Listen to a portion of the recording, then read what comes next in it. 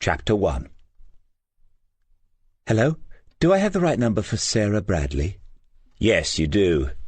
Could I speak to her? Not at the moment. It's rather important that I do. If I ring back in a few minutes? Afraid not. She won't be back until tomorrow afternoon. Who is this? Irene Miller from Rosemary House. That's Mr. Bradley, isn't it? Hello, Miss Miller. Yes, Tony Bradley. Has she had another fall? What's she broken this time? There was a pause, and he wondered whether he had sounded a little too irritated, a little too offhand. It's not that, Mr. Bradley. I should really speak to Sarah. She's the named person, and Does she have a mobile? She's at a show in London. He glanced down at his watch, almost 9:30, and I expect she'll have the thing turned off as usual. What's this about? Well, in the absence of your wife, Mr. Bradley, I should tell you, then.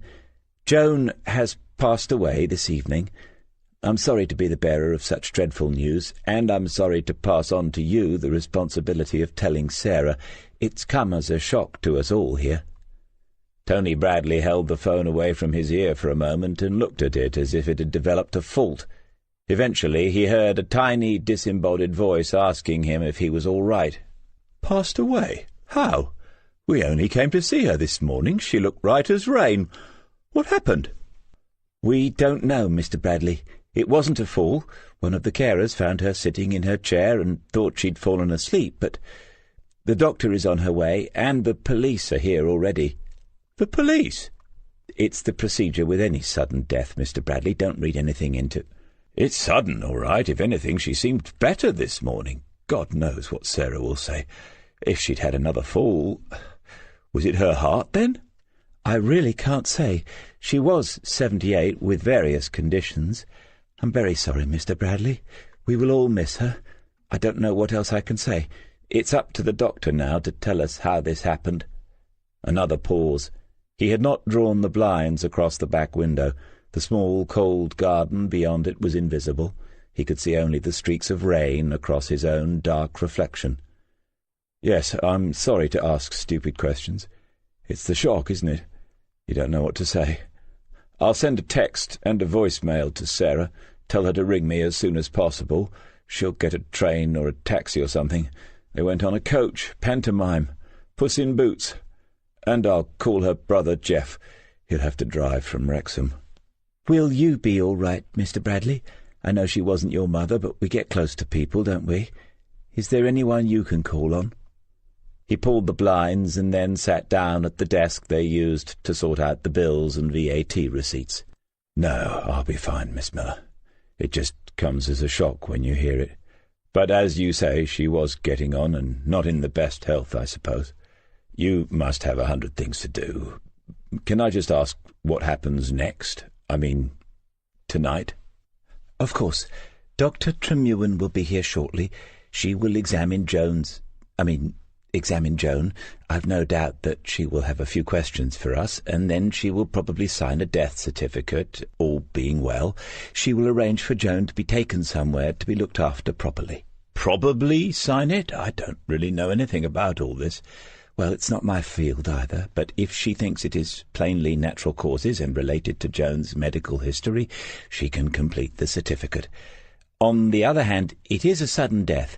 I don't know Dr. Tremullen well. She hasn't been at the practice long, but she's been in several times recently, and she did see Joan. In fact—" Bradley heard her turn away from the phone. As he waited, he pulled open the file drawer of the desk. "Yes, she was here only yesterday. She saw 3 of our ladies, and Joan was one of them. Isn't that ironic? I suppose it might help her decide." "What will happen to the body, to Joan, in case Sarah asks?" "Oh, I'm sure she will be taken to Kingslake General sometime tonight. I can give you a number." "No, we'll manage. You've been very patient, Miss Miller, and very thoughtful. I'll let you get on. These things must be a nightmare for you. Thank you." "It isn't the nicest part of my job, Mr. Bradley. If there is anything else, just ring me." Bradley repeated his thanks and put down the phone. He leaned back into the swivel chair and raised his eyebrows in mild surprise, as he might have done if he had won £10 on a lottery ticket. Then he looked down into the drawer. It was the first box file he saw, marked on the back in black felt-tip pen with his wife's small square capitals, Mum's stuff. He knew what the house had been sold for to pay for the care, and he knew that she had been at Rosemary House for not quite 2 years. Not the cheapest place by a long way, he'd pointed that out at the time, but he had a rough idea what would be left. To look at it now would be a bit ghoulish, though. It would come round soon enough. The will wasn't going anywhere now.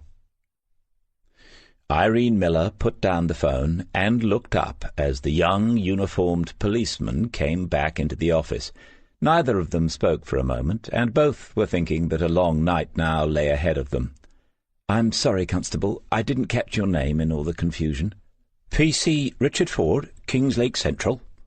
As he answered, he took out a small tablet device from one of the numerous pockets and pouches that were situated all over his jacket and waistcoat. "You're local, then?"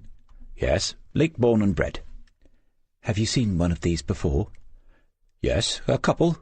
Would you mind if I got some of the routine out of the way before the next lot arrive?" "No, not at all. Go ahead. When you went up just now, the room was locked, wasn't it? It should have been. They all know what to do." "Yes, locked up with someone sitting outside." "Kypros. He was close to her, to Joan. They always have their favourites." "You mean the carers?" "I meant the residents, but the carers do it too, form attachments. It can cause complications." P.C. Ford tapped on the screen, waiting for the appropriate pages to load. These new tablets probably were the way forward, but it didn't take this long to find a new page in a notebook. Still, there wouldn't be much typing up to do, just plug it in and press print. His eyes looked past the screen to the manager of the care home. For her, apparently, close relationships between the carers and their, patients, customers, clients, were a cause of complications. It seemed an odd thing to say, but the desk was tidy, and the filing cabinets around the room were new, clearly labelled, and dust-free. He glanced back at the woman herself, late 30s, trim, short dark hair, no wedding ring. "Here we go, then. Sorry for the wait. The lady was found at what time?" Irene Miller looked down at the A4 pad on her desk. 8 minutes past 9, 21:08. "Thanks, and it's the 6th of the 12th. She watched him as he tapped away. "Found by Kaylee Green with an E. One of your carers?" "Yes." "You've got all their details here if someone needs to speak to any of them." He pointed around the room at the filing cabinets and shelves of manuals, and she nodded. "The body hasn't been moved or touched at all?" "Not as far as I know." The constable looked up and frowned. "Well, there would have been a fuss as soon as she was discovered. Other carers would have gone into the room. Someone might have touched her, felt for a pulse or something, but she was found in her chair, and that's where she still is, as far as I know." There was no box on the screen into which Ford could type the phrase, "a little defensive." He held the manager's gaze for a little longer, flipped the cover over the tablet, and held out a hand towards the office door. "No telling how long this doctor will be on a Saturday night. I'll go up and take a look inside myself, if you'd like to accompany me." Irene Miller stood up. He might be young, but he didn't lack confidence. Did his eyes glance down and follow her as she passed him and went by the door he was holding open for her? He might have confidence then, but he lacked some sort of experience. It hardly mattered. Kypros Kozlauskas unlocked the door and then handed the key to Miss Miller. It would not be right for him to hold on to it with the manager and the uniformed officer of the law present, though he would have had difficulty explaining how he knew that to be the case. Then he stood just inside the doorway, uncertain of his part now that the room he had been guarding was open once more. Someone had forgotten to draw the curtains. As a result, the old woman's right side was faintly illuminated by the orange glow from a security lamp out in the car park. The profile of her face was outlined by that lurid light. Kypros wanted to step in and close off the window. It seemed to him a little indecent. But then the manager turned on the light switch that someone else must have turned off as a mark of respect. Joan Riley had been kind to him. He muttered the name silently to himself a couple of times. Joan Riley had been kind to him, and now she was dead. Some of the others teased him. Some of the others resented him and his foreignness, and made little attempt to hide the fact. But this old lady had been kind. She had asked about his family back in Lithuania. He had sat on her bed and shown her the photographs on his phone. Then he had brought in more old photographs, real ones, and she had asked about his grandparents. In time he had ventured questions about her own people, and after that, whenever he was on duty, he would pop into her room and they would laugh and inquire into each other's relatives, as if they had lived on the same street all of their lives. Sometimes she would seek him out as he worked in someone else's room, and in time he had been accepted by more of them. In time, the little group that always sat at the same window table in the day-room began to call him Kip, and he liked that. The policeman looked around the room and said nothing for at least 1 minute. Kypros followed his gaze and wondered what there was to see. Everything was tidy, as it always was in this room. The only thing out of place was the glass over on its side by the chair in which the old woman was sitting. There was no stain on the carpet. The glass must have been empty when it tipped over, but he wanted to go in and pick it up, wanted to place it the right way up on her bedside table where it belonged. The policeman stepped over to the body of Joan Riley, turned and spoke to the manager. It was a new and unfamiliar voice. Kypros didn't catch all that was said, but it was something about whether this was her usual chair, her usual position. The manager answered yes, but she didn't know, not as well as Kypros, who was here almost every day, sometimes 10 or 12 hours a day. They never asked him, hardly knew he was there, but he could have told them that the chair had been moved to face the window. Yes, this was her favourite, but it was always at the end of her bed, not there by the window. Bending down, the policeman looked into Joan Riley's face. The eyes were closed. The policeman might think that she died like that, but Kypros was the second person into the room after he heard Cayley's call for help, and Mrs. Riley's eyes had been open then. Someone had closed them, had touched the face in order to close them. He did not know whether this mattered, but if he spoke up, there might be questions. Who touched her? Did you touch her? What else did you do in this room? What have you taken? It is often better to say nothing, he thought, in such situations. Richard Ford looked around the room and tried to imagine that he was not in uniform. What might he be wearing in a situation like this in future? He had been told by Detective Inspector Reeve that his application for CID was a good one, that for someone with his record it was only a matter of time, but the cuts and the reorganization had slowed things up for everybody, not just him. He noticed the glass on the floor immediately, but if it had been on the arm of the chair, she might have knocked it off at any point, whether or not she was having a heart attack. The manager told him that this was where Mrs. Riley sat of an evening, if she wasn't down in the day-room. When he examined the face more closely, he could see no trace of fluids from the mouth or nostrils. He had been to enough crime scenes now to have an idea of what to look for, and he was rather proud of the fact that bodies didn't bother him much at all, unlike others he could name. Straightening up, he looked around the rest of the room. The bed was made, slippers and shoes tucked neatly under the table that was against the back wall, built-in wardrobes that he was tempted to open and inspect, but that might be going too far. The room was en suite and had its own small kitchen. Ford knew that Rosemary House was one of the more comfortable and probably more expensive homes in King's Lake. He sniffed, but there was not the smell of age that he had noticed in 1 or 2 other places.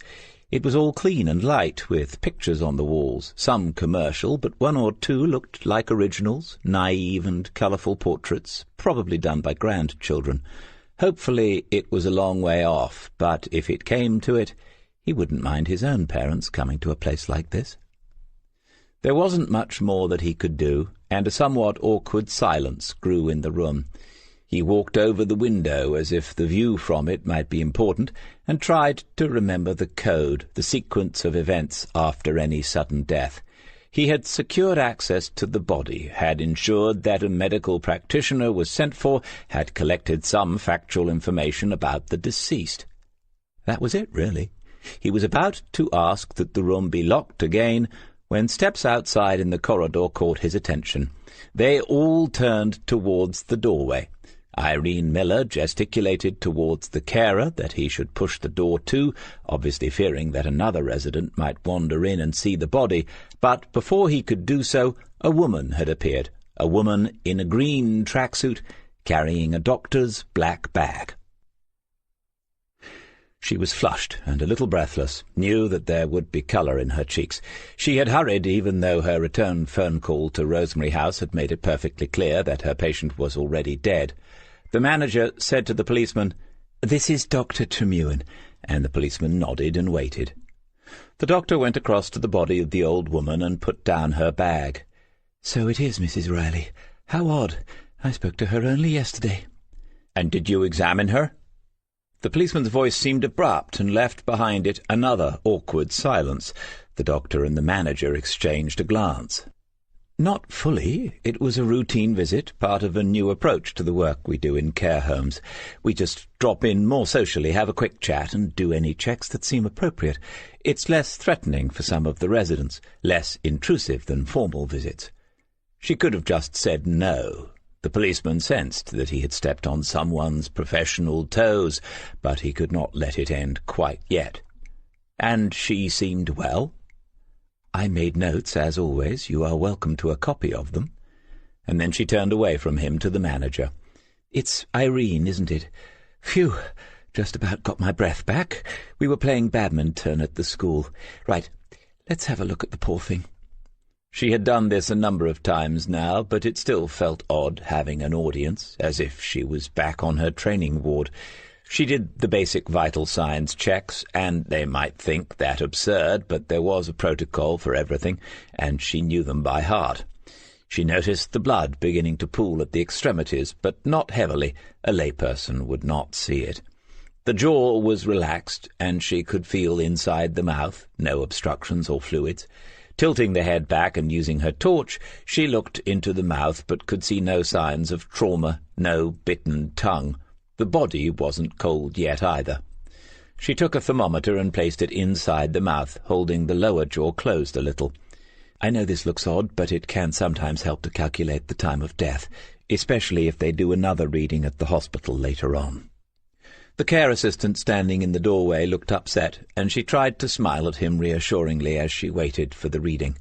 Overhead, the light bulb was beginning to buzz, and out in the corridor there were voices. An old woman's voice said, "Why not?" And then came the sound of her being led away by others. Several times the "Why not?" was repeated, each fainter than the last, until the corridor was quiet once more. Miriam Tremewin had to think quickly, and she left the thermometer in a little longer than was necessary to give herself time. Mrs. Riley had seemed well yesterday afternoon. They had chatted briefly in her room, the doctor listening and smiling, and then bringing the subject around again to the various health issues of her patient, until she was satisfied. And she had been completely satisfied that Mrs. Riley was doing as well as she was ever likely to. Of course, she had not listened to the heart, but there were no signs here of a catastrophic heart event. Quite the reverse, in fact. Joan Riley appeared to have died the most peaceful of deaths. She looked at the thermometer and wrote down the number on a pad from her bag, one of those promotional things from a drug company. She despised them and told herself to get rid of the lot. Surely the practice could afford a few notepads to show its independence. She would raise it again at the next meetings. Distractions, distractions. What was she going to do here? Her visit yesterday made things a little awkward, made this death appear distinctly sudden. It reminded her of another a few months ago, but that one had been found cold in her bed in the morning. On the other hand, Joan Riley had been frail for some time. There was a heart murmur, significant osteoporosis, some worsening kidney problems. She was aware of the policeman behind her and of the question that he had asked. "And did you examine her?" They all seemed to be waiting for an answer, a verdict even. She knelt on the floor by the chair and put away her things. Then she picked up the glass and held it out towards the constable. He took it and placed it on the bedside table. "I'm going to call for a non-emergency ambulance to take her to Kingslake General. I cannot be sure of the cause of death. I will contact the coroner's office. I assume that there is always an actual person available at weekends rather than an answering service." She looked the question towards the policeman, but he only shrugged it away. In Manchester, where she had trained, she knew the answer. Out here in the East, things were sometimes done quite differently. "So there will be a post-mortem. I'd better tell the family. I'm afraid I gave the impression that—" The manager looked disappointed as her voice trailed away. "I'll do that as well. It's up to you. If they call back, you can tell them or refer them to me. You have my mobile number." One by one they filed out of the room. The light remained on this time. If he had been left the keys, Kypros Kozlauskas would have gone back in and switched it off, but Miss Miller took them away with her. She asked him to sit outside the door again, just in case any of the residents tried to get into the room. She told him that it wouldn't be long this time. By leaving his door ajar a few inches, turning off his lights and sitting on the end of his bed, Ralph Greenwood could watch the comings and goings. He knew all the signs, of course, after 3 years in the place, and he spent a few minutes trying to tot up how many had gone out feet first in that time. It was a good few. They liked to hush it up. The place would go into a sort of lockdown while the officials busied themselves in and around the room in question. All this was presumably to avoid upsetting the remaining residents, those who had been missed by the scythe this time. Ralph thought that doing completely the opposite might be better. Let them all come in and see the body, hold a coffee morning in the room with the corpse still present. It might stop some of their moaning. They might start appreciating how lucky they were to be still alive. A uniformed copper was a bonus, though. He didn't see one of those every time, even though he knew that the police always turned up. Normally they stayed downstairs, a nice cup of tea in the manager's office, a nice break from fighting crime on the streets of King's Lake. Where he was from, he'd seen crime up close and personal. This lot had no idea. He would miss Joan, though. When they wheeled her by on the trolley a bit later on, he felt that quite strongly. She was a woman of some principle. Even though the past few months had weakened her, she stood up for herself right to the end. When they tried to move her downstairs into the real nutters' ward, just because there was a vacancy and there was always more demand for upstairs beds, she had dug her heels in. They had all rallied around her, and somehow the family had got to hear of it too, via an anonymous call. Ralph couldn't imagine how that had happened. When the management backed off, they held a party in the day room, and even some of the carers knew what it was all about and joined in. That was quite an afternoon. You had to keep fighting, or your independence and your dignity were gone in a moment and forever. Ralph had made some of them understand that. It was all over by midnight, and he got up, pushed his door shut, and then wedged the piece of cardboard into the safety handles so that it could only be turned from the outside with difficulty. His laptop was still on, the green light blinking away in the darkness. He flicked the mouse back and forth, bringing the screen to life. He was glad that he didn't need much sleep these days. Let the others do that. He would watch the world for them from here, and be their conscience, and their guide. Chapter 2. Douglas Waters stood at the window of the snooker room and looked down the drive towards the Dereham Road. Headlamps illuminated the trees for a moment, but then passed on into the night. Behind him, only the light above the table was switched on, leaving a rectangle of shadow around the edges of the room.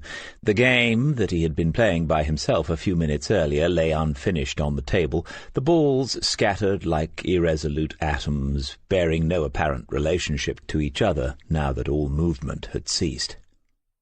He glanced down at the watch, a present, another new and expensive watch to go with the others that were accumulating slowly in his bedside drawer. He ought to move them, put them somewhere safer, an easy target if a burglar ever managed to make it past the security system. Heaven knows what they all added up to now. Still 10 minutes to go, which meant that he would be here in less than that because he was never late. It was a winding country road, though, and not the easiest place to find.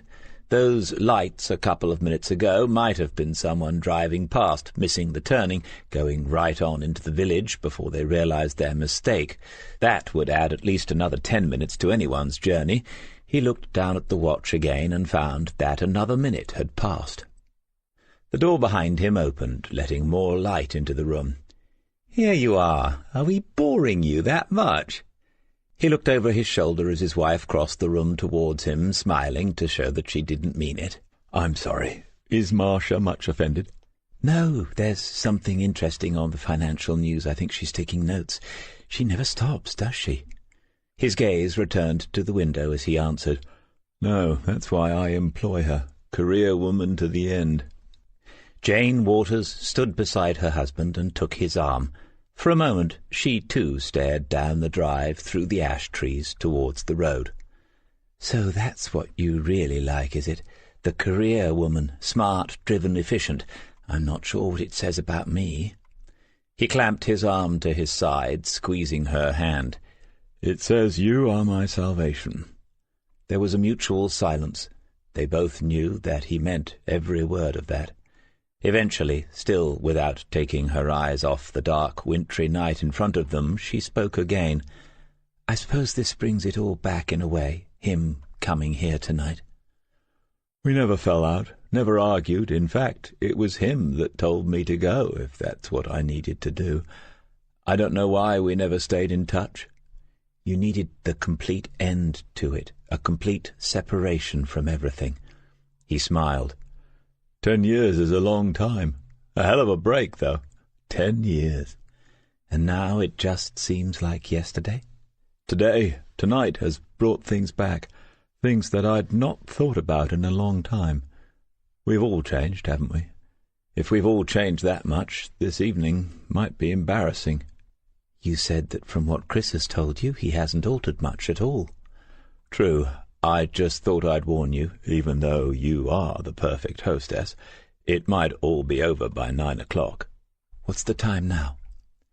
5 to 7. That actually makes him late because he was always early, if that makes sense. Do you like the watch? I love it. She poked him in the ribs. Come back to the lounge, talk to Marcia, while I go into the kitchen. He'll be here soon. And you're still okay with what I'm planning to say to him? Assuming that everything is still okay, that he hasn't, or I haven't. You know what I mean.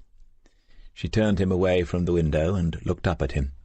Dougie, it's just dinner with an old friend. Relax.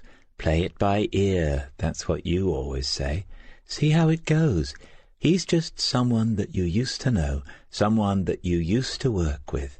Isn't he? Waters glanced out of the window and then looked back at her. In the sideways light from the table she looked different, younger. I hope so.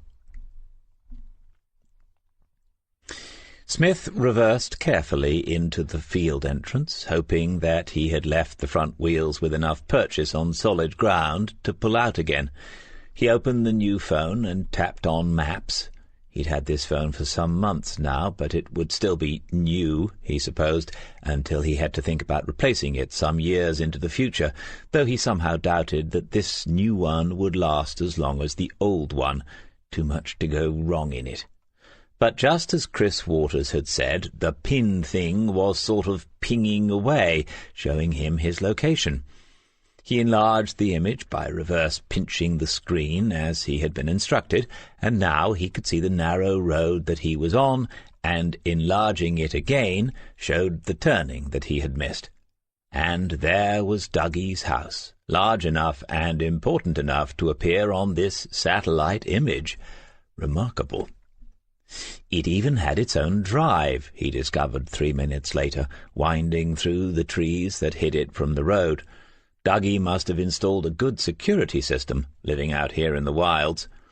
Smith smiled to himself as he pulled into the parking space to the left of the double-fronted house, all lit up by spotlights. 4 cars already there, but room for several more, as if this was one of those discreet country places where you could hold small conferences for influential people. For a moment he panicked. Had he misunderstood what Dougie had said on the phone? Was this a major dinner party with local dignitaries? Surely not. He debated for a moment, and then took the bottle of wine with him to the front door. It was a good one. The off-licence manager who owed him a favour had promised him that, but he still felt like a teenager going to a party with some cheap plonk just to get through the door which opened before he had a chance to push the brass button below the little engraved plate that said Ash House. DC. Dougie. They shook hands in the open doorway, the brightly lit hallway stretching in one direction, and the black, chilly night in the other. But in reality both were, for a moment, back in the lounge bar of the Blue Boar. That was not their last meeting. There had been the leaving do and the speeches, the crowded late-night celebration afterwards in some other pub, but it was in the Blue Boar that they had been open about what the Andretti case had done to them both. It was there that their ways had parted a decade ago, and now somehow they had caught sight of each other once more. DC, my wife Jane. You've met before a long time ago, and this is Marcia, my accountant, as well as our friend. Ladies, DC Smith. Dougie was good at this, a proper businessman now, arranging introductions and drinks simultaneously, and everyone was smiling. Both women shook his outstretched hand, Jane a little demurely, and Marcia not also, but strongly, looking him directly in the eye as she said, inevitably, DC? I know not everyone's into initials. I don't know how it all started, though. Some terrible joke in a police station, I expect. David, DC, it's all the same to me. Whatever you prefer. I'm going with David. Blimey, we've only known each other 30 seconds. She wasn't too stuck up to laugh aloud at that, and he thought that the evening would be okay after all. It had been a while, though, and it felt a little odd. When Chris Waters had said to him a week ago, "You ought to get out more," before springing the surprise invitation, he had been closer to the truth than he realized. It's a Moroccan dish, a tagine with lamb and apricots. Smith took another forkful from his plate and chewed it, savouring the combination of sweet dried fruit and spicy meat. It's absolutely delicious, just like that starter. Lovely. Thank you. But it's time to own up now. You've got a couple of chefs in that kitchen beavering away. You're only in there a couple of minutes each time, and then food like this appears. Jane Waters pulled a serious face. I would never lie to you, DC. Dougie has told me how pointless that would be. So you're not prepared to own up? I could get a warrant with no trouble and turn the place over. Dougie was smiling as he reached over with the bottle of red, the one that Smith had brought. DC, don't hide your light under a bushel. This is a great Shiraz, and the perfect accompaniment to a tagine. Smith accepted a little more in his glass before holding up his hand. Driving, Dougie. Can you imagine Uniform's delight if they pulled me over? I don't know much about wine, but I know a man who does, thank goodness. As for your wife, I'm going to take her word for it, as long as she's prepared to sign a sworn statement. That'll do. I don't know how I'd explain to Christopher why I'd taken his mother in for questioning. Jane was laughing, and she glanced across at Marcia as she said, "Well, if you do take me in, I'd want the handcuffs and everything." Now the laughter ran all around the table. "So do you take them with you wherever you go, DC? The handcuffs, I mean?" As it happens, He made a gesture of reaching into his pocket, and the laughter grew louder. It wasn't the first flirtatious remark that Marcia had made to him since they had sat down to eat, all very tasteful, just a twinkle of naughtiness, and he imagined that she was playing her part, a lady brought in to entertain a male guest at an intimate dinner party. But it was fun. He hadn't enjoyed company this much for a while. And so it was no surprise, when they had finished their first cup of coffee, that Jane ordered the two of them back into the lounge while she and Dougie cleared the table. The armchairs were luxurious, deep, soft, and supportive, and Smith thought again about just how well Dougie must have done to afford all this. The lady sitting opposite him, of course, would know to the penny just how well Argus Investigations was doing. Strange, isn't it, how life turns about? 10 years ago he was Dougie's senior officer, advising him about how to deal with the professional and personal crisis, and now here he was having dinner with Dougie's accountant. The thought must have left a trace of itself on his face. "What are you smiling about?" "Oh, just old times. When you haven't seen someone for a while, things come back with a bit of a rush, I suppose." 10 years, Jane tells me, and then you bumped into Chris, and here we are. Smith remembered her being introduced as a friend. She was clearly on good terms with the family, referring to Chris by his first name quite naturally. "Yes, it's a winding old road, especially when you've got plenty of it to look back on." Marcia was a good 10 years younger than him, perhaps 15. He might as well make that clear from the start. Not that he saw this as the start of anything, but it was as well to be prepared. "And you've never thought of getting out of the force yourself, using all that experience, building something up for yourself, being your own boss?" "Yes, about once a week for the last 20 years. But then a case comes up, months go by sometimes, you get involved.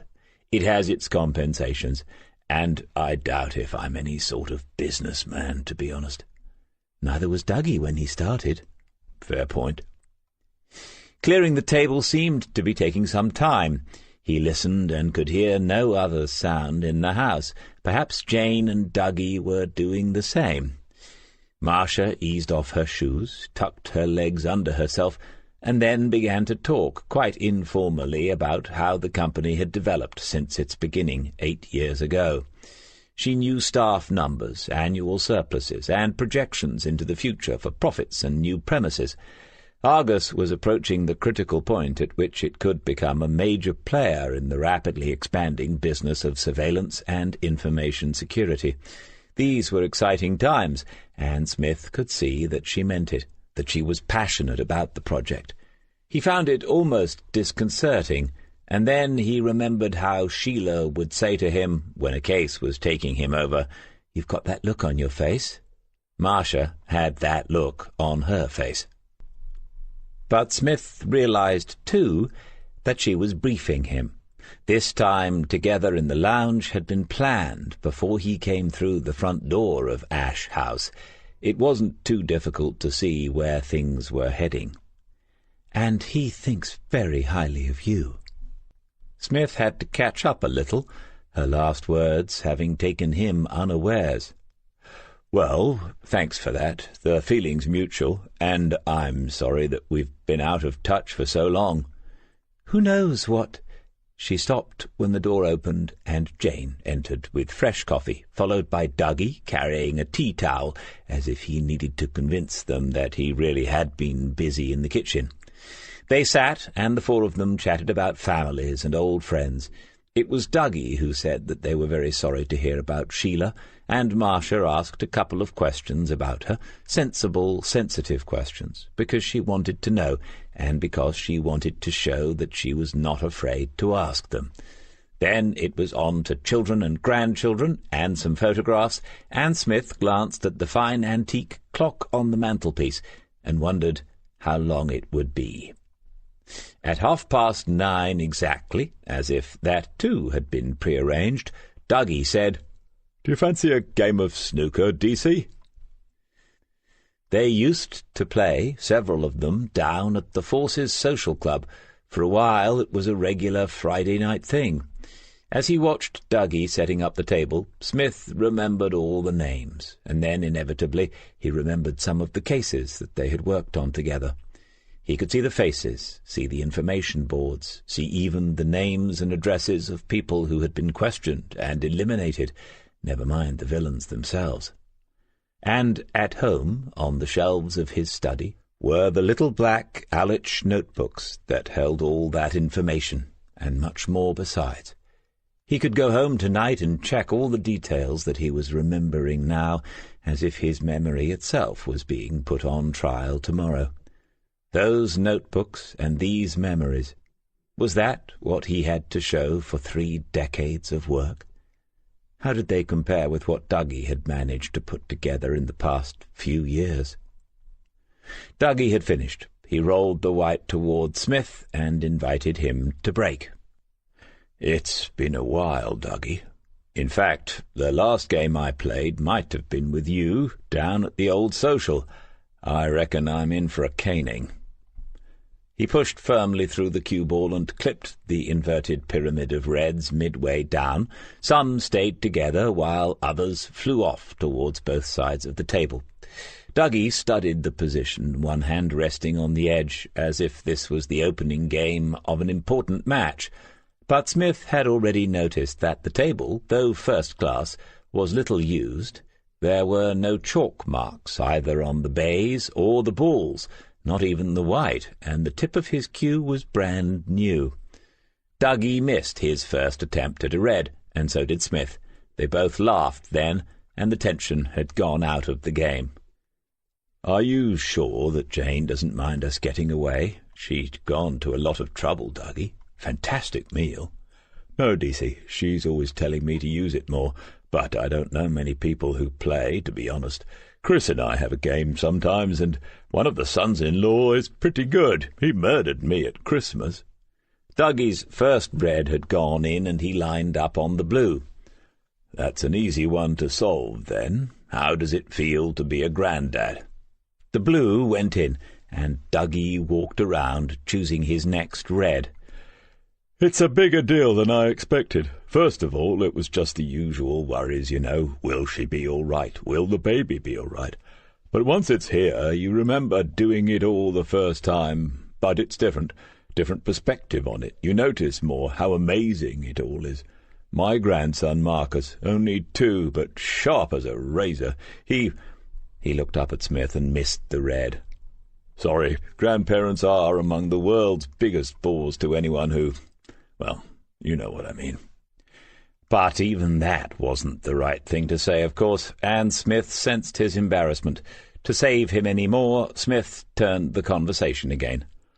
"When I got your invitation, Dougie, I didn't think it was for a game of snooker. I thought it might be more of a boxing match. I thought you might want to land one on my nose." Dougie laughed, shook his head, and pushed the idea away with the hand that wasn't holding the cue. The game had come to a temporary halt. "If that's the worst Chris has to suffer while he's on the job, I'll be bloody grateful, DC. He hasn't told me everything, I'm pleased to say, but that thug was carrying, wasn't he? It could have been 100 times worse than a broken nose." "There was a bit of a cock-up. I felt sort of responsible. I wanted you to know that." "Forget it, seriously. I was pleased he was working with you, even though it was a bit strange, to say the least. But how's he doing? Tell me straight." Smith moved round to size up a long pink after his first red had gone down. "I'm impressed with him, Dougie. He's obviously got his mother's brains. I must tell her that before I go. But he's got instincts as well. He's got the instincts that tells you when something isn't right. You know exactly what I'm talking about. He's a quick learner, and he's got some bottle, too, trying to stop a gang of ex-Marines entering that house on his own. He's a good lad." He didn't need to say any more. Dougie's face was hidden in the shadow as Smith bent forward to take the shot, but he could sense the fatherly pride, perhaps even the lump in the throat. The pink went down without touching the sides. "Oh, I can see you're out of practice, DC. Thanks for what you said. Obviously I tried to talk him out of it, but, well, you know." For the next few shots it seemed they couldn't miss, and Dougie kept the score on the wall-mounted, old-style sliding board with its ornate gold lettering. The conversation died away while they played that well, but it wasn't awkward. It wasn't as if they had not spoken for 10 years. Smith wondered how they had managed to waste all that time. "The case comes up soon, doesn't it? What's his name? Subic or something?" "Yes, Petar Subic." "What will he get?" Smith missed a straightforward red, muttered a mild swear word, stood up, and reached for his last cigarette of the day. "No, here you are, DC. I got these in for tonight." Dougie held out a pair of cigars. "No, thanks all the same. I'll have a head like a block of concrete tomorrow if I smoke one of those. Don't know why. Probably allergic to the high life. I don't like champagne either. You go ahead. How about a brandy? Still driving tonight?" Dougie lit the cigar, and perhaps shook his head a little as he shook out the match. Still there, after all these years, the self-discipline, the self-control, the self-contained nature. "Anyway, the CPS are still buggering around with the charge. I'd say I can't believe it, but I can. We put some hard-faced, nasty piece of work in front of them with a case tighter than a duck's you-know-what, and they go for manslaughter. We put up Petar Subic, who accidentally clonks someone and then tries to save his life, and some suit thinks it must be murder, at least." "What's the police situation?" "Ha! The lad is so full of remorse. Genuinely, he'd plead guilty to anything. They could probably get him to own up to a couple of the Ripper's jobs. Anyway, he'll be all right in the end. For once, I'm not sorry to see Mrs. Gloria Butterfield on the case." "Never heard the name." "His barrister. She makes our life a misery sometimes, but she's dead straight. She'll have the charge down to manslaughter and argue provocation until they don't know where they are. He'll plead to that, and she'll mitigate brilliantly." "You involved? Or Chris, come to that?" Smith nodded and bent forward to take another shot at a red. Informally approached to see if I'd confirm his demeanour at the arrest and in interview, which I would. Even with one good arm, I reckon he could have chucked both of us out of the window if he'd wanted to. It was a bit of a sad story. "What will he get?" "He'll go inside, but if Glorious Gloria is on form, not for long." The red had gone down. Smith glanced up at the scoreboard. For the first time he was just ahead in the game. Dougie looked too and pulled a face. "I suppose I could sell this and get table tennis instead. You still enjoy it? All that rough and tumble in the courts, all the nonsense, all the politics at the station. Getting worse, isn't it?"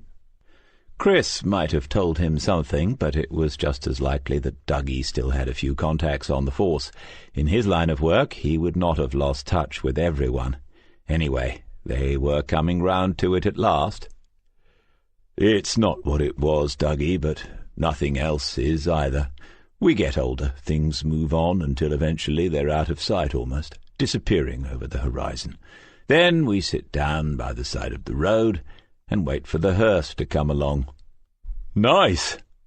Smith played a very slow, soft shot along the cushion and watched the first black of the game trickle into the pocket. Then he straightened up and chalked at the tip of the cue, his eyes fixing on Dougie's, eyebrows slightly raised, saying nothing. "OK, DC, OK. Talking to Chris, hearing about the case, it took me back a bit, made me think. I could tell that you weren't, what did you say, sitting by the side of the road? That was the old D.C. Smith that I used to work for. Whatever it is, you've still got it. I reckon it still gives you a buzz." If that was a question, it wasn't the sort that he was likely to answer. Smith moved to the end of the table to sight his next red. "That night in the Blue Boar, if you'd given me different advice, if you'd said, stick it out, stay in the force, I'd have done that. God knows what it would have done to my head after Andretti, but I would. The red wobbled in the jaws of the pocket, but refused to go down. I always said that Andretti murdered a lot more than 4 girls. Meaning? Innocence, hope. I reckon you could add them to the list of victims. Dougie sank the red that Smith had left over the pocket, and the scores were level. Anyway, you can see I've done all right. I've done a lot better than all right. And some of it is thanks to you. And you'd like the number of my Swiss bank account? I'm serious, DC. The game had come to a halt again. Smith drew on the cigarette and then stubbed it out, only half-smoked, in a glass ashtray with the golden eye symbol that he recognized as Dougie's company logo. Sorry, Dougie. I know you'll find it hard to believe, but I've grown a little more cynical since we last met. What exactly are you on about, though? Who wouldn't be cynical? Budget cuts once a fortnight, endless reorganizations as a result, which are just another way of saying staffing cuts because of budget cuts. I hear they're shutting down Frosty Winters' divers. Smith nodded. Yes, another good bloke peed off forever. Well, that's what I'm on about. As it becomes more about targets and budgets, and I know something about that now, God bless Marcia, the politicians take over. It's less and less about the policing on the ground. It's all about spreadsheets and the multimedia interface. I'm not sure about that last one, but it all sounds vaguely familiar. So, Dougie was working to a script, or at least a list.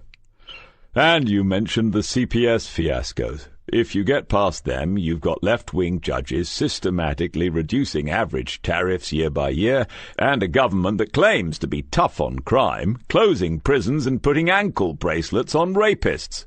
Yes, but apart from all that, things aren't too bad. Dougie smiled and sat down in one of the chairs in front of the fireplace at the far end of the room. Smith followed suit and watched as Dougie waved a hand over the gas fire. It clicked and flickered automatically into life, giving out instant heat. Cut to the chase, DC. It's always later than you think, Dougie. You've got your full pension now. Get out of it and start picking your own cases. Start choosing how many days a week you want to work and how many holidays a year you'd like, when you like. Talking of which, Chris tells me you still play a bit. I didn't mean to embarrass the young folk. He's still talking about it, couldn't believe his ears. It reminded me of that night some of us came down to hear you in that band in the docks. I can't remember the name, some sort of club. The old Western Star Club. Something like that. Well, do some more of that with your free time. Smith had forgotten about the Western Star. For a moment he could see Sheila sitting at the bar with her sister, waving to him across the crowded tables, and Buddy Walters on the drums behind him. Good old Buddy Walters. Also long gone now. You're offering me a job, then? Dougie leaned forward, ready for that. No, absolutely not. Pay all that tax? Work for Argus as a freelance. Be self-employed. Some of the lads take the employed route, but you'd be daft to do that. Effectively, you'd be your own boss. What sort of cases? He had to be wary of sounding too interested, but something in what Dougie had said had caught his attention. He would decide later what it was. Your kind. Well, I never did get divorced, so everyone assumes that, DC. It's a cliché now. Yes, we do a few for the well-off, I won't hide that. It helps to pay the way. But the future is in information security, intellectual property rights, staff screening and commercial surveillance. Don't laugh. I'm no more tech-savvy than you are, but I can pay for people who are. But they don't understand investigation. We do. I still don't see why you'd need someone like me. 2 reasons. The workload really wants to grow. We're turning stuff away that we shouldn't because there's only Murphy and me, yes, he's Irish, who can manage the investigation side of bigger accounts. Second, I need to ease off a bit, see more of the kids and their kids, and, well, some doctor's orders in there as well. Smith raised an eyebrow and stared into the artificial flames. So clever, that. You'd hardly know they were not the real thing. You'd be a consultant, DC. You could have first look over new prospects and choose what you wanted to work on, manage a couple of interesting cases, all on a part-time basis. Look nice on one of our cards, consultant detective. I wouldn't have to do any of that sales training, would I? Dougie frowned for a moment before he picked it up. Sorry, force of habit now. We sometimes have to bid for the most lucrative contracts. None of that would come your way, DC. I just need someone else I can trust around the place. It's as simple as that. But some of the work is interesting, really challenging. I think you'd enjoy it. Well, it's a thought.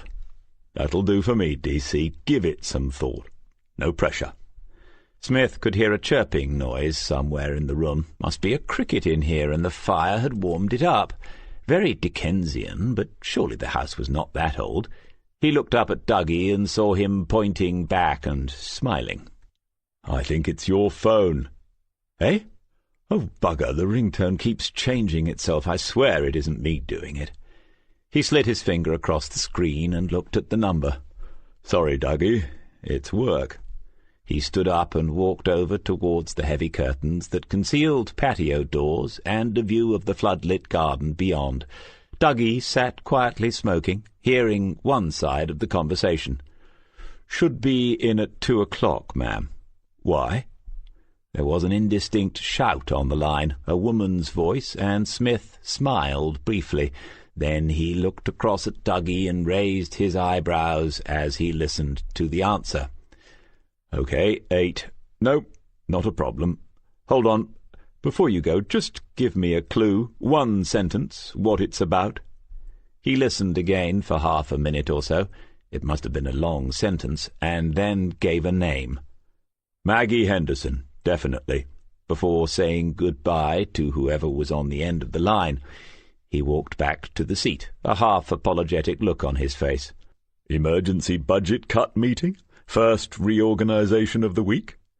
But this time Smith didn't respond in kind. The apologetic look was already history, and its place had been taken by a half-frown that might be puzzlement or concentration, or a blend of both. "No, it's a case by the sound of it."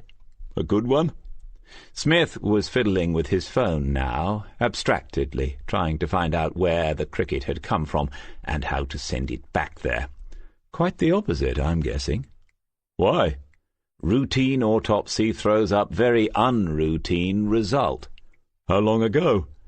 "About a month, as far as I can make out."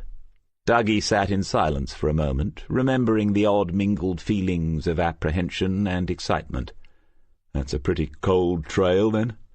I don't envy you that one, DC." Smith closed the phone. As far as he can tell, he was back on wind chimes, but only the next call would make it certain. "Dougie, I'm going to have to leave, early start and all that now. Sorry about that. I'll just go and make my apologies to your missus and your accountant." The other man was already on his feet, having anticipated what was coming, hand outstretched. "Think about what I said, DC. Your own cases, your own hours, your own boss. There wouldn't be anything like this any more." Smith took the hand and said, "No, Dougie, I don't suppose there would."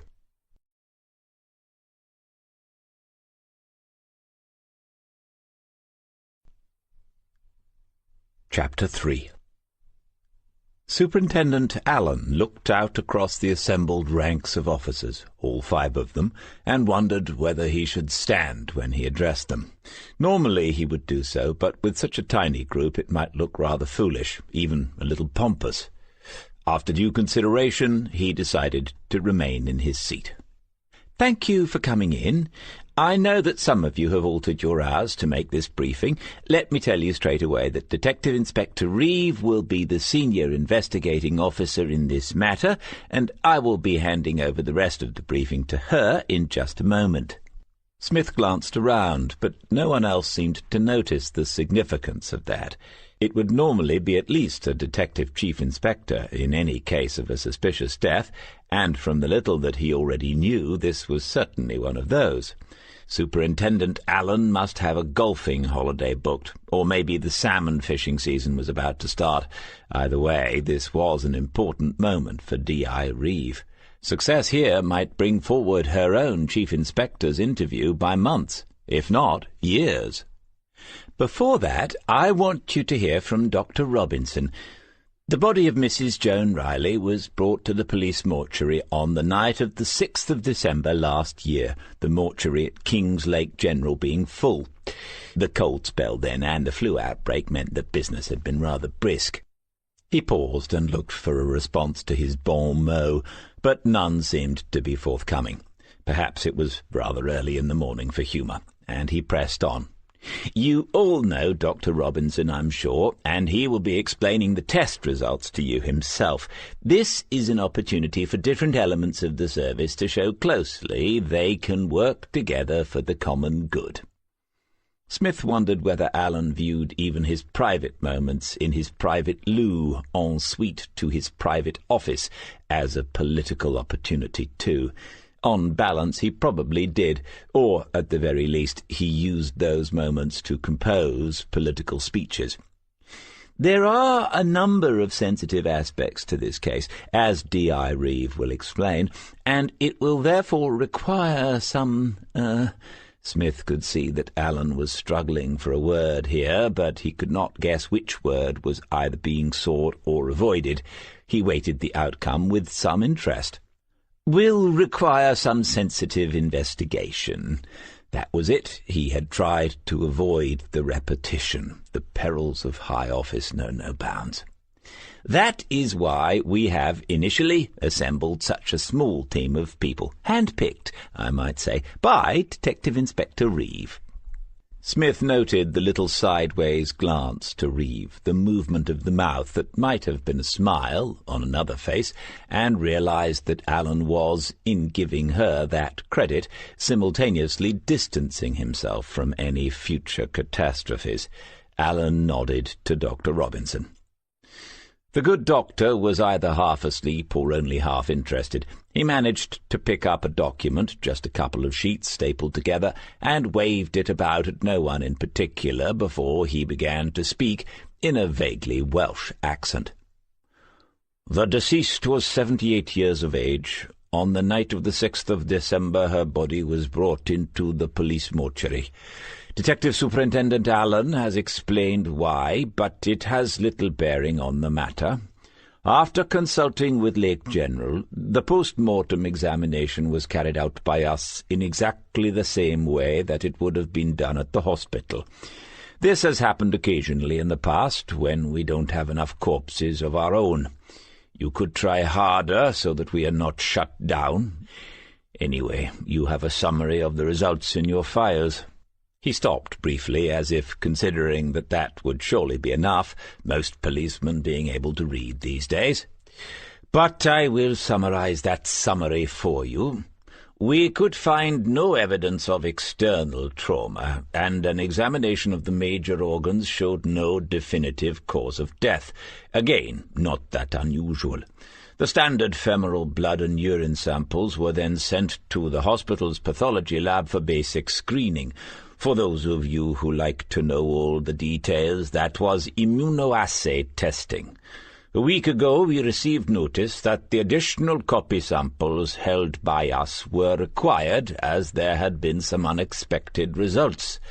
After discussion with Superintendent Allen and the hospital's pathologist, those additional samples were sent to our own forensic service, where they could be expedited. Mass spectrometry analysis confirmed the hospital's earlier results. He paused.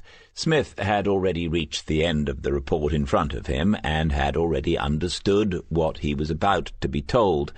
When he looked up, Robinson continued. Mrs. Riley died from an overdose of morphine. Looking at the numbers, one would have to say a very significant overdose. Morphine, as you all know, is the medical painkiller of last resort. However, these results tell us a little more. The identification of chemicals by mass and charge is a sophisticated tool. In this case, it is highly likely that the morphine discovered in the body had been metabolized by the body before and during the process of death. This is what happens when someone has taken a significant amount of heroin. All of them were looking at the report now. Though still only 2 pages, it seemed to have somehow become more substantial. A heroin overdose first inhibits the breathing response, leading to unconsciousness and then cardiac arrest.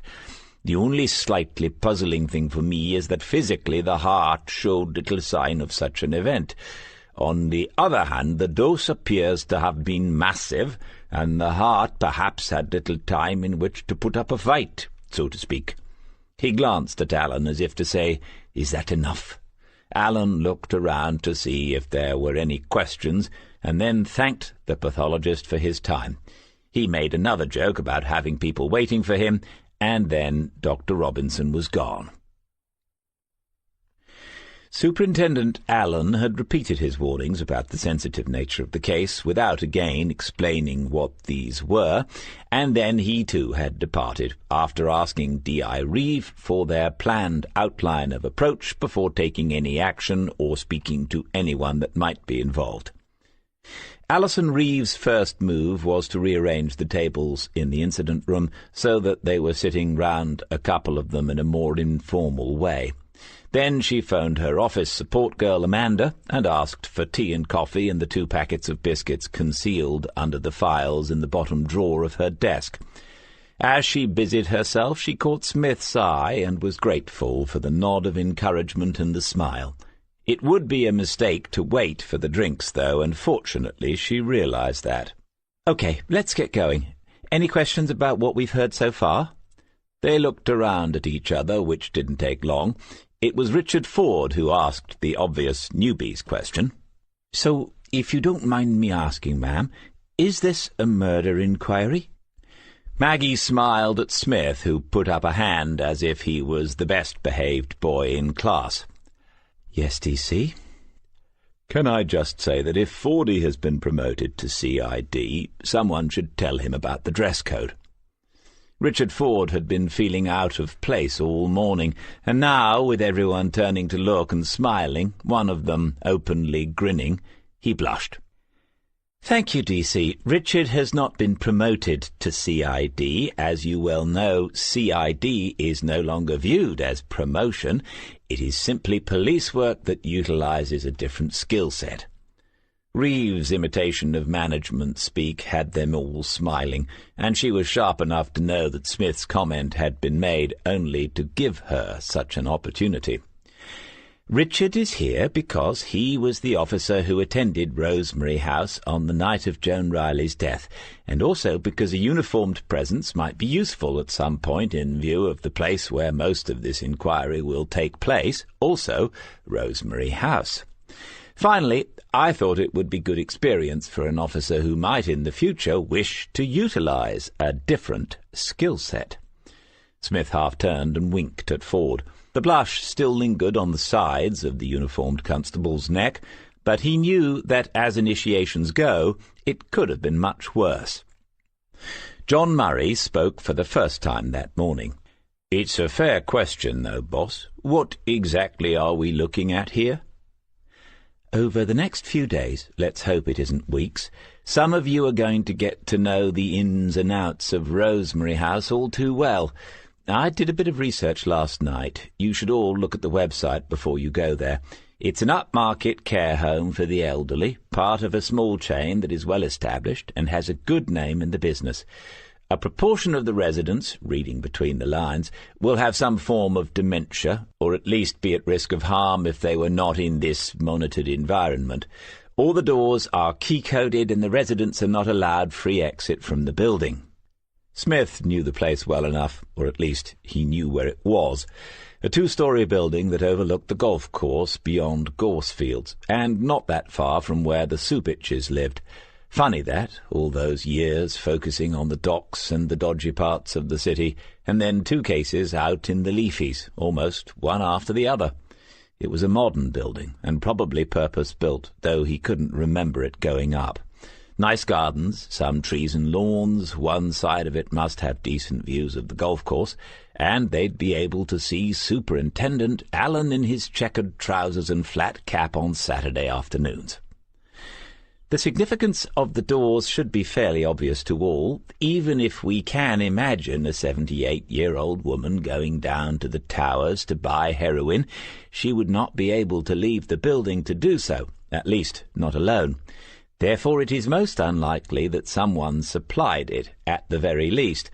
Whatever happened subsequently, another party is involved, and whichever way you look at the law, that party has committed offences. Periodically she looked in Smith's direction, but she needn't worry. She looked and sounded the part already. The coffee arrived, and Smith again offered Amanda his Irish 6pence as a tip, which she again politely refused. They all took biscuits, and there was a pause in the proceedings. He managed to resist the temptation to say, "Well, this is nice." So, the sensitive aspects that Superintendent Allen mentioned, by the way. I'm just going to keep talking, but anyone can jump in at any point. First, as I've already said, some of the people that we interview might have difficulties in remembering or in understanding what it is that we have asked them. We will need to be very clear that though what they tell us might be important, it might also quite innocently be completely mistaken or confused. The rules are not clear as to whether they should have a friend or representative present. We will play that by ear. But if they have given power of attorney to another person, it might have implications. I've got someone looking into that. Because of these issues, and to get better continuity, I've decided that initially all the interviewing will be done by 2 people, Maggie and DC, who have both had the advanced interviewing techniques training. If you think about it, and clearly, thought Smith, you've been thinking about nothing else since this landed in your lap. Welcome to the club. We will have to interview the residents in situ. We can't go hauling them down to the station, and neither can we go in mob-handed and disrupt their routines. These are the kinds of problems we face in this investigation. She stopped and drank some coffee. The nerves were all gone now, and the adrenaline had taken over. Too much of that coffee, and we might have to restrain her for a few minutes. Smith could recall that feeling, could recall years ago trying to explain it to someone, saying it must be something like people get on a frosty autumn morning before the hunt, the horses impatiently snorting, the hounds whirling around in a pack, the odd rituals the riders go through before the bugle sounds. He tried to imagine Alison Reeve in a scarlet jacket and jodhpurs, but it was still too early in the day. "Boss?" "Yes, John." "What do you want me to do, then?" As she opened her mouth to answer, her mobile buzzed on the desk.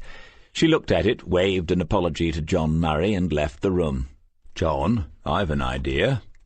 "Go on, DC." "You could arrange a trip to the seaside for some of the residents that we're not interviewing. They'd love that, and so would the brass. Community relations, the human face of the modern police force. Or a garden centre if it's too chilly on the coast." Maggie nodded enthusiastically, and Richard Ford looked from one to the other, wondering if he'd have to go as the uniformed presence, until Murray raised a single finger in the general direction of Smith. Reeve returned and sat down. "Sorry, Superintendent Allen wanted to remind me of something that I hadn't forgotten. I'll tell you now in the unlikely event that I do forget. One of the residents that you might meet at Rosemary House is a Mrs. Lily Devine. Sorry again, John. I'll answer your question in a moment." The news seemed to have little impact until Smith raised a hand and said, "Would that be Devine with an E?" "Yes, it would." Maggie closed her eyes. John Murray said, "Gordon Bennett," and Reeve explained it to Ford. Apparently, Assistant Chief Constable Devine's mother has been in Rosemary House for some years. He visits her regularly and knows the staff there, so we can expect that he will be taking a personal interest in this case. Sorry, ma'am, but remember what happened when he did that last time? Waters can still hardly bear to look in the mirror. Just be aware, that's all. It won't alter our approach in any way. Talking of which, we need to get on with that now. I want to visit the home today before there is any chance of the autopsy results reaching them by another route. Intelligence first. That was one of Smith's mottos, and he saw both Maggie and John look first at each other and then at him. Reeve was turning pages in her folder, unaware that what she had said was the subject of any scrutiny. But she was right to go in quickly, and Smith decided to reinforce the point. With respect to the softly approach needed here, I don't disagree, but I think we still need to do a bit of a raid as far as the intelligence is concerned. How long ago was it? About a month? Whoever else was involved has probably assumed that they're in the clear by now. Everyone imagines that tests results come back within about 10 minutes, like on the TV, so if anyone had their guard up, they might have lowered it. If we're seen just hanging about, stuff could disappear. We need to make a list of what we want, go straight in and secure it. Ford had been a little disappointed so far, but this sounded more like it. What sort of thing? Time to brainstorm, Fordy. I'd put in any visitors' logs going back several weeks, and the residents' personal files. We'll need access to them. Medical records? Good lad. A problem, though, addressing this to Reeve, is that we won't be able to remove them for obvious reasons. We'll need some sort of copying facility on site, and for anything else on paper, come to that. Blimey, this could solve the budget crisis. We could afford a new DCI. She was busy making notes, so Smith looked at Maggie. Staff files for everyone, management down to carers and cleaners, and records of any other contacts she had with family apart from the visitor's book. Smith continued. Thanks, John. I reckon that'll keep them busy for a while. And we need enough of us there this afternoon so that we can see what is where and who does what.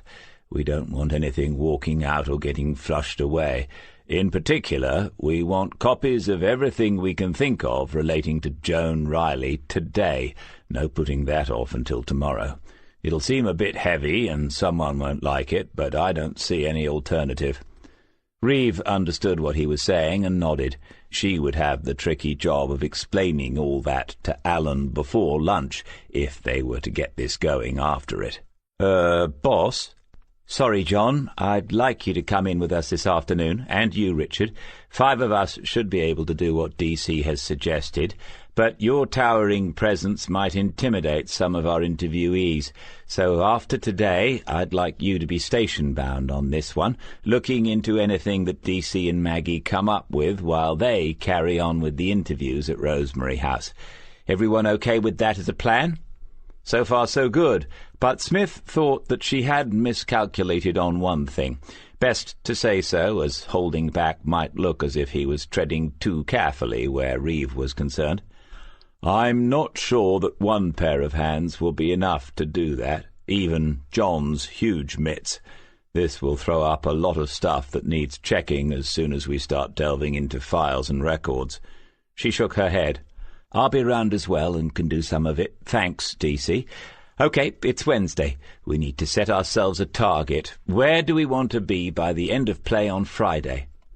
Sitting down with his feet up, cup of tea, watching the rugby on telly would be nice, or driving through the Norfolk dusk towards Pine Hills, getting ready to give the caravan its winter once over, and then maybe a pint at the club. If I'd wanted to hit targets, I'd have taken up archery, his old boss DCI Miller had said in that flat Lancashire accent when the nonsense first began, and not long after that it had driven him out. Like so many others, he had died within a couple of years of leaving the force, almost as if when you left the force left you. Another reason for not going just yet. Or another reason to think about what Dougie Waters had said to him only last night. Chapter 4. I'm sorry to ask, but is there any chance that someone has made a mistake here? I'm afraid not. 2 independent laboratories came up with identical results. Irene Miller turned from the face of the well-dressed detective inspector to the rather insignificant-looking detective sergeant who sat by her side. He had said nothing yet, had spent his time looking idly around the office and out of the side window that gave a view of the entrance lobby. It was the inspector who had given her the dreadful news. "I don't know what to say. I have never come across anything like this, and—" Her voice tailed away. After a moment the sergeant looked at her with an odd expression, something between sympathy for her plight and a vapid, inappropriate smile. "I need to speak to my head office. Could you wait outside?" "That won't be necessary, Miss Miller. It is Miss, isn't it?" Smith had noted the absence of a ring too, but these days who knows what lies behind the unencumbered third finger. "Yes, it is. I don't think it is your decision whether I need to take advice from my management about how to proceed in such an unusual event. Reeve took out her phone and began searching through it as she interrupted. "It won't be necessary because I've already contacted a Mr. Donaldson. I believe he is the company secretary of Regis Holmes." "Yes, he is." "Mr. Donaldson has asked us to keep him informed of what happens, but I've no doubt that he will wish to speak to you in person at the appropriate time." Which is not now, thought Smith. That was lovely. Reeve had not told him she had done that. Classy. Miss Miller was completely wrong-footed and would do well to recover. "What happens now?" "We will find out what happened here on the 6th of December. Whatever the explanation, it is a serious matter, as I'm sure you have already realized. With the full cooperation of your staff, we can deal with it quietly and hopefully quickly." "How quietly?" Smith sighed and turned his gaze back to the foyer, whilst still following the conversation. These days it's always about the publicity, the media fallout, the corporate image. This manager, who had presumably known Joan Riley for a good while, had not said, "The poor dear," or "Who would have done such a thing?" No, her first concern was how much fuss there would be, and her second was probably, how much will that fuss harm my career prospects?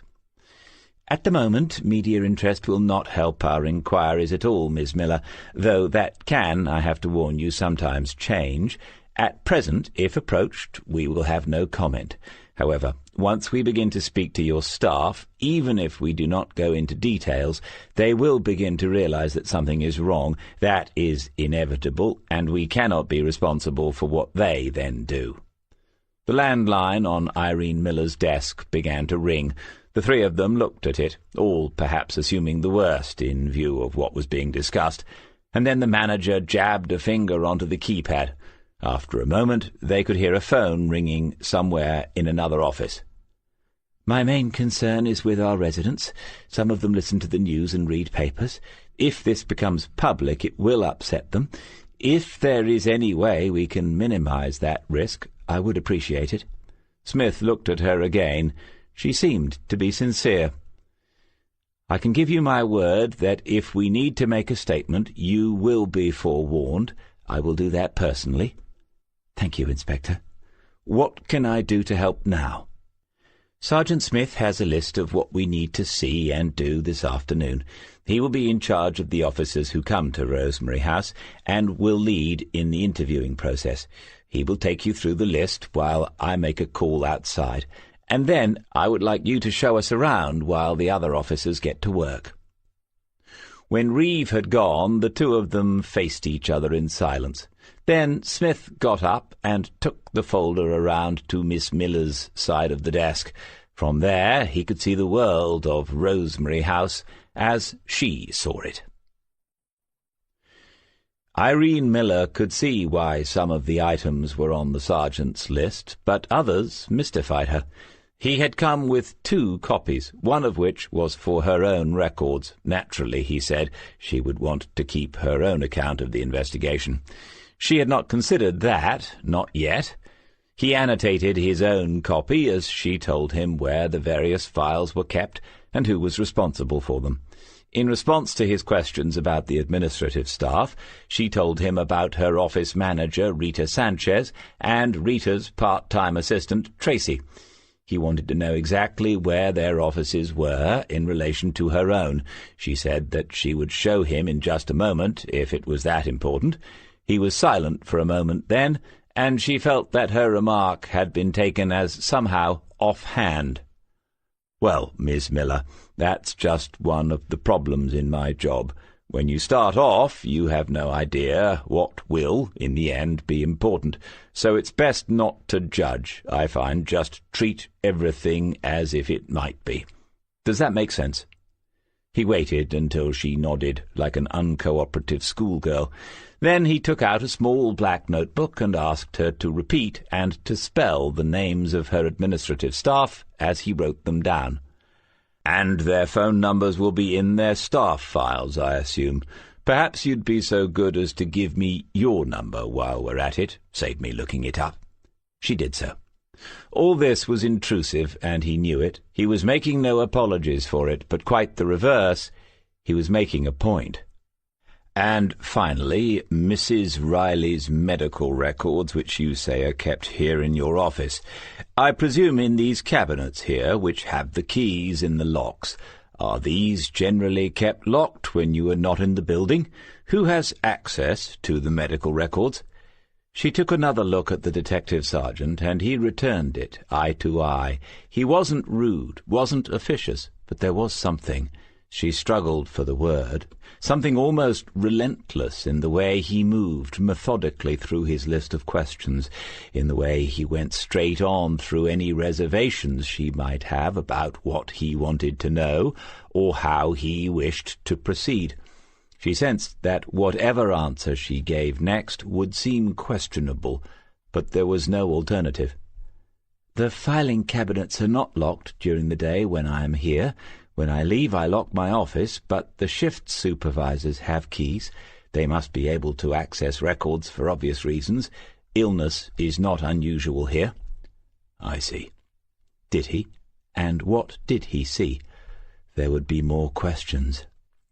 "The care staff will be giving medication daily, probably several times a day, I suppose. They don't come up here every time to check, do they? There must be other records of all that on the wards." "We do not have wards, Sergeant." At least he got that wrong. "We have floors divided into groups of private rooms, as you will see shortly. Each of the 2 floors has its own secure space where medicines are kept, and you are right, every patient has his or her own record chart where we keep track of daily medication. The information is entered weekly onto a database. We have a very good inspection report in that area of our work." He walked over to the filing cabinets and pulled one open slightly. She said, "Excuse me, I need to find out what will happen with the medical records. As you know, they are confidential. I'm not sure what the situation is, and I can tell you what the situation is, to save you a bit of time, if you like." He wasn't looking at her. Instead, he had taken out the black notebook again and was writing something down about the files in the cabinets, or perhaps he was making a note about her objections. Either way, he was waiting for her to respond as he did so. "Go on." "We have no warrant. Therefore, we can only request that you disclose these medical records to us under Section 29 of the Data Protection Act of 1998. You are under no obligation to do so, but may do so where patient confidentiality is outweighed by the greater public good, such as the detection of a serious crime. I think that applies in this case, but if necessary, we can apply for a warrant under the Police and Criminal Evidence Act of 1984. You could phone Mr. Donaldson, but I expect he'd start wondering why you were not yet cooperating fully with the police." He had finished scribbling in his notebook and was now looking out of the window into the foyer again. "Can I assume that you will let us have Mrs. Riley's medical file so that we can make a copy of it?" we will leave the copy with you and exchange them when the investigation is over. And did I mention while we're at it that we will need a couple of rooms to work in, and an outside line, and some photocopying facilities? Is that all? Canteen? She told him that Rita would arrange something for them. He came back to her desk and stood a little to the side of it and a little behind her. She turned in her swivel chair to see what he was doing. "When you are here during the day, do you work with your door open or closed?" She held back the impulse to ask the question again. In her life she had had few dealings with the police. Perhaps they were all like this. "It depends. It's often closed. I have to make some awkward phone calls and write some detailed reports. When I'm doing that sort of thing, the door is closed." "Because I've noticed that when it is, you can't see the outer door. You can't see anyone going in and out of it, and you don't have a receptionist, do you?" "No, we don't. We could not justify that. Rita's office is opposite, and she can hear anyone coming and going." "Hear, but not see?" "The door has a numerical key code, Sergeant. People cannot just walk in and out. You must have noticed that." "Yes, a 4-digit code. We'll be coming back to that, I'm sure. So anyone who knows the code can come in and out during the day and not necessarily be seen by anyone in the offices.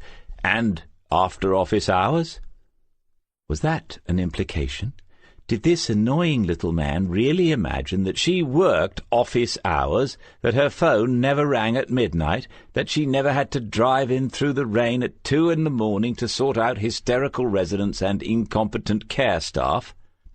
"When the day and evening staff leave, the outer doors are locked. I don't know whether it's a 3- or 5-point locking system, but no doubt I can find out." "And the lift in the foyer, where does that go?" "Up." For the first time he seemed to have a genuine smile on his face. "Miss Miller, you've been most helpful. Can we take that tour now?" Smith found Alison Reeve outside in the foyer, examining the visitor's book that lay on a table close to the outer door. Around its cover was a fringe of silver Christmas tinsel that someone had forgotten to remove. She pulled a face at him and looked down at the book again, turning the pages back into last year. "All a bit leaky, isn't it?" She nodded, still running her eyes up the columns ruled in the book. "You could say that. Visitors are requested to sign in and out with time and date, but there doesn't seem to be any check that they are doing so. I can't see a camera anywhere. While I've been standing here, one person has come in and one has gone out. They didn't sign in or out, so I assume they were staff, but who knows? How did you get on?" "A bit of institutional resistance to overcome. Sorted now, I think." He went over to the door and examined the keypad. 10 single-digit keys, quite worn and shiny, probably been there for a year or two.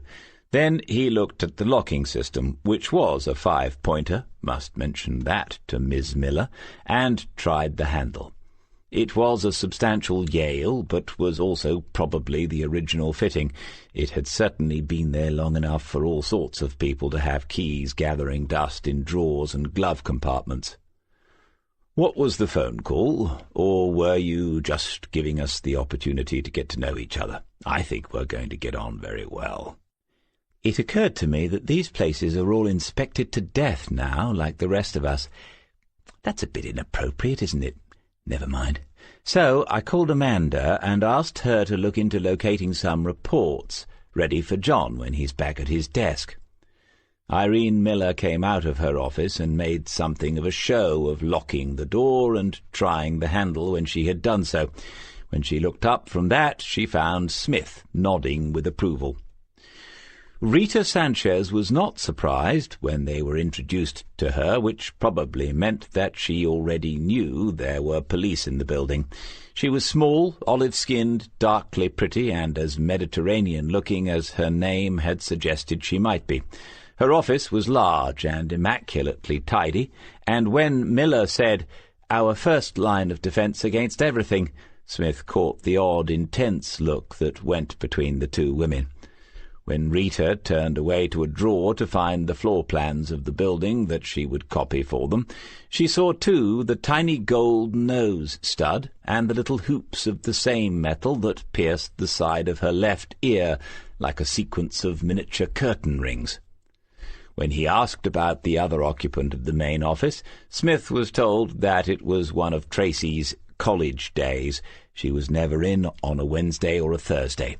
Smith wrote that down in the notebook, aware that he was being watched as he did so. The three of them took the lift up to the first floor. Irene Miller explained that Rosemary House had 2 floors for residents and a basement for the boiler room, the laundry and storage. The upper floor, where Joan Riley had lived since her arrival, was for the less dependent elderly. Some had early-stage dementia, some had mobility problems, some had other chronic medical conditions which meant that they could no longer live alone. Their ages ranged from the late 60s to well over 90. Those are actually quite different generations, something else we have to deal with that few people outside understand, the manager had said as the lift door opened onto the upper floor. It was light and airy, the ceilings white and the walls painted in light green and pale blue, as if someone had chosen colours to represent a sunny spring afternoon. They walked off the landing and onto a central corridor with rooms on either side, 4 rooms on either side, before the corridor deviated slightly to the right and then straightened again. Here was a change in colour, the walls now a soft primrose yellow. Irene Miller stopped and explained. Our rooms are grouped into 4s and 6s. It gives a sense of local community. Each group is like a little village. Each area has its own name as well. We've just come through Peace. Smith said, And where are we now? Harmony. Okay. Some of the rooms were empty. Others held their residents, sitting in easy chairs, televisions on or radios, with magazines brought in by relatives, fruit bowls on little tables, prints on walls, slippers under beds. Smith took it in professionally, aware that at some point he would need to process what he was seeing in a different way. 1 or 2 of the occupants looked up at the unfamiliar faces, but most did not, seemingly unaware of the changing world just a few feet beyond the threshold of their door. The corridor deviated again, this time to the left, and they were into pale lilac and stillness. Irene Miller halted and pointed at a closed door. It had the number 3 stencilled on it, and the nameplate Iris. The manager said quietly, "This was Joan's room?" Reeve said what Smith was thinking. "At some point we will need to have a look, I'm afraid. Iris has been in here for 3 weeks, but she's very cooperative. It shouldn't be a problem. But everything will have changed, of course." She knocked on the door, but there was no response. Smith said, "They can lock their rooms?" "Yes, they have more privacy than in many homes. If they want to be alone, we let them, as long as it doesn't become complete withdrawal. Obviously, we have pass keys, but we don't use them unnecessarily." "We don't need to disturb her now, if she is in there. I'd like to come back in an hour or so with P.C. Ford. He was the constable who attended on the night that Mrs. Riley died, if that's all right." Irene Miller noted the change in tone. She wasn't that surprised. The reality of life, of the remainders of lives in a care home, affected people in all sorts of ways. "Yes, if you can make it a little earlier, I can get one of the staff to ensure that she goes to afternoon tea in the social area." "We'll do that, thank you. You say everything will have changed. What happens when someone leaves, when someone new takes over a room?" "We provide whatever is needed to furnish a room, but most people like to bring things of their own, favourite chairs, a small cupboard, a dressing table, quilts, and so on. Joan's family cleared the room after her death." They moved on. At the midway point was a set of stairs down to the left. The double doors had a keypad, and Smith asked if the code was the same as on the front door. It was. They passed through 3 more groups of rooms. Comfort, friendship, and love. At the far end of the building, another set of stairs went down, this time to the right.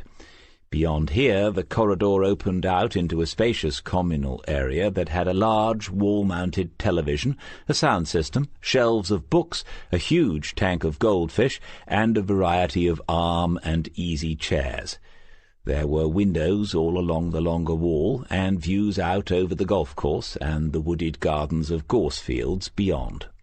Reeve said, "I haven't been into many care homes, Miss Miller, but this is, well, it's lovely, isn't it? Compared to many, to most?" "It is." The inspector looked at the manager, waiting for her to say more. "I'm sure you are already aware that our residents are mainly privately paying people, though we do have a few local authority beds, whose occupants, I must stress, are treated no differently to anyone else once they are here. We do our best to make sure that their stays are as safe and fulfilling as they can possibly be."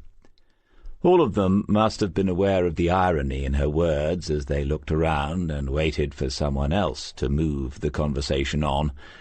At the far end, two carers in blue uniforms were packing things away into cardboard boxes, Christmas decorations as far as Smith could see. It seemed rather late, but perhaps it helped to make the season of goodwill to all men as long as possible under the circumstances. Two elderly women that he had not noticed at first slept in easy chairs.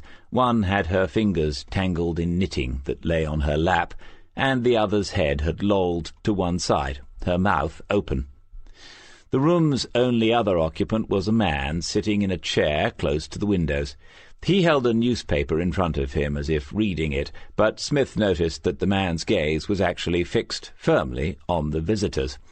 Smith walked over towards the window as if he was interested in the view, and nodded a greeting to the gentleman in the armchair. The paper, he could see now, was the Times. The man returned the nod, keeping his eyes on the new arrival. "You have a splendid outlook from here." The man lowered the paper as if he had been reading it after all, and peered at Smith over gold-rimmed spectacles. "Sometimes it goes on for too long." "Sorry, I said you have a splendid outlook," with a little more volume and enunciation. "And I said that sometimes it goes on for too long." The eyes were a sharp blue, the pupils tiny in the bright afternoon light. The face, though a little shrunken and hollow around the cheeks, had always been thin, but the silver hair was not. Though cut short, little more than a crew-cut, there was no sign of baldness. "Do you mean that you can see too far, or that you can spend too long looking at it?" The man folded the paper once, so that it was tabloid in size, and laid it on his lap, as if the conversation might be of some slight interest after all. "You assume that my 'it' refers to the view, whereas it might have referred to any number of things. Also, the word outlook is rather ambiguous, and in whatever sense one might be using it, whether it is splendid or not, is highly subjective. Nevertheless, you must remember that I am the occupant of a care home, and therefore likely to make statements that are less than rational." "Ralph, our visitor was simply making conversation." Irene Miller's tone was as much amused as admonitory, raising her eyebrows as she looked from Alison Reeve to Smith. Ralph's gaze, meanwhile, had not left Smith. On an impulse, the detective stepped forward and held out his hand. "David Smith." The older man was taken by surprise. He looked for a moment at the proffered hand, and then levered himself upwards until he was standing, taller than Smith. A large, bony, blue-veined hand was extended in return, the grip as strong as Smith had guessed it would be. "Ralph Greenwood." "Ralph is an institution. He's one of our longest-staying residents. He must be in his 4th year, if not his 5th. The three of them were back in the manager's office, finalizing the arrangements for conducting the first interviews. When they had done so, Smith had asked about Ralph Greenwood. "He seems pretty sharp for... well, you know what I mean." I would advise you to leave most of your preconceptions at the door, Sergeant, and not just about Ralph. These people had interesting lives, high-flying careers, some of them, but Ralph is different. I know what you mean. Reeve said, "You'd think someone as bright as that would still be living independently with some support. At least I'd think that. I don't profess to know much about it." Irene Miller went across to the filing cabinet of medical records and pulled open the second drawer. "His file is here. It's one you'll most likely want to see. He had a heart attack some years ago, before he came here, which led to vascular dementia.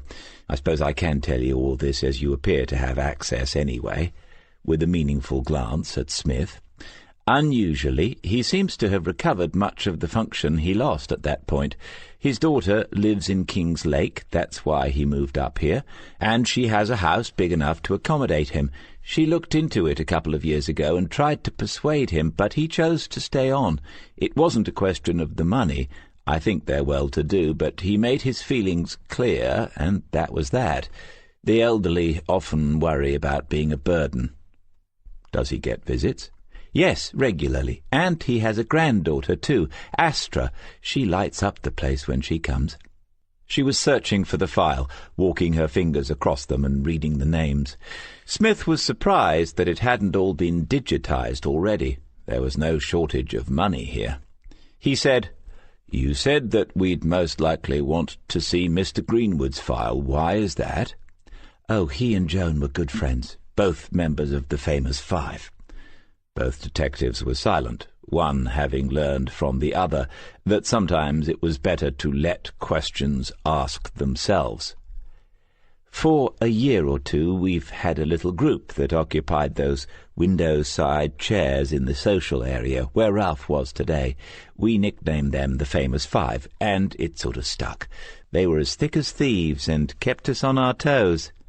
"And now they are down to 4. "No, 3, I'm afraid. Elspeth died a few months ago." "How?" Smith's question was simple, matter-of-fact even, but in the pause that followed, the atmosphere in the room changed, as if the front door had been left open, allowing the heat to escape. "She had a heart attack?" "I expect that's common enough here, isn't it? We will have the files of the Famous Five anyway. Might as well start there as anywhere. But we'll talk to the staff first, as agreed, beginning with yourself. Say 10 minutes? Miller left the office to let Rita Sanchez know what was happening. After an exchange of glances, Reeve took out her phone and tapped in a note to herself. She said, "I've just thought of something else for John to do." "Coroner's records?" "Yes." "He's going to be busy, our John." "So if you were right, who else do you want?" "Depends who is available." "I'll look into it when I get back, just in case. Tell me your thoughts about this before I go. Alan's bound to find me as soon as I'm in the building." Smith was manoeuvring chairs around the manager's office and didn't answer immediately.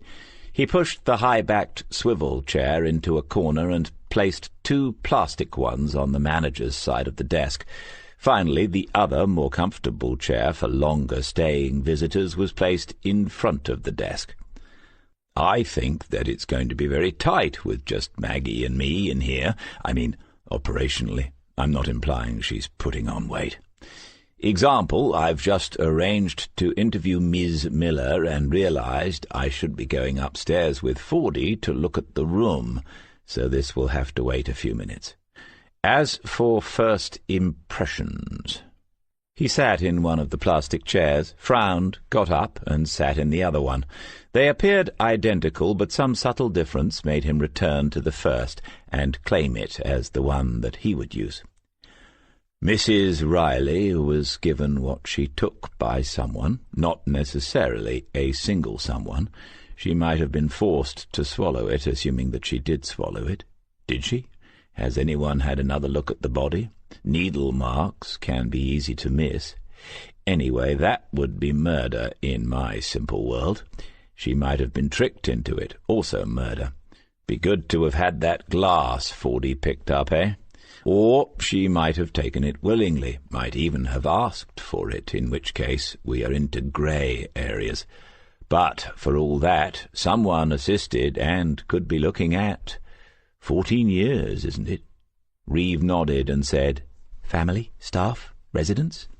"That would be the most likely order from what I know at the moment. The place isn't as secure as I'd thought, but a break-in or a resident is pretty unlikely. But I'm sure we'll have great fun interviewing them." "Anything else?" "Odd choice of weapon. Heroin." "Any one else?" "We'll need to speak to the GP." "OK, DC, I'm going to leave you to it. I've got to go and break the news to Mrs. Riley's daughter on my way back to the station before it leaks out. Ann Crisp is family liaison on this. She's meeting me there." "I'd like to see how Mrs. Bradley reacts." "You can't be everywhere. I'll let you know." As she reached the door, Smith said, "Can you do the Times crossword?" "God, no. I don't even understand half the clues. Why?" "Just an idle thought of an idle fellow. I used to be able to get a few of them, and then I realized that life was too short. Let me know how it goes with the daughter." Chapter 5.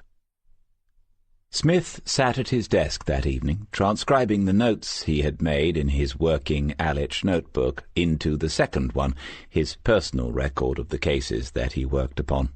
On the shelf above the desk, every one of his notebooks stood in a line in date order, with an index of its contents printed neatly inside the back cover. About once a year, Sheila used to take them down and flick a cloth over them. She would say something like, "Just dusting down your life's work," if he was in the room at the time, and then he would put them all back again in date order. As he worked, he summarized, and the process made him stop, think, and re-evaluate what he had heard and seen. Richard Ford had realized the importance of the glass as soon as Smith began to question him about it. He said, "So, DC, tell me honestly, if you'd been there that night on the scene, what would you have done?" "I'd have had that glass in a bag and in my pocket." "Analysed for its contents?" "Prints first. I'd have quietly picked up some personal thing just to check them." Ford had been mildly devastated, not least because he believed that he had blown any chance of making it into CID, never mind the fact that his mistake suggested he might not belong there anyway. Smith had laughed and said, "Don't worry, Fordy. There are some good career prospects in traffic, they tell me." But that made him think about the GP. Ford had taken her name and number. It was on his tablet thing, and Smith made a point of complimenting him on that. It wasn't a name that he recognized. Some of the regular, experienced GPs, and you got to know them over time, would have at least have had a sniff at the glass and wondered. Ford also remembered that he thought the manager was a little defensive in general, that she would rather the police were not wandering about the place and upsetting her residents. Having met her, Smith thought that made some sense, but she might, of course, have other motives for feeling that way. It was still too early to say. Other than that, the room was tidy, and the old lady appeared well cared for, apart from the fact that she was dead. The interview with Irene Miller had been straightforward at first. The little bit of what Smith termed creative friction that he had engineered between them earlier in the day seemed to have dissipated. She had had time to compose herself and spoke professionally about the home, her role, and her expectations of staff. Maggie asked most of the questions, as they had arranged beforehand, and Smith made the occasional note. Kaylee Green, with an E, had found Mrs. Riley at just after 9 in the evening. She had called for help, and Kypros Kozlauskas had appeared from the corridor seconds later. Within 2 minutes at the most, Irene Miller had been in the room. It was apparent to her that Mrs. Riley had been dead for some time, and that emergency resuscitation would not be appropriate, especially in view of the advance directive which she knew to be in Jones' file. At that point Smith had intervened. 9 is late to be working, isn't it? Caring is a 24-hour business, Sergeant. I meant for you. You work full days. Surely you are normally at home in the evening. No, I also do 2 or 3 evenings a week until about 10 o'clock. Do you have a rota for that? Yes, we don't do these things randomly. So you could show us a rota that said you were due to be on duty that evening. She could and did. Then Smith asked about her medical knowledge and whether she felt qualified to judge how long Mrs. Riley had been dead. Irene Miller held advanced first aid certificates, which were framed on the wall of her office. She pointed them out before the detective asked to see them for himself. Finally, he inquired about the advance directive. It isn't that unusual these days. A few of our residents have them now. How many? I really haven't counted them. Why would I? An estimate will be fine. He was smiling again, and the creative friction seemed to be back. At any one time, we have about 50 residents here across the 2 floors. I imagine that 10% will have such a directive in their files. So only about 5. Finally, Maggie had asked the manager to give them her impressions of Joan Riley in the days before her death. The staff had reported that she had seemed somewhat quieter than normal and had stayed for longer in her room, but that some of her friends amongst the residents had still been going in to sit with her that week. She had not been viewed as depressed, but had been put on the list for the routine GP visit on the Friday morning. Maggie said, "Do you think that she was ill, Miss Miller?" "No, I don't. I think she was feeling her age. That isn't a flippant remark. It's something that we recognize here. There are often long spells of temperate behavior when individuals feel calm and settled, and then something will remind them that they are old and frail. It can be something physical, but equally it can be social or psychological. They can quite suddenly go downhill." "What do you do in those circumstances?" "Our best." The 3 of them had sat in silence for a few seconds before Irene Miller added a final comment. "To someone outside this closed world, this might seem hard to accept, but people often know when their time is over. They say or do things which, when they are gone, you realize were indications that they sensed their own end was near. Joan didn't say anything to me personally, but her behavior fits that pattern, in my opinion. I think she knew she was going to die." That was difficult to summarize. When Smith closed the notebooks, putting one into his jacket pocket and leaving the other on the desk, ready for tomorrow, it was almost 11 o'clock. He fancied another cup of tea, but didn't fancy getting up in the night as a result. A tricky decision. On the desk he noticed a business card, one that he had put there last night, and he picked it up. Expensive card that, with nicely understated print telling him that Marcia Williams was very well qualified in accountancy, with lots of A's and C's in various combinations after her name. He turned it over and realized for the first time that there was a handwritten message on the back. "If you ever need help making things add up." When had she had the time to write that? He recalled clearly how she had taken the card from her bag as they said goodbye, as if it was merely an afterthought. From the shelves above the desk, 3 photographs of Sheila looked down upon him like the 3 Graces. He flicked the card over again, reading the name, the print, and the card itself for more clues before opening the top drawer and placing it there amongst the other odds and ends. All he could see was Charlie Hill's large backside poking out from under the desk behind the counter, and all he could hear was a muttering and the click of switches on and off. He leaned forward and said, "When you're ready, landlord, mine's a pint and a packet of cheese and onion crisps." The backside reversed out slowly before its owner straightened up and brushed himself down. "And have one yourself." "Good morning, DC. I'll have a triple Scotch. Something's gone wrong with my mouse." "Yes, I've heard the rumours. I suppose your missus is quite relieved. Alcohol won't help." "What can I do for you?" "Nothing, Charlie, but don't take that personally. Is D.I. Reeve in? Save me going up the stairs if she isn't yet." "She was in half an hour ago, very industrious-looking. First time SIO, isn't it?" Smith nodded and then shook his head wistfully. Yes, those were the days, when all was spring and summer beckoning. Ah, well. I know a couple of girls down at the docks who can sort out faulty mice, if you're interested, Charlie. Very good of you, DC. In my role as your personal messaging service, here you are. Charlie picked up a notepad. Dame Butterfield's clerk left a couple of dates when she will be in Lake if you need to run through a mitigation. I expect her clerk gets paid more than I do for being yours. He tore off the first sheet and handed it to Smith. And there's this woman been trying to get hold of you. She rang more than once yesterday. Another one. Why do they always want to get hold of me? Ah, but this is a dream, isn't it? And any minute now I wake up. What did she sound like?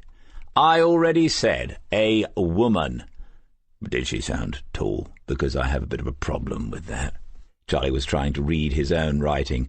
Joe Evison. Joe?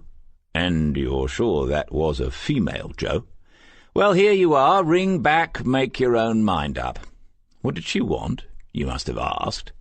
I'm not one to pry, DC, you know that, and when I inquired if it was business or personal, she said both. She sounded nice and about 5'7". Never heard of her. See you later, Charlie. Reeve was not in her office, and he wasn't going up to Allen's to see if she was there. On his way back down, he detoured past Incident Room 1 to see if it had been secured for the investigation as he had requested. It had. There were boards in readiness, and when he stepped closer and looked through the glass panel, he could see John Murray bending over a screen and having something pointed out to him by Chris Waters. Good decision from Reeve. He'd had it in mind, but did not want to be seen as directing the boy's course, especially after last time. He should be safe in here and far enough away from any elderly miscreants who wanted to punch him on the nose. When he left the main building by the side door, the January air caught him unawares. There had been no snow this winter yet, just weeks of grey, miserable rain. But now the chill was tangible, and he pushed his hands into his trouser pockets as he crossed the tarmac towards the police mortuary. Was there time for a cigarette? He remembered his last visit, seeing the body of young Wayne Fletcher. That had been a 4-cigarette day. He had no intention of meeting the mortal remains of Joan Riley in person, but would hold on to the cigarette, just in case. Much to his relief, Olive Markham was sitting at the desk in her tiny office. Above her head, mounted on the wall, was the golden face of a Buddha, its enigmatic smile a reminder that his own simple practice had been neglected recently. Now that he was on a case, he should pick it up again, set the alarm starting tomorrow. He hoped that Olive wouldn't inquire about it. She looked up when the door opened and nodded a greeting. "Good morning, Olive. One simple question. If you wanted to kill me with heroin, and you mixed some into my orange juice, how long would it take to do me in?" "Good morning to you, Sergeant Smith." She closed the book that she had been reading. In a quiet spell, some mortuary technicians probably read romantic fiction, but Olive had closed the Journal of Applied Pharmacology, which, when he thought about it, was a little odd, as if she had been swatting up, ready for his question.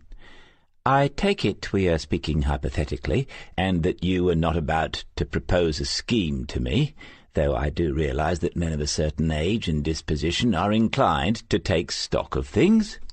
"Charming."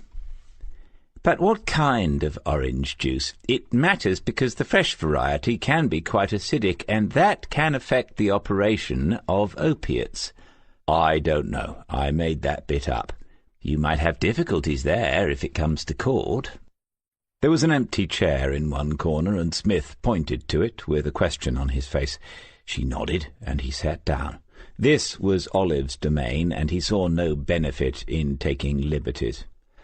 "I assume that we are talking about the unfortunate Mrs. Riley, who is, in one sense, still with us, I'm sorry to say. Did you need to see the body?" "Not particularly, but I did wonder whether anyone had checked to see if the heroin was delivered in some way other than orally. You always think of needles with it." "No. When the request came in for the second samples to be tested, we rechecked the stomach contents. It's present there in significant amounts." "Right, that takes care of that one then. What does it taste like?" "Very bitter, unpleasantly so, particularly in the quantity she must have consumed." "Could the taste be disguised?" She shook her head. "No, not if that amount was taken in a normal-sized cup or glass. I can't think of anything that could hide the taste." "Which tells me that she knew she was drinking something that wasn't right, even if she didn't know exactly what it was. But she seems to have drunk it all anyway, despite that. An amount like that was lethal, wasn't it? It was meant to do the job." "Undoubtedly." "Back to my first question, then. How long?" "In an elderly woman, that amount would affect her breathing in a very few minutes." "And we've got backup samples of everything just in case, now that it's turned nasty? Sorry to ask, Olive. Purely routine, force of habit, habit of the force, and all that." "I have already taken additional material, Sergeant." He stood up. She would have been mortified if he had offered to shake her hand, but he had to say something about Petar Subic. If she had not scribbled that pencil note on the autopsy report, they would never have uncovered the story that lay behind Wayne Fletcher's death. "About the previous business, Olive, I wanted to say thanks. Your sharp eyes will mean a bit of justice for the boy, and made sure some unpleasant types got moved on out of our patch." She dismissed it with a wave of her hand. "I actually called in here just after Christmas, but you were away, on leave, the good doctor said. Go somewhere nice?" "Not really. My mother died." He winced, but she dismissed that too. She was very old and suddenly very ill. It was little more than a merciful release. A timely one. We had never discussed the matter, but I think she would have been averse to Mrs. Riley's solution, if you'll pardon the expression. Smith said thanks again, and left her to the learned journals of her profession. Outside, Kingslake felt a little closer to snow. In the corner made by the entrance porch to the police mortuary, he found some shelter from the wind and lit up a cigarette. Like all cases that interested him, this one had already begun to colour the world around itself and around him. There would be more of these coincidences. A word that he disliked when others used it in investigations. More of the odd little ironies that one never even notices until the sequence of events leads one to look in certain directions, in certain ways. He blew out the smoke, mingled with his own breath on the cold air, and through it gazed at the several stories of the headquarters of Kingslake Police. Lots of offices, lots of windows. Someone would be watching, but no matter. What were they going to do? Put him on a charge? Growing older has a few benefits, and he might as well make the most of them. He'd smoked the whole of this one, and for the want of something better to do, he'd think a bit about Dougie's offer. Detective Inspector Alison Reeve sat with her back to the window, and over her shoulder Detective Superintendent Allen could see the small figure huddled in the corner out of the wind, could see the occasional puff of exhaled smoke. If there were any bike sheds, no doubt Smith would have preferred to have his crafty cigarette behind them, all of which made the question he eventually had to ask Reeve seem faintly absurd. "That still only makes 4 on the case, Alison, plus Constable Ford if needed. Are you sure it's enough? If we are questioned about it later, I don't want it to seem that we were not serious about the investigation." Yes, she was sure. Where would they put anyone else at the moment? The more officers they crammed into Rosemary House, the more quickly complaints about disruption to the residents' care would arise. The 2 detectives asking the questions were the most experienced and the best qualified to do so. No one could doubt that. Allen's nod of agreement was somehow simultaneously a shake that expressed, if not doubt, then at least a little caution. Smith was still there. Had he lit up another? What on earth could he be thinking about out there in the yard in the cold in the middle of the morning when there was an investigation underway? I won't beat about the bush, Alison. Smith is not averse to playing it his own way when it suits him. We do not need any more bad publicity at the moment, not after Macpherson, and somehow the press got onto the Subich-Fletcher case early as well. I've asked questions about that, and I cannot pin it down, but somebody leaked it, I'm sure of that. Are you saying, sir, that Detective Sergeant Smith was responsible for that? Exactly the kind of unnecessary question that Smith himself would ask, thought Alan. No, of course not, but certain officers have a way of... You must know what I mean by now, Alison. They always seem to attract controversy wherever they go and whatever you give them to do. Even the most innocent of things. Take these visits into sixth forms, for example. What has happened there? I now have to deal with a senior county educational official demanding that we send more experienced officers into schools to tell the students the truth about drugs. What do they think we were doing before, making it up? When I look into it, whose name do you think crops up as the start of it all? Apparently he has a way of connecting with young people, sir. Connecting is all very well, but how do we resource such a programme? If you're going to find yourself in a senior management position, Alison, you'll need to be aware of issues like this. When he looked out of the window again, the corner was empty. He squinted a little through the new varifocal lenses that still didn't seem quite right to him, but he was not mistaken. A few flakes of dry, powdery snow were drifting past. He might as well broach the other matter. Whilst on the subject, you know that serious crimes is being restructured as part of the national initiative. It looks as if it will be coming back to us as a regional thing once again. It makes you wonder, it really does. Anyway, we've reached the point of considering names and making recommendations for the corps of officers that would be involved in the county. Someone has put Smith's name forward. The look on her face was somewhere between surprise and concern. He would not want any sort of promotion, sir, I can tell you that now. No, it isn't about that, as far as I can see. No doubt they will want some sergeants. The aim seems to be to get some experience in place at the beginning and then add the talented high-flying people and the specialists. Beyond that, I've no idea what they have in mind. Don't ask me where it would be based or whether the members would remain in their current locations and just form up for particular investigations. People like me are not consulted about strategy. Would Smith be interested? His name is on a list, and I have to comment, that's all. She did not answer immediately, and he could guess why. If she had any sense, she would consider carefully the effect on her own team's results of losing someone like Smith. One had to weigh the aggravation he caused against the value of his experience, and it might be a close call. The Subich case was an example.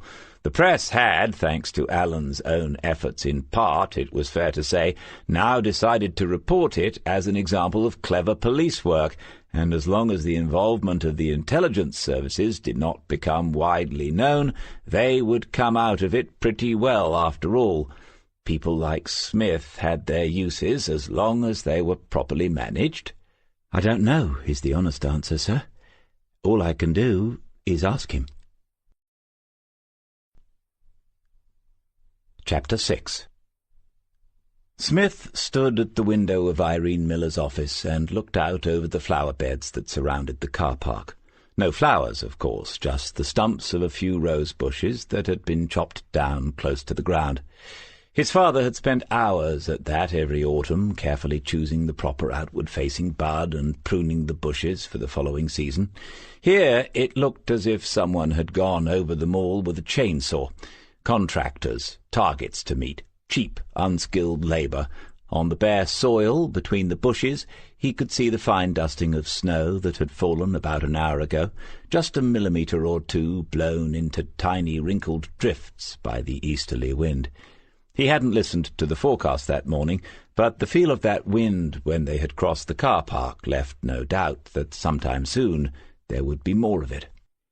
"She's been in the country 9 years and has worked here for almost 3. They were waiting for Rita Sanchez. Maggie Henderson turned another page in the file in front of her. Smith kept his eyes on the scene from the window. It was several more seconds before he made any comment. "What did she do before this place? Does it say?" "No, I don't think so. Oh, it's here at the back. PA to a haulage firm director in Lincolnshire, 2 years. Good reference." "Which firm?" "Rollings." Smith raised his eyebrows. "Big company. They helped us out in the people smuggling thing a couple of years ago. PA to a director? What's she doing here?" Maggie Henderson shrugged and closed the file. They had been told that Ms. Sanchez would be no more than 5 minutes, but that had already been and gone. She looked up at Smith, his profile half turned away from her as he continued to stare out of the window. On the drive-in they had talked about the case, inevitably, but he seemed a little abstracted, and there was none of the usual banter.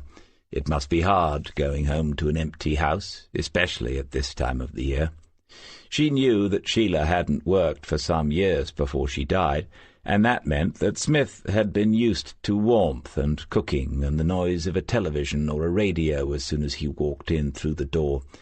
For a moment Maggie couldn't remember exactly when she died, and then it struck her that it must have been about this season.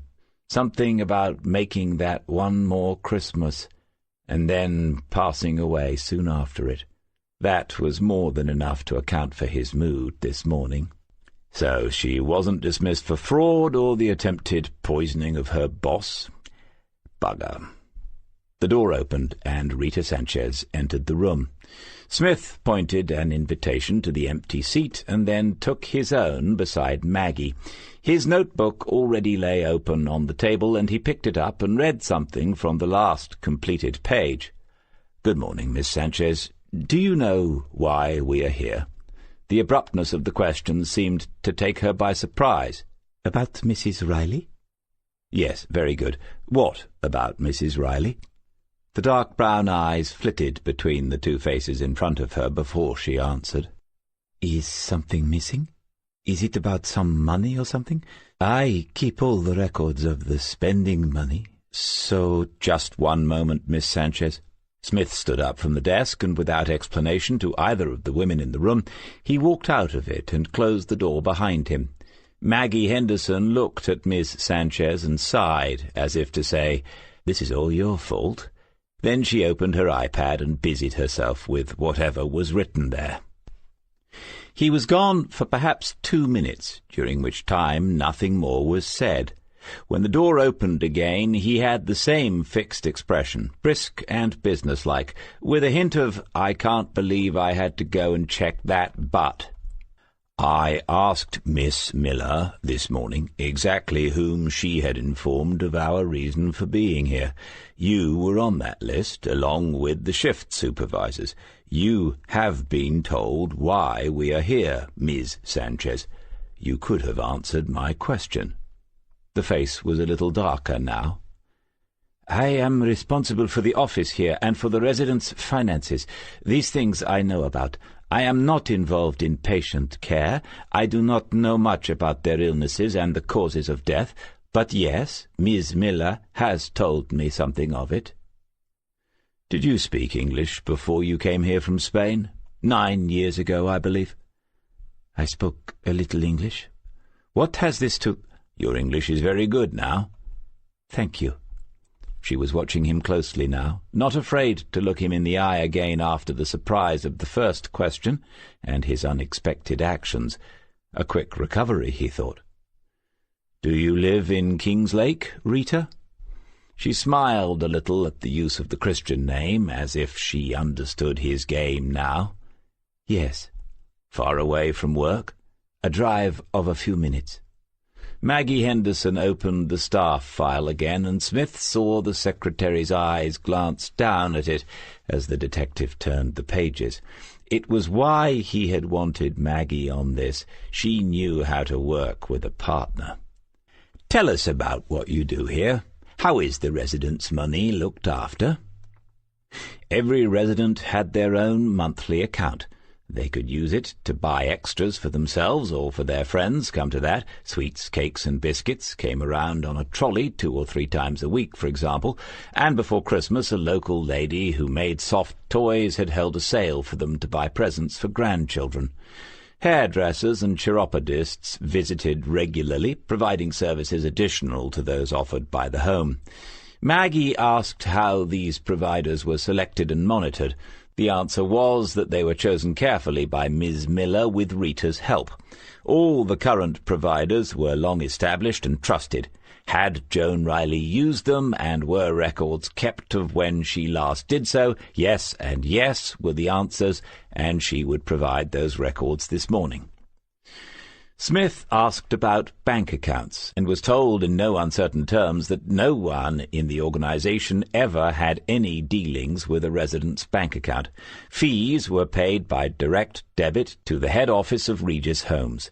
The spending money was paid in by relatives, or, in a few cases, by solicitors. Some people brought cash each month, others had set up bank transfers when the total went below an agreed amount. When Maggie asked how Rita kept her records of all this, she went and fetched an example of how every transaction was noted and the running totals adjusted. Smith said that it was very clear. Could they have Joan Riley's recent account too? It appeared within seconds, but then Rita Sanchez was not a fool. It would have been waiting on her desk since yesterday afternoon. "So, Mrs. Riley's daughter paid in money when you sent her a copy of the account, usually £50 or £60 at a time. I can see that you are good at your job, Rita. Would you just look over Mrs. Riley's account for the past few weeks and tell me if there is anything, even a small thing, out of the ordinary?" She did so, running a finger down the columns. Smith looked a question at Maggie and got back just a slight shake of the head, confirming his own thoughts. "There is nothing wrong here. Mrs. Riley always spent the same way every month." "How well did you know her, Rita?" It was a different kind of question, and brought a slight hesitation. "I do not see the residents every day. You should speak to the care staff for that." "But you did know her?" "Of course." Both detectives waited until the unspoken question was answered. "She was a nice lady, very quiet. Nobody would hurt her." And yet somebody did. Rita Sanchez looked a little upset for the first time. "I cannot explain such things." "What time are we finishing tonight?" "About 6, I reckon. If you need to be off earlier, let me know." Maggie Henderson thought again about what she had in mind, and then she went ahead with it anyway. "Do you fancy a drink after work? We could talk this through then and just push on with the interviews now. It might save time." Smith leaned back in the plastic chair until it was on 2 legs. "Well, thanks, but by the time I get round to eating something, it's already late. The old digestion can't take a lot of disruption now. It's okay for you young things, all this gallivanting." Maggie was 37, and counting. "If you don't want a drink, we could get something to eat. The bistro near the station is decent. Save you cooking when you get home, assuming that you do cook for yourself when you get home." She could see that he was considering it. "John has a late one, DC. A bit of company would be nice." "Go on, then." "Good. What did you make of Rita?" "A bit overgunned for her job, I'd say. I don't get that, but she seemed straight enough in the end. We need to check Joan's finances from the family end, and we need to ask about the will, but I don't see how anyone here could get access to any money, and that pretty much eliminates one obvious motive. We know she wasn't in work at all that Saturday, so not much in the way of opportunity, apart from the ending the suffering thing as a possible motive. And the lady in finance wouldn't be top of my list for that. She'd need a partner in crime to carry it out. Maggie was smiling, as if he had said something amusing. When he asked for an explanation, she told him to pick up Irene Miller's folder and read out her home address. When he had done so, she handed him Rita's folder open at the page she had selected. He looked at it for a moment before the penny dropped. "Well, bugger me. What made you look at that?" "Feminine intuition." "I don't usually go with that, but in this case—" "She could just be a lodger." "Which one? We don't know who owns the house, but you think they're—" "An item? I'd put a tenner on it. It didn't occur to you?" Smith shook his head and looked at the addresses again to be absolutely sure. "No, to be honest, I get a bit flustered by all that. My mind goes sort of fuzzy, like when someone pulls the aerial out of the TV." Maggie was laughing at his awkwardness, which she knew was only partly an act, while remembering that he had led teams working in vice and drugs. It seemed incongruous, but somehow touching. "Does it make any difference?" "A little. If two witnesses are in a relationship, I bear it in mind.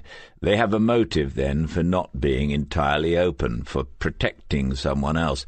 But I don't fancy either of them on what we've got at the moment. When I say fancy, I don't mean just because you know what I mean. So stop taking them, Mickey.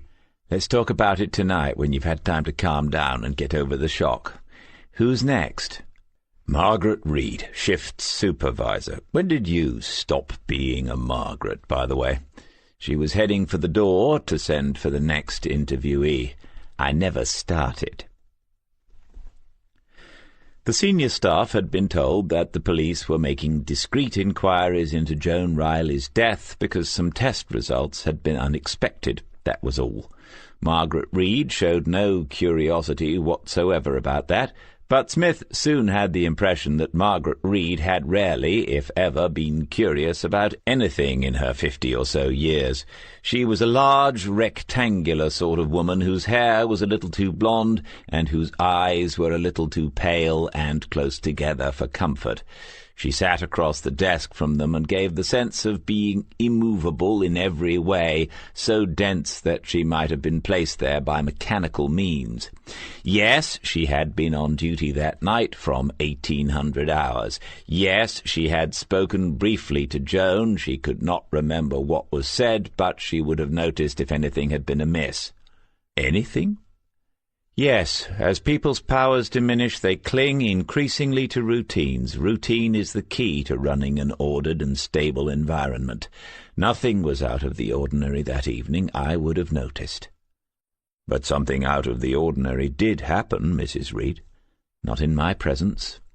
When pushed, not the most straightforward of tasks, she thought that it must have been close to 7 o'clock, or 1900 hours, when she last saw Joan. She was sitting on her bed. No one else was in there at that point. After that, she, Mrs. Reed, Smith wondered briefly and sympathetically about Mr. Reed, there was a wedding ring, had returned to her office and worked on the week's records, as she did every Saturday evening. At just after 2100 hours, the alarm on her pager sounded, and she went onto the corridor to see what had happened. Maggie had taken over the interview. Smith glanced at Mrs. Reed occasionally, wrote something into his notebook once, and studied the darkening afternoon outside through the window. When you arrived at Mrs. Riley's room, who was there? Cayley Green and Kypros Kazlaus. She pulled a face of irritation, presumably at her inability to pronounce the name. What were they doing? They were standing there waiting for help. There was nothing else they could do. Mrs. Riley was obviously dead. Sitting in her chair. Yes. Where was she when you saw her at 7? On her bed. I believe that you wrote that down when you last asked me. Smith looked away from the window. Mrs. Reed, would most people here say that you were good at your job? I believe that they would. So is my colleague. The woman bridled and glared at Smith, who held her gaze until she looked away. Were any of the residents present in the corridor as this was happening? Was anyone taking an interest? She hesitated and made a show of recalling the events. There are often people wandering about. It's what some of them do, but I don't think any had realized what was happening at that point. I don't recall anyone in particular. And what kind of person was Joan Riley, Mrs. Reed? I don't see the relevance of that sort of question. As a supervisor, my role is to keep a profession. Smith said, I don't expect you to see the relevance of all our questions, Mrs. Reed, but I would like you to try and answer them nonetheless, as a professional. If anything, the woman had grown larger since the interview had started. She now looked as if she might burst as a result of some inexplicable inner pressure. Mrs. Riley was not a troublesome resident. Not someone that you got to know well, I assume. As I was trying to say earlier, it is important to keep some professional distance. Maggie said, Did she have friends amongst the others on the first floor? Oh, yes, she was part of a group that kept each other company every afternoon. The famous five? She was surprised when Smith said that and only nodded an answer. Perhaps you'd be good enough to give us the names of that group. If we can focus on Joan's closest acquaintances, it might mean less disruption for everyone else. Nancy Bishop, Martin Collins, and Mr. Greenwood are the ones who remain. I assume that's Mr. Ralph Greenwood, whom I met in the social room this afternoon. Again the pale stare narrowed onto the face of the small and rather undistinguished-looking detective. For someone who had only been in the building for a couple of hours, he seemed to have made himself surprisingly familiar with what went on there. Yes, it would be. Thank you, Mrs. Reed. We might need to talk to you again, but we will avoid it, if at all possible, what with you being as busy as you are. When she had gone, Smith pulled across Maggie's notes and copied the names into his book, while she got up and switched on the overhead fluorescent strip. The office had grown gloomy during the last interview, and outside in the car park the yellow sodium security lights had switched themselves on. I think it was Mrs. Reed's warm personality that got her to where she is today, Maggie. Agreed, and I think she was beginning to take a real shine to you. Who is this Mr. Greenwood? Him she did not like, and she didn't try to hide it, professional distance or not. Having met both, I can sort of see why they might not get on. I'll introduce you tomorrow, and see whose side you're on. Let's make a list for the morning and sod off back to the station. I need to ask Ma'am a bit more about her meeting with the family yesterday, and I've got a hot date tonight. Chapter 7. John, 6 deaths in the past year. Is that a lot? I don't know. In a randomly selected 50 people from the general population, it would be, but what's the average age in there, 80? Waters thought about it. I could probably find out. There must be a statistical algorithm for it. What do you think? John Murray didn't think about it for long. No, just copy out the names and give them to DC. He watched as Waters highlighted parts of the screen in front of him, and then the printer in the corner began chattering away to itself. I suppose I could email this to him. Be quicker. No, it wouldn't, because then you'd have to find him to tell him to check his email, and then you'd have to explain to him again how to do it. Best to give him a piece of paper. Waters had settled in quickly, not just in this room today, but into the station and its way of life. DC had rated him from the start. John Murray, naturally cautious and taciturn, had reserved his judgment, but he could see it now. They had got through the first lot of information requests almost too quickly once there were 2 of them on the case, but when DC and Maggie called in and asked for criminal record checks on the whole staff list, they suddenly had something to get going with tomorrow. He stood up to stretch his legs and smiled to himself. The boy was on the home page of the Office of National Statistics. Chris, I've got a late duty. You can clear off whenever. Go and see that young lady. Waters nodded vaguely, preoccupied, and Murray wondered again what would have happened that night if he had not been caught up in the traffic jam that prevented him from getting to D.C. and Petar Subic.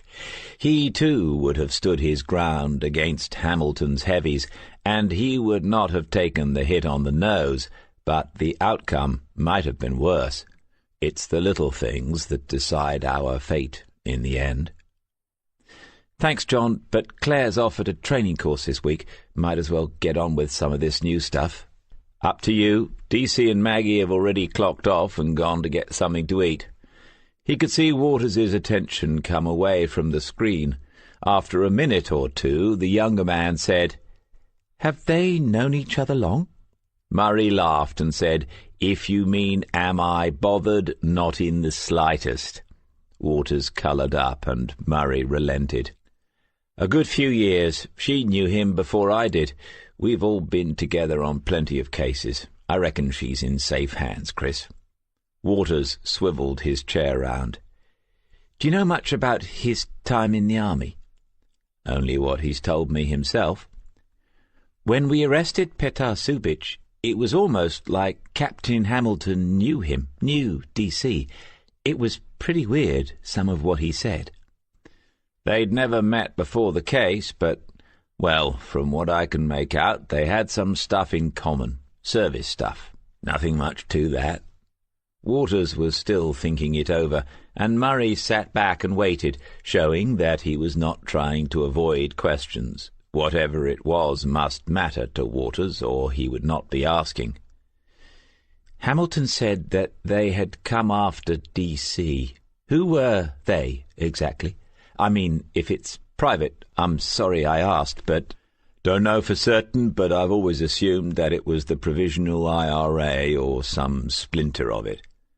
"What happened?" "The first time they booby-trapped his car. The army was called in and they closed half the town where he lived for a day. This was before he came to live in Lake." "The first time it happened again?" "The second time they sent a girl.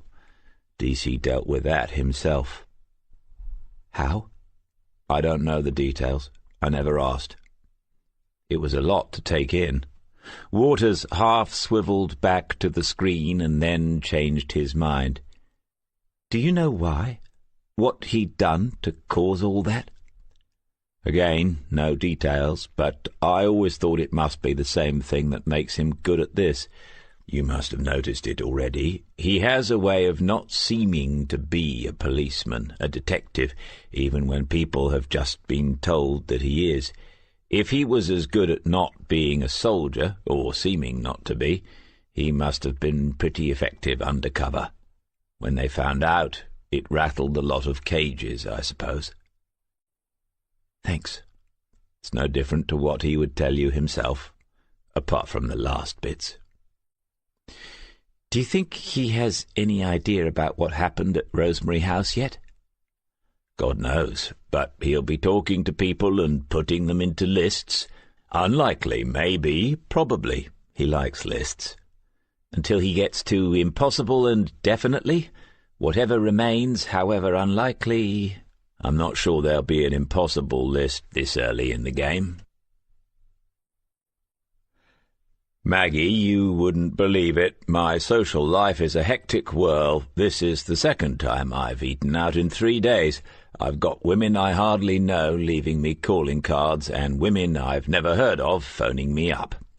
He took another forkful of the rigatoni and shook his head as if things were so serious he would have to take steps to slow himself down. Maggie Henderson smiled and ate a little more of the aubergine in tomato sauce. Smith had ordered for them both, pronouncing the names of the dishes in a convincing Italian accent, much to the pleasure of the waiter. She had teased him about it as they waited for the starters, and he had been quite forthcoming, more so than usual, making her even more certain that something was on his mind. He had told her that when he was in Belfast he had gone out with an Irish-Italian girl. From the way in which he talked about it, it must have been something more than a casual thing. He had spent time with the girl's family and learned the accent, if not very much of the language. "What happened?" she had asked. Irish-Italian in Belfast, and me in the army. It wasn't likely to work out in the long run, was it? But she was a lovely girl. What was her name? Katrina. They ate in silence for a minute or two. And then you met Sheila? Not exactly. We sort of knew each other before, right back to sixth form days. Used to wave at each other from passing buses and wonder, that kind of thing. We lost touch when I joined up, and then, when I came back for good out of the service, she was one of the first people I met, and, well, everything was different. One of those meant-to-be things. Yes. After all this time, the mention of her name could still affect him. Maggie felt sad for him and envious at the same time. Was there anyone out there in her own romantic past who would still react like that at the sound of her name? A selfish thought, she told herself, thinking about John back at the station, good, honest, dependable John Murray, who had been something of a salvation for her when they finally teamed up more than 4 years ago now. She was about to mention the case, as it was the supposed reason for having this meal, when Smith said unexpectedly, "And as well as being pestered by ladies, people keep offering me jobs." When she inquired, he told her about both opportunities. She had never worked with Dougie Waters, but remembered him, and knew that he had been a DI on the Andretti case when Smith himself was running it as DCI. DC told her the details, as they had been put to him by Dougie, and she was unable to read how he felt about the offer. The serious crimes work he seemed to have dismissed already. She asked him why. "Well, it's partly an age thing. Sorry to bang on about that, but me and Charlie Hills are the granddads now, aren't we? As a young man, it's the dream job, getting into an elite squad, chasing the serious villains all over the country. But I've sort of done it, worn the T-shirt, they say, don't they? Do I really need to be spending nights in cheap hotels or boarding houses to keep the costs down, and stepping on the toes of the local boys who were often onto something already? There's a lot of resentment when these squads come barging in. I reckon I'm happier just being of the local boys, being resentful." "And the other thing? What about leaving the force?" He wasn't ready to talk about that in the same way, and Maggie concluded that this was because he was considering it more seriously. She said, "I can't imagine King's Lake without you." "Yes, but can you imagine me without King's Lake?" It was a serious question. She realized then that there was perhaps no one else to whom he could ask it. Not now. He had sisters, but they lived far to the south, and he never mentioned them. He was an uncle, but she did not know how many times or whether he ever saw those children. His parents were both long dead. Who else was there, apart from his few friends at work? "DC, this might sound weird, but I'd like time to think about that." He looked almost relieved, and said he could give her up to 5 years. "So, what did Alison say about the family when she visited them?" Somehow, "We'll just have a starter" had turned into a 3-course meal. She hadn't realized that Smith had a sweet tooth, but when he was told by the waiter about the exceptional sticky toffee pudding, he had shown little resistance, and she felt duty-bound, despite her dieting, to venture with him at least as far as the tiramisu. Understandably upset was the phrase. She confirmed what we found in the visitor's book. They did see her that morning before the daughter went off to London, they being daughter and son-in-law. Do we count that as an opportunity? Theoretically, they could have left the old lady a last nightcap. Does that work for you? Would an old dear be likely to sit there all day, planning the best time to take it? Assuming she knew what it was, of course. This isn't becoming any clearer for me yet. "And you've already said that the place isn't secure. Someone could have gone in unnoticed, but then they would have to get along the corridors and into the room and out again without being seen." We haven't spoken to everyone yet. Maybe somebody was seen. We can check the daughter's alibi easily enough. It's the size of a coach party. Might be worth speaking to Mrs. Riley's son-in-law to see what he did with the rest of his Saturday. Ma'am did warn them that someone else would need to follow up her visit. She hates it when you call her that. I know. The pudding was all that Smith had been promised. He took the spoon around the bowl one last time, and when he looked up, Maggie was smiling at him, as if she had discovered one of his guilty secrets. It had been a pleasant evening. There was no reason why he shouldn't eat out more than he did. It wasn't as if he couldn't afford it. With the mortgage paid off years ago and only himself to worry about in the monthly bills, cash was steadily accumulating in the bank account, and a little company was nice, though he couldn't ask Maggie too often. He wondered what sort of food Marcia Williams liked, apart from Moroccan. You say it isn't becoming clearer, but we have narrowed it down quite a bit, I'd say. You mean the time frame? True enough. Between 7 and 9, if the redoubtable Reed is to be believed. Actually, I reckon we can do better than that. The place seems to have no shortage of people able to pronounce that death has occurred. Perhaps they get trained in it. Anyway, if Mrs. Riley had not imbibed before Reed saw her on the bed, let's assume she hadn't, she took it some time after, but not too long after. My contact in the mortuary tells me that the potion she drank would have affected an elderly lady in a matter of minutes, but Fordy was certain that when he saw the body she had been dead for a while. That was what, 9:30? He was there quickly, only being down the road, probably at the chip shop. How long is it before a dead body starts to look really dead? I don't know, DC. This isn't very scientific, is it? No, but we don't have scientific data apart from the basic stuff on the doc's report. What was she up to, by the way? She saw something that stopped her from nodding it through, but there's sod all in the report. Someone else we need to speak to. Where was I? Bodies that look really dead. Right. Joan died sometime between 7:30 and 8:30, I'd say. We need a list of everyone who saw her that evening, up to the time she closed the door and said, "Goodbye, cruel world."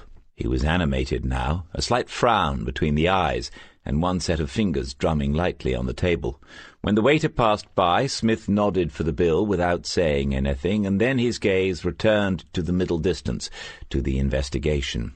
Maggie knew that a part of him wanted to go back to the station now, pin up some sheets on the boards, read files, and knock on someone's door late in the evening. In times past, that's exactly what he would have done. You think that's what is behind it? That she went willingly? That it was suicide? Assisted. I think we're looking for a bad Samaritan. 70-30 on that until we find another motive, and a better one. We need to ask about the estate as well. DC, it's 8:30. Let's go home. Chapter 8. If they tried to speak to everyone, residents and staff, there would be more than 70 interviews to carry out in addition to the ones that they had already held. It was hardly feasible with just the two of them. The next morning they agreed that a better approach was to concentrate on the duty staff for the evening shift of the 6th of December, and then Joan Riley's closest acquaintances among the residents, Nancy Bishop, Martin Collins, and Ralph Greenwood, the remaining members of the famous five. After that, they could decide whether they needed to widen the circle of interviews. Outside of Rosemary House, they needed to speak to Joan's immediate family and to Dr. Miriam Tremuen. Kaylee Green was on the evening shift again, but agreed to come in straight away.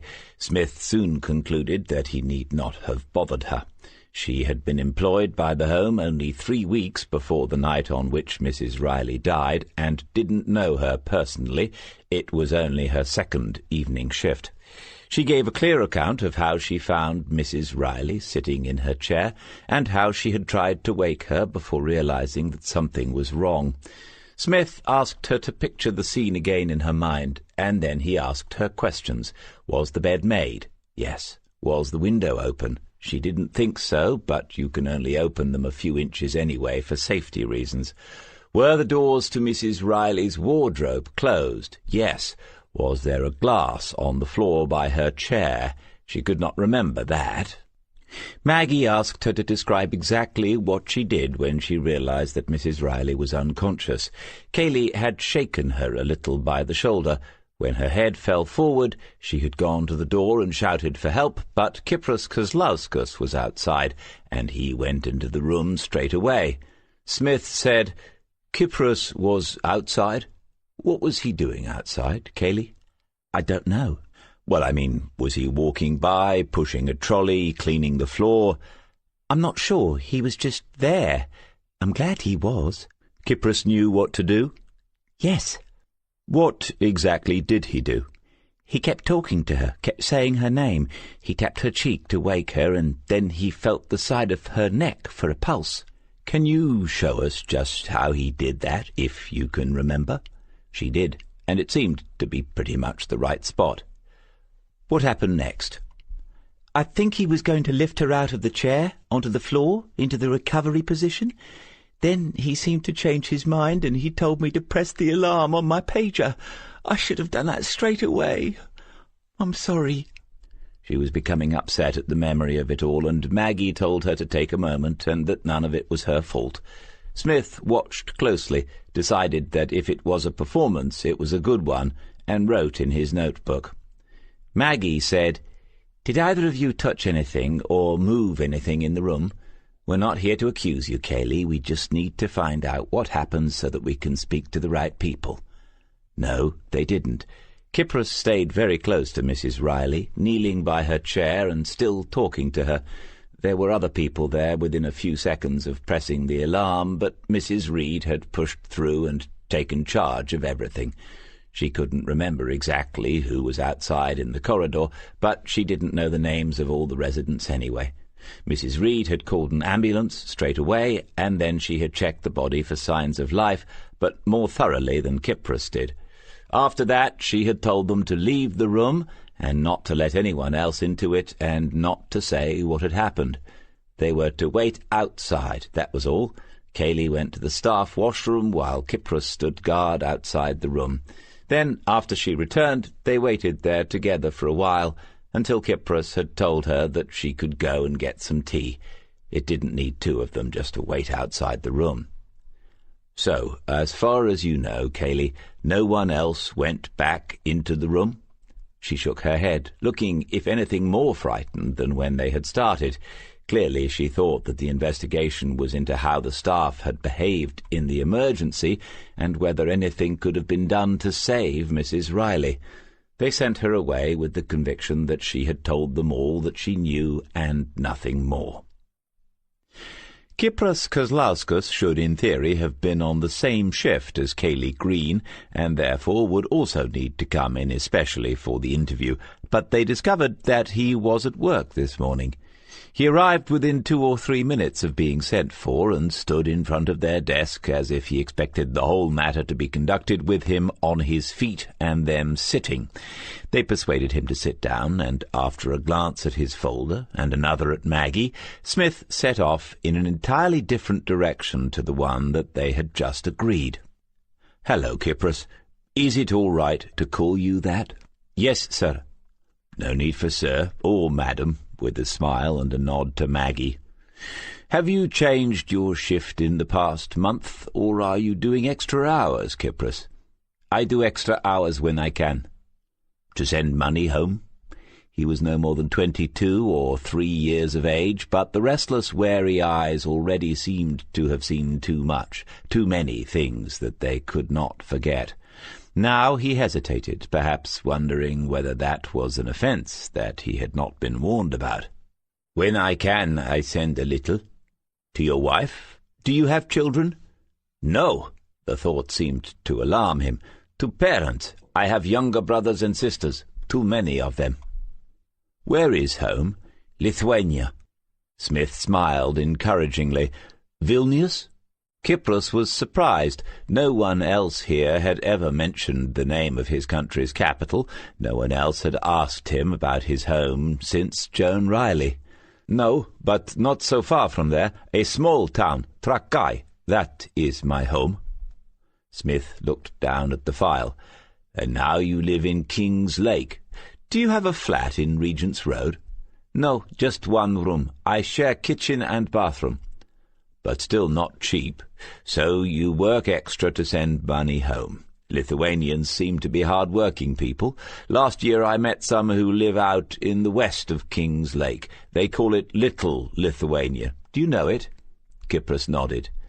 I met Andreas Radvila and his family. Very hard-working people. We had tea together. Do you know them? Not Andreas, but his son, Tomas. I know him. We study together. Back in Trakai? No, here in evening class. I see. That would have been quite a coincidence. What are you studying here? Tomas studies mathematics, A-level. He is very clever. Maggie said, Do you study maths as well, Kypros? No, I am not clever. I cannot do maths. What do you study? I study for certificate in care. Smith nodded and made a point of writing something down. Good. So for you this work is not only to make money, it is a career? I hope so. We are hoping that you can tell us about what happened to Mrs. Riley, Kypros. I'm going to be completely honest with you, as I think you are being with us. Okay? Kypros nodded, a little less wary than he had been 5 minutes ago. Okay, then.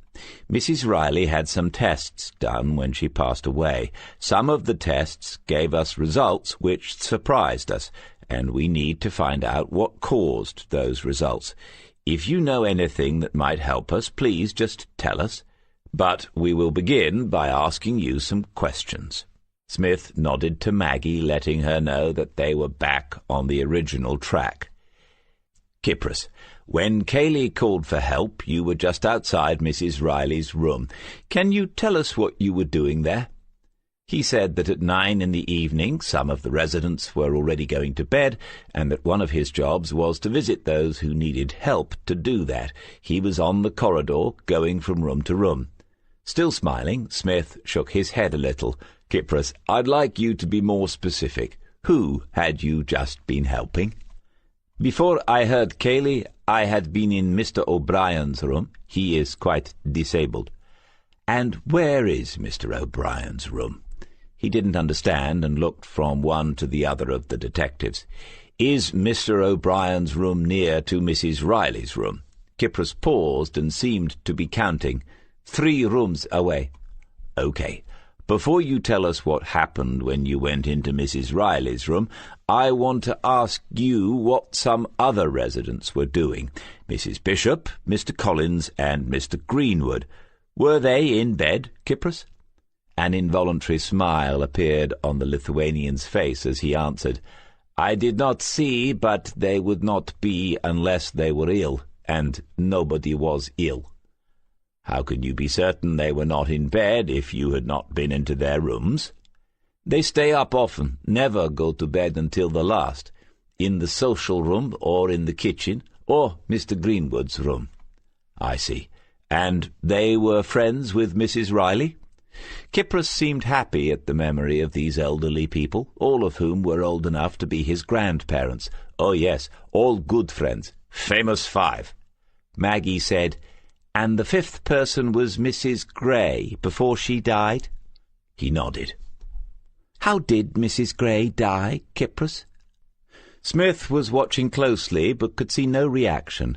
Kypros said that she had been found dead in her bed one morning after she had failed to appear as usual for breakfast. He had been on duty, but had not been involved. When Maggie asked if Mrs. Gray had been ill before she died, Kypros told them that she had been very frail in her last few weeks, but he did not know what illnesses she had at that time. His account of what happened when Cayley called him into Joan's room matched closely what the girl had told them. He admitted touching the body several times in his attempts to wake her, and yes, he did begin to lift her out of the chair to put her into the recovery position. Smith asked why he had not done so, and he answered after a pause that he knew it was already too late. Then Maggie asked him to describe exactly what was there in the room that evening. His answer was surprisingly detailed, and as she listened she was aware that Smith had glanced across at her to see if she had noted the same thing. It was Smith who asked the next question. "Kypros, the glass on the floor, was it on the right or left side of the chair?" "Left side." "Do you know whether Mrs. Riley was right or left-handed?" "She was left-handed." Smith wrote in his notebook, which Maggie took as a signal to carry on. "You are very observant, Kypros. We wish more people could help us this much. Was there anything you thought was unusual? Anything at all, even a tiny thing?" For the first time in some minutes there was hesitation. Smith stopped writing and looked up. "What is it, Kypros?" "It was her favourite chair, but not in the usual place. She had two chairs. The one for the visitors was usually by the window, not this one." "Okay. Where was her favourite chair usually in the room?" "At the end of the bed, a big basket chair with high back. This was her favourite." "Anything else about the chairs?" "The one she was in when she... Not in the usual place, as I say. It had been moved to the window." "Moved how?" "Turned around and moved across the floor to face the window, and the other chair was by her bed. They had been moved, both chairs." "Could Mrs. Riley have moved the visitor's chair, Kypros?" He thought for a moment before nodding. "Could she have moved the other chair, her favourite one?" "No. Too heavy for her." "Did Mrs. Riley ever ask you to move her chairs in the room?" "No." "Had you ever seen Mrs. Riley's chairs moved around like that before?" Again, no. When Smith asked if there was anything else like that he could tell them, the answer was an immediate shake of the head, as if Kypros Kozlauskas thought that he might already have said too much. Smith thanked him and complimented him again on being such a helpful witness. "Okay, Kypros, I think we're almost done. After Mrs. Riley was found, Miss Miller asked you to wait outside Mrs. Riley's room to make sure that no one else went into it. Is that right?" "It was," he said. "So can you tell me who the next person was to go into the room?" Kypros thought carefully before he answered. "Miss Miller came back with a policeman. They go in and he looks at things. Then the doctor comes to examine, and then the room is locked again, waiting for the ambulance men." "And you stayed outside, so no one else went into the room, which was locked anyway. That's pretty clear then. Thank you." Once the impression of an ending had been created and Kypros was half out of his chair, Smith spoke again. "Before you go, Kypros, tell us about Mrs. Riley herself. It helps us to know about people, and I think that you knew her well." The compliment encouraged him. Mrs. Riley, she was a very kind person to everyone. She was a clever person, knew many things about history and geography. She knew about his own country and how much had changed in Europe since the war. Mrs. Riley had good friends here and a family that came to visit her every Saturday and sometimes also in the week. Mrs. Riley cared about others and was a generous person. In the silence that followed, Smith rubbed a finger across his chin and wondered how long it would be before Maggie asked the question that he knew both of them were considering. The answer was about 5 seconds. "In what way was she generous, Kypros?" He stumbled a little over his answer, his English suddenly seeming to deteriorate. "She was very kind to everyone, helpful to everyone. Not mean like some. Very kind." They let him go, and then Smith went out to fetch coffee. They would need it. There was, finally, something to talk about. Despite his heartfelt desire not to interview Mrs. Reed any more than absolutely necessary, Smith knew that she was right about at least one thing, the importance of routine in any institution. For the elderly, it probably took on a particular significance. He even thought briefly about his own habits these days, before focusing on what Kypros had just told them. Any deviation from the norm was worth exploring, and there seemed to be some here. First, Mrs. Riley had gone to bed earlier than usual, and at that point Maggie had corrected him. Mrs. Riley had gone into her room alone earlier than seemed usual, but she had not gone to bed. The people with whom various witnesses had said she invariably socialized had left her alone that evening. They would need to ask about that. Second, she had been found sitting in her favourite chair, but it was not in its usual place in the room. Maggie had told him about her own father, and the importance of the chair. As the world of the aged shrinks, the items that remain within it take on greater and greater value. The chair becomes the tiny territory from which what remains of our lives is viewed, an eerie, a lonely crag. Smith gave her a quizzical look and said that he would not write that down, but that it was very poetic. Third, the chair itself had been placed in front of the window that looked out at the golf course with its greens and trees, and at the large wooded gardens beyond. They spent several minutes discussing the possible significance of this. Some elderly people do spend their days looking out of windows, but it seemed that Joan Riley had not been one of those. She had been quite sociable, with a circle of friends, someone who enjoyed contact and communication, and yet on this particular Saturday she had sat and presumably gazed out of the window as she died. "Taking her last look at the world," Smith had ventured.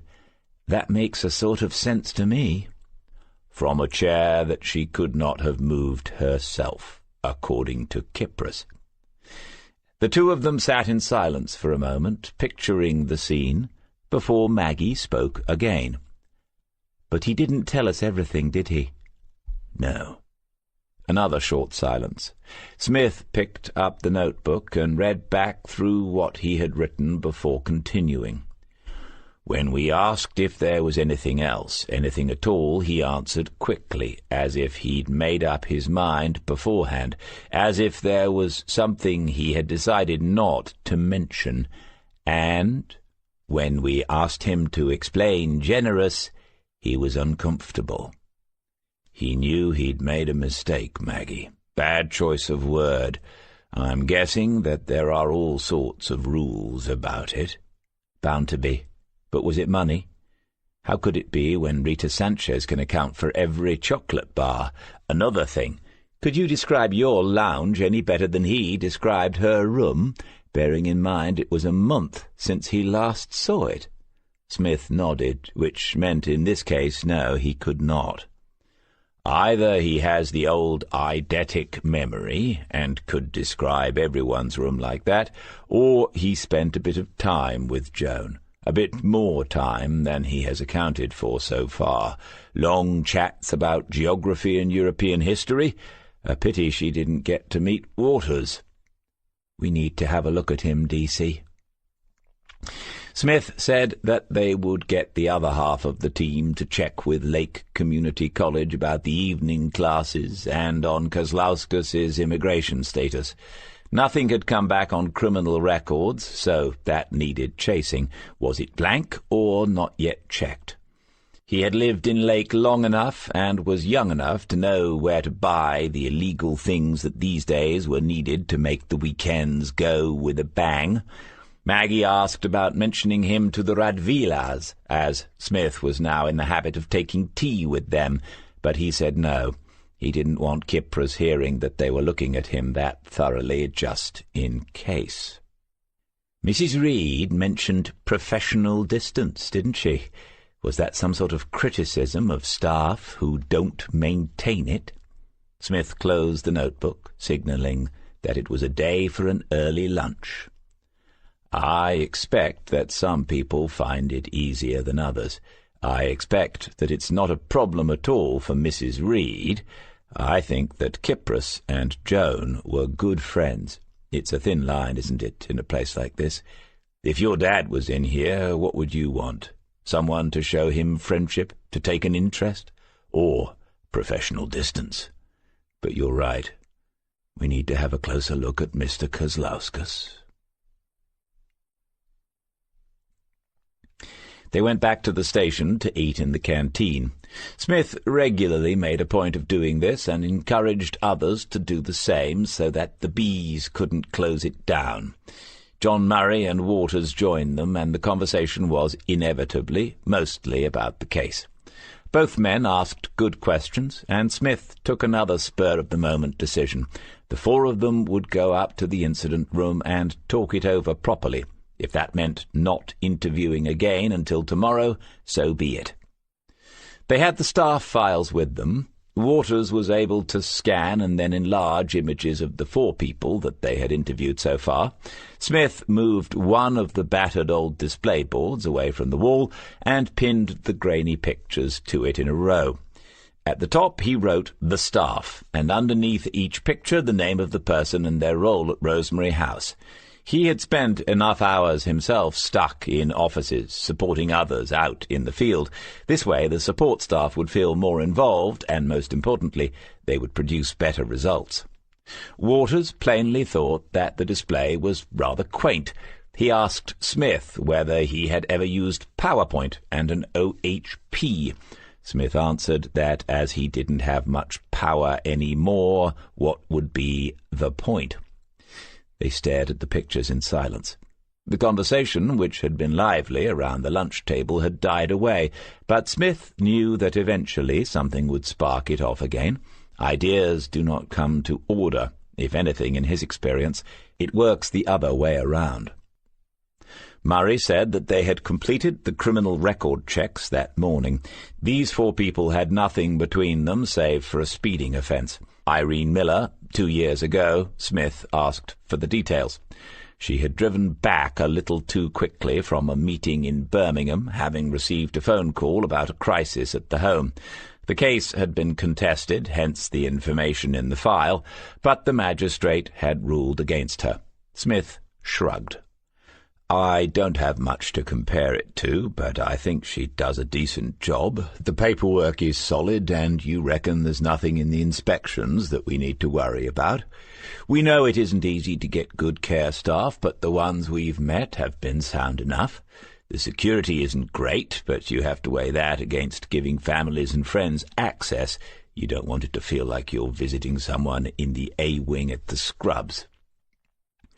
Then they talked more about Kypros Kozlauskas and decided that he would be the focus for the support team next. Murray told Waters what he knew about checking immigration status, and Waters pointed out that he had already done that for the Subich family. Smith did not intervene.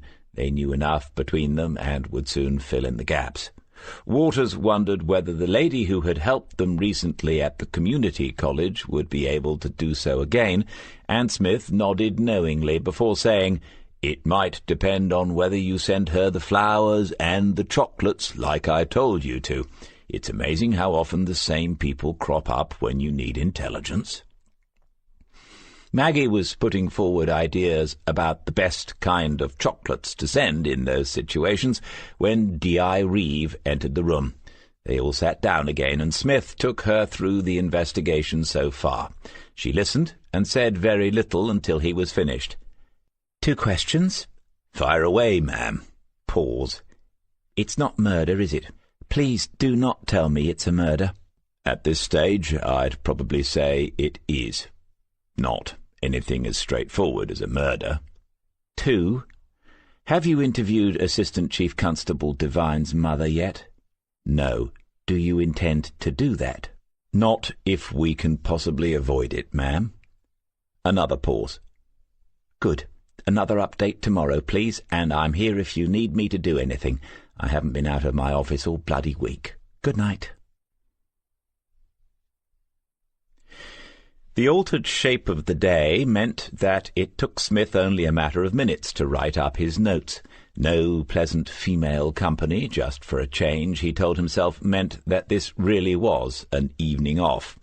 He had cooked for himself a version of the rigatoni he had enjoyed along with some chicken, and now he was contemplating a glass of the 12-year-old malt that his sister Elaine had sent him for Christmas. The decision was not in doubt, but the contemplation was an important part of the enjoyment. There is a little zen even in the drinking of whisky. It was also time to listen to Rory again, after the talking about Belfast. He took down the triple CD box set Let's Go to Work, a title that said everything about the man, and selected from it the Irish Tour of 1974. The sound system had been their shared luxury, and every time the drawer slid smoothly, invitingly open, he thought about her and the never-ending, good-natured arguments about what should be played next in the long evenings together. He was no more than 3 minutes into Cradle Rock when the telephone rang. "Good evening. Is that Mr. Smith?"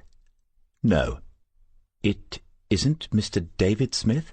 "No, my walls are insulated, as is my loft. No, I have never been sold payment protection insurance. No, my car and house are comprehensively covered. No, there is nothing wrong with my computer. Windows was functioning normally the last time I looked. No, thank you." "And no, I'm not selling anything, Mr. Smith."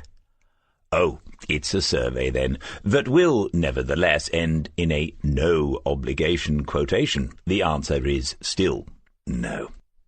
"My name is Joe Everson, Mr. Smith."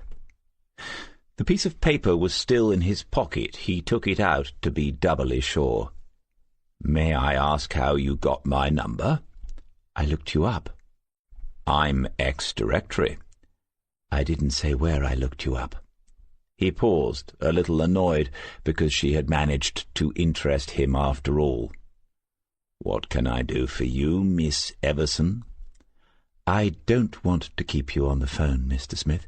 I'm sure you haven't been in long. I know what the job is like. I just wanted to introduce myself."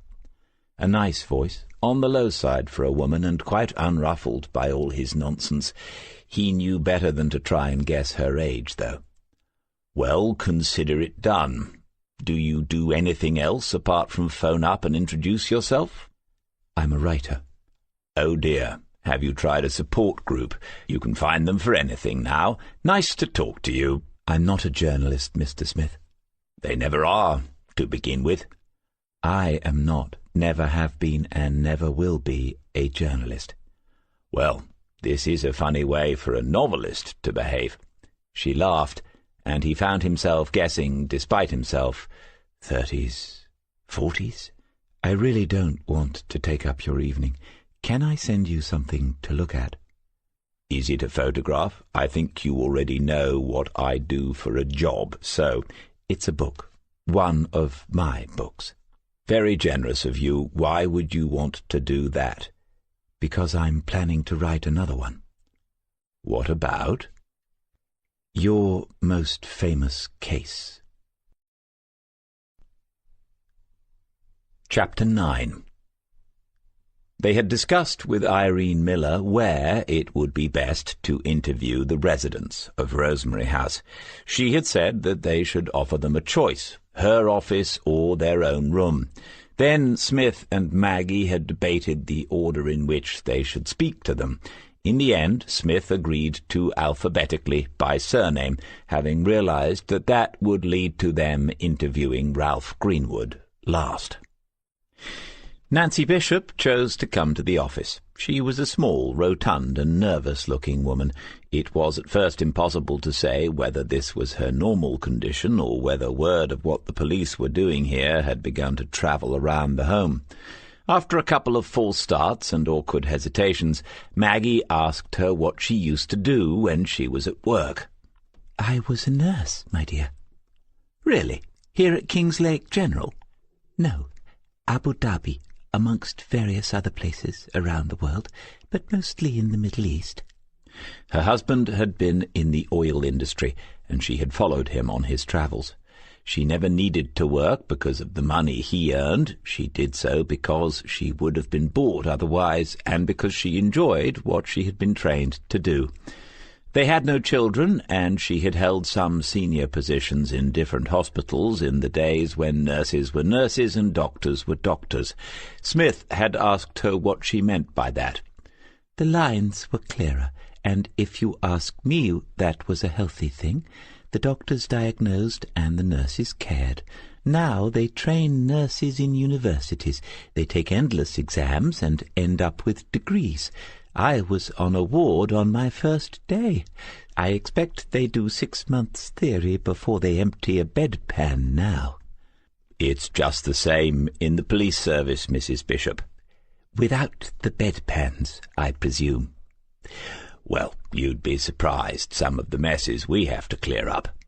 She gave a small squeaky laugh, and Smith asked her if she would like a cup of tea. Maggie went to fetch one, and Smith chatted to Nancy Bishop about her life in warm, exotic places. Outside he could see the sky was snow-grey again. The whole country was waiting for it to fall heavily, as the forecasters were predicting it must. Over their cups of tea they moved on to the business in hand. Yes, Joan had been a good friend during their time together in Rosemary House, almost 2 years.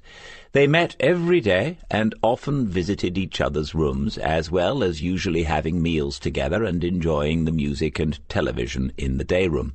Smith said, "Is that what the staff call the social area, the large room at the end of the corridor?" It was. Maggie said that the staff had already told them about the regular group, the famous 5, who sat there together every day, but Nancy Bishop's reaction was not what they might have expected. "The staff told you, did they? Well, I don't suppose they are so bothered now. It's just the 3 of us." "Bothered, Mrs. Bishop?" "You may call me Nancy." "Bothered, Nancy?" "They didn't always approve. They tried to break us up, make us socialize with the rest, but we never shut anyone out. Anyone could sit down with us, and if they chose not to, that was their problem, Ralph used to say. Mrs. Reed did her damnedest, but she didn't get anywhere." For a moment there was a glint of battle in her eye. Maggie said, "We spoke to Mr. Kozlauskas. He seemed to know Joan very well. He never mentioned any problems." "Oh, Kip is different to the rest. We made him an honorary member." They asked her about the last Saturday afternoon that Joan was alive. The 4 of them had sat at their usual table in the day-room. Joan was the only one to have had a visit that day from her daughter and son-in-law in the morning. They came most Saturdays. She had talked more than usual about her daughter and her grandchildren, but everything else was perfectly normal. They had discussed the news in the papers, with Ralph reading out things for them to complain about, the world being what it is today. They had afternoon tea together at 4 o'clock and went off to their rooms as they usually did. Joan had said she was tired, but when you are getting on for 80, that's perfectly normal too, isn't it? "And you didn't see Joan again, Nancy?" "No, I'm sorry to say that I didn't." "What did you do that evening?" She blinked once or twice and frowned as if trying to recall. "I stayed in my room." "So your group didn't get together on Saturday evenings, have a bit of a party?" She managed only a half-smile at his joke. "Sometimes we did, but not that Saturday." Smith stopped the interview there, so unexpectedly that even Maggie looked surprised. Nancy Bishop seemed to hang back a little, as if she had more to say, or as if she would like the chance to answer the last question a little differently, but Smith simply escorted her to the door and asked if she would be able to find her own way back to the floor. As she left, he said that they might want to speak to her again. "What just happened, DC?" He was at the window, arms behind his back, one hand holding the opposing wrist, standing, Maggie realized, at ease in the military fashion. She had seen him do it many times, but only now understood its significance. I wanted her to leave with the feeling that she might have made a mistake. Behind him, still seated, Maggie pulled a momentary face of surprise and sipped at the last of the tea, which had grown cold. I always imagined you'd be kind to little old ladies. If he thought about her remark, he never showed it. He was somewhere else now, and all she could do was wait. If someone I'm interviewing tells me it was perfectly normal, on a good day I'll just assume they were being careless with language. I say careless because nothing ever is perfect or normal. But if they tell me it was perfectly normal twice in a minute, I start to assume that it isn't carelessness. Someone who does that is just too anxious to convey that there is nothing for me to worry about. That's when I start to worry. She hadn't seen it, and neither was she entirely convinced. It seemed such a slight thing, and yet she had seen Smith catch people out with less than that. She did have something of her own to offer, though. Another little break in the routine as well, Joan talking more than usual about her family. And then, not only does Joan stay in her room alone, so does her friend. I wonder what the other two did that night. I suppose we will find out. Maggie looked up. Something in his voice was different. With Smith's profile half turned away, she could not see his face, but as she watched, she saw him swallow awkwardly, with difficulty. She didn't know what to say. When he finally turned away from the window, he seemed to be himself again. I wonder how much of this carpet D.I. Reeve and Superintendent Allen would like us to lift up. Just a corner, a little bit of work with the hand-brush, or do we spring-clean the whole room? You really think there's something here? More than whatever happened to Joan Riley? I think we'd better send for Mr. Collins. I'd like to speak to him before he speaks to Nancy Bishop. Martin Collins had also chosen to come to the manager's office to be interviewed. He sat down heavily in the chair and was a little breathless for some seconds. Both detectives waited until he was able to speak without difficulty. Time and his own weight had bent him somewhat, but Collins was still a large man. In his prime he had stood over 6 feet. His big hands rested on the arms of the chair, and his eyes, after looking at them both, eventually rested upon those of Smith. "Thank you for coming, Mr. Collins." "Aye, well, I didn't think I'd had much choice in the matter. If I didn't come to see you, you were coming to see me." "Absolutely right, sir." The vowels were flat and northern, but not far to the north. Smith guessed Sheffield or somewhere nearby. The man nodded slightly at the detective's honesty. "Do you know why we need to speak to you, Mr. Collins?" "Something to do with Joan." "Yes, it doesn't look as if she died of natural causes." Martin Collins narrowed his gaze and looked down at the surface of the desk with its papers and open files. "I'm not quite sure what you're saying, Sergeant, is it? Are you saying somebody killed her? If so, that's—" "No, Mr. Collins, that's a different thing from what I said, isn't it?"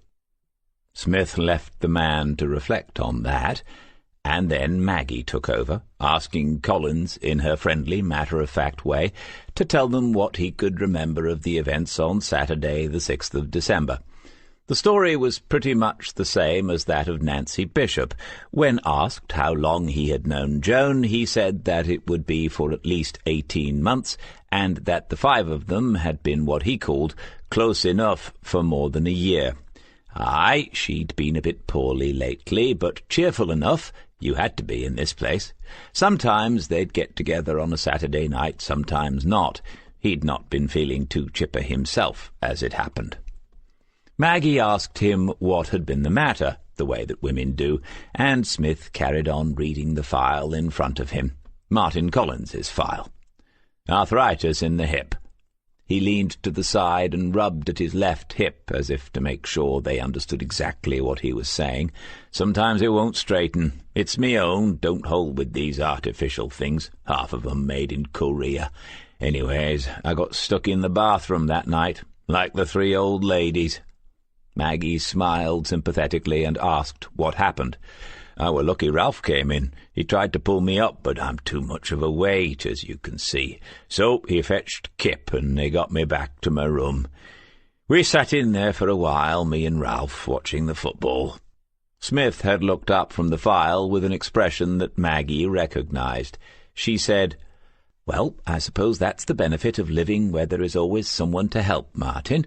Who was it you said that got you out and back to your room?" "It were Kip. He's the best of the bunch." "Yes, we've already met Kypros, Martin. About what time was it that he came to help you? Can you remember? We're just trying to find out where everybody was that night." "I can't be exact about it, but football were on when we got back to my room. He pushed me in a chair, like, so it must have been 9:30 or so." "How long did it take, Mr. Collins, to get you out of the bathroom and back to your room?" He looked at Smith, almost as if he had forgotten the other detective was in the room. "No more than 5 minutes, I'd say." "And did Kip stay in the room, watch a bit of the footy with you and Ralph?" "No. Well, a minute or two, maybe, just making sure I was all right. But I was, Ralph being there and all. And this was definitely some time after 9 o'clock that evening." "Aye."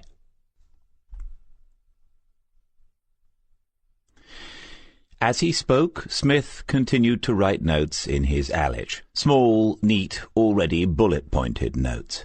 "We specifically asked him, did you stay outside the room? Did anyone else enter the room? Did you wait there as Miss Miller asked you to? Who were the next people to go into the room?" Agreed. It's possible that he forgot about helping Martin Collins. On that night, no. He'd remember the dilemma of deciding whether to stay where he'd been told or to help a resident. So why lie about it? All sorts of reasons. Most likely he feels guilty about deserting his post, that sort of thing. But it means that the room was unguarded for a few minutes, with Joan Riley's body inside. But still locked, DC. He looked at her with a flash of impatience and irritation. There were downsides to working with him, and this was one of them. You could feel stupid at times if you were not keeping up, and he would not hesitate to leave you behind if it meant closing down a case more quickly. Okay, keys. A member of staff could have gone inside. Or a resident who'd got hold of a key.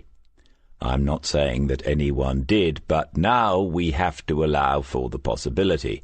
Why would they? Again, we don't know, but maybe to tidy up, to check that nothing had been left to incriminate whoever helped Joan Riley out of this vale of tears.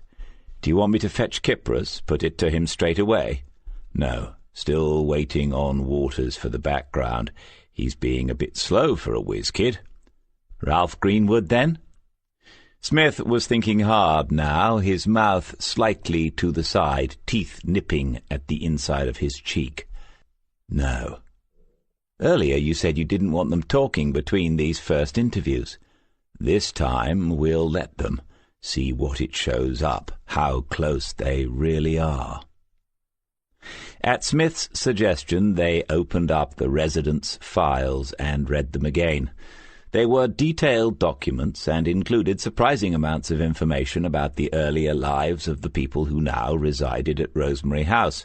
Smith thought about that and concluded that it enabled the staff to find connections and subjects of conversation with the residents.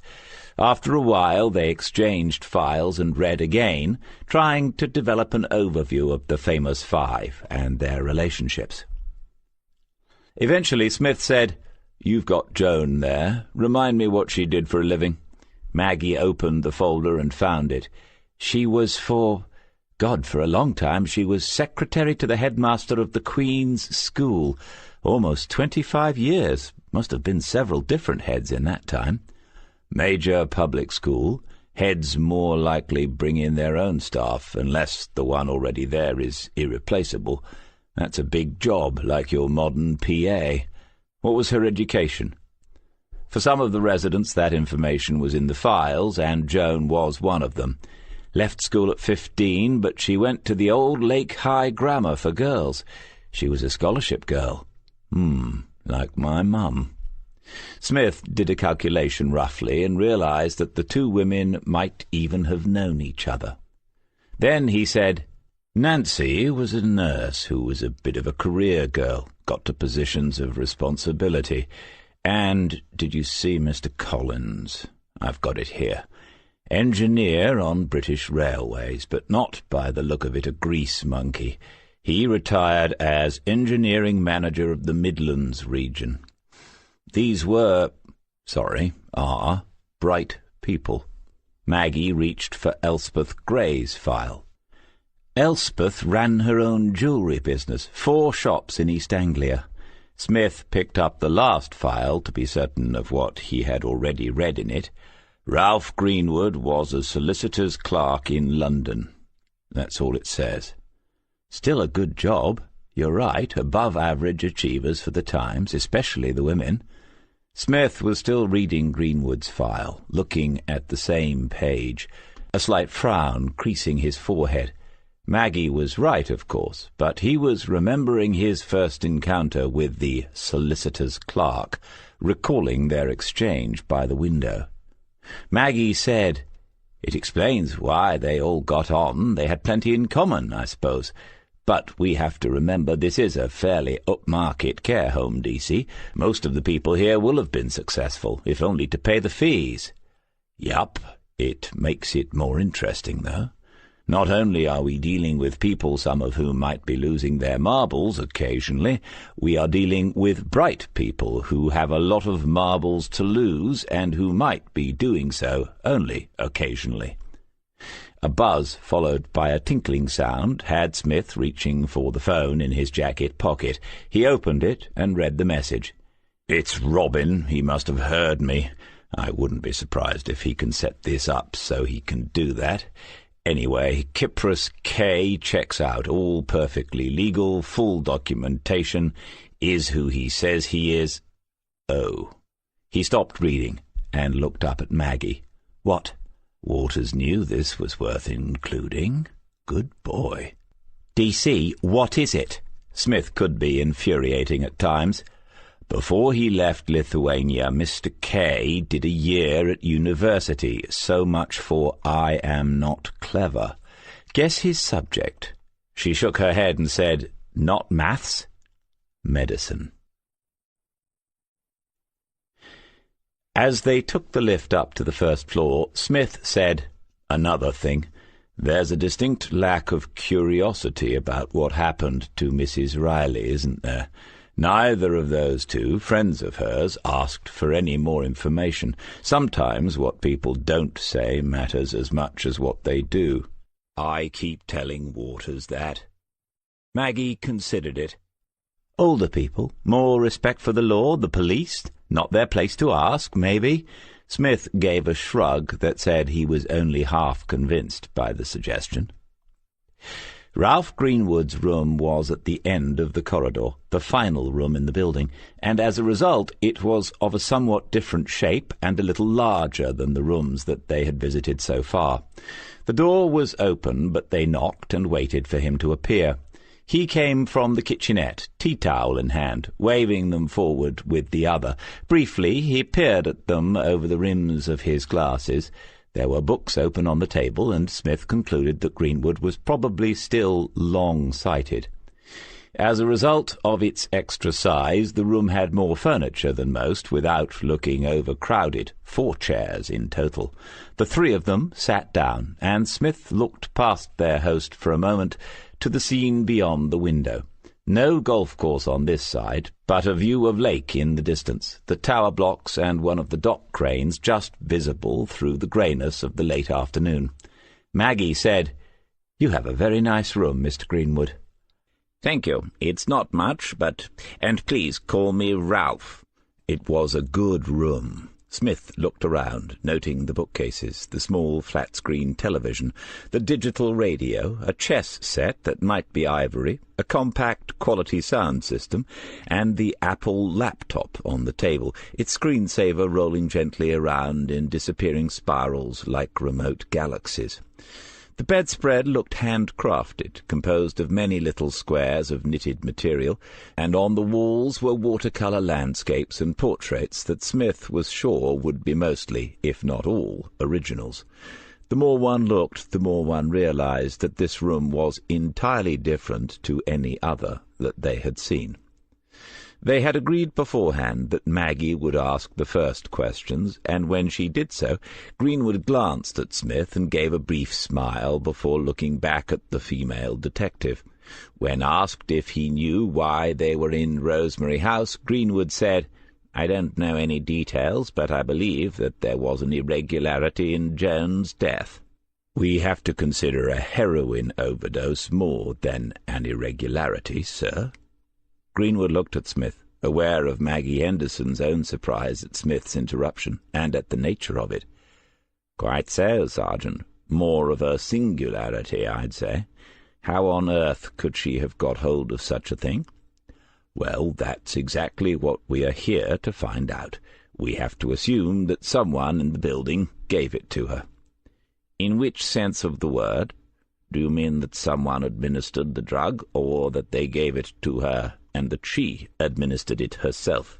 "At this point it makes no difference to us, as it happens. Both acts are illegal under English law." Greenwood smiled again, and Smith, despite himself, heard the pompous echo of his words. "Indeed they are. You must forgive me if at some point I seem to be enjoying this as a diversion, but we get so few here, as you can imagine. And Joan herself enjoyed a murder mystery. Isn't that ironic? How can I help you both?" His account of the 6th of December squared perfectly with that of Martin Collins, except that Ralph Greenwood could add more detail, such as which match had been on the screen when Kypros had been in Martin's room for a minute or two. He told them the time without being asked, and mentioned that he had realized something had happened when the trolley was wheeled along the corridor later that night, though obviously he did not know who was involved until the following morning. It was all very sad, but one had to remember that here everyone was living in the departure lounge and flights left with monotonous regularity. Was there anything else he could tell them? When they stood up to leave, Greenwood saw Smith looking at the chessboard. He picked up a piece of pawn and handed it to the detective. As he suspected, it was made of ivory, and he nodded, impressed. "Before you ask, Sergeant, it is sights cleared?" "The thought never entered my head until you put it there, sir." Greenwood said, "Do you play?" "I have done."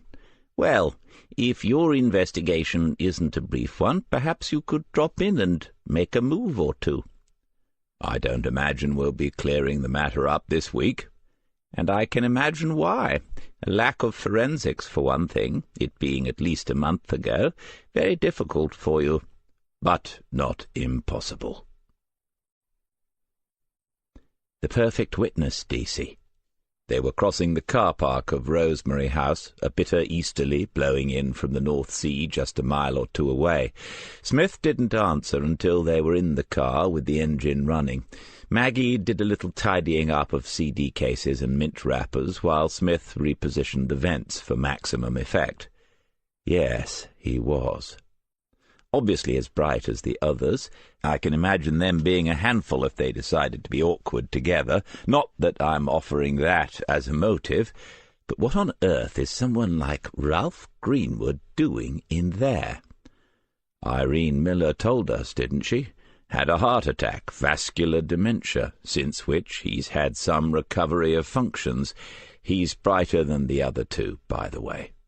Well, if that's some recovery, I don't know what he was like before the heart attack. Smith didn't answer. He was driving slowly because the windscreen was misted over. The cloth had disappeared again, and he didn't want to use his hand, because that only made it worse in the long run. And the room was nice, too, a proper little home from home.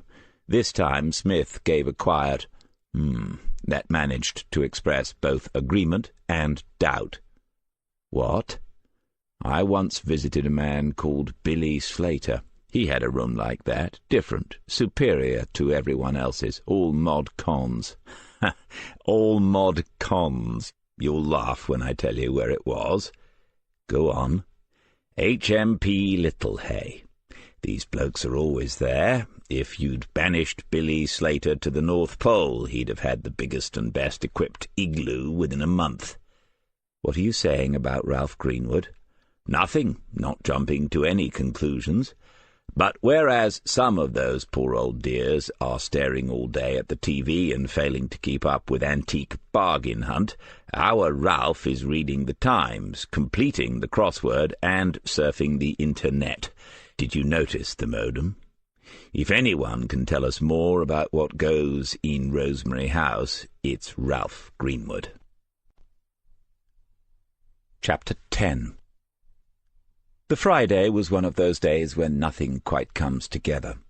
The interviews that Smith had planned to arrange with Sarah Bradley, Joan Riley's daughter, and Dr. Miriam Tremewin both failed to take place. The former was at a sales conference in Norwich all day, and the GP was involved in training nurses at Kingslake General, a busy schedule that could not be interrupted. Smith then thought that it might be worth going back to Rosemary House after all, and talking to a few residents more generally about Joan, just to see what might come up. At least they could be sure of regular tea and biscuits there, the canteen boiler at the station having burst some time during the night. When Maggie came in, he put the idea to her, and then realized that she wasn't herself at all. He sat her down, found John Murray, and told him to take her home. Apparently she had been feeling unwell on and off through the week, but had said nothing to Smith. He kicked himself for that. He'd forgotten how women could suffer in silence. At 10:30 he sat alone in the incident room, such as it was. Just the one board had anything pinned to it, the rest huddled uselessly in the corner. Some files lay untidily on a couple of the desks, and there was someone's unwashed mug from the previous day, looking about as purposeful as Smith felt. He had been on the point of going back to look for Waters, sarcasm at the ready, until he recalled that Waters was attending a debriefing on the case he had been working with Detective Sergeant Wilson's team for the past month. He took out his notebook and turned back to the pages that covered their interview with Kypros Kozlauskas. As soon as Kypros had left the room, Smith had written down the words exactly. She was very kind to everyone, helpful to everyone, not mean like some, very kind. They had asked him to explain why he had used the word generous, and that was what he had said, but haltingly, awkwardly, even guiltily. What had Joan Riley given to him? A soft toy, a chocolate bar from the sweet trolley, or money? When he called Rosemary House, he got straight through to Rita Sanchez, who sounded a little disappointed. She seemed to think that the interviewing part of the investigation must be over, as no detectives had turned up this morning. The interviewing part, thought Smith. Little did she realize that there were no other parts in a case like this one. She explained to him that there really was no need for residents to have sums of cash in their possession, that it was actively discouraged as a potential source of conflict and possible theft. The allowance system was set up to avoid all of that, and it worked very well. When she had finished speaking, he complimented her on how well everything was being run, how efficient her office was, and then he said that if a visitor had brought in some cash for a resident and given it to them directly, then obviously she and the management could not be held responsible. To her knowledge, had that ever happened? Yes, once or twice it has happened. Recently, Ms. Sanchez? No. And I presume never involving Joan Riley? No. Could you tell me whether it has ever happened involving her friends, Nancy Bishop, Martin Collins, Ralph Greenwood, and Elspeth Gray? "Not to my knowledge. There would be no point. All these people have everything they need." Smith thanked her and said that he looked forward to seeing her again next week. She seemed nonplussed by his words, and the phone call ended in an awkward silence and a slight smile on Smith's face.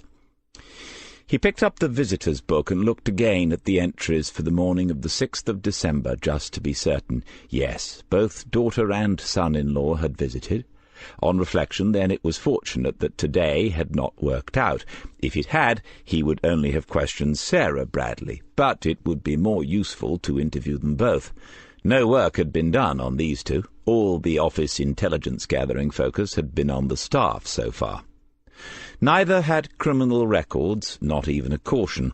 Smith had to admit in the privacy of his incident room that this computerized database was easier than the old system. The hours they used to waste flicking through illegible reports and record cards. Now, click, click, click, and it was there in front of you.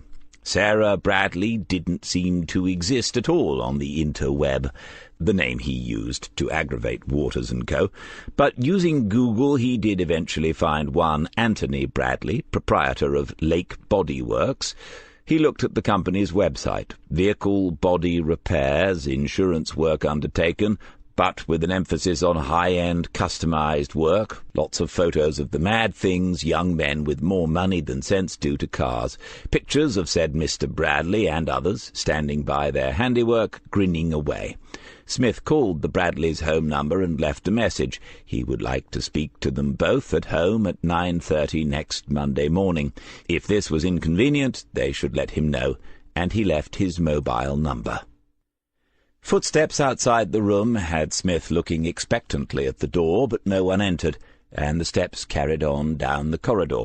Perhaps they were closing early today, it being a Friday. He got up and decided to go for a stroll, see if the canteen was functioning yet. It wasn't, but Charlie Hills had under his counter the means to make a cup of tea.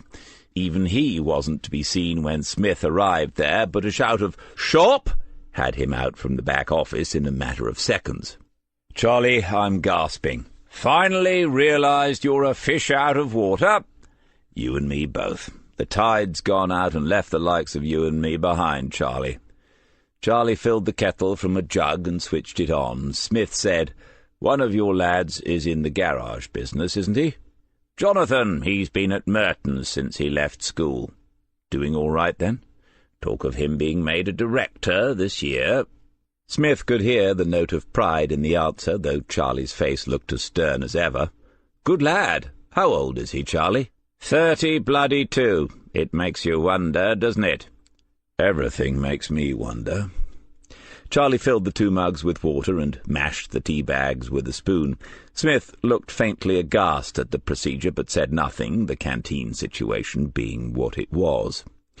"Do you know anything about Lake Body Works, Charlie? They've got a place on the Western Industrial Estate." "No, never come across it. Don't have accidents." "We don't all have your willpower, Charlie. I suppose your boy would know something about them, though." "No doubt. Want me to give him a call?"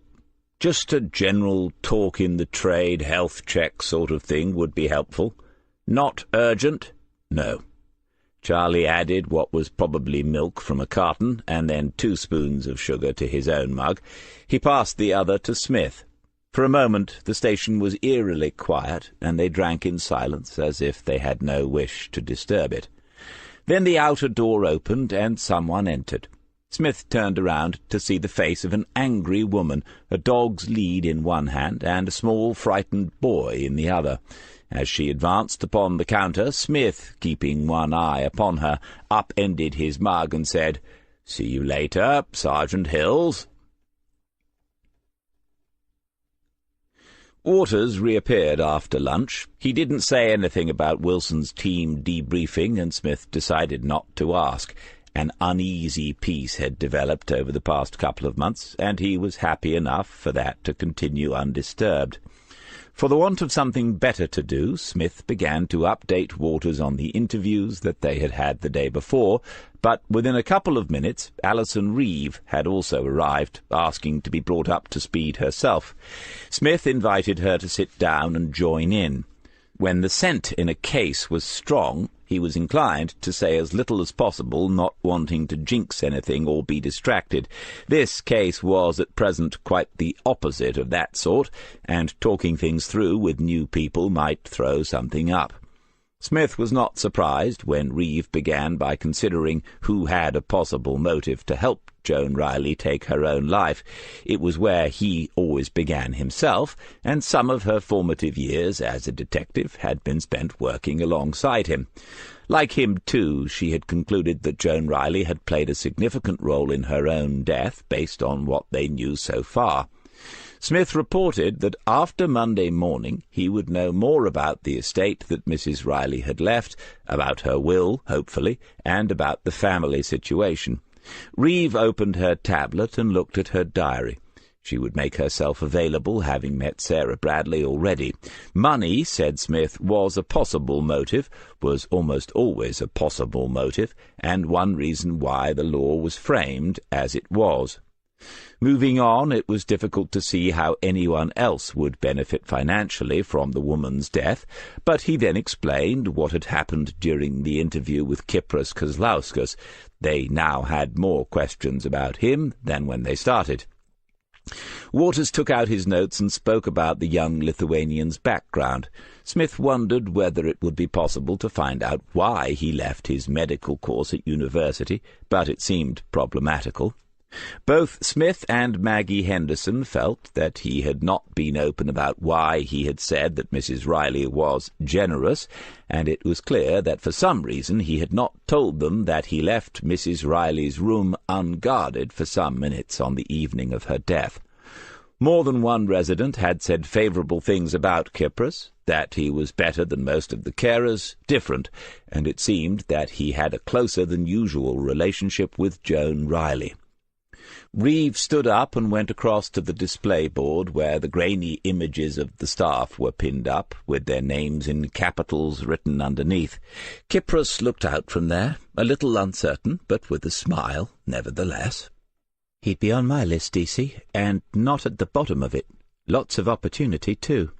Smith nodded, but said, "Telling us about the chairs would seem a bit daft if he was involved and just wanted to keep out of it. On the other hand, it could be a smart move, a neat little distraction." Waters went back into his notes with new interest, checking to see if anything else he had found out might be relevant. The interview with the GP would be at her surgery on Monday afternoon. Alison Reeve was already busy then, but Smith could see that she viewed that one as a matter of routine anyway. Maggie would probably be back, but if she was not, he would take Waters with him. They might even go to the park while they were out and let him off the lead. Waters smiled briefly, but didn't blush or comment, and then Smith realized that the early days were already over, that Waters was no longer an awkward newcomer. Smith ought to find out exactly what he had done in Wilson's team, and how well he had done it. He told them about the residents that they had interviewed so far, about the famous 5. They laughed at one or two things that he said, and he realized how difficult it was to convey to someone outside the nature of that confined and cloistered existence. He had not meant to be funny about those people, and felt somewhat guilty that he had. Reeve said, "Mr. Greenwood sounds like a character." "Oh, yes." Something in the tone of those 2 words caught Reeve's attention. "What's it like there?" "Like?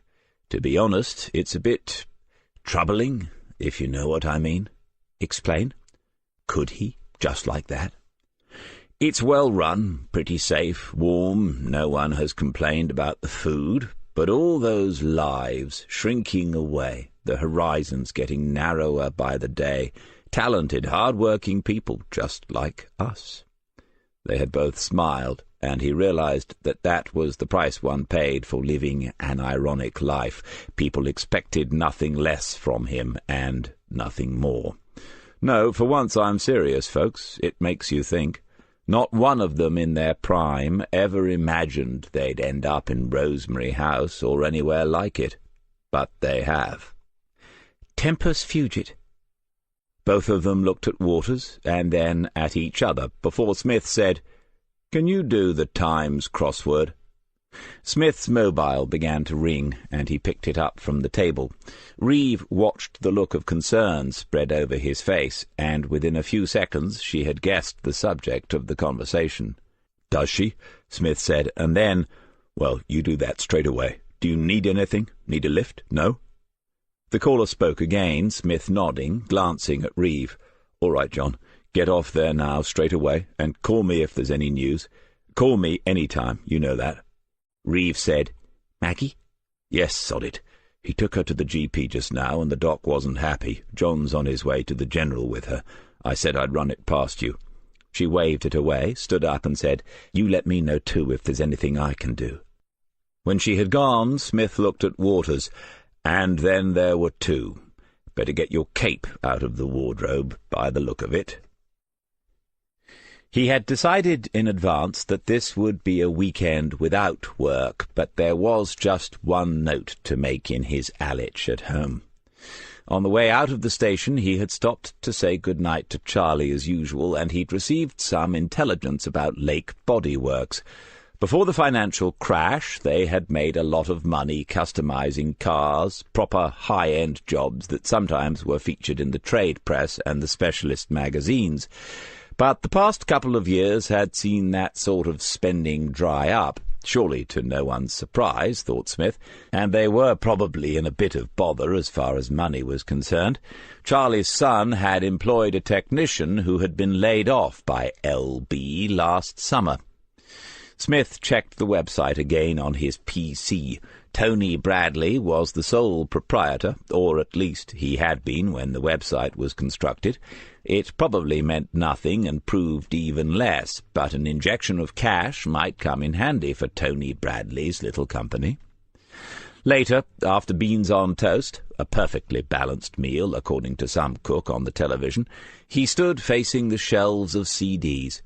After staring at them for a while, he said aloud, "Well, we've almost been through the lot again. Just this one left, I reckon." He placed the disc into the tray and watched it slide silently into the player. Just a compilation, a sort of greatest hits thing that he had bought in her memory a couple of years ago. She wouldn't have been able to resist it.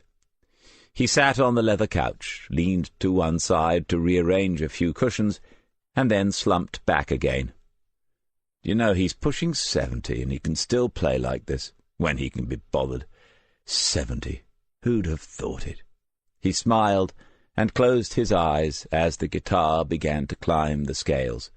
When he couldn't see that she wasn't there, she sometimes almost was again. The silly games we play. So is there a care home for old rock musicians? Does that much money enable you to make other arrangements? The kind of thing they would have talked about idly and amusingly for hours on end, here on this couch, especially in the final few months. They had bought it especially, a 4-seater, so that she could lie down and there would still be room for him to sit at the end, close by. And he thought, well, she was spared Rosemary House. She knew that, had said as much. He remembered the poetry book then, the one he had thought of in Irene Miller's office yesterday. It would be up there on the shelf, but he wasn't ready to take it down and find the poem yet. Not tonight. Tempus fugit. He listened to the end of track 5, one of her particular favourites. Then he picked up the house phone, went upstairs to his desk, took the card out of the drawer, and dialed Marcia Williams's number. Chapter 11. Afterwards, when Jane Waters asked her if it had been a date, she had to say that she wasn't sure. She had an association dinner that evening, so they had arranged to meet for lunchtime coffee at the Old Minster Hotel in town.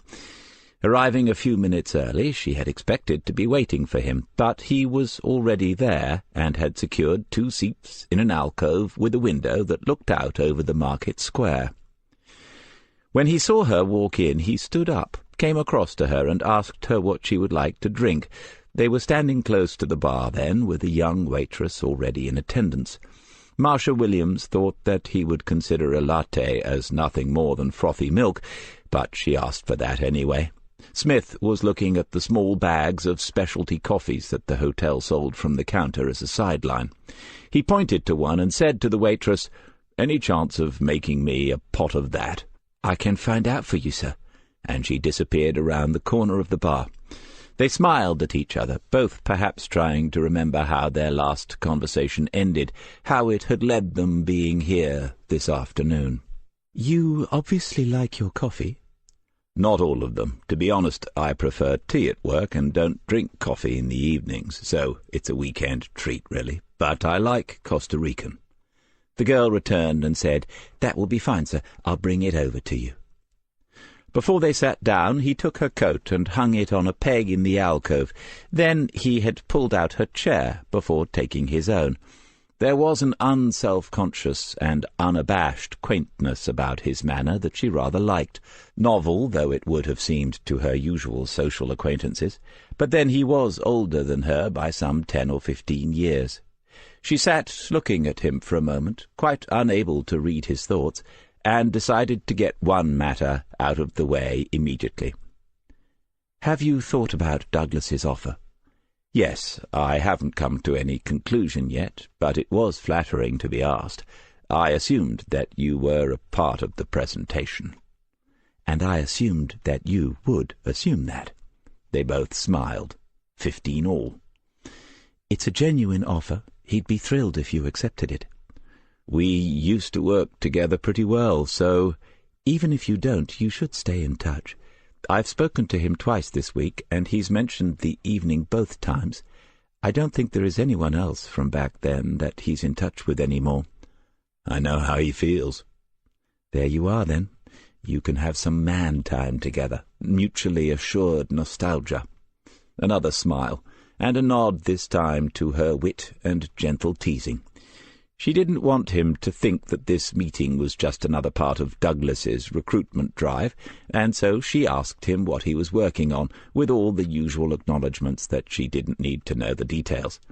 He told her the nature of the case, and talked specifically about the difficulties of dealing with the elderly and infirm. He said that although a crime of some sort had been committed, and although no crime was victimless, this sort of thing could sometimes seem to be a crime without a criminal. It was a subtle but striking idea, and she asked him to explain. But then the waitress arrived with the coffees and a little plate of complimentary biscuits for them to share. Smith was very nice with her, and the girl walked away with a smile on her face, saying they only had to wave to her if they needed anything else. Marcia pursued the idea when they were alone again. How could a crime have no criminal? It depends, he said, on how one uses the word criminal. Do we apply it to everyone who breaks any law, however outdated or trivial, in which case every one of us, every person out there on the square, is a criminal many times in our daily lives? Or do we use the word only for those who break the law for selfish reasons, for gain, or to satisfy their individual needs, disregarding the pain that will be caused to others? He left the question there for her to answer.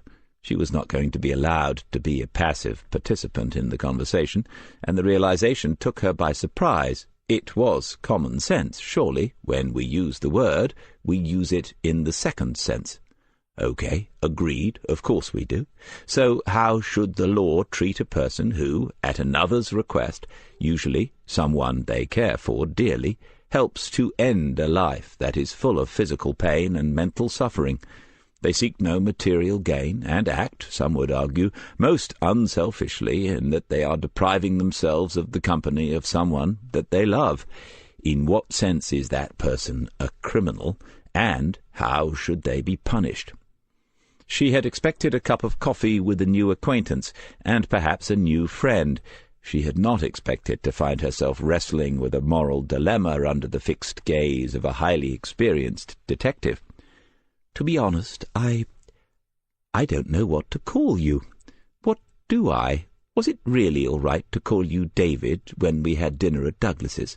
"A bloody plonker would be about right, going on about such stuff when you've agreed to come out, and I can only apologize." When she laughed and said that he still had not answered her question, he said, "David is fine. Not everyone's comfortable with initials. I sometimes sound like a character in an American cartoon. DC? Right. David. I need time to think about it. If we meet up again, I promise to have given it serious consideration. I know that's a bit of a cop-out. Sounds good to me. And to me, she thought. He wasn't boring after all, and he had taken the trouble to dress well, Saturday casual but smart. The boots under the dark green cord trousers were plain but expensive, and either by luck or design they matched perfectly the ageless leather jacket. He waved to the waitress and ordered another latte for her. She came across and poured him more coffee from the pot. When she had done so, he said, "Thank you, Nicole." And she had blushed and looked down at her own name-badge before trotting away. Then Marcia asked him if he thought that he was dealing with such a case now, a crime without a criminal, a mercy-killing. He thought before answering, longer than he had thought about anything else he had said since they sat down together. "It's one possibility. It sounds weird, but I'd rather it wasn't. It's simpler to have a proper villain and an old-fashioned, selfish motive. The older I get, the more I like simple." After that, they talked about the future of accountancy in the digital age. As he drove home, Smith thought that the weekend without any work idea had begun well, and when he reached his front door, another distraction awaited him. The card had not been pushed all the way through the letterbox, and he withdrew it without unlocking the door. The box, left at rear of property, had been untidily ticked, and so he walked down the side of the house, not knowing what to expect. He had ordered nothing, and few things arrived without warning these days. The padded bag lay on end against the patio door. He picked it up and examined it. A generic post-office label, the stamp incomplete and obscure, and no return address on the back. Why didn't people bother with that any more? It was book-shaped and book-weighted, and then he remembered. In the kitchen he took a knife out of the drawer and made a careful slit through the top of the package.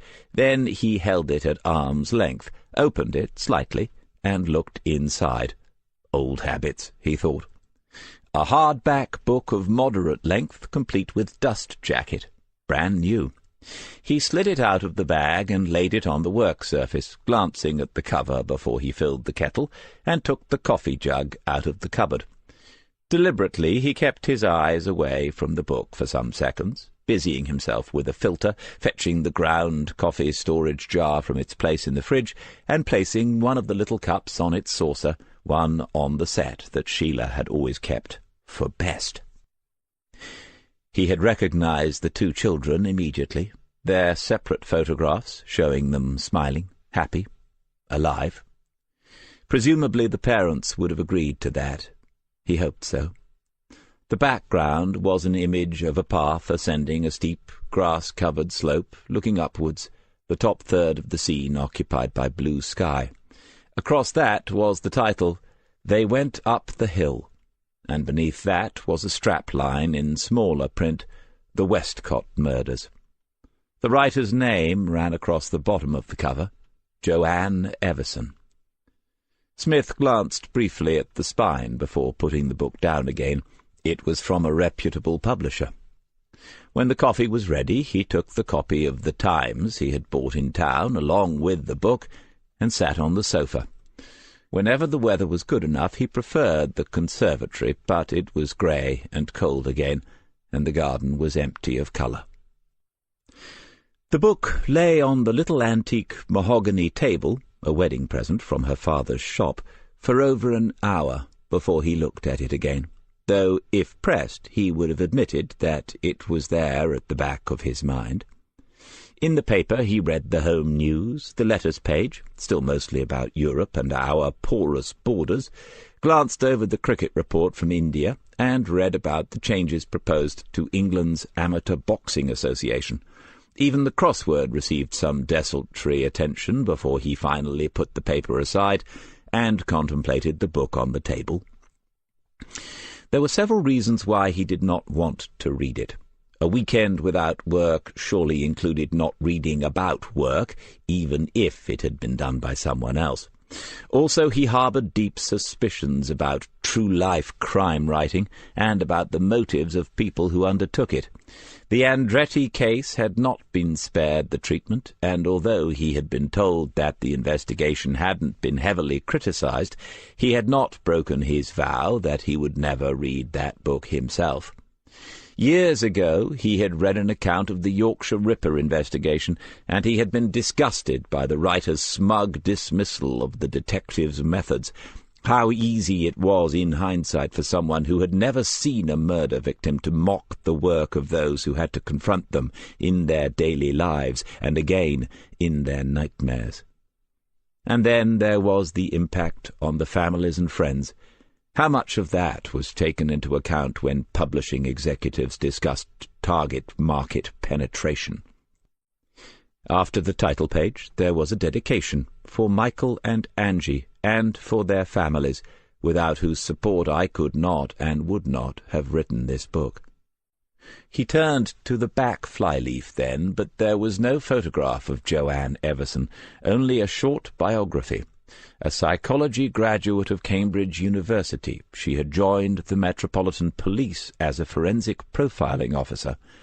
After rising to the rank of inspector, she had left to pursue a second career as a writer and a consultant. There were no dates, but Smith's rough and ready calculation told him it must have been a fairly rapid rise, and she was already the author of 3 books about well-known police investigations. He went back to the dedication. The "would not" impressed him, if it was true. Having decided that he would not read this, did it impress him enough to make him change his mind? It was a little after 11 o'clock that night when he completed it. Many of the details of the case he had recalled as soon as he began to read. They had lain closer to the surface than he had realized, in the shallow grave of his memory. Another occupational hazard, no doubt.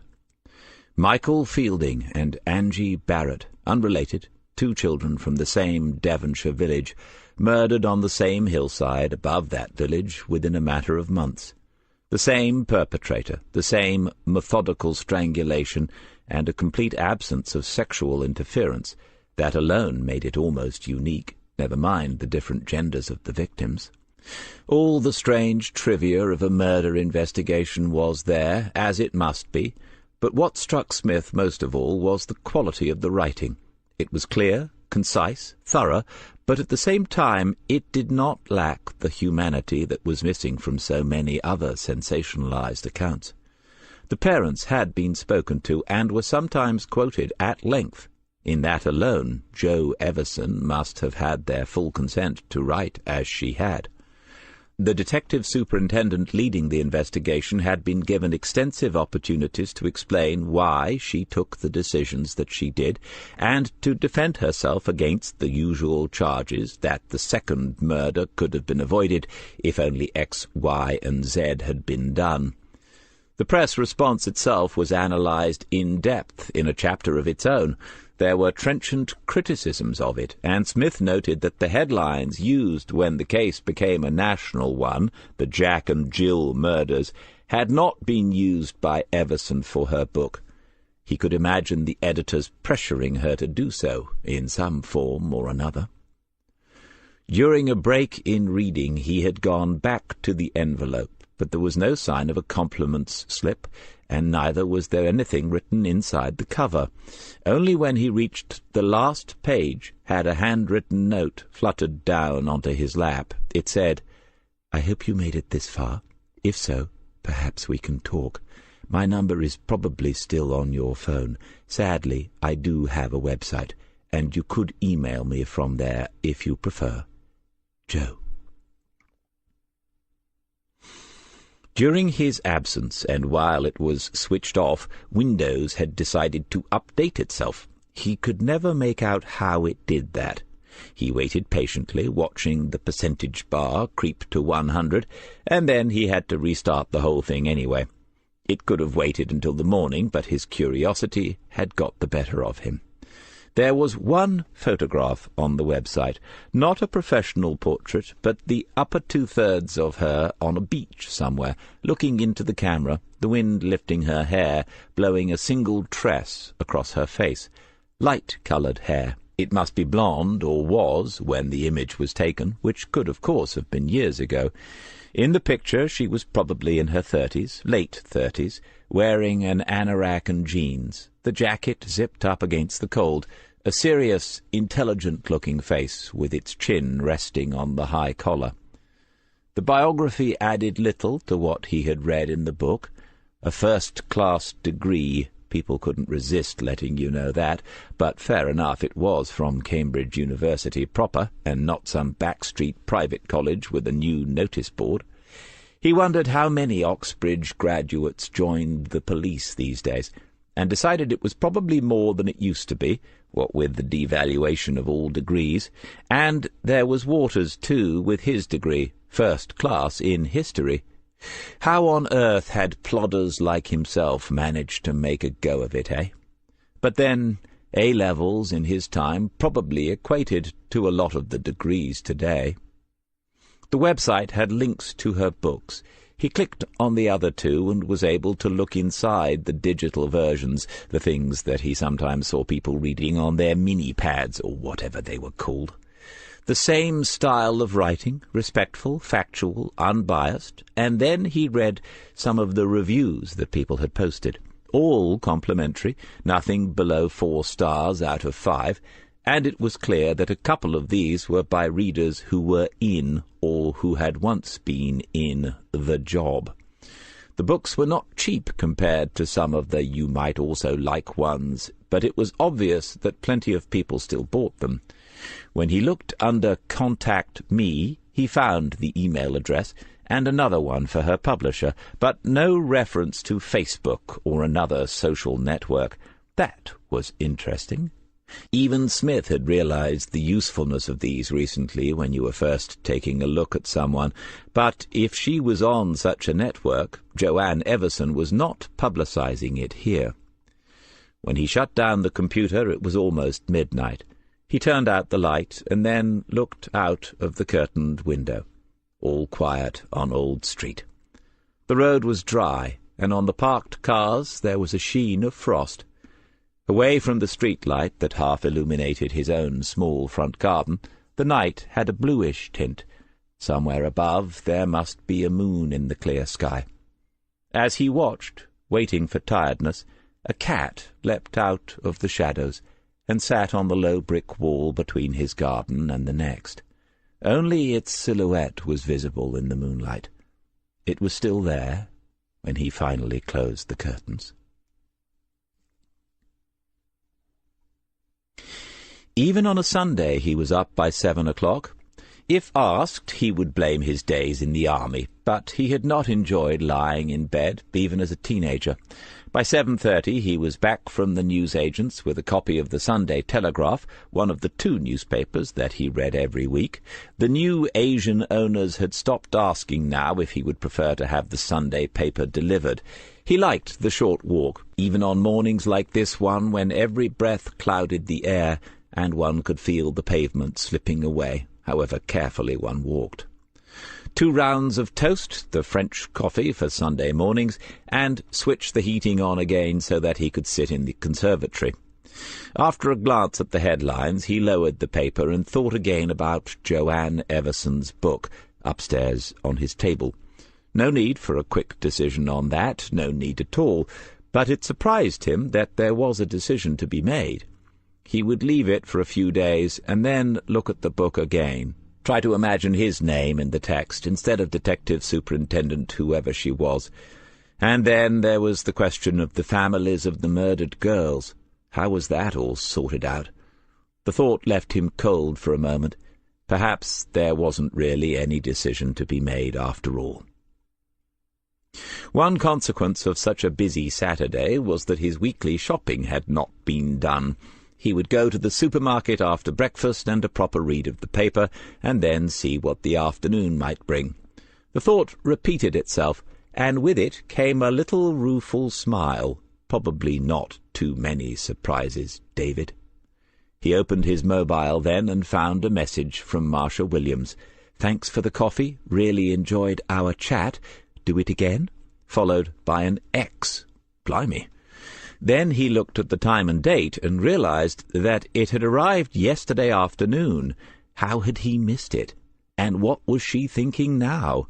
He found reply and then fumbled with his first few letters, writing tanks twice, as if he was reporting on a military advance. A white lie was the only realistic option, and so he texted that his phone had been left on silent because, well, just left on silent. Perhaps she would imagine he had been on a delicate investigation. He had thought that the supermarket would be less busy late on a Sunday morning than early on a Saturday, but if anything it was worse. What sort of lives do these people lead? But it's the new religion, shopping, and here he was, paying homage, part of the crowd that was annoying others, judging by the gloomy looks on the faces around him. Some, he noticed, had Christmas things in the trolleys, buying up discounted items ready for next year. He could not imagine planning that far ahead now. Once upon a time he had done so, and it had been a strength. Now it seemed futile, and only at work did he still make the lists and flowcharts that once gave order to his whole existence. Work was still on his mind when he turned the corner into the next aisle and saw them. They were sharing a trolley which was already half full and had stopped by the shelves of cosmetics. Rita Sanchez was holding up some small object close to Irene Miller's face and peering from one to the other, while her manager stood very still and watched her. It must be an item of makeup. Rita reached to the shelf and picked up another, repeating the process. When Irene moved to look, Rita scolded her, took her face gently in both hands, and turned it into the light again. Smith stepped back to the corner of the aisle so that he was half hidden, and watched them. They were talking quietly to each other, smiling, suppressing laughter, especially Rita Sanchez. They were oblivious to the customers who passed by them. If anyone noticed, any of the customers, what did they see? Two women, friends, out shopping together, one advising the other on which eyeshadow to buy. That wasn't what Smith saw. He saw two people in love, two happy, unconcerned people with nothing on their consciences. All week the police had been in their offices and all over their work, and they were not worried. It might be complacency, but Smith's instincts told him otherwise. They had been on his list, albeit low down. Now he was certain that he could cross them off it altogether. Chapter 12. "Well, I'm sorry to ask this, Mrs. Bradley, but had your mother ever indicated to you that she might at some point want to take her own life?" On the drive over, he and Alison Reeve had agreed an approach, as she had already met them and had been sympathetic when she told them about the unexpected test results. She would continue in that role. Smith, whom they had not met, would ask the difficult questions. "No, she didn't ever say that." The Bradleys sat together but apart on the couch, the cups of tea that they had made untouched on the coffee table in front of them. Smith had left his too as a sort of mark of respect, but he really fancied a sip or two now. "It's just that I noticed in her medical file that she has an advance directive. She had stated that she did not wish to be resuscitated. In my experience, people who have thought that far ahead have often considered the whole matter of how they will end their days more fully than most of us do." He had put it as delicately as he could. Mrs. Bradley nodded, though she was obviously upset by the thought. It was her husband who looked angry on her behalf, as he had done more than once since the interview began. He spoke now, directing his words to the senior of the two detectives. "Joan never hinted at any such thing to us. She was very happy in Rosemary House." Nevertheless, it was Smith who continued. I also noted that Mrs. Riley's medical condition was deteriorating. That might have been weighing on her mind. In fact, I'm sure it must have been, as she was, by all accounts, quite alert and fully understood her situation. We do not believe that Joan would take her own life. Somebody gave her that drug, Inspector.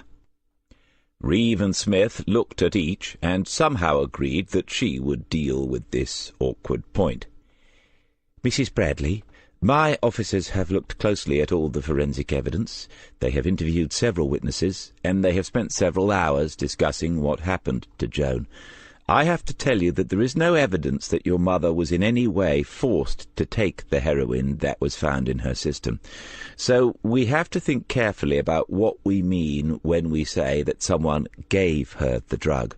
At the moment, we believe that the most likely scenario is that someone procured and handed the heroin to your mother, but that she chose to take it. It is not a substance one takes by accident or unknowingly. We are told it would be impossible to disguise the taste of a concentrated dose. I'm sorry. Mrs. Riley's daughter was determined not to cry, despite the nightmare of having to relive her mother's death all over again, and Smith had a certain sympathy for her. Mrs. Riley's son-in-law looked from his wife to the officers, clearly uncertain about how to proceed in the light of what had just been said. After a silence, Reeve said, I am not implying anything in what I am about to say, Mrs. Bradley. It is obvious that serious offences have been committed, but if a family member has been asked to end someone's suffering and they do so, the law does take a somewhat different view of the matter than it does if the person assisting the suicide is unrelated or is a medical professional. I think you bloody well are implying something. How can you suggest that my wife, that anyone in this family would... She wasn't depressed, she wasn't in pain. Ask her bloody doctor. Smith said very quietly, I'll be doing just that at 2 o'clock this afternoon, sir. Then he picked up the teacup. It was obvious now that he and Tony Bradley would not be exchanging Christmas cards this year. These are very difficult cases, Mr. and Mrs. Bradley, and it's natural to feel upset. My sergeant will not ask you anything that we do not feel is essential to the investigation. You have my word on that. Sergeant? Smith opened his notebook as if he had the list of questions prepared and written down. Did Mrs. Riley manage her own bank accounts, Mrs. Bradley? No, not for the last year or so. I have full power of attorney. I see. That's pretty common these days with the ageing population. Are your mother's accounts held at the same bank as your own? Yes. Would you have any objection to us seeing those accounts if we feel it is necessary? This is generally just a matter of elimination. Eliminating what? And are you suggesting that we were after her money? Inspector, this is not acceptable at all. My wife has suffered enough.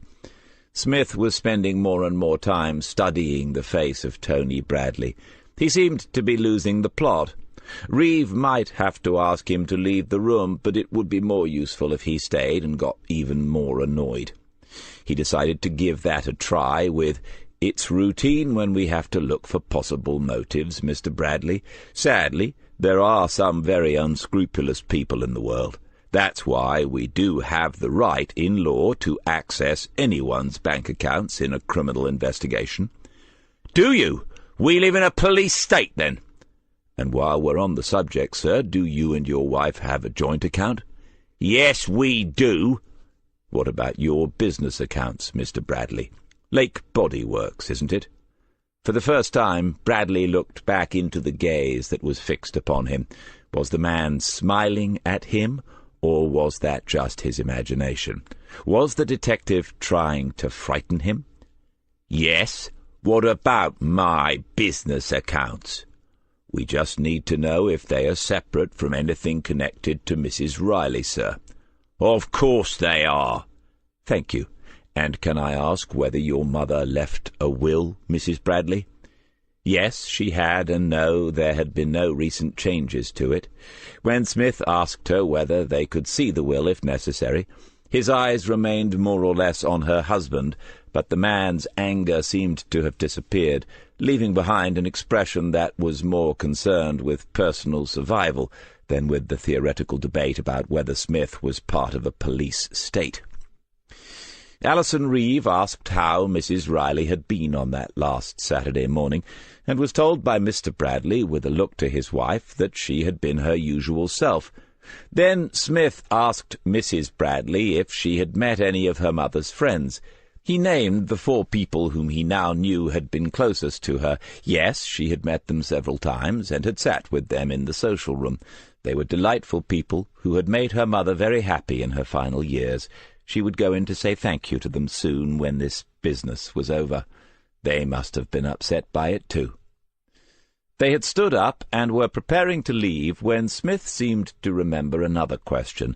Had they ever given Joan any money? A sum of cash? It was Mrs. Bradley who answered. "No, we paid her money into the account in the office. They don't like them to have cash." "Yes, they seem quite strict about that. You can see why. I just wondered, did Mrs. Riley ever ask you to bring her any cash, even just a few notes?" "No." Reeve was moving towards the door. He tried to get her attention, but she was thanking Mr. Bradley, thanking him for his patience and understanding at this difficult time, the usual platitudes. Smith caught Sarah Bradley's eyes again, and again she looked away from him. She had wavered for the first time in her answers, but the moment had gone. As she drove back to the station, Reeve gave her verdict.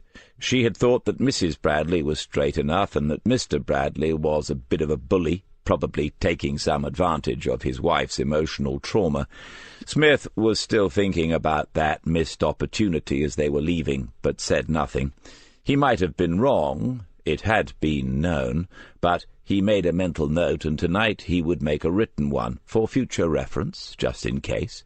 He said, "Taking advantage how? Financially?" "I don't know. It's possible, isn't it, from what you told me about his company? But if it gets a cash injection in a couple of months, so what? It's their money now." "We could check the will, but no one blinked when I mentioned it. I'm guessing it'll look straight up if we do.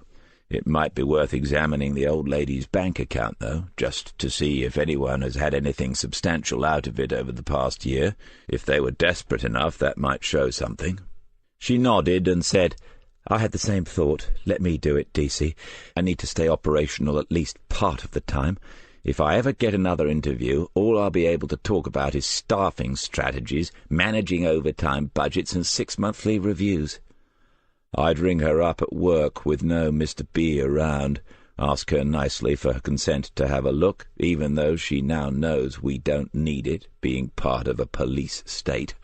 See how she is on her own, woman to woman." The evasive look in Sarah Bradley's eyes would not go away. Reeve agreed, and they drove on into Lake. The early brightness had given way first to rain and then to sleet. Reeve switched on the wipers, and other cars switched on their headlights, although it was not yet midday. When they found themselves in the usual jam at the Western Bypass interchange, she switched on the radio, jabbed in a couple of station changes, and then switched it off again. Something was bothering her. "DC, can I ask you something? It's personal, but sort of connected to this case." "You want to see my bank statements? Oh, God, caught at last. All those bribes from Ma Budge. Why didn't I open an offshore account?" "Thanks for that. Trying to be serious about something a bit awkward." And she was. He could see that now. He told her to go ahead. "Years ago, when Sheila was really ill, you said something. I'm sorry to bring this up. You said something about a conversation you'd had, the two of you." He could remember both conversations, the one with Sheila and the one with Alison. "Yes." "Well, what I wanted to say was, if this investigation is difficult because of that, in any way, or if it becomes difficult, you should tell me. You know what I'm talking about. I mean difficult personally or professionally. You should tell me." Smith sometimes assumed that only he had that sort of memory, and that was a mistake. He had made that mistake before, both with colleagues and with clients, as one laughable memo from on high had called the villains a couple of years ago. Clients! His mind was trying to draw him away from what Reeve had just said to him, and he took a moment to refocus before responding. "It's not a problem, but thanks for thinking about it. If it becomes a problem, DC, you need to let me know."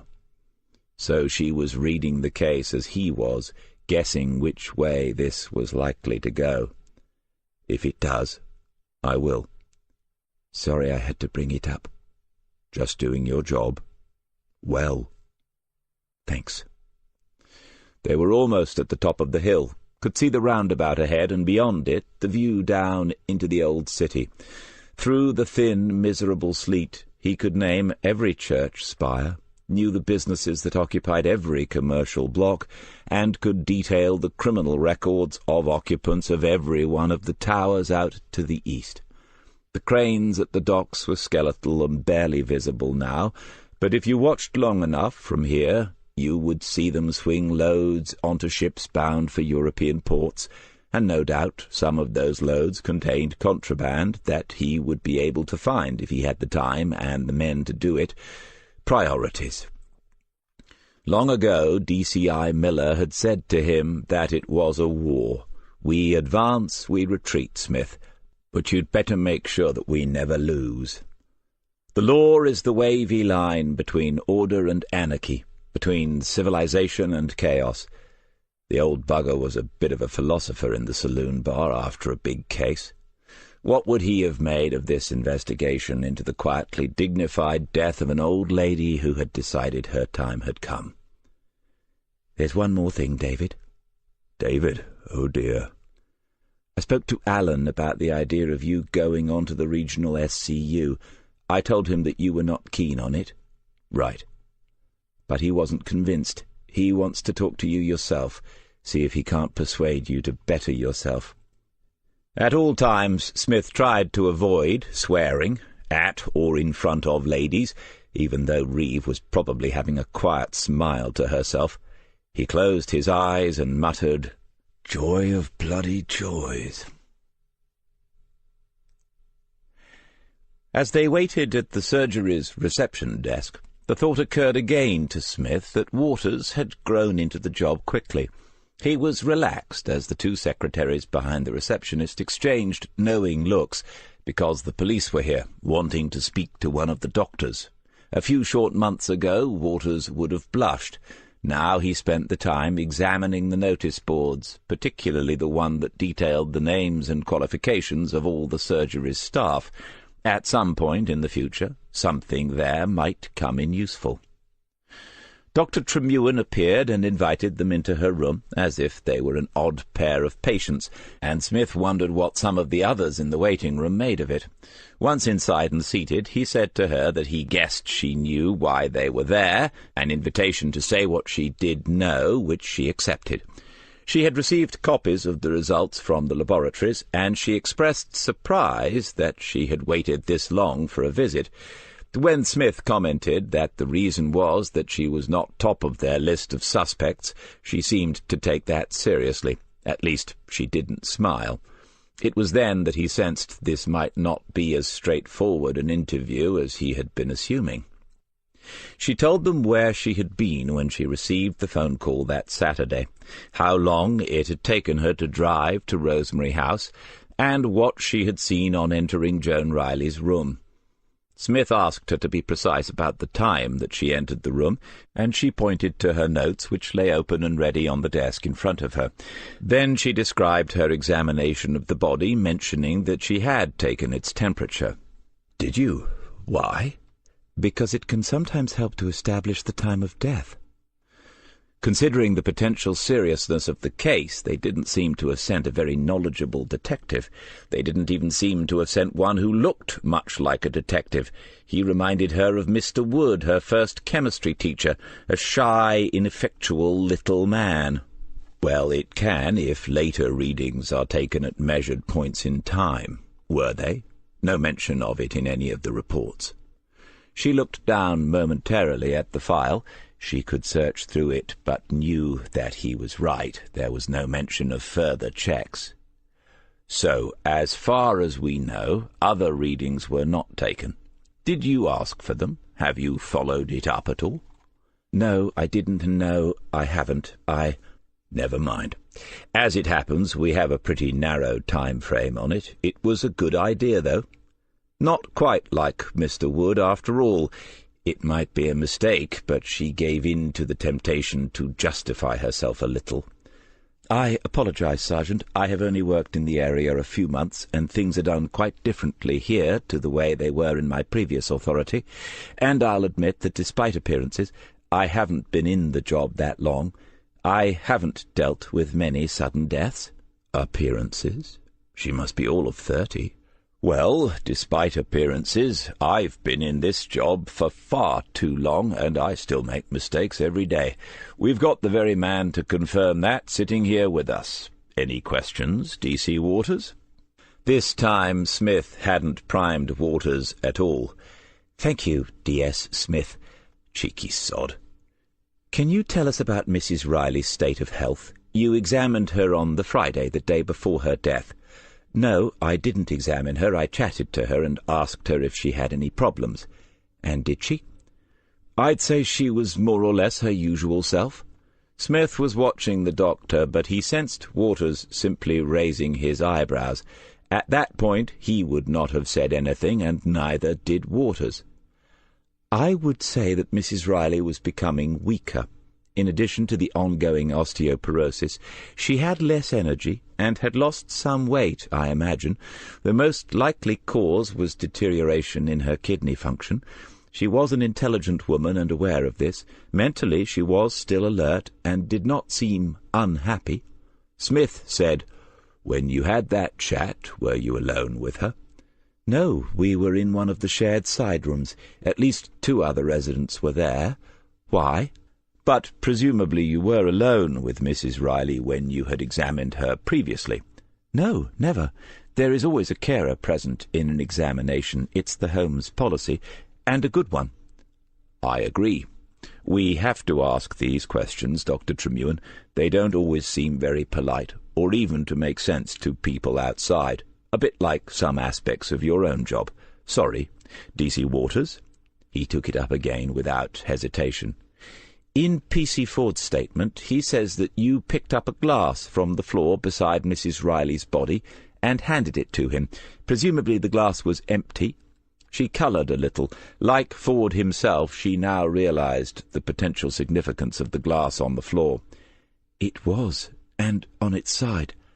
I am sorry about this. As GPs, we get about half a day's training on crime scene investigation and police procedures. It never occurred to me. If it had been a younger, fitter patient, then it might have done. We can be pretty sure that's how Mrs. Riley took the heroin from the autopsy results. The glass might have told us more, but you were not the only person to miss it, Doctor. In their interview techniques, detectives tend to specialise either in nasty or nice. Smith wasn't sure which way Waters was going yet, but he was doing all right, and the next question was a beauty. May I ask why you were unwilling to complete the medical certificate? I'm right in thinking that you could have done so. She thought longer about that question than the others she had been asked. I wasn't certain, that's all. She had medical conditions that were in the end going to be life-threatening, but, as you know, I had seen her just the day before, and, well, look, it seems very unscientific, but one of my very first cases here a few months ago was also at Rosemary House. Another old lady found in her bed in the morning. She had more serious heart problems, and I signed that certificate. There wasn't an autopsy. But she looked from Waters to Smith, and then she shrugged. Smith said, "Dr. Tremewin, are you saying that something reminded you of the earlier death?" "Reminded is too strong. It was almost subconscious. I'd only been here a matter of days before the first one, and afterwards I'd wondered if I should have done it differently. So the second time I did." Smith nodded, considering his next question, but she spoke again before he could formulate it. "And I do have to be aware of my position in cases like this, I know that." "What position is that?" She looked suddenly very knowing, as if Smith had tried to catch her out in a lie. "I'm not naive enough to think that you won't have looked me up, Sergeant. I don't make any secret of the fact that I am an active member of Clarify." "Fair enough. As you've brought it up, could you explain to us how that has a bearing on the matter in hand?" She certainly could. All its members were medical professionals, including a number of eminent consultants. She made that point more than once. Whilst some in the NHS were content with the vagueness of the law when it comes to the questions of assisted dying and assisted suicide, leaving it to the CPS to decide case by case whether a professional had stepped over a virtually invisible line, others were determined to have new laws that brought all the decision-making processes into the open. Dr. Tremullen had joined as a student. Her experiences since had only strengthened her belief in the cause. At the end of it, Smith simply nodded and said, "Mrs. Riley didn't ask you to assist her in committing suicide, did she?" "No." "And you never discussed the matter with her? You never mentioned Clarify or its aims?" "Of course not." "Thank you. I never thought for a moment that you would have done so. I just have one other question, if you don't mind." "Go on." "That first case at Rosemary House, a lady found in her bed. Do you happen to recall the name?" The GP swivelled round in her chair to a second computer on the shelf behind her. The screen flickered into life, and she began clicking through menus. Smith looked at Waters, held up one hand, and then crossed the index and middle fingers. "Here it is. Do you want me to print anything out?" "No, not for now. Just the name will do." "Right. Her name was Elspeth Grey." As they passed the duty desk, Charlie called him over. "Your phone off?" Smith took out his mobile and found that this time it really was on silent. He had no idea how. "What's up, Charlie?" "Ring her ladyship as soon as—" He did, from the Situation Room. There had been a development with Mrs. Bradley, who would be in the building any moment now. Smith gave a low whistle and said, "You're bringing her in? What she said?" "Nothing yet, but I rang her and she asked to see me virtually straight away. Something's been on her mind since we were there this morning, I'd say." "Coming on her own, I hope?" "Yes, this is how I want to play it, DC. As soon as she gets in, I'll ask her if she thinks she is going to say anything that could lead to charges for anyone. If it's a yes, I'll want you up here, a recording the works. If it's a no, and if I'm sure of that, I'll talk to her informally and brief you afterwards. Whatever, stay in the building, okay?" Amazing how a bit of practical could bring a decent copper back to life after all the management nonsense. It made him remember some of the reasons why he had climbed back down the ladder himself. Reeve was positively excited. Waters was impressed by how Smith had used the web to get the background on Dr. Tremullen and Clarify. When Smith confessed that he had never heard of said organization, Waters was even more impressed by the deception, and then Smith corrected him. "No, that's the point. I didn't deceive her, did I? She made assumptions, and then she deceived herself. As I've said before, people will often tell you more if you don't ask them too many questions. And let them make assumptions about what we know. All but the real villains will assume that we know more than we do, and they give themselves away. My old PE teacher used to say, 'To assume makes an ass of you and me.' Mr. Gudgeon, that was. First time he said it, I didn't get it, not till hours later in geography or something. The you and the me. It still makes me smile. Coppers should have it tattooed on their left buttock."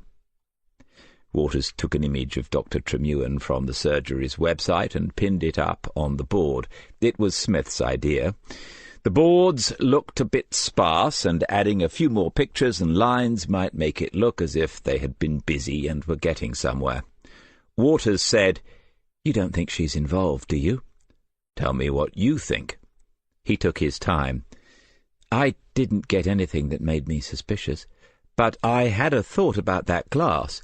If she had been involved, being seen handing it to a policeman was a good move. Prints, DNA, nothing would count then in court, would it?" "No, you're right. Anything else?" "Well, there are precedents. Shipman. But then, why not just sign the certificate? And why draw our attention to another death if she is an apprentice of Dr. Harold? Why use heroin when she has access to other goodies? Unless that was a clever attempt to throw us off, and we only have her word for it that she never saw Joan alone. Is that worth checking out?" They sat and stared at the board for half a minute before Smith continued, "No, but she has to be up there just in case. Can you imagine the fuss if we're wrong and it turned out we knew all about Clarify? Write a bit about that up there in the name of CMB. CMB? Cover my backside. And mine? I'd rather not think about that. Thanks."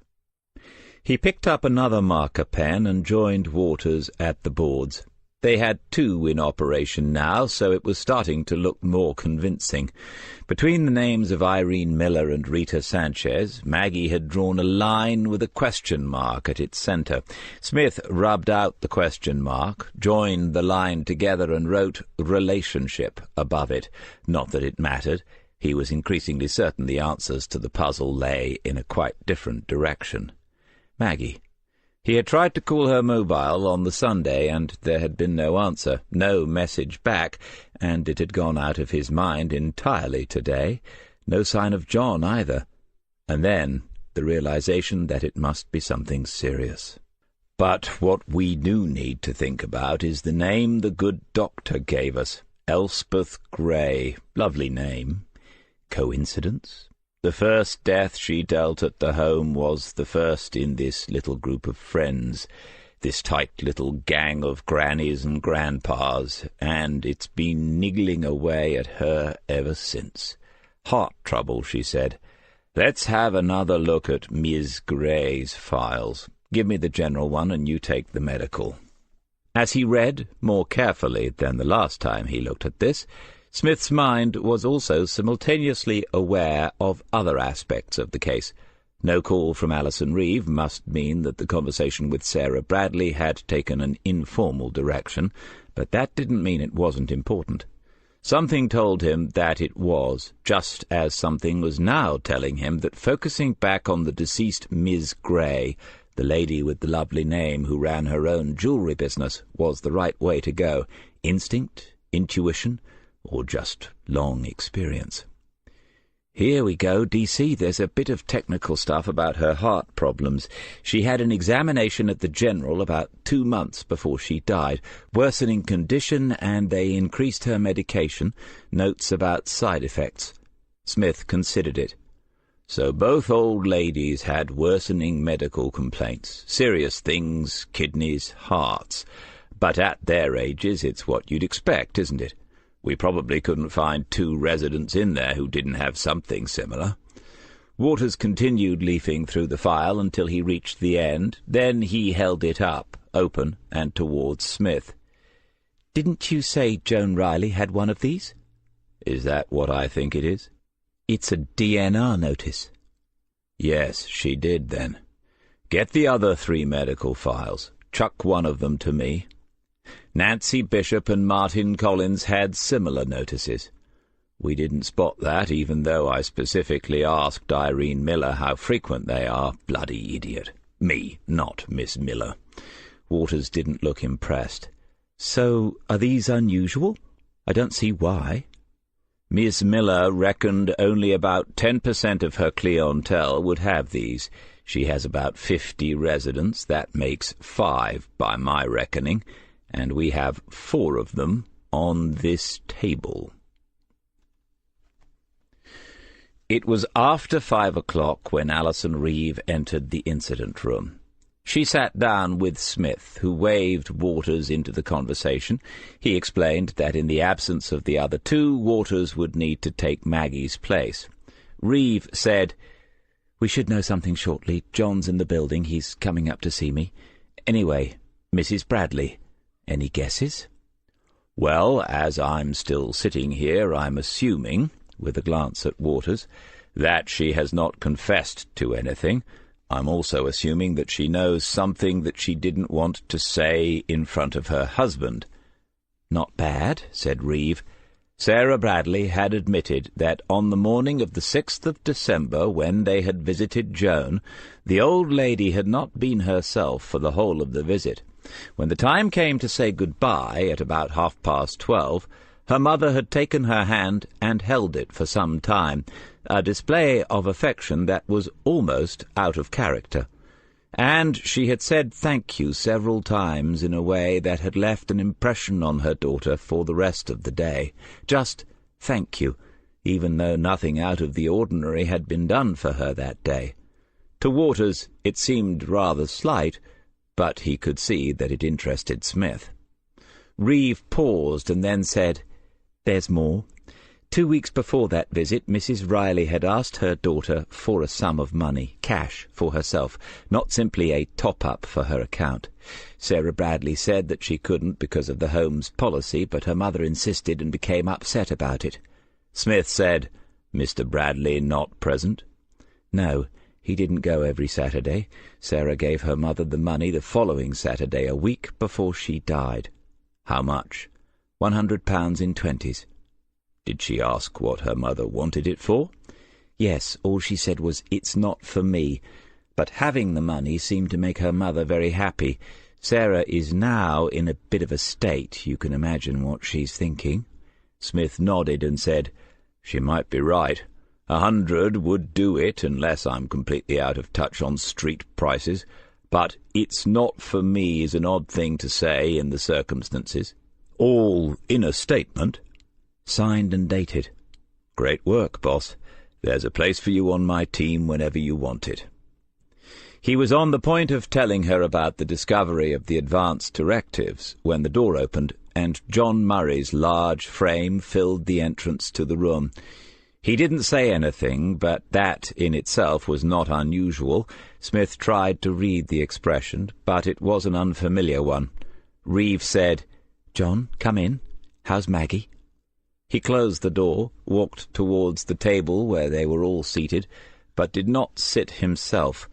With a closer view of it, Smith concluded that the expression on Murray's face was actually bewilderment. Eventually, the new arrival answered the question. "Well, she had a lot of tests. They kept fetching different doctors, but then, yesterday afternoon, they told us. They told us that she's pregnant." Reeve was up with her arms around him immediately, while Smith stood and waited, watching the face, trying to guess if things were okay, whatever that meant in such circumstances. They seemed to be. John was smiling at Allison's excitement, and he began to describe how odd Maggie had been feeling, how worried they had become, how the weekend had been an eternity. Smith said, "I tried to ring, but no one answered. Sorry, DC, it all got too much. We turned the phones off, and sorry about today. We had to go back for more tests because, well, she's no spring chicken, and..." Reeve said, "John!"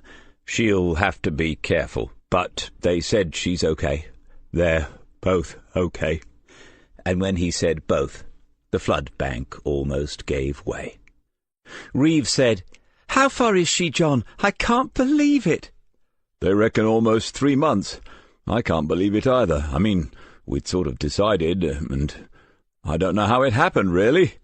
Smith looked around at Waters and Reeve before turning back to John Murray. "Well, John, for future reference, if you've got a piece of paper, I can draw you a picture."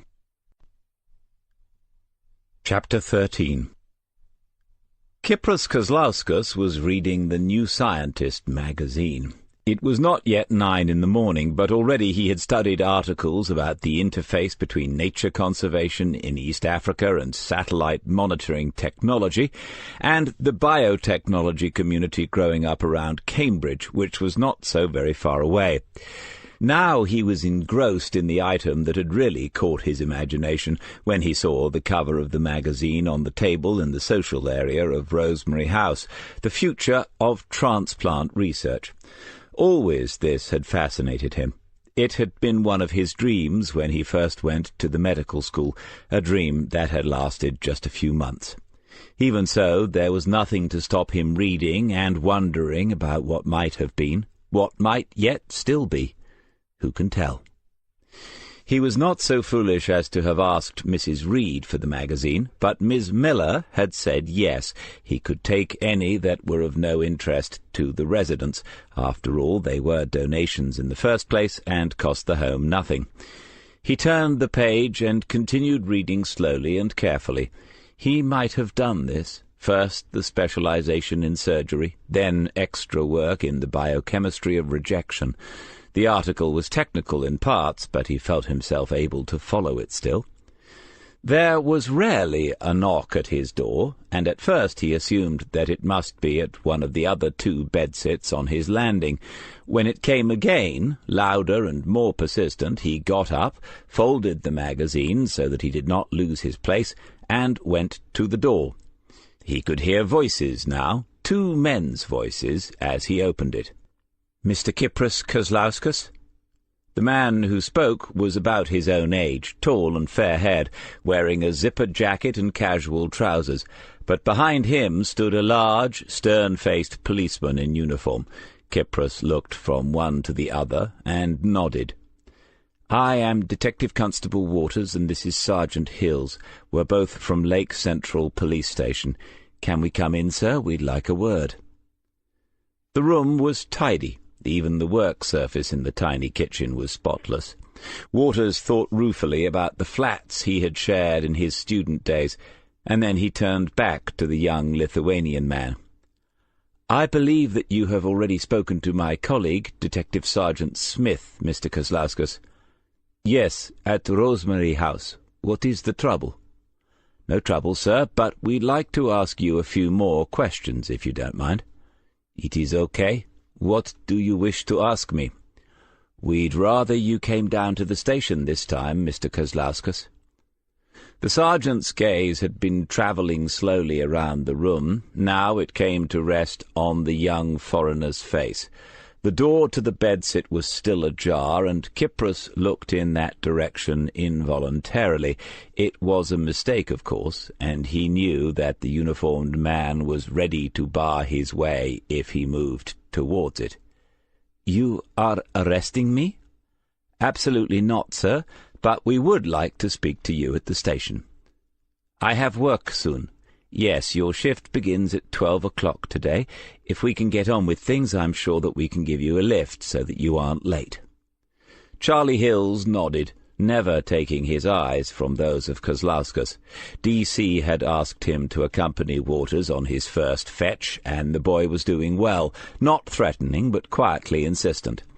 Kypros picked up the magazine, closed it, and placed it neatly on his table. "You don't mind if I call you Kip, do you?" "It is okay." "Only I've been talking to some of the residents, and that's what they call you, isn't it? You've got a bit of a fan club. You know who I mean, Nancy and Martin and Ralph. And I think that Elspeth and Joan were founder members too before they passed away. I don't think they want to be on first-name terms with all the carers, to be honest, but you're the exception, Kip. It's a bit of a compliment to you." The young man shrugged and raised his eyebrows. He hadn't touched the mug of tea in front of him, and neither had Waters, but Smith had drunk his and could do with another one. He fancied a cigarette, too. Always did during interviews, especially when they got interesting.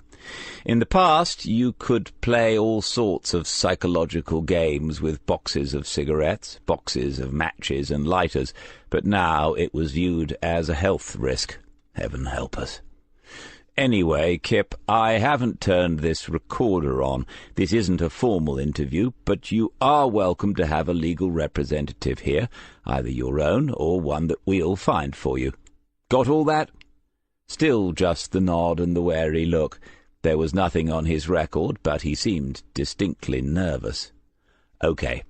We brought you here because we need to ask you some more questions about the night that Mrs. Riley died. Remember what you told us before? You were second into the room after Cayley Green. Then Miss Miller asked you to lock the door. She told you to stay outside the room, to keep the door locked until someone else came up to sort things out. You were present when the policeman and Miss Miller came up, and you saw the doctor arrive. I'm sure that you can remember all that clearly. Have I missed anything out?" "No, that is what happened." "And what about you?"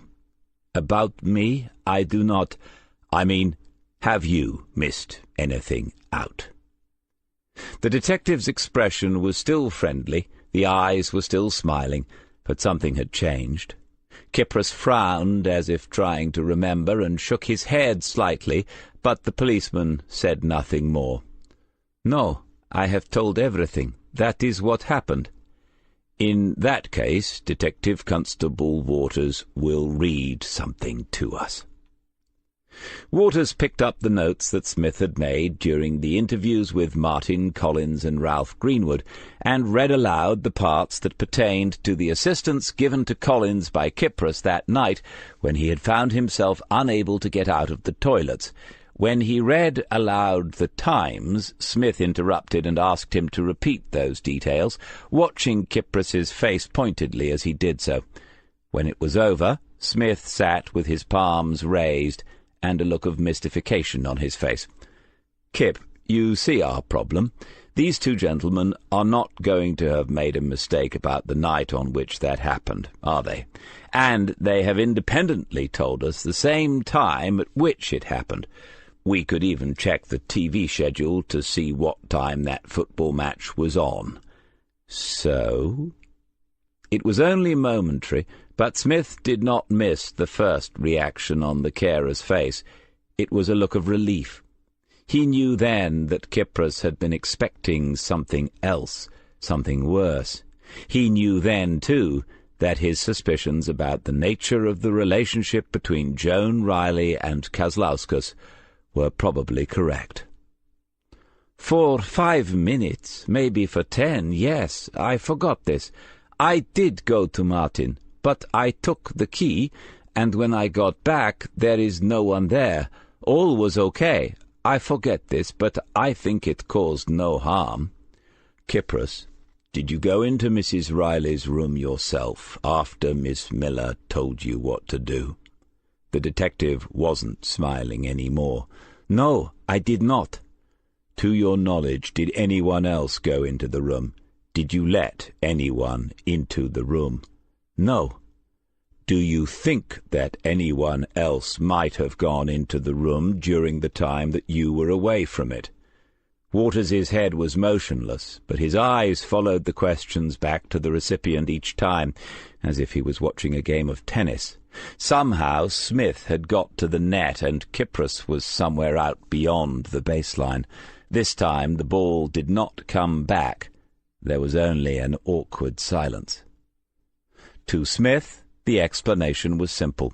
Fundamentally honest people will sometimes lie, but they do not enjoy it, and they are not very good at it. He had concluded some time ago that Kypros Kozlauskas was fundamentally honest, and so the sooner they could get past this opening exchange, the better for all concerned. When the silence had gone on a little too long, Smith sighed and placed his hands on the table, as if he was laying out the cards that he held. "Kypros, you are holding up this investigation. You are wasting our valuable time. I have to tell you that we're dealing with the easy matter first.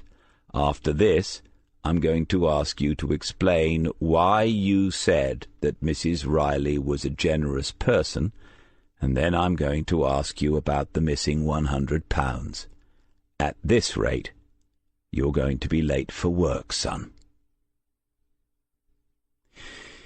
He wanted to tell them everything, but the sergeant would not make any promises. That in itself made Kypros trust him a little. The detective said it himself, that it would be very easy for him to make all sorts of promises now, here, in this informal interview that was still not being recorded, but he would not do so. If Kypros had broken the law, he would be charged, but if he had not, then maybe he would be able to keep his job. Only after he had told them what he knew would the policeman be able to decide. When the room had been locked the first time, Mrs. Riley's eyes had still been open. This was not a sight that he would forget or be mistaken about. Her head tilted against the back of the chair, her eyes open, staring sightlessly out of the window. And the chair had been moved to that position. It was not in its usual place. It was a heavy chair, too heavy for Mrs. Riley to have moved on her own since she became quite weak. The sergeant asked him again, could someone have closed the old lady's eyes when the room was unlocked the first time, Miss Miller perhaps, but he was sure that this had not happened. When he opened the door for the manager and the policeman, the first thing he had done was to look at Mrs. Riley again, and her eyes were closed. The two detectives talked quietly to each other, and the young one who had brought Kypros to the station left the room. Kypros was asked if he would like a fresh cup of tea, and then the sergeant began to read again through the papers in front of him, and through a little black notebook. After a minute or two, Kypros looked at his phone to check the time. He was not sure of the way from here. He would be late for work, for the first time. About 10 minutes later, the young detective returned. "Did you manage to speak to Olive?" "Yes, on the phone." "You didn't call her, Olive, did you? If you did, your career might have just come to an abrupt end. What did she say? It's a pretty weird question." "Most unlikely. She has never heard of it." The sergeant turned to Kypros. "It would appear, then, that if Mrs. Riley's eyes were closed, somebody closed them for her." "But the room was locked by me. I check before I leave it, and when I came back." "There are other keys. D.C. Waters and I will speak to everyone who has a key. However, I doubt—" Smith stopped speaking and stared down into the notebook, as if he had just found something there that he hadn't noticed before. 10 slow seconds passed. "Kip, does each residence door have an individual lock? Does each one have a different key?" "Yes, all different, for privacy." Another silence before D.C. Waters asked the next question. "What about the pass key, for when the staff have to open a door?" "Only one pass key. It opens all doors." Now all three of them seemed to be puzzling over the problem. Smith broke the silence eventually. "Kip, is it possible that one of the residents might have a pass key?" No, not allowed at all. Miss Miller is very careful about keys. Every week we are told about security. Never tell the codes, and never put down keys, always in the pocket. It would not be allowed." "I know it's not allowed, son, but I asked if it was possible." The boy wasn't stupid. He understood his second language well enough to see the difference, and eventually he nodded. "Right. Now then, Kip, when you get back to work, I don't want you discussing this with anyone. There's no need, and your life will be simpler if you just keep quiet about it, all right?" Kypros nodded. This sounded hopeful, as if he would be there soon, away from this police station. Then the older detective closed the little notebook, shuffled the papers together, and leaned back in his chair with a serious expression. Kypros had forgotten about the other questions he was to be asked. "I don't think you are a bad person, Kip, and I want to make this easy for you. I'm going to tell you what I think, and then you tell me where I've got it wrong. You told me and my other colleague that Mrs. Riley was a kind person, a generous person. You had a good relationship with Mrs. Riley. Some people might even say that you were friends. Am I right so far?" "Yes." "But before we go any further, You should understand that I know about the £100. I know exactly when it was given to Mrs. Riley, and I know what she said to her daughter when she was asked why she wanted that money. She said, "It's not for me." For the first time, Kypros looked emotional, but he said nothing. I'm assuming then, Kip, that you did not steal the money from Mrs. Riley. "No, I never would do such a thing. She was the kindest person to me. So she gave you the money? All of it?" He nodded. "Did you buy drugs with it, Kip?" The tears that had formed in Kypros's eyes suddenly became tears of rage. He was half out of the seat, as if he was coming across the table, and Waters had instinctively reached his left arm across between the other two men. But Smith had not moved, not an inch. He was simply holding the Lithuanian's angry glare with his own calm gaze. Slowly Kypros sat down. "Why always this assumption that we are drug dealers, criminals, scum? You are wrong. It is educated people who come here because our own economy is even more ruined than your own. That is all." "I know that, Kip. Educated people like Mr. Radvila and his boys picking fruit. Educated people like you training to be a doctor." What happened? The surprise was obvious, and Kypros made no attempt to conceal it. "Sorry, son. Despite appearances, we are quite thorough. Tell me how you ended up here." Brothers and sisters, too many of them, and a father at first with no work and then with no hope. As the oldest, Kypros took responsibility. This is what family means in his country, with a pointed look at the two detectives that neither could take offence at. Maybe one day he would go back to his studies. "All credit to you, boy. That's all I can say. Just try to understand that part of my job is to ask people questions that they don't want to hear for all sorts of reasons. It's not what we call personal. I'm going to ask you another one. Did Mrs. Riley ask you to use the money to buy anything you shouldn't, or did you offer to buy anything for her?" The anger had gone. "No, neither of those things. The idea is ridiculous." Something in the use of the word brought a smile to Smith's face, and Kypros did not take offence. "Fair enough. So tell me what you did with it." "I did exactly what she wanted. I sent it to my family for their Christmas. This was her wish. She had a great heart, do you say?" Smith didn't answer straight away. He glanced at Waters, opened the little notebook, and wrote something down. Just a word or two. "You understand that I need to check that, Kip?" "Yes, go ahead, check." "How did you send it home?" "Bank transfer." "You bank online? If so, would you be prepared to log on and show my colleague your account so that we can clear this up straight away?" "Yes." As they did so, Smith took another close look at Kypros Kozlauskas. Something had lightened in him over the past hour. There was no resentment as Waters took him through the process. It was relief that nothing now was concealed. Nothing was weighing down his conscience.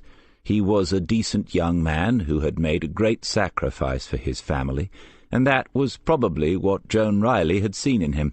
She had wanted to do that thing for the children that she would never meet, who lived in a country that she had never visited. Give them a good Christmas. Waters looked up and nodded. "Right then, Kip. You should have told us all this earlier, but we've got there in the end. We might need to talk to you again, but don't panic if we do. You've broken one of the rules at Rosemary House, but that's not our business. My colleague will now work out how he is going to keep his promise of giving you a lift. Over to you, D.C. Waters." First he saw Astra's red Yaris, her 18th birthday present from him, come quickly up the drive. She must have parked close to the front of the building, just out of sight unless he got up and went to the window. Then he looked back at the road beyond the entrance and noticed the police car, a Skoda. How things change. One of those VSR estates. It pulled up just before the gates, 2 people in the front, and then the back door opened and someone was getting out. Ralph Greenwood squinted a little just to be sure that he had not made a mistake. The figure leaned down a little and spoke to whoever was in the front passenger seat. Ralph managed to get Martin's attention without saying anything and nodded towards the window. They both watched as Kypros Kozlauskas straightened up again and the police car drew off into the midday traffic. Then the young man began to walk up the drive towards Rosemary House. "Trouble?" Martin spoke quietly, but it seemed that Nancy's snoozing had become a midday sleep. Ralph was still considering it, and there was no need for an answer immediately. Dropping him at the end of the drive was quite discreet, as if they didn't want to make it obvious where Kip had been. If they had wanted to make a point or were trying to scare the boy, they would have driven to the front door and found reasons to hang around for several minutes. He knew how they worked, but it was obvious that Kip had been questioned again. "Nothing to worry about." Martin looked back at the television while Ralph continued to watch through the window. Kip raised a hand, but it was not up towards the social room, it was to someone on the drive near the building, and then Ralph saw his granddaughter walking towards Kip. They both stopped for a moment, chatting, laughing as young people do, but not touching, not embracing, 2 or 3 feet of space still between them. She had got to know him during her visits, and Ralph was well aware that she liked the boy, that perhaps her grandfather was not now the only reason that she came to visit once or twice a week. From where she had parked, however, she should not have seen the police car, which was good. In a minute or 2 she would be here in the social room, and he would say something like, "Here she is, the light of my life." And then Martin and Nancy would say something similar. She might sit on the arm of his chair, and they would pester the carer on duty for extra cups of tea. If it was one of the miserable ones, Astra might go into the kitchen again and make them all tea herself, against the rules, but one day, when Mrs. Reed had come to complain, Astra had asked her so sweetly whether she, Mrs. Reed, would like a cup too, that everyone had laughed, except Mrs. Reed, of course. He smiled in anticipation, but was aware, too, of the wave of drowsiness again. This new medication, better check online for the side effects. He couldn't have anything that slowed him up, anything that would cost him his edge. Not now. Chapter 14. After lunch, Smith called the team, such as it was, together. John Murray and Alison Reeve joined Waters and him in the incident room. Murray told them that Maggie had been instructed to refrain from work until she had passed 4 months, then she could do light duties. Reeve said that there were no signs of suspicious activity in any of the Bradleys' bank accounts. She had also looked at that of Joan Riley, and even the £100 did not show there. Her daughter must have given her own money to her mother. Smith reported on the morning's interview with Kypros Kozlauskas, ending with the point that, as far as he was concerned, the carer was not under suspicion for anything other than being too kind to his charges. So that just leaves... Reeve wasn't being impatient or cynical. Plenty of senior officers would have been banging on about a lack of progress long before this, even though there had been no such thing. Smith put it down to the modern obsession with forensic evidence. The science had developed so rapidly and now so dominated their thinking that when a case came along in which it had little to offer, many investigating officers were stumped. Apart from the post-mortem test results, forensics had nothing for them in this case. It was down to old-fashioned investigation, interviewing, and elimination. As far as those were concerned, there had been plenty of progress.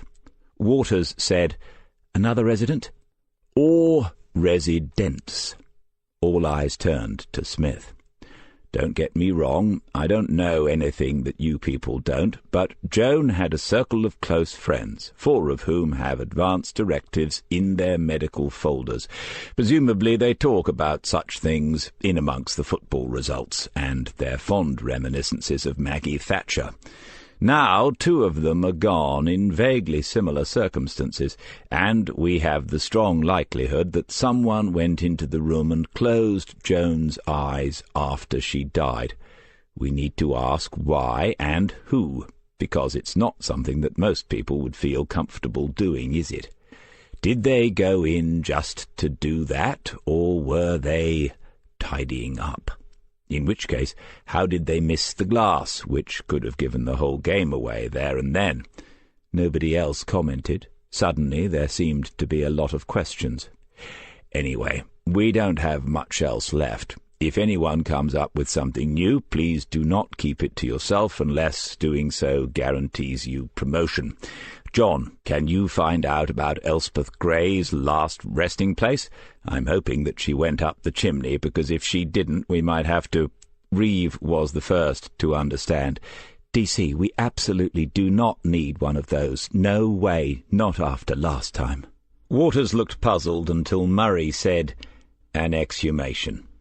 What happened last time? Detective Superintendent Allen appeared on local television. "And became," said Smith, with a faraway look in his eyes, "an overnight sensation.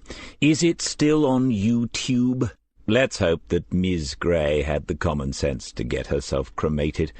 This afternoon Waters and I will dig away yet again at the 3 remaining musketeers in the hope that we have missed something. Boss, just to remind you that tomorrow morning I have to go and see Gloria QC about the Subich mitigation. I thought I'd take Chris with me, so that he can see what he's up against should he ever solve a crime of his own." "Right, good luck. Do give her my regards. Ask her when she's going onto the bench." "She never will. She enjoys taking policemen apart far too much to give it up. Okay, everyone, let's get to it." When he checked his phone that afternoon, he discovered that there had been another development in his social life. A message from Marcia said that her plans had changed, that she would be available for dinner on Saturday after all, if he still wanted to, ... Had she been surprised by his asking and just needed time to think? Had she actually been booked up, but had now rearranged things because she would rather go out to dinner with him? He could text back and say that now he was booked up, but he could see if he could. But it was unlikely a woman as smart as Marcia would believe him. And why play games? Still, now he would need to choose a restaurant and then book it, and what did he have to wear that wouldn't be— And what about afterwards? He'd heard that women these days have different expectations. He turned his attention back to the case. The plan was to go through the personal and medical files of Martin Collins, Nancy Bishop, and Ralph Greenwood line by line, looking for anything, absolutely anything, that might give them a new starting point, because it was clear now that they would need to speak to them again. The second interview is always different, more difficult, and often more threatening, as people are asked to repeat answers or to go into more detail about matters that they would rather forget. Without looking up, Waters said, "Nancy Bishop was a nurse." "Yes, so?" "She wouldn't be too squeamish, then. She probably closed a few dead eyes in her time." It was a sound point. They continued reading.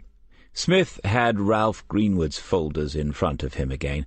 To Smith he seemed to be the most interesting person, not in the criminal sense, not yet a person of interest, and yet they knew less about him from these files than they knew about the other 4. Why was that? What was missing? No recent additions to the medical notes. Perhaps he was just healthier than the others. And no advance directive, the only one of the 5 folders without one of those. Smith went back to the personal file. Again, less information about the subject's earlier life than the others. It simply stated that he worked in London for many years as a solicitor's clerk. He thought back to his 2 meetings with the man, in the social room that first morning, and then talking to him in his room, the room that was different to the others. Were those the conversations of a solicitor's clerk? Was that the room of a retired solicitor's clerk? Laptop, internet connection, mobile phone, chess set. And books, lots of books in a couple of bookcases. He hadn't looked at the titles. Should have done so. What people read can tell you a lot, but they were proper books, he was sure of that. He returned to the front page with its photograph, and that was different too. The others had recent pictures, just portraits obviously taken in Rosemary House, taken for the record, for the file, commemorating the moment at which independent life had come to an end, hence perhaps the sadness that glimmered through the attempts at smiles. But the photograph in Ralph Greenwood's file was not taken in the home. He was half turning away from the camera, mouth parted in a surprised smile. The girl in the picture with him must have come from behind and put her hands on his shoulders as the picture was taken. A petite, pretty girl with short, almost cropped blonde hair. Behind the two of them was a table laid out for some sort of party, a family party, Smith guessed. Hadn't Irene Miller said something about a granddaughter? This might be her. He'd said it himself days ago. If anyone can tell us what goes on at Rosemary House, it's Ralph Greenwood. And what had the man said, with a gleam in his eye, something about the lack of forensics? Was that pawn to King's 4 an opening move? Not a shred of evidence, not even a shred of proper intelligence, but... Chris, I did a Google thingy on this one when we started and drew a blank. You have a go. He went down to the canteen, fetched 2 mugs of tea and 2 cereal bars from the vending machine. Waters took the cereal bar, but not the tea, which meant that Smith could down one quickly and then sip the second in a more leisurely fashion. He dipped the cereal bar into it experimentally, but it wasn't great. Then he looked at his phone to see if Marcia had replied yet. No. Waters frowned and went back into the folders, which reassured Smith that he hadn't missed anything obvious. Ralph wasn't easy to find after all. But then he mused, Ralph's life was a while ago. His real life, his work as a solicitor's clerk in London, that was life before the internet, before the digital footprints that everyone was now leaving behind them for eternity. Smith took the photographs out of the folders and went down to the copying machine. After various interesting failures, he managed to get it to enlarge them so that they would not look too silly on the whiteboard. He felt a little guilty at putting them up there. Old-age pensioners as suspects looked somewhat desperate, but it was at least evidence that an investigation of some sort was still taking place. He wrote up their names and then drew a circle around them which he labelled Close Friends. Almost 45 minutes had passed since he asked Waters to do the first search. One had to admire the boy's persistence. He'd gone back to the folders several times and stared at the screen several times. Now the intervals between bursts of activity on the keyboard were growing longer. 5 more minutes, and then it would be time for a rethink. He was heading towards the door with the empty mugs when he heard, "Got him!" Smith found himself looking at a newspaper, or rather a photostat copy of one. It was grainy and a little blurred, but the photograph was clear enough. A man shaking hands with a dignitary wearing a chain, a local mayor or something, both looking into the camera. Around and behind them a group of men, mostly middle-aged or elderly, 1 or 2 of them sporting their legal get-up of robes and wigs. The image was not sharp enough to stand up as evidence in a court of law, but underneath it the caption was not in doubt. After 35 years of service, Mr. Ralph Greenwood retires as clerk to the chambers of Fitchett and Royce, Lincoln's Inn. Smith found the date and did a quick calculation. Ralph had gone the full distance and not retired until he was at least 65. "How the hell did you find that?" "It was a last long shot. I went into the online archives of the London Evening News. Each year is a separate file, so you have to enter the search details every time. I should have started further back, but we got there in the end." Modest as ever, but Smith could see how pleased Waters was. He'd buy him another cereal bar at some point. "Is it any use?" Smith was reading the short article as he answered. "Well, there's not much in this, but it tells us one thing.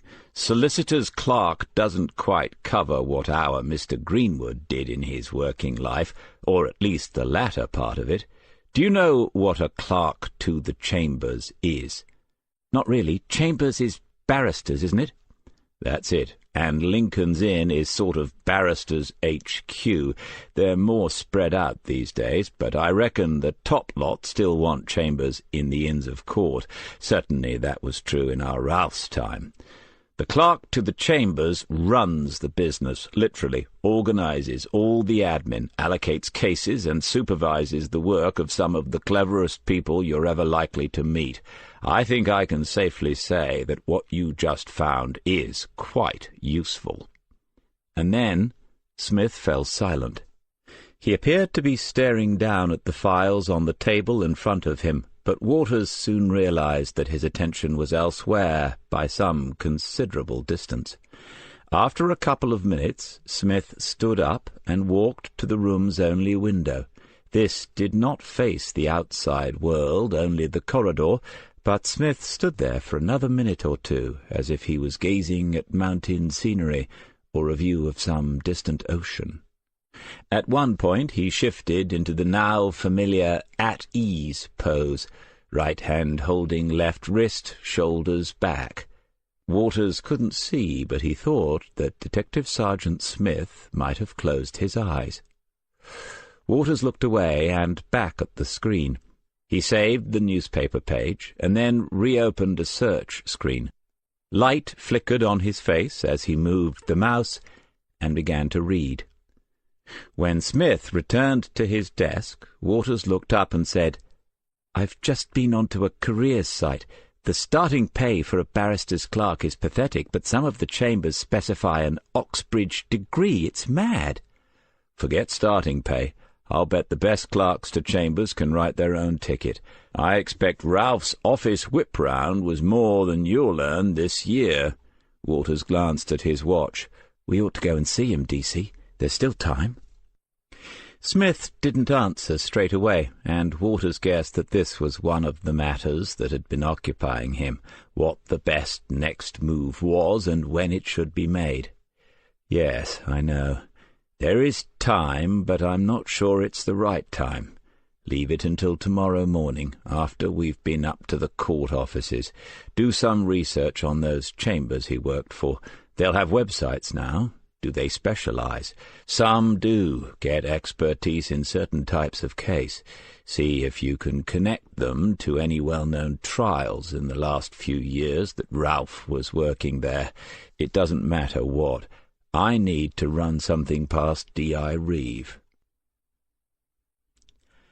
"Ah, Smith, on your way to see me, no doubt?" "No, sir. D.I. Reeve, as it happens."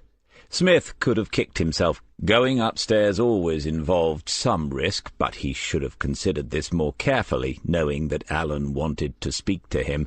He should have come up by the back stairs.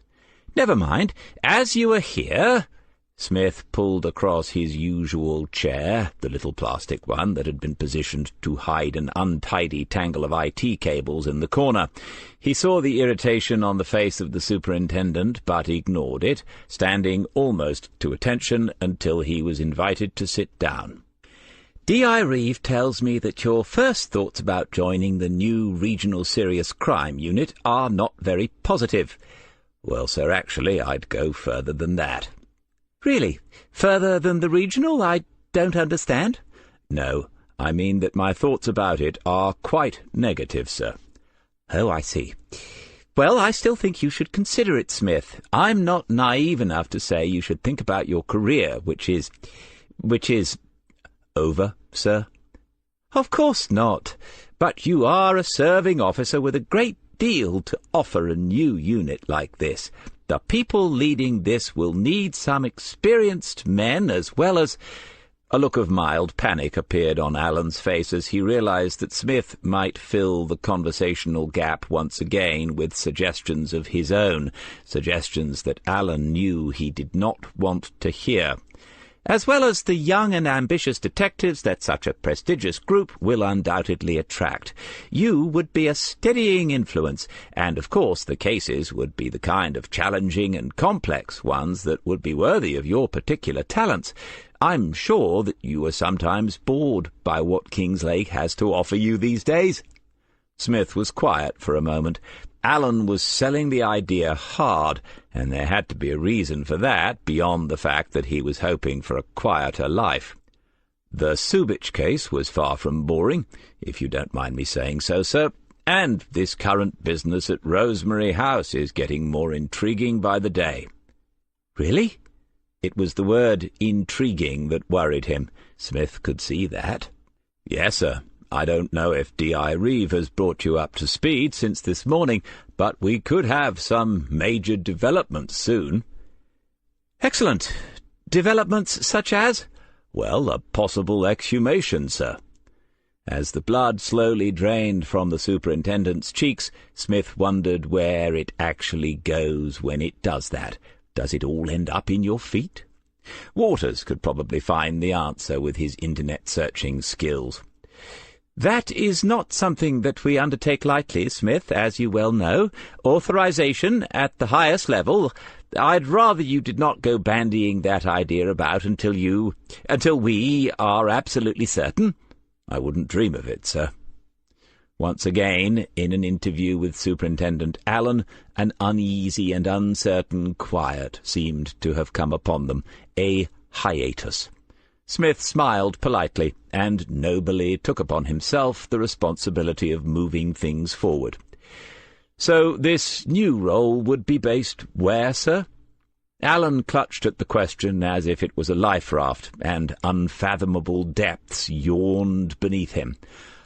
Well, you could often find yourselves using our facilities here, and you would always find a welcome, Smith, you know that.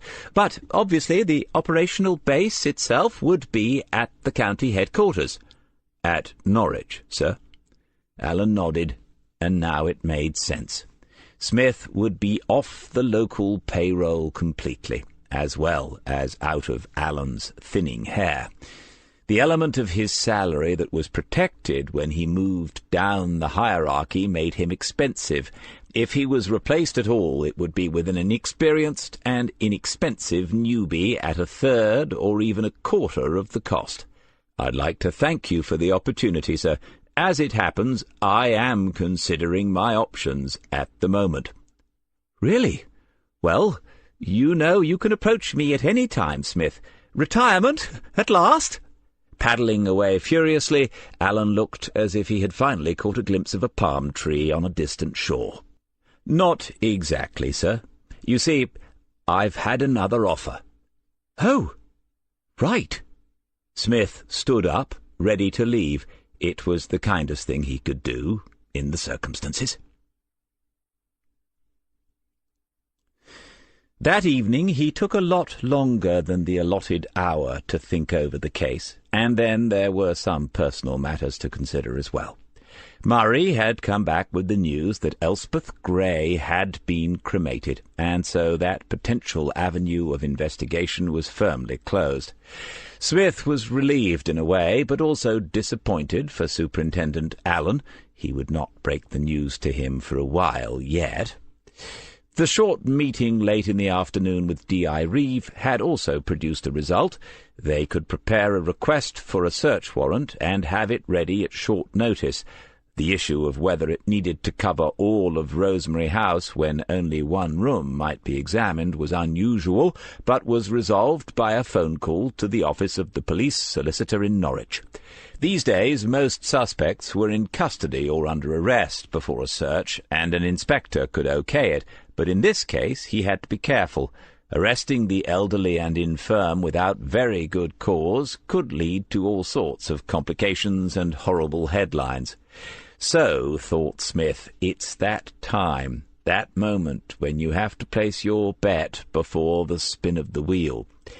He had not, he knew, entirely eliminated everyone else. For example, he should ask to see Joan Riley's will, but what is the use of experience if you don't sometimes rely on it? He was certain that the will would be unchanged, that there would be no recent alterations, and he based that on his meeting with her daughter and the daughter's subsequent interview with D.I. Reeve. Everything in her behaviour suggested that she was telling the truth. Smith didn't like the husband very much, but the man had no opportunities to influence his mother-in-law that Smith could see, and he had the impression that Mrs. Riley might well have had enough about her to come to the same conclusion as Smith about her son-in-law. The senior staff that he had interviewed in Rosemary House had opportunities, but no motives. None of them seemed to have had a close enough relationship with Joan to have risked imprisonment, and the residents' financial affairs were well insulated from those who managed their lives at the home. Kypros Kozlauskas did have that sort of relationship with the woman. In one way, that was an odd friendship, but Smith had been convinced by the Lithuanian's story. Even the things he had not told them the first time around made sense.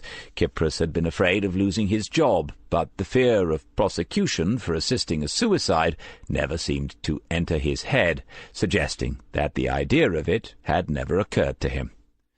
Dr. Tremullen, if she had any involvement at all, if she had decided it was time to put the beliefs of, Clarify, to the test, why on earth would she have then drawn their attention to the previous death at which she attended, that of Elspeth Gray, unless she saw herself as some sort of martyr to the cause, wanting to be in the public spotlight, raising the profile of the issue? It was possible, but he didn't believe it.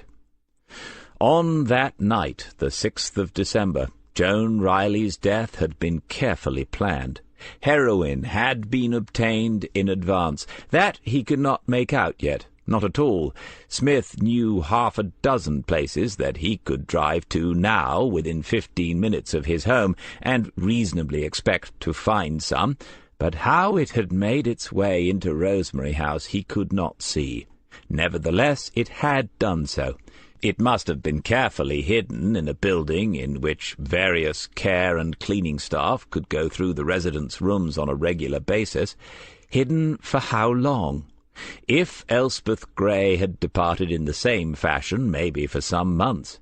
Or did whoever was doing this just have the amount required brought in as necessary?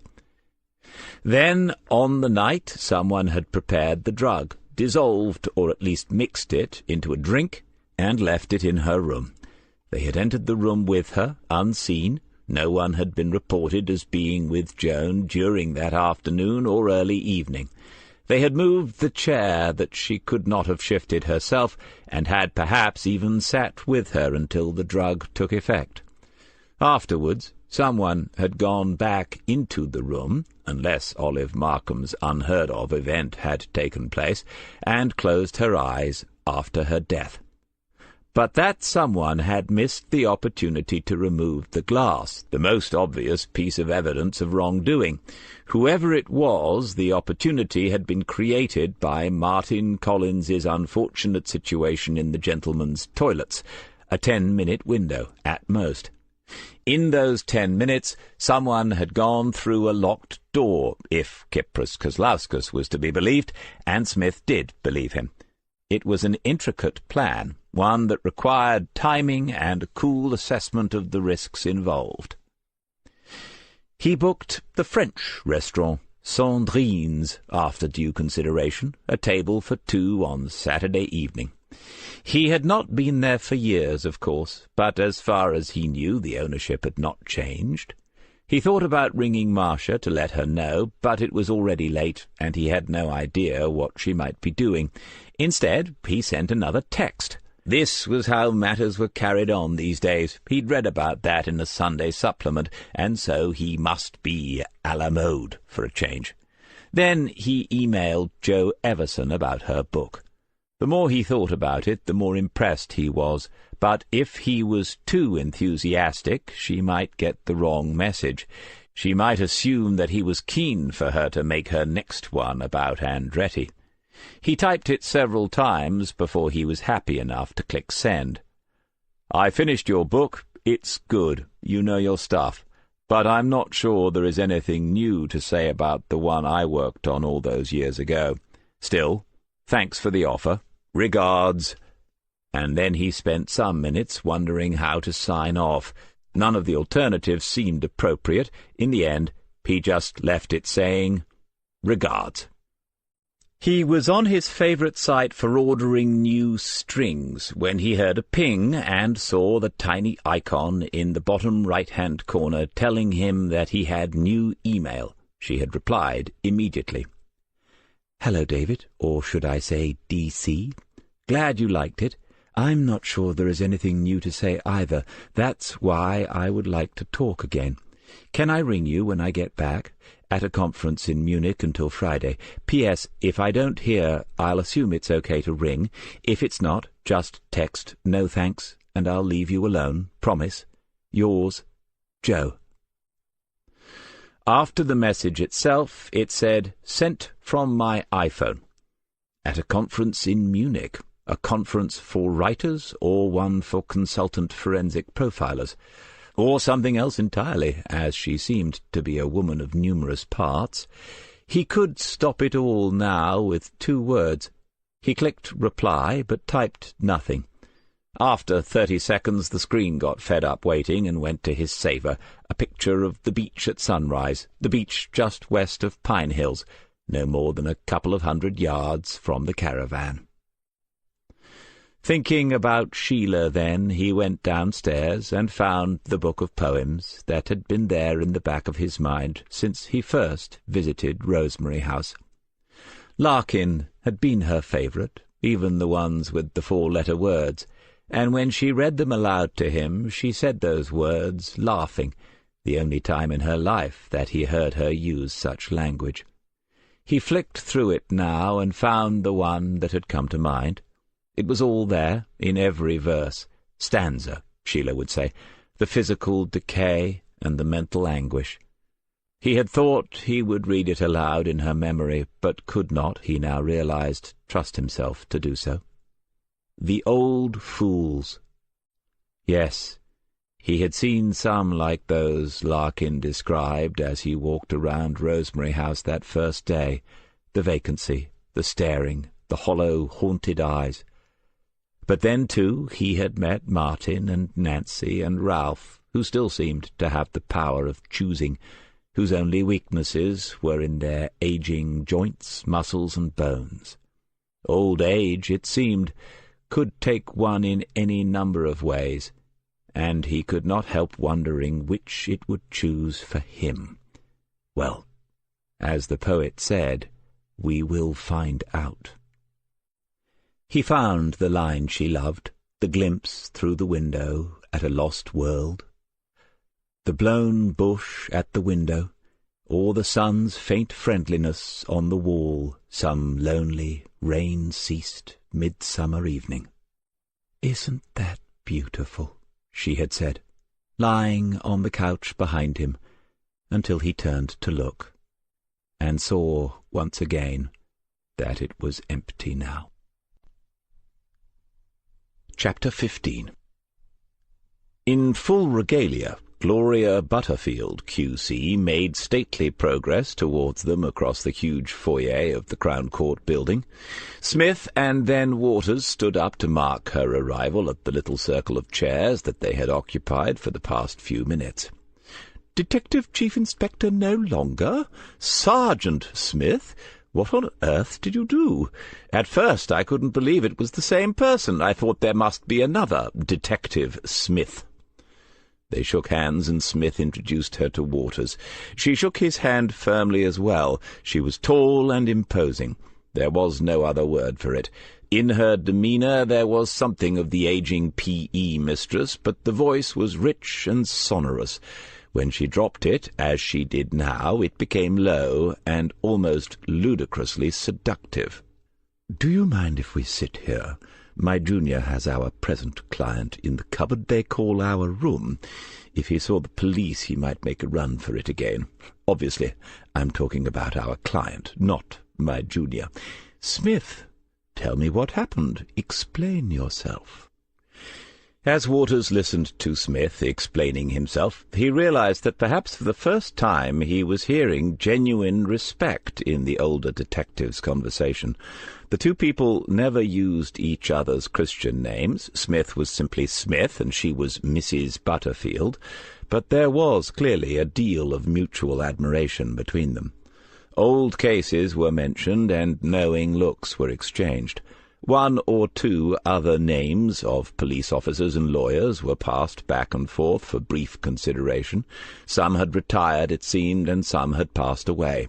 Waters had a sense for history, and felt it reverberating between the two as they spoke of their meetings in times past. Then, after a look at her watch, Gloria Butterfield was speaking of the present. "Well, we are very grateful for your help, and very fortunate that it was you two who made the arrest in this case," with a look to Waters. She must have remembered his name from the case notes. "Mr. Subich Sr. asked me to say thank you to you both. Your statements will help us in what we have to say in mitigation. We might not need to call you Smith if the prosecution behave themselves, but it is good to know that we can do so if necessary."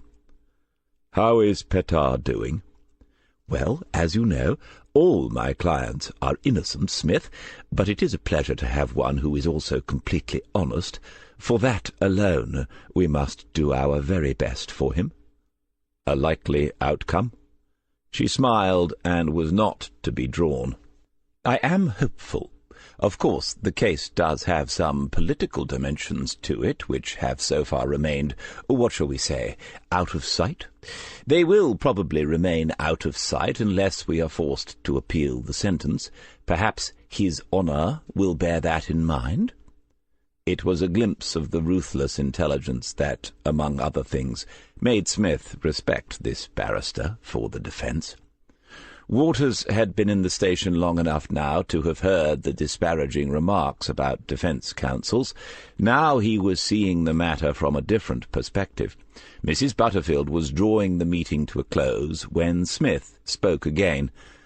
"I was wondering whether I might ask you a question on another matter, Mrs. Butterfield. Entirely off the record, naturally." "Goodness, how interesting! And you know how fond I am of irregularities. What is it?"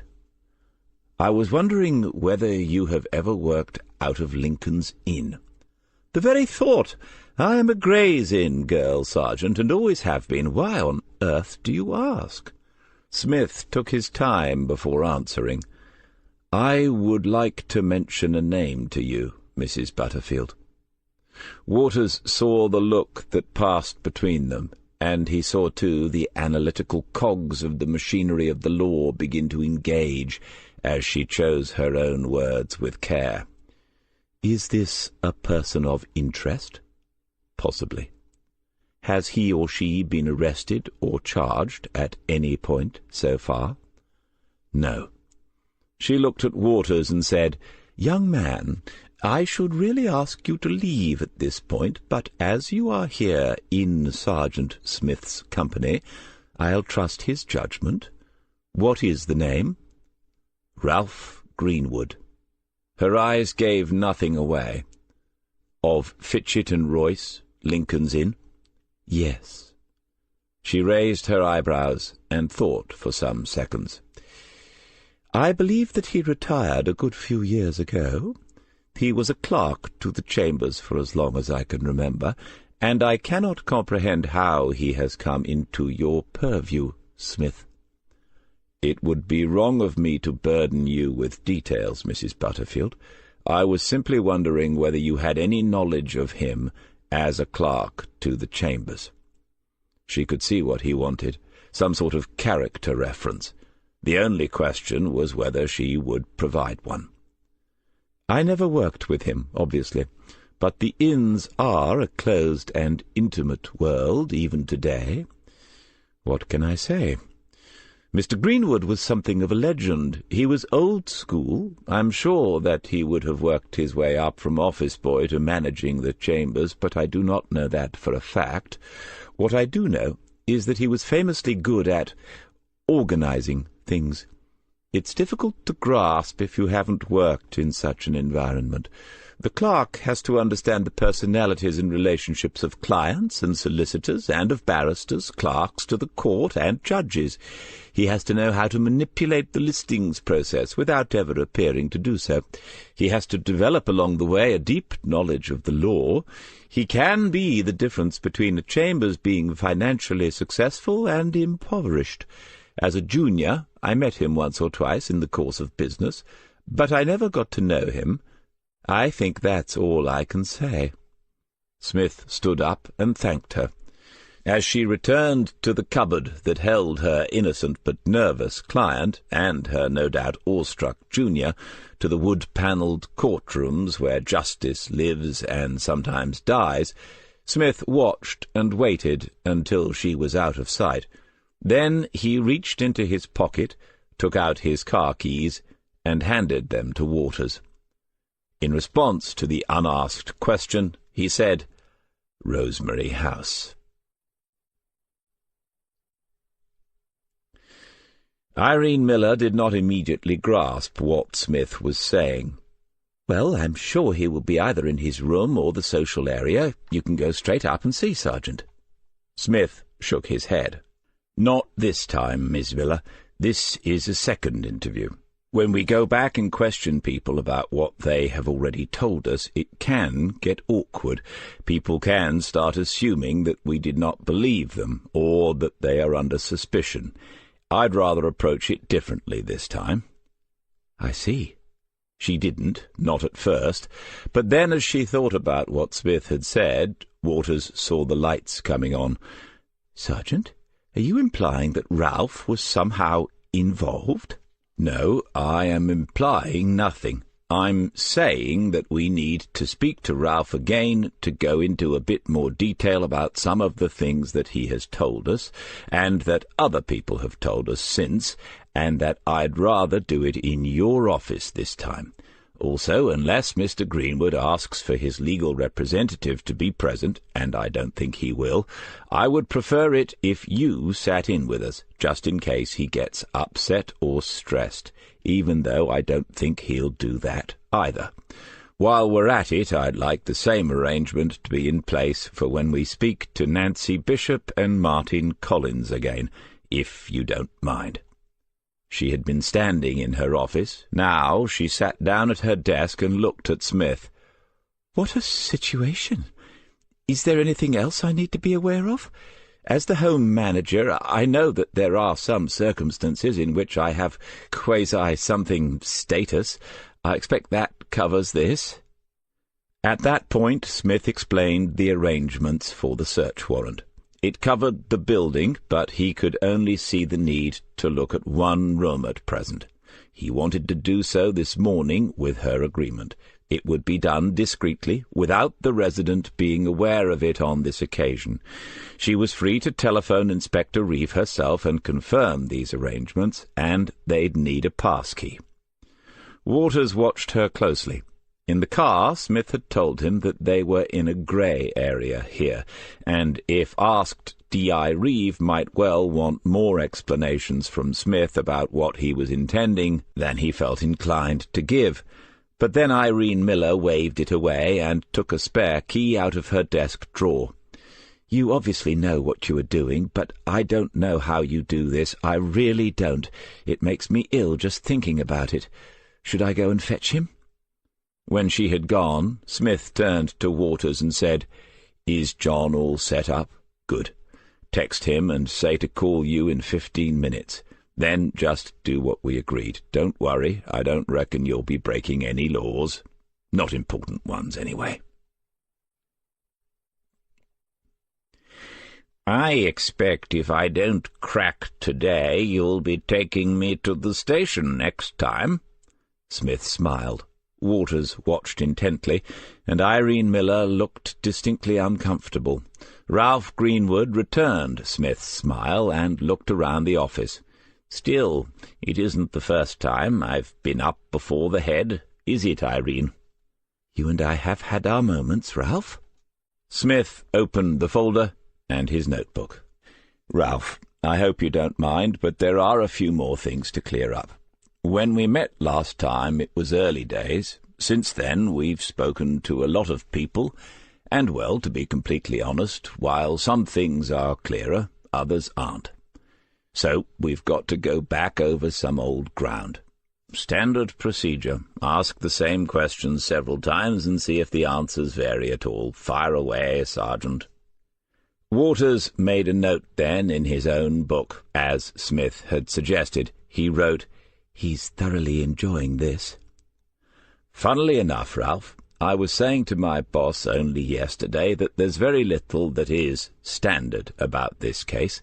I've never come across one like it before, but I do think that we're going to come across cases like it a lot more in the future. Don't you?" "What sort of cases are those?" "Oh, assisted suicide, assisted dying, that sort of thing. It's inevitable, isn't it, with the aging population, limited resources, and people's expectations about quality of life. It could become all the rage." Irene Miller shifted uncomfortably in her seat. Waters felt for her, and fleetingly thought about passing her a note that said something like, "Sorry, but you haven't heard anything yet."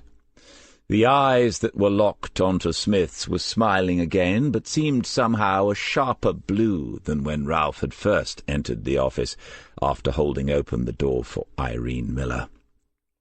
Ralph said, "Well, it's easy to be glib about these things when one is only, 50? Now then, Ralph, you won't get round me with compliments. But seriously, I didn't mean to sound glib, it's just my way. People misunderstand me sometimes. I expect you have the same problem." For a moment the smile disappeared, and then it returned again, slowly. Smith's unconventional approach had not rattled Ralph Greenwood yet, and Waters thought about what Gloria Butterfield had told them that morning. "What was it you wanted to ask me, Sergeant?" "Well, we are already on the subject, as it happens. Did you ever discuss these matters, assisted suicide, assisted dying, with Joan Riley?" "Yes. When you are as close as we are to the end of life, these are subjects that tend to loom large in one's conversations." "Did you ever discuss them with Elspeth Grey?" Still no hesitation, and not a blink of the steely eyes. "That was some time ago, but yes, almost certainly. Elspeth was another intelligent and thoughtful woman." "For obvious reasons, Ralph, I would be grateful if you could tell me what Joan's attitude to the subject was. Did she have strong opinions on how life should end?" "You would not expect me to put words into the mouth of someone who has died, Sergeant, but like most of us, I think the loss of control was a concern. We all like to think that we will have some say in the matter." Smith nodded. "Of course, completely understandable. That explains the advance directive, doesn't it?" "I believe that Joan had such an instrument in place." "Yes, she did. So did Elspeth Grey. So do Martin and Nancy.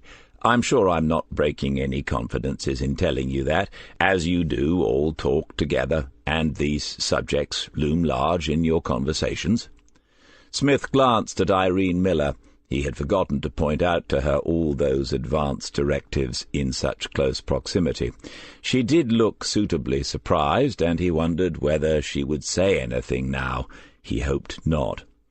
"In fact, Ralph, the only person amongst the famous five who doesn't have such an instrument is you." For the first time, Ralph took a moment before responding. When he eventually did so, he managed to sound a little bored. "2 points, Sergeant. First, I do not see what possible bearing that fact, if it is a fact, has on your investigation. Second, you are making an assumption. You are assuming that because such a document is not present there," and he pointed with some contempt towards the folder in front of Smith, "that I do not have such a directive in place." Smith looked at Irene Miller again. "Some of our residents have their own arrangements with their doctors, as they are perfectly entitled to do. Obviously, we try to keep our own files up to date. We need to be told about developments if we are to offer the best care, but—" Waters's phone rang. As he answered it, he made the usual vague apologies. After listening for a moment, he said to Smith, "Sorry, it's the station. I should probably deal with this." Smith nodded, and Waters left the office. At first they could hear his voice outside, and then it faded as he walked away from the door. Smith said to Ralph Greenwood, "I'm sorry if I seemed too personal, Ralph. Sometimes people who don't know much about police work do not understand why we ask the questions we do." It was the tiniest of barbs, but it went home. "Nevertheless, may I ask whether you do have an advance directive like the others?" "Yes." "You do have one." "I was answering your question. You may ask." Smith's smile became a grin, as if he hadn't had this much fun in years. "Very good. Ralph Greenwood, do you have an advance directive lodged with your medical practitioner?" "I find that rather too personal a question, and one that I do not feel obliged to answer." "Entirely within your rights, sir. Of course, we do also have the right to examine anyone's medical records. Miss Miller and I have already had that conversation. I assume that she will at least know the name of your doctor." The interview had long ago taken unexpected turns. Irene Miller simply nodded rather vaguely when Smith looked at her this time. "You have that right if you have reason to believe that a serious crime has been committed, Sergeant." "Well, absolutely, Ralph. And there's not much doubt about that, is there? A fatal dose of heroin? Sounds quite serious to me." It was the first time that it had been said to anyone other than Irene Miller herself. She looked at Greenwood, but there was no visible reaction on his face. He continued to look at the detective sitting in front of him for a few seconds before he spoke. "Goodness me, is that what happened?" No one said anything for several seconds. Ralph Greenwood looked towards the door, and then seemed to be listening for something, possibly the sound of the young detective on his mobile phone. Smith managed a surreptitious look at his watch. Only 5 minutes since Waters went out. He needed to give him a bit longer than that, but Greenwood was under no obligation to remain here, and he was the sort who would have no qualms about getting up and leaving as soon as he felt like it. "Yes, Ralph, that's what happened. It's a bit of a puzzler, to be honest. I mean, in a care home?" Something about the phrase seemed to irritate Ralph for a moment. Smith said, "It's not the first thing you'd think of as the drug of choice in a care home, is it? I'd imagined perhaps a glass of dry sherry while Mrs. Reed's back is turned, or maybe a relative sneaking in with a bottle of single malt at Christmas, but heroin? It's evil stuff, I can tell you. I've cleared up too many messes because of that. Lives blighted, pretty young teenagers lying dead for days in bedsits. Most people have no idea." Irene Miller was watching Smith rather than Ralph now. She sat slightly behind and to the side of the elderly man, and her look seemed to be saying, "What are you doing? Where is this going?" "The thing is, Ralph, I can't see how it arrived here in the first place. I'm going to be honest now and ask for your help with this, because, let's face it, you've got a lot more about you than some of the people in here. As a resident, and an observant one at that, have you any ideas about how heroin could have been brought into Rosemary House?" Greenwood was a proud man. Smith sensed that more and more.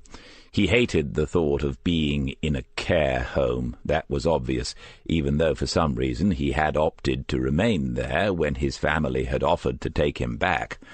Could be all sorts of reasons for that, though. But was he also a vain man? Could he resist the chance to help the police, to show off just how smart he really was? Could he resist the opportunity to play games with the rather shabby detective sergeant, who had been a little too much in his face for the last few minutes? "Well, Sergeant, I believe it comes in rather small packets, somewhat easier to smuggle in than a bottle of single malt." "Yes, I've got that far. We're only talking about a tiny amount needed to help an elderly lady end her days, aren't we? But who? That's my problem. Who comes into Rosemary House who also has the right kind of contacts out there to find that sort of thing? There can't be many such people. I think that's the way I've got to go with this now." Ralph nodded. He seemed to be thinking it over carefully. Smith glanced up at Irene Miller again. Once he was certain that Ralph's eyes were not upon him, he gave the manager a tiny shake of his head and hoped that she would understand. "So, I'll tell you what I'm thinking, Ralph. The most likely person is one of the younger carers, someone who knows the scene in Lake, someone who, either for money or out of some mistaken sense of idealism, has brought that heroine into the building. They perhaps didn't even know what it would ultimately be used for. What do you think?" The suggestion had brought the predicted look of shock to Irene Miller's face, but she had grasped his warning shake of the head. Nothing else could explain her silence at that point. Ralph understood her position, though, and he half turned to her with an amused expression before he responded.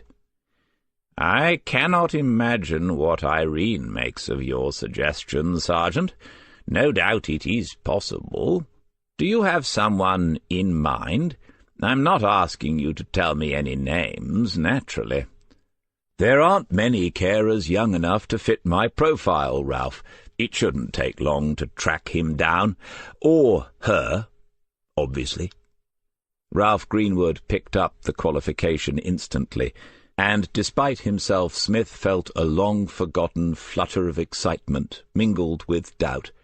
It's a very odd sensation when one realizes that one might not be the smartest person in the interview room, even though you are the one asking the questions. But whatever Ralph said now, if he said anything at all, would tell Smith something. "Sergeant, for what it's worth, I'd say it was more likely to be some occasional visitor. We get them in all ages, classes and sizes. They bring gifts and sit in the residence rooms out of sight. A small packet, you say? Easily done. I don't think any of our carers would risk their job, let alone their freedom." Waters re-entered the office, making a show of closing his phone. Ralph nodded to him, and then turned a smile towards Smith, a knowing smile. To end abruptly now would be tantamount to a confession, and so Smith opened the file on the table in front of him. "Well, thanks for your input, Ralph. I hope you don't mind if I call on you again at some point." "You'll always find me at home, Sergeant." "Yes, I suppose I will. I couldn't help noticing your photo here. It's a good one, isn't it? Different to everyone else's. Who is this?" "My granddaughter." "Oh, I thought it must be. Astra, isn't it?" Ralph didn't answer. He seemed intent on remaining absolutely motionless. "I know because a couple of people have mentioned her already. Her name is in the visitors' book regularly. Nice to see a youngster staying in touch like that, isn't it? You must be proud of her." "I am." "Pretty girl, too." Smith angled the photograph round slightly so that Waters could see it, as if he needed confirmation. When he looked back up at Ralph, there was no trace of the smile, nor of the irritation that sometimes replaced it for a moment. What Smith thought he could see there now was anger under an iron control. "How old is she?" 19. Tch, a wonderful age to be. What does she do? She is a student. Ah, aren't they all these days? Can't be far away, though, if she visits you most weeks. She is living at home for her first year. And that must be here in Lake, then. Where is she at college, Ralph? University. She is at UEA.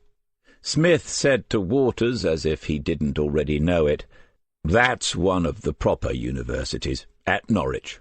What's she studying?" IT. Oh, that's the thing, isn't it? IT covers a multitude of sins, though. I expect she just calls it that so she doesn't have to explain all the complicated things to oldies like us. A BSc in computer science. Well, it's good to see girls getting involved in everything these days, I say. Well done, Astra. Ralph Greenwood's hands were very large, and the fists were gripping each other tightly enough to make the knuckles go white. "Anyway, you've been most helpful, sir. Thank you. I'm sorry to bring up these subjects in a place like Rosemary House, but what can I say? We all have a job to do. What we actually need is for a case of assisted suicide or something to go through the courts, right up to the top, to the House of Lords, say, with proper reporting so that there could be a public debate, because it's not straightforward. I can see that, and it makes you think about what your own wishes will be when the time comes. I mean, only recently I was talking to someone involved in the Clarify campaign, and that opened my eyes, I can tell you. Have you come across that group, Ralph?" The indulgent smile had returned. The detective seemed to be nattering away like a tea-lady. "I can't say that I have, Sergeant." "Well, that's what they're after. A case to mount a campaign around. Get the whole issue into the open. Like that thing years ago. Oh, it must be donkey's years ago now, when the South African investment scandal blew up. Was it moral for British banks to be investing in South African natural resources? Never mind moral, was it even legal? That went to the Lords in the end, didn't it? And then everyone knew where they stood. I can't for the life of me remember what the case was called, though. Anyone?" Smith looked around at the room's other 3 occupants. Waters's face was a blank. Irene Miller was looking back at him as if he was soon to be admitted as a resident needing special care, and now it was her head that was shaking a little. Ralph Greenwood's ironic smile was still there, but somehow it seemed as if it had stiffened a little, as if it had become a mask that he was gazing through at the detective sergeant, who knew perfectly well the name of the case to which he was referring. "Oh, well," said Smith, "I expect it'll come back to me when I least need it." Chapter 16. Immediately afterwards, Smith had said to Irene Miller, "What did you mean when you said that you and Ralph had had your moments?" She had explained that Ralph was, in her opinion, a man of considerable intelligence, combined with strong ideas and firm principles. At times this brought him into conflict with authority, usually on behalf of another resident rather than for himself. They had had some lengthy debates. Smith had said, "Do you like him?" The question had taken her by surprise. After a moment she replied, "Yes." "So do I, as it happens. But I imagine that he gets up some people's noses." She had smiled. "Such as Mrs. Reed. I imagine she takes a more old-fashioned view." The detective sergeant had a way of making remarks that were not questions, but which nevertheless invited confidences. "Ralph usually comes to me these days." "How much freedom does he have? Sorry if that's the wrong word, but it's sort of complicated. You have locked doors and codes that the residents don't know, so they are confined. I'm assuming Ralph doesn't know the codes, of course. No, he won't know them, but I've never known him ask to go out unaccompanied. Ralph is different to most, as you have realized. He has more independence than the others, more freedom, as you call it. He can be useful once you get him on side. He'll talk to other residents and help to resolve issues. He has a mobile phone? A minor hesitation before, Yes, we generally don't allow it. They can pester relatives and cause a lot of unnecessary worry, but there is no question of that with Ralph. He doesn't like the idea of being in a care home, though, does he? They were standing in her office. Through the window Smith could see an ambulance in the car park, returning one of the residents from a visit to the hospital, presumably. Irene Miller had thought about her reply for several seconds before she made it. No, he doesn't. It's not a term I like myself. We are a residential home for the elderly who need some level of care. A fine distinction, if you don't mind me saying. Nevertheless, it is one, Sergeant, and I had the impression that you were using that term in order to provoke a response from Ralph. Then Smith himself had paused momentarily. Well, we all have unpleasant aspects to our jobs, Miss Miller.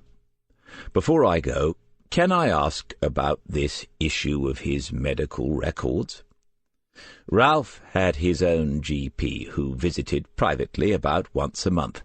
There was an expectation that his records at the home would be updated on a regular basis, but she could not be certain that this always happened when it should. They had had to ask about developments in the past. Ralph fully understood his own medical issues and felt able to manage his own treatments. He had made a hospital visit quite recently, but she was not aware of any significant changes resulting from that. Do you know what it was for? No.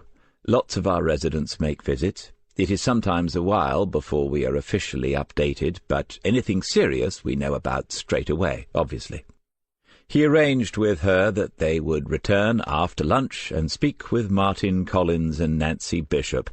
He didn't need to ask her to be there this time. It felt as if she would insist upon it now. He told Waters to drive out onto the bypass. It was time that he was introduced to the true gastronomic gems of King's Lake if he was determined to hang around the place. As they travelled, Waters began to talk about his visit to Ralph Greenwood's room. Smith interrupted him.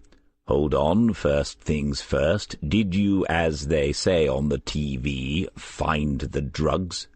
Waters looked concerned. "No, DC, that's not what you said. You told me to—" "I know what I said. I just thought you might have a quick look. Anyway, carry on." Waters slowed down and inched the old Peugeot around some roadworks, BT laying fibre optic, maybe. His own connection in the flat was equivalent to camels crossing the desert on a very hot day. "As it happens, I did have a quick look." After a deleted expletive, Smith told him to get on with it. "Well, the laptop doesn't have a password. People who do that are either careless or confident. I looked for the things we said, and there's nothing, not one of them. He looks at chess sites quite a lot, and he obviously still follows legal matters and court cases, but none of them relate to what you're looking at in Rosemary House. Several different news sites he likes to keep up, one or two medical ones, Net Doctor, that sort of thing." "Can you see what he's been looking at on them?" "You'd need more time for that, and probably more expertise than I've got, DC. I might seem like a wizard compared to you, but—" Yes, I get it. What else?" "The delete bin is empty. It isn't set to do that automatically, so someone has manually cleared it recently. There'd usually be something in it." "Someone's been tidying up, then?" "I'd say definitely. The hard drive had a major defragment over the weekend." "Really? I think my doctor told me to get one of those when he last checked my blood pressure. What the hell is it?" Waters explained patiently. When files are deleted, spaces are left behind, but in the wrong places for the computer to reuse them efficiently. Defragmentation reorganizes the location of the computer's files to improve its effectiveness. Very nice. Now in old speak. A lot of material has been deleted recently. There's more, though. When you delete a file from a hard drive, it still leaves evidence of itself behind, a footprint. Those footprints can be read by someone with the right knowledge until that space is written over again. Go on. Do we need to take this laptop into custody? You might get something, but someone has almost filled the drive with new stuff in the past few days. What sort of stuff? Pictures. Pictures? What of? It looks sort of random. Gardens, boats, landscapes. Nothing particularly connected to Ralph's interests, as far as I can see. Hundreds of high-quality images. Pictures take up the most space on any drive. Smith gave him directions, and then sat in silence for a couple of miles of bypass. Are you saying that someone has deliberately filled it up to cover their tracks? That's one possible interpretation of what I saw. After another silence, Smith said, "Remind me not to introduce you to any more lawyers." As they walked across the rutted and potholed lorry park, Smith pulled his duffel coat tighter and said that if he happened to own a brass monkey, he'd be checking it to see if it still had all its necessaries right about now. It was lunchtime, and the windows of the tuck shop were steamed up and running with condensation. Inside there was noise, male voices, the repetitive electronic rattle and thump of fruit machines, and somewhere at the far end country music whined from a jukebox. But there were spaces at the high counter, and Smith leaned both elbows on it as he studied the menu chalked on a blackboard. He was relieved to see that it was strewn with misplaced apostrophes. Floyd was still running things. A heavy man in chef's whites appeared at the end of the counter from a doorway that led into a kitchen. He had remarkable jowls hanging down far beyond the jawbone like the ears of a basset hound. When he saw Smith, he gave the briefest nod of recognition and returned to the first circle of his ancient iron range, leaving what could only be one of his sons to take the newcomer's order. "Steak pie, medium rare, chips and gravy," said Smith. The youth wrote it down, all of it, on a pad, and then looked up at Waters. "Oh, the same, thank you." An X2 was scrawled by the first order, and then the figure backed away a little before turning and disappearing into the kitchen. At some point he had been told police, but by whom or exactly when, Smith could not be sure. They found a table by one of the windows. Waters rubbed the condensation away and peered out at the lorries parked there, at least a dozen of them, mostly long 40-tonners. One or two must have been parked overnight. Frost still covered the ground beside them where the early morning sun, now only a memory, had failed to penetrate. As far as he could tell, the transport cafe had no rooms to let. The drivers must have slept in their cabs. He turned his attention back to the men who drove them. Some sat alone, chewing or drinking from huge white mugs, reading The Sun or The Star, while others had grouped themselves into twos or threes, talking. From somewhere came the smell of cigarette smoke, but it was impossible to see anyone indulging, at least with a casual glance around. Above the counter on the wall was a standard printed sign that said, "No smoking." Over the top of those words someone had scrawled, "The government says." "This is a handy place. I've picked up a few leads here, I can tell you. When we broke up the illegals racket in the docks a few years ago, my best bit of intelligence came at that table by the door. Good lorry drivers are a mine of information, and I still keep a few on my books. Think about it. Even today, almost everything worth nicking or selling has to be moved." Waters looked again at the men, mostly middle-aged, mostly needing a shave, mostly showing no interest whatsoever in the only two people in the room who were blatantly of a different profession. "Any of them in here now?" "I recognized a couple of faces when we came in."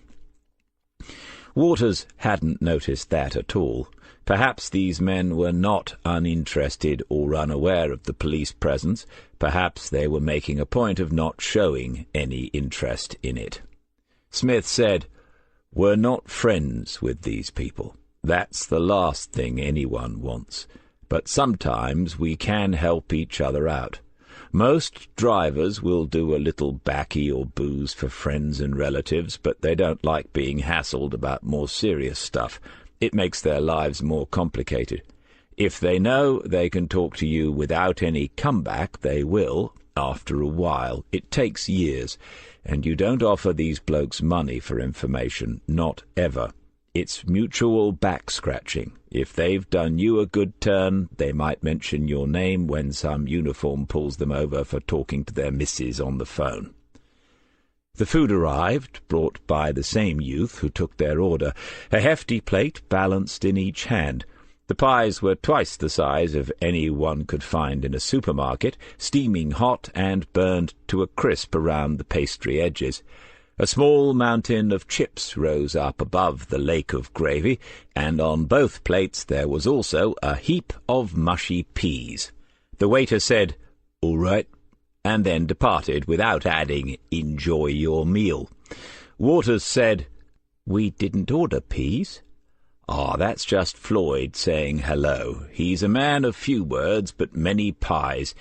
Years ago, not long after he opened here, he started getting a problem with bikers, the hairy sort. One Saturday night he'd had enough, so he set about them with the proverbial baseball equipment. Some of these hard men tried to bring charges, but the local force couldn't find enough evidence, even at the hospital. Charlie Hills could tell you all about that. Uniform drop in here pretty often. They eat well, and Floyd doesn't have too many problems nowadays." The food was hot, salty, and surprisingly good. They ate in silence for some minutes until they were full, but there were still chips remaining on both plates. Smith sat down and patted his stomach as if to reassure it. Then he picked up a chip, dipped it in the brown sauce, and ate it. "Right, back to work. When Manuel notices us, we'll get some tea. Thoughts on Mr. Greenwood?" Waters had been expecting the question. "Our character? He was enjoying the interview some of the time, but then something would annoy him. I couldn't decide whether he likes the police or not, to be honest. Probably knows too much about us." "I thought it confirmed everything the QC told us about him. Was that just a lucky shot that she knew him?" "Yes and no. It was years ago, when the lawyers were even more of a closed shop than they are today. Everything was in 4 places in London, and they all knew each other. Once I knew he'd been at Lincoln's Inn, I reckoned there was a fair chance Mrs. B. Q.C. would have come across him." "And that's why we didn't interview him yesterday?" Smith nodded as he made the T sign to Floyd's offspring. "It made sense to see her first. Do you know what struck me? I gave him the chance to lay it off on one of the staff, didn't I? I said, most likely one of the young carers. He wasn't having that." "Why not?" The question was as much to himself as to Waters. "Trying to protect Kip? When you said him, Ralph knew what you were getting at for sure. We know they're fond of him." "Yes, but this is where it gets complicated, at least to my puny aging brain. One scenario. Ralph knows nothing about what happened to Joan Riley. For all he knows, Kip was involved, but because he's their favourite carer, he decides to protect him, telling us that he doesn't think it was the said young man who assisted in her suicide, or her dying, whatever. Another scenario, Ralph does know something about what happened to Joan. Maybe he knows a lot. Now, we've pretty much concluded that Kip was not involved, but Ralph doesn't know that. In fact, I suggested the opposite.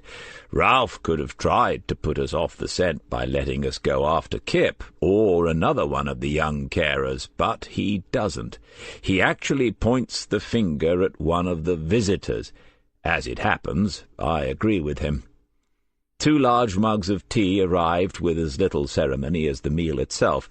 As the plates were being removed, Smith said, "My compliments to your dad, young man. Tell him he isn't losing his touch."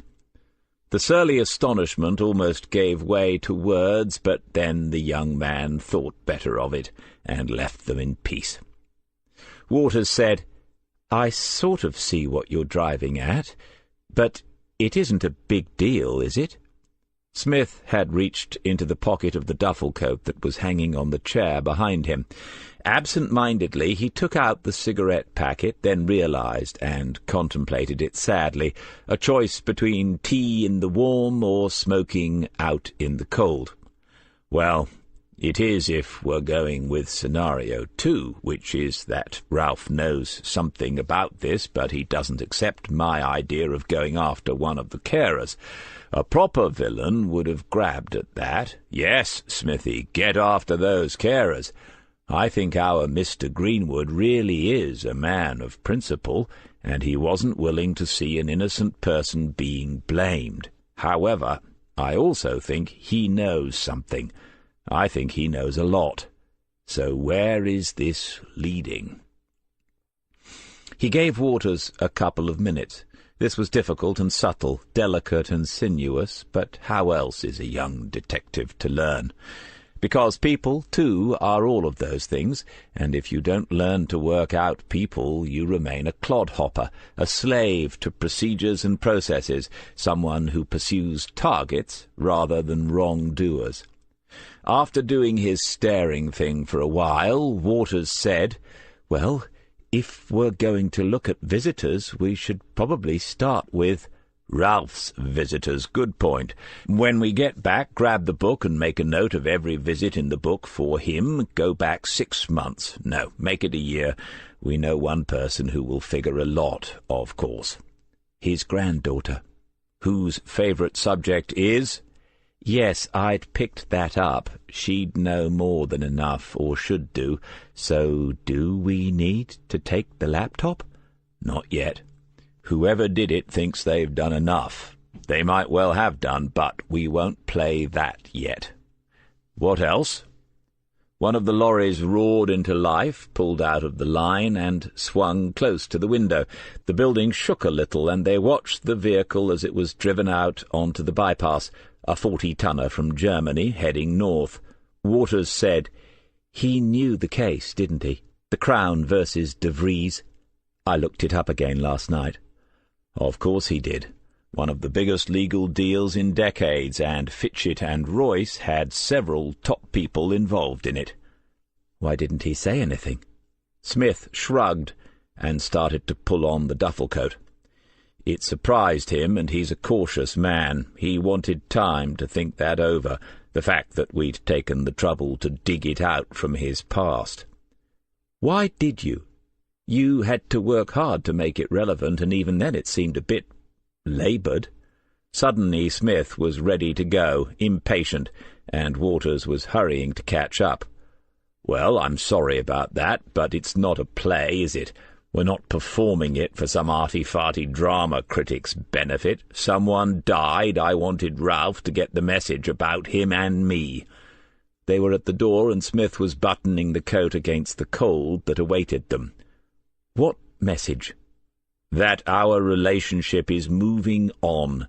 That I'm getting serious." As soon as they arrived back at Rosemary House, Smith was brisk and businesslike. In the foyer he pointed to the visitor's book and said, "Can you do that now? Do all 3, Mr. Greenwood, Mr. Collins, and Mrs. Bishop. 15 minutes? I'll be in the manager's office." At the sound of voices, Rita Sanchez appeared at the door of her room. She stared for a moment until Smith said, "Good afternoon, Ms. Sanchez. Is there a problem? A message for me?" She shook her head and disappeared back into her office. Smith glared at the empty doorway for a little longer and then walked towards Irene Miller's room. Waters had already opened the visitor's book and was flicking his way back to last year. This was a moment to look busy. He must have offended in some way and now had some work to do. When he knocked and entered Irene Miller's office 12 minutes later, Smith and the manager were both present, but no conversation was taking place. That it had been was evident on Miller's face. She was pale and concerned about something. As soon as he saw Waters, Smith said to her, "Okay, then, we'll see Mr. Collins." She left the room, and Smith held out a hand for the notebook. Waters had written 3 lists on 3 separate pages to make it easier. None of them was very long, but Ralph had had more visits than the other 2 combined. Smith glanced at all 3 and pulled a face that seemed to convey mild but unsurprised disappointment. "No more pussyfooting, I think. See what happens. Worth looking out for any sign that Ralph has been to see them since this morning. I left him long enough." He had said it, well, not exactly as a joke, but in a jocular fashion. The room had gone rather quiet, and now the older of the 2 detectives was looking back at him, a cold, hard look that made him a little uncomfortable. "I beg your pardon, Mr. Collins?" I just said as I'd never have guessed that she were a what, sir?" "A drug addict is what I said." Collins felt foolish, and his huge old engineer's hands twitched and flexed as if looking for something solid to grasp and work with. Anything to avoid this confrontation with a policeman who was nothing like as friendly as he had seemed the last time they met. "And is that what you believe to be the case, Mr. Collins? Because if it is, if you know something to that effect, it is your duty to tell it to me now. This is a serious matter. If it is not the case, if what you have just suggested about Joan Riley is not the truth, then to have said it at all was irresponsible, to say the least. If it was a joke, it was in very poor taste, particularly if she was, as you have said, a good friend of yours." Waters had to look away from the old man.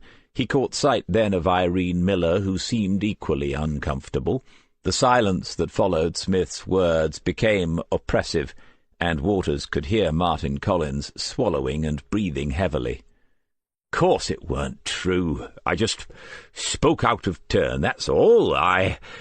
Let's be absolutely clear on this, Mr. Collins. You are saying that you have no knowledge of anyone, Joan or any other person, providing or using Class A drugs here in Rosemary House. Is that correct?" "Aye, it is." He had raised his voice, and Irene Miller glanced across at the door. Shouts in here could be heard out in the foyer. She might have to put a stop to this, she hadn't realized. "Good. At least we're clear on that, Mr. Collins. Now I'd like you to tell me again what happened to you on the night of the 6th of December last year. Take your time. Don't miss anything out." Smith's tone was suddenly more reasonable, and not unfriendly, but as Collins began to speak, Waters could hear the tremor in the voice. Smith had done that, and done it deliberately. Collins told the story of how he had had to get help, first from Ralph Greenwood, and then from Kypros. When he finished, Smith picked out a folder from the small stack on the table in front of him.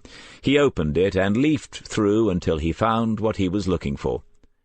"This is your medical record, Mr. Collins. It makes no mention of arthritis." "Aye, well, I've never had it diagnosed as such, but it's what it is. We all have it here, for God's sake. We're all heading for scrap heap." "Has it troubled you since the 6th of December?" "Now and then. It gets a bit stiff-like." "Do you sometimes have difficulty walking? A bit of a limp, that sort of thing?" Collins nodded, and Smith turned to Irene Miller. "Is that something that you have noticed, Ms. Miller? Obviously, if Mr. Collins has problems with mobility, it needs to be addressed." She was uncertain about to whom she should respond, and ended up with her eyes darting between the two of them. "I haven't. I'm sorry, Martin. If you are having problems, you should have said." "Miss Miller is absolutely right, sir. You should have this fully investigated before it gets any worse. Scans and examinations, and they can do wonders with those cortisone injections. It's a bit painful at first, I'm told, but afterwards you should feel like a new man." He gave them all his least convincing smile and closed the medical file. "Mr. Collins, I'd say that our investigation is entering its final stages. That being so, I have to give you the opportunity now to tell me whether you know anything about the sad demise of your friend, Joan Riley, anything that you have failed to disclose to us so far. As it happens, I don't. Can I go now?" Collins left on his own, having refused the manager's offer of assistance. They all watched him as he made his way to the door. It was impossible to tell whether he was trying to demonstrate a slight limp or to conceal one. Then Irene Miller had turned a silent but questioning face to Smith. The question was probably, "Did you have to do that?" But the detective decided to interpret it as, "What next?" and said, "Nancy Bishop?" When she had gone, Waters looked around the office, drummed a couple of fingers lightly on the table, and said, "I don't think we're as popular as we used to be." "Occupational hazard, especially near the end. If you're any good at this, you always make someone unhappy." "I suppose so. Are we near the end? It doesn't feel like it somehow." Smith nodded and almost smiled properly. "That's because, despite all our best efforts, your basic copper's instincts are still sound, at least as far as building a case is concerned. There is no case here. We've got nothing. Zero. Zilch. I'm certain in my own mind that the three people we're looking at now know something about it, and I reckon for what it's worth that they know everything about it. In a court, that certainly is worthless unless I can produce some evidence. I'm not complaining, that's how it has to be. We can't go locking people up because coppers think they are guilty. Or we could, but then we'd have to swear allegiance to President Putin or Kim Jong-what's-his-name, and I don't fancy that." Waters thought for a moment. "It's funny, but Maggie said something days ago. She was telling me about the first meeting with Ralph Greenwood, that he had said something about no forensics. She thought it was odd, significant." "Yes, well, if Maggie is half as good a mother as she is a detective, that child should do all right. When I heard him say that, some voice in my head said, 'Oh dear,' as well." "And there's nothing else?" "No. We'll look at the visitors, check up on any iffy ones, check up on all that, come to that, but unless we get lucky, this will all peter out. All we can do is to get Ms. Miller to put us on her mailing list for the next one." "Seriously? You think there'll be more?" Smith looked at his watch and wondered why Nancy Bishop was not here yet. Then he pointed with his pencil at the medical files. 80% of these have a DNR. What's the betting that Ralph has one tucked away as well? That would be 100%. Let's just say I wouldn't be totally amazed if we're back here at some point in the not-too-distant. Chapter 17. "What about the interview with Nancy Bishop?" Waters could see that Inspector Reeve was not happy, but she was not blaming anyone in particular. He had thought about it all last night after Smith had dropped him off at the flat, and it was true, there was nothing that resembled a court case in it. Smith gave a clear and thorough account of the final interview, but that could not convey the atmosphere of unease that had prevailed in the room. Irene Miller was expecting the worst after seeing Martin Collins interviewed, and Waters himself had listened with a kind of awed fascination as Smith took a different but still challenging line with the elderly lady. His opening question had been, "You don't seem to get many visitors, do you, Mrs. Bishop?"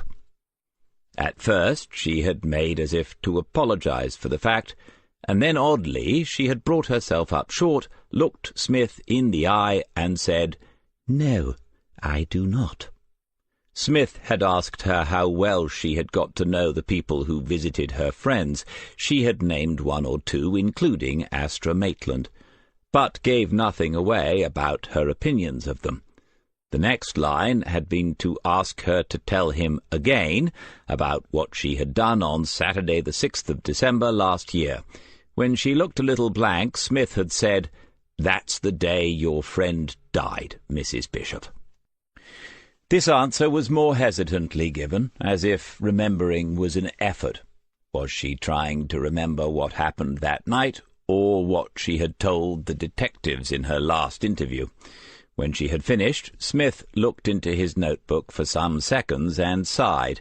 Then, "Mrs. Bishop, in your work as a nurse, in your long career caring for the sick and probably saving lives, did you ever have responsibility for dealing with the bodies of those patients who had died?"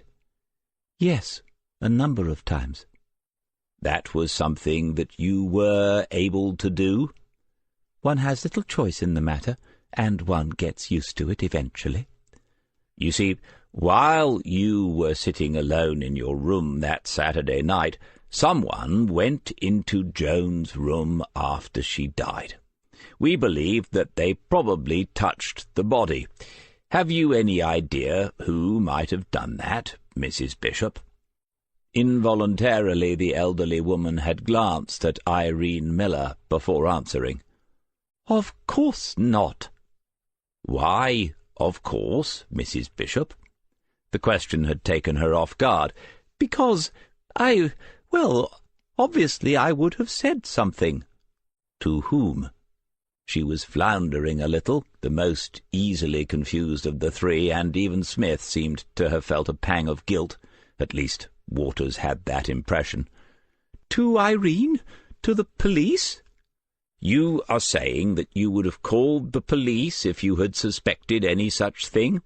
Quite right, because to interfere with the body, particularly when knowing that the body itself is evidence of other criminal acts, is a serious matter. But you didn't tell anyone because you knew nothing about any of this until I told you just a moment ago. Is that correct?" Smith had told her that she could go shortly after that, and she was halfway to the door, leaning on Irene Miller's arm, when he called out to her, "Oh, Mrs. Bishop, I need your professional opinion on another matter." She had stopped and turned towards him. "Mr. Collins seems to be suffering from his arthritis again. I wondered if he had mentioned it to you. I expect they ask you about things like that." "It's an affliction of age. We all have it somewhere." "Mr. Collins seems to be suffering badly in his hands." She straightened up a little more and said, "I'd say his hip is worse." "Ah, would you? Which one?" She tried to think. Waters could see her eyes going right and then left, as if they would find the correct answer. Had someone else already been asked the question? "I think he has it both sides. It comes and goes." "Yes, a bit like my faith in human nature, Mrs. Bishop." As they were leaving, Irene Miller walked them to the outer door. She had asked if they would be back, and Smith had, after an ironic frown at Waters, replied that one way or another he feared that she had not seen the last of them. "So you've got the visitors to look at. Anything else?" "I'm going to ring Ralph Greenwood's GP this morning." Alison Reeve looked round at the three faces as if to say, "Is this really all we have left?" Waters, Murray, and Smith waited, relieved in their different ways that it was not them who now had to go and report progress to the senior officer's weekly briefing in half an hour. OK, go national on the check into the visitors. If you've only checked everyone else out on the local database, go back and do those nationally as well. Find me something. I don't like the way this is heading, just when our ongoing percentage was beginning to fall. Smith watched her walk briskly past the one small window of Incident Room 1. Then he said, "I don't know what she's complaining about. My ongoing percentage has been nil for years. It doesn't make you happy. Let's deal with the important things first. How's Maggie doing, John?" Well, it seemed, but she was refusing all anti-sickness drugs, so mornings were still somewhat traumatic, and she was still fretting about letting DC down. Daft woman. "Chris, I hope you're taking all this in. Morning sickness? You and Claire should go and do an early visit before you get carried away. How many texts have you had today? I thought you must have a mini beehive in your pocket yesterday. Fetch us some coffee, and then you can sneak in a reply. John, let's divvy up these visitors." They discovered that Martin Collins's younger brother, who had visited him one day in late summer, had a conviction for fraud and a suspended sentence hanging over him. But try as they might, they could not turn that into the remotest likelihood that he had graduated from fiddling his accounts to supplying heroin. Nevertheless, an email was sent to the Nottingham force to double-check on the man's character and known associates. When Waters found nothing for Astra Maitland, Smith went across and made a couple of suggestions, but these too proved fruitless. He said that he wasn't surprised. She was bright, from a well-to-do home, and had Ralph Greenwood watching over her. Even if she was going to be naughty, she wasn't likely to make silly mistakes. Waters continued to look at the blank results screen. Then he went on to the university's web pages and tried various searches, but none would provide student lists. Smith said he knew why. It's a lefty place, isn't it? Even without data protection policies, they wouldn't be especially helpful. I was there on a case once. We were as welcome as a fart in a lift. If she comes up clean, she comes up clean, and that's that. Waters said, "I thought she was our best bet, DC. Once you discount her, what have you got? No likely visitors for the other two, and then you're looking at someone else entirely being involved." Smith nodded. This was what he had seen coming. He went back to his desk, found Ralph Greenwood's files, and then the telephone number that Irene Miller had given to him yesterday.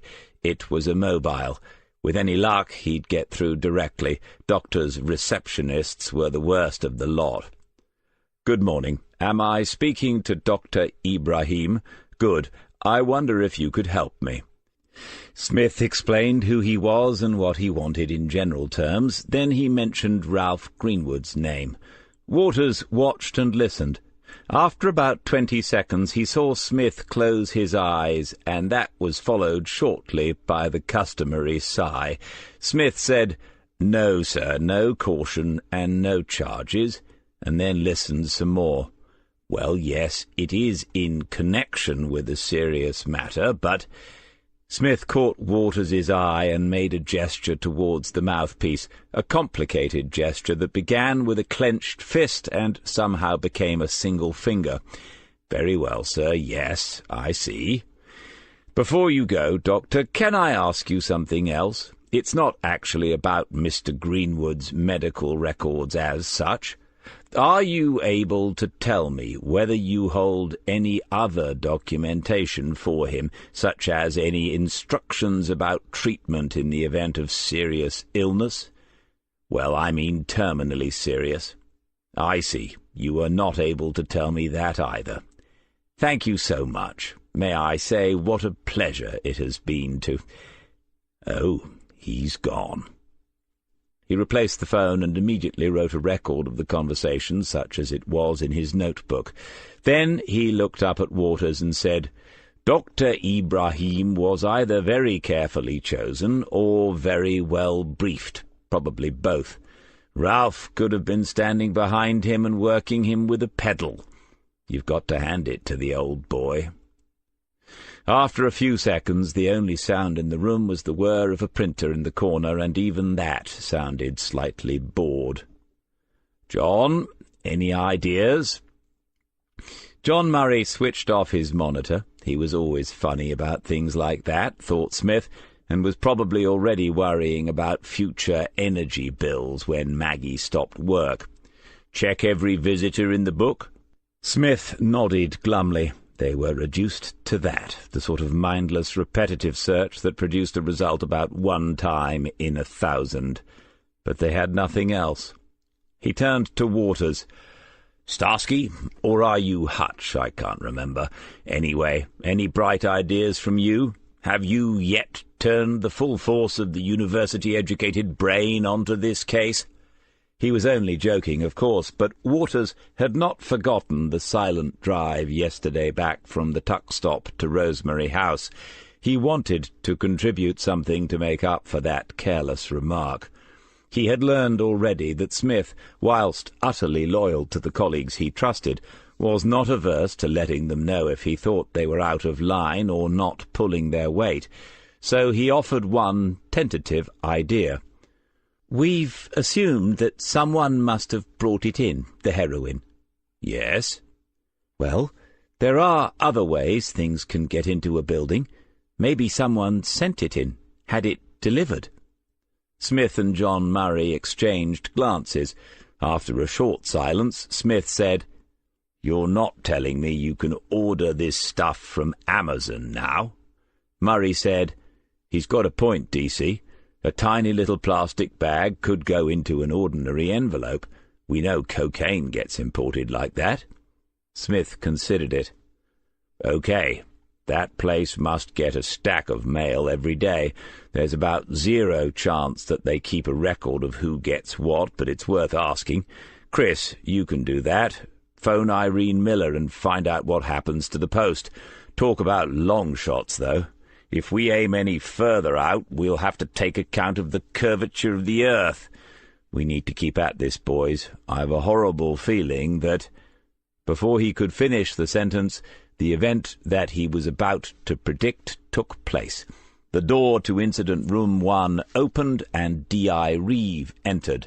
Detective Superintendent Allen's head could be seen out in the corridor, framed by the little window to her left. "DC, could we have a word?" After his customary Thursday night dinner of baked beans on toast, a balanced and nutritious meal that you should not feel ashamed of, according to the booklet he had bought for 20 pence on a market stall, Healthy Eating for Happy Singles, Smith refused to go up to his study and do his usual hour of unpaid overtime. A word had turned into quite a lot of words. After a couple of minutes, Reeve had suggested that the three of them adjourn to her office. This type of conversation was best not carried out in a corridor. Superintendent Allen had pushed for details of the Rosemary House investigation until even Smith's memory gave up and he had to resort to his notebook.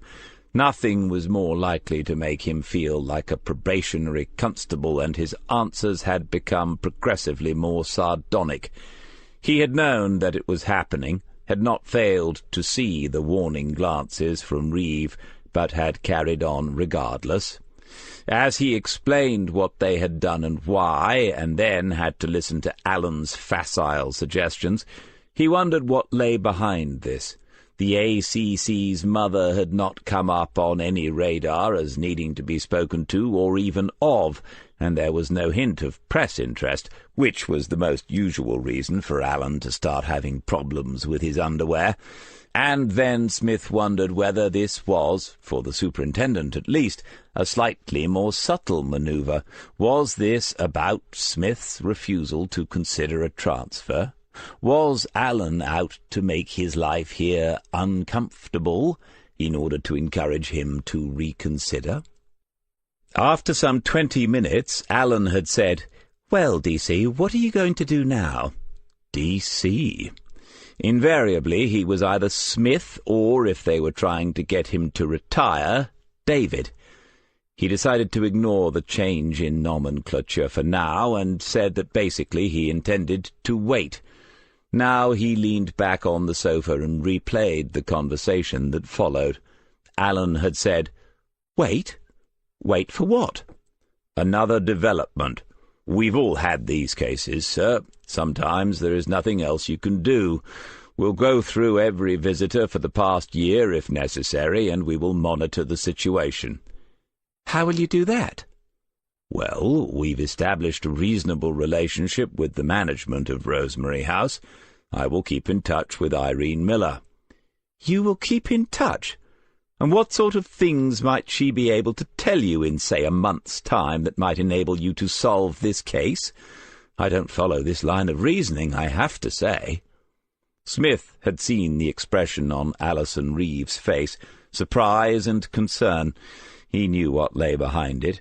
She had never seen Smith pushed like this, and she would probably end up feeling somewhat embarrassed for him. Something had altered in him then. "Well, I don't mind explaining it to you, sir. Irene Miller is not a stupid woman. She will now be more vigilant and be looking for certain behaviours amongst her residents. I will make sure of that. Or something might be said that sheds some light on Mrs. Riley's passing, now that we have been in there and upset a few people. One of them might be overcome with remorse and make a full confession. Who knows? We might even get another body and be able to do some proper forensics next time." Alan's face had shifted slowly from irritation at assumed incompetence to alarm as he realized that Smith was perfectly serious. "Are you telling me, Smith, that you think there is even a remote possibility that this will happen again?" "It's at least a remote one, sir. I think it's already happened at least twice. We've got at least 3 other people in the same group signed up to the Do Not Resuscitate Club. A third one would, of course, make it officially a serial matter, but I'm not sure whether you can technically have a serial suicide, for obvious reasons." When he had glanced at Reeve, she had her eyes closed briefly, but she had opened them before Alan turned to her. "D.I. Reeve, your views? Personally, I find it unthinkable that we do not act to prevent what Smith has suggested might happen, if it ever got out that... And we could have prevented it. Everything possible must be done." "I agree, sir, but DC... Absolutely everything, Smith, this Greenwood character. You clearly have some suspicions." And Smith hesitated. Where was this going? "That's all they are, sir. There's nothing else, not one shred." "Even so, have you pushed him? We don't need to be too subtle, too psychological if lives are at stake, do we? He has only been interviewed at the home?" "Yes, sir." "Why not get him in, shake him up a little? I don't need to explain any of this to people as experienced as you two, do I?" Alan had smiled then, showing lots of teeth, as if he had revealed to them the one idea that they had failed to consider. Smith said, "Well, a couple of thoughts spring to mind. First, he is 74 years old, so there are considerations as to his own well-being and mental state. The second reason might appear to be contradictory to that, but actually isn't. Mr. Greenwood would probably rather enjoy such an invitation, sir." "Enjoy it? Not in my day, Sergeant. Why—" "With respect, sir, you won't have come across too many like Ralph Greenwood." The interruption had brought things to some sort of conclusion. Superintendent Allen had said, "Nevertheless, you and your team have tomorrow to make some sort of further progress. I want to see you both on Monday morning. Alison, my PA will contact you about that. If necessary, I will conduct the interview with Mr. Greenwood myself." Smith went upstairs and into the back bedroom, the guitar room. He picked up the classical acoustic, settled it across his knees, and pulled across the 6 strings. They were still new, still rich in tone, but had now stopped that initial stretching. They were perfectly in tune. Without thinking, he began to play Mallorca. When Alan had left the room with the self-satisfied air of a man who had managed to find time in his busy day to instruct his juniors in the finer arts of their craft, Reeve had begun to apologize, and Smith had then interrupted her. "Really, I don't give a monkey's whatever. What's he do all day but pull rank on people? He won't achieve anything, and he might make things worse, but as long as I've said that, my backside is covered, isn't it? That's the name of the game now." "DC, you're allowed to be cynical, but not bitter." Spain. They had been once, on a cheap package holiday to Malaga. He had heard guitars in the back streets, in cafes, and from deep shadows on sultry evenings. They should have gone back. Said they would one day, to the interior, to the heartlands of the Sierra Nevada, following the true music up into the hills. When he did not respond, Reeve had said, "As it's all being said today, I need to ask you something myself, DC. I mentioned this a few days ago. If this is a difficult case because of you and Sheila, you need to say so." Smith had been honest then, and said that he couldn't remember exactly what he had told her. It was more than 3 years ago, and a lot had been going on then. "You told me that she asked you a question. They had brought her home, and you were caring for her. You had several weeks off, I remember. I expect you had many conversations, but you told me that she had asked you the question. So if you'd rather not deal with this case, I would understand completely, and it would not go any further. In fact, why not let Super Alan get his hands dirty for a change?" He had said, "I don't think it has caused me any problems with this. It was a while ago now." "Still, you don't dislike Ralph Greenwood. Is that because you have some sympathy for what he might have done? Sorry to go on, David, but, well, I'm trying to consider all points of view here." "Not sympathy. It's difficult to find a victim in all this, if what happened is what I think happened, but that doesn't mean I cannot do my job. If you think I can't do that, say so. Pull me off it." He hadn't meant to sound that abrupt. At the doorway, before he opened it, he had turned and said, "Thanks, Alison." "For what?" She looked as if she was expecting another cynical remark. "For never asking." "Asking what?" "What my answer was to her question." Playing the Albanese piece had made him think of Julian Bream. The CD had not been spinning more than a couple of minutes when his mobile rang. It was Marsha Williams. He looked at the screen for a moment, then switched off the CD player and walked up to his office. "David, I meant to call earlier. Is it too late?" "Depends on what for, but I reckon too late is my default position these days. Is it about Saturday?" In an odd way, he was hoping that she wanted to cancel.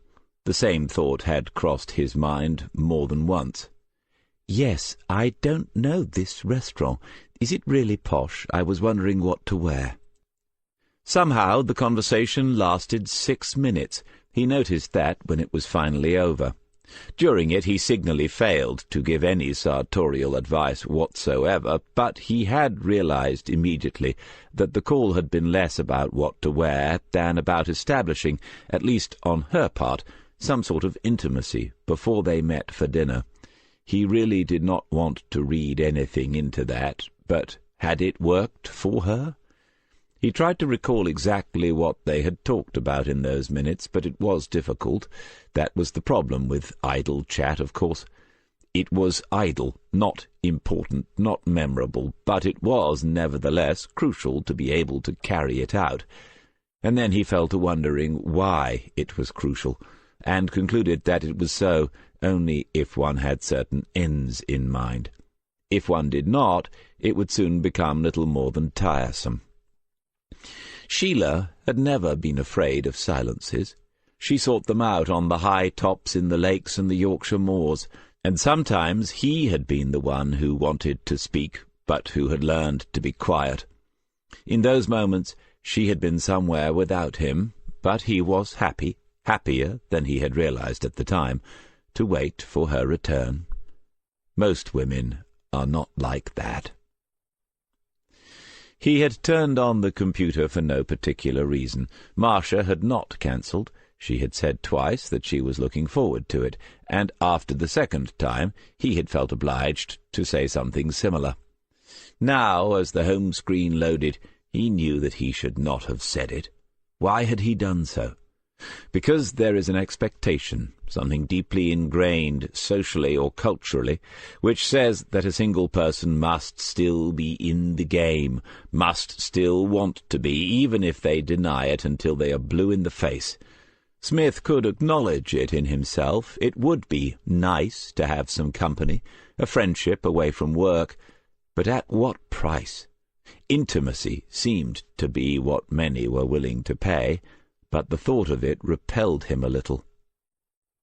Another email from Joe Everson. For a man who refused to believe in coincidence, it was somewhat troubling, as if the two women were in some sort of conspiracy. "Sorry to be a pain. What about meeting up instead of a phone call? I'm in Norwich a week tomorrow, the Friday. I could drive across on the Saturday. I'll probably go up to the coast anyway, so let me know. Joe E."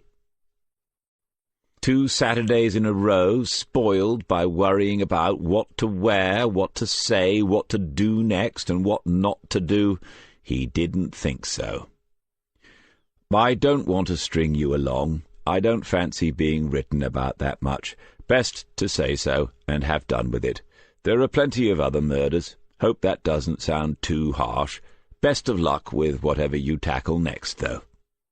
He read it over before he sent it, and thought that it was pretty polite. He could have just said that he was washing his hair. Chapter 18. "Well, Sergeant, this is a little embarrassing, isn't it?" Ralph Greenwood stood in the doorway of his room, watching as it was searched by Waters, Richard Ford, and Julia Conroy, a young female constable that Smith had met for the first time that morning. Smith was in the corridor, close to Greenwood, a few yards away. Alison Reeve stood with Irene Miller, but there was little or no conversation between them. The manager was there to steer away any residents who wanted to know what was happening. She was not at all happy at the decision to take Ralph to Lake Central for yet another interview, and head office had already been consulted. "Sorry about that, sir. As I've already said, not my idea." "Oh, I don't mean for me. For you." Smith looked up at the older man, and the amusement in the bright blue eyes seemed to be genuine. "How is that, then, Ralph? I hope you don't mind if I call—" "Sergeant, I already consider us the best of friends, old chap. Do you know your Dickens? As to this matter, you did appear to be in charge of it for a while, despite your rank. You don't mind, do you? But now the brass have taken it over. Lack of progress, I suppose. But you've done all the donkey work, and now they move in to get the glory. Still, not the first time you've seen that, I'm sure. Do you think there is any glory to be got in this, Ralph?" Greenwood's slight shrug and considered expression seemed to acknowledge that the question was a good one, but he said nothing in reply to it. They watched as Waters unplugged the laptop and held it up towards Smith, who nodded. "The authority covers the removal of any devices that might move the investigation forward, so feel free, Sergeant. You've already had a look, but obviously you can do more at the station, and I imagine there is a specialist department somewhere that can drill right down, as they say these days. It's all quite diverting, but I do feel for you, as I say." Smith overcame the impulse to walk away immediately. Greenwood was right, of course. It was embarrassing, but not quite for the reasons that the man might have imagined. The loss of his authority in the case was irrelevant. As a sergeant, one has little, and that, after all, was one reason why he had accepted the rank. What annoyed him was the way in which first his advice and then his strongly expressed opinion had been ignored. Alan had listened to both that morning with thinly veiled contempt before ordering that the search warrant should be drawn up and that the suspect, Alan's word, should be brought in for a proper interview. And beyond the insult to his own feelings, Smith had a sense that this course of action might have all sorts of unintended consequences. When he voiced that thought, no one seemed willing to listen. Ralph Greenwood said, "So who is in charge now, Sergeant?" "I expect that Detective Superintendent Allen will want to conduct the interview." "Goodness, Detective Superintendent! Is he very formidable?" "I'll have to leave you to make up your own mind on that, Ralph." The three young officers were making a fingertip search of the room. They could be at it for another 20 or 30 minutes at least. He could hurry things up. It was an absurd waste of time, but Reeve was there, and it was up to her. He approached her and said, so that Irene Miller could hear, "I'm going to have a wander. See if I can find Martin and Nancy." Then he looked directly at the manager and said, "No more questions, just a quiet word in case they're bothered by all of this." He walked away without waiting for comment or consent. Their doors were closed. He could have knocked, but that would be more intrusive than he wanted to be at that moment. It was lunchtime now, and they might be in the dining area. But when he watched briefly from the doorway, he could not see them. The room was only half full, and it seemed to him that the whole floor was quieter, more subdued than he had known it up to now. On the way to the social room, the final place that he might find them, he passed two elderly men standing in the corridor. They were talking, but stopped as soon as they noticed him, and then they watched him approach, staring openly with the truculence of those who have nothing to lose by rudeness and nothing to gain by politeness. Smith said good afternoon as he passed, and neither replied. He stopped and looked around at them. Then he pointed to the large, flowery letters on the wall beside them that spelled out "Friendship." Still nothing. The social room was empty. It didn't matter that much, and he hadn't really come to reassure them. He had wanted to see whether they had been rattled by what was, to all intents and purposes, a police raid in which their close friend would shortly be taken away for further questioning. One of them might have gone a bit wobbly, but never mind. He walked across to the window by which he had first spoken to Ralph Greenwood. It was only a matter of days ago, but seemed like weeks. Odd, but a case could do that to your sense of time. You delved so quickly and deeply into people's lives that knowledge, which would usually have taken years to acquire in the normal course of relationships, was yours sometimes in minutes. In the car park he could see the two police cars right outside the entrance. No attempts at subtlety this time. The only thing missing was flashing lights and a couple of black shirts from the armed response unit, automatic weapons at the ready in case Ralph made a break for it. He gave an involuntary shake of the head. Stupid. As he watched the scene, wondering how long he could reasonably stay away, his thoughts went back to the weekend again, to the Saturday night. It hadn't been a disaster.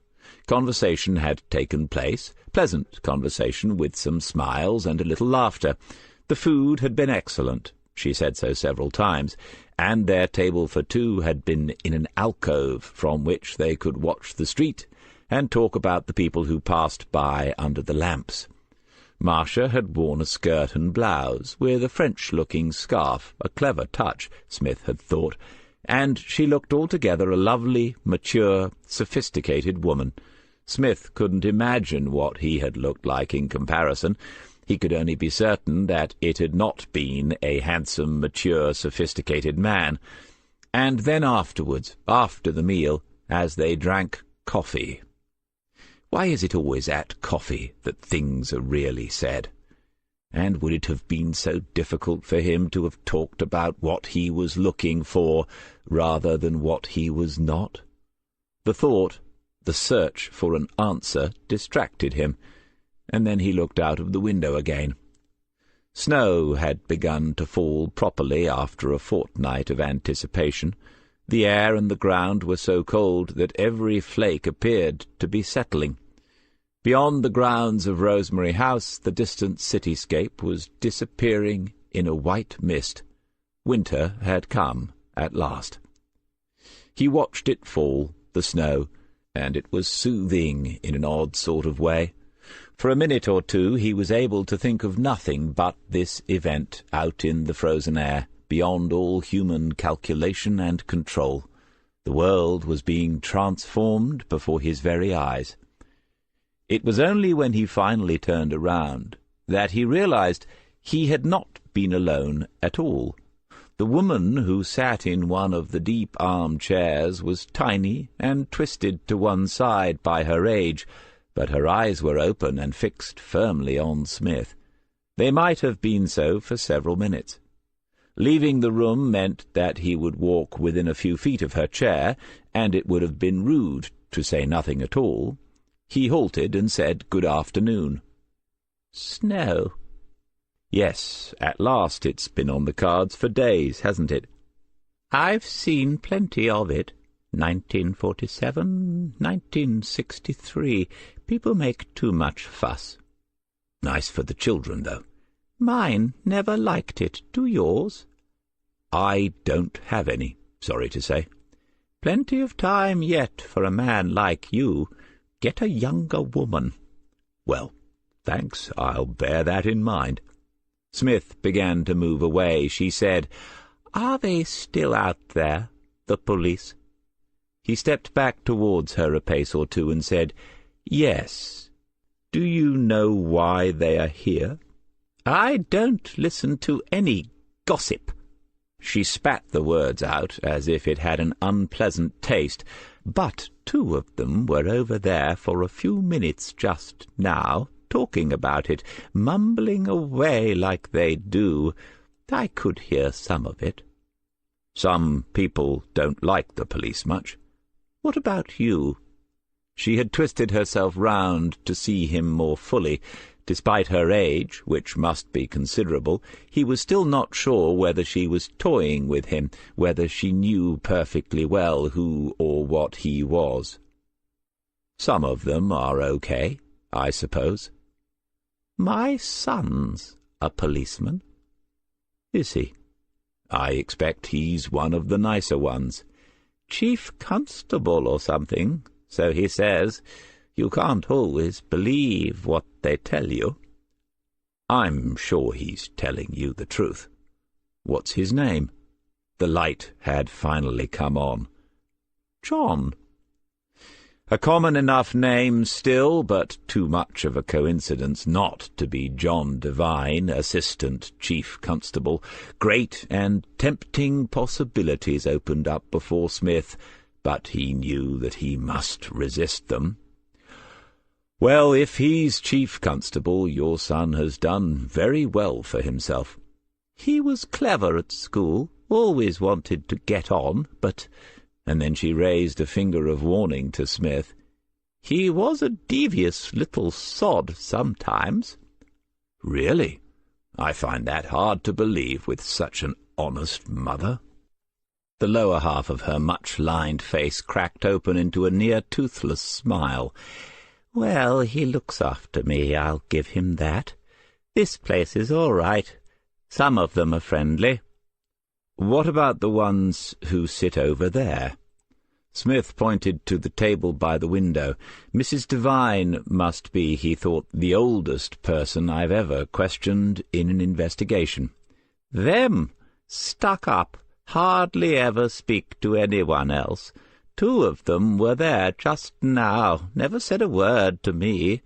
But I could hear them."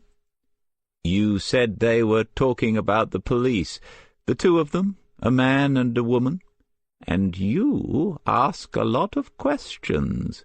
You should join the police. I'll have a word with my son." This could go horribly wrong, Smith told himself, but he waited, and she picked up the thread of the conversation again. "There were the 3 of them, but then one was fetched away.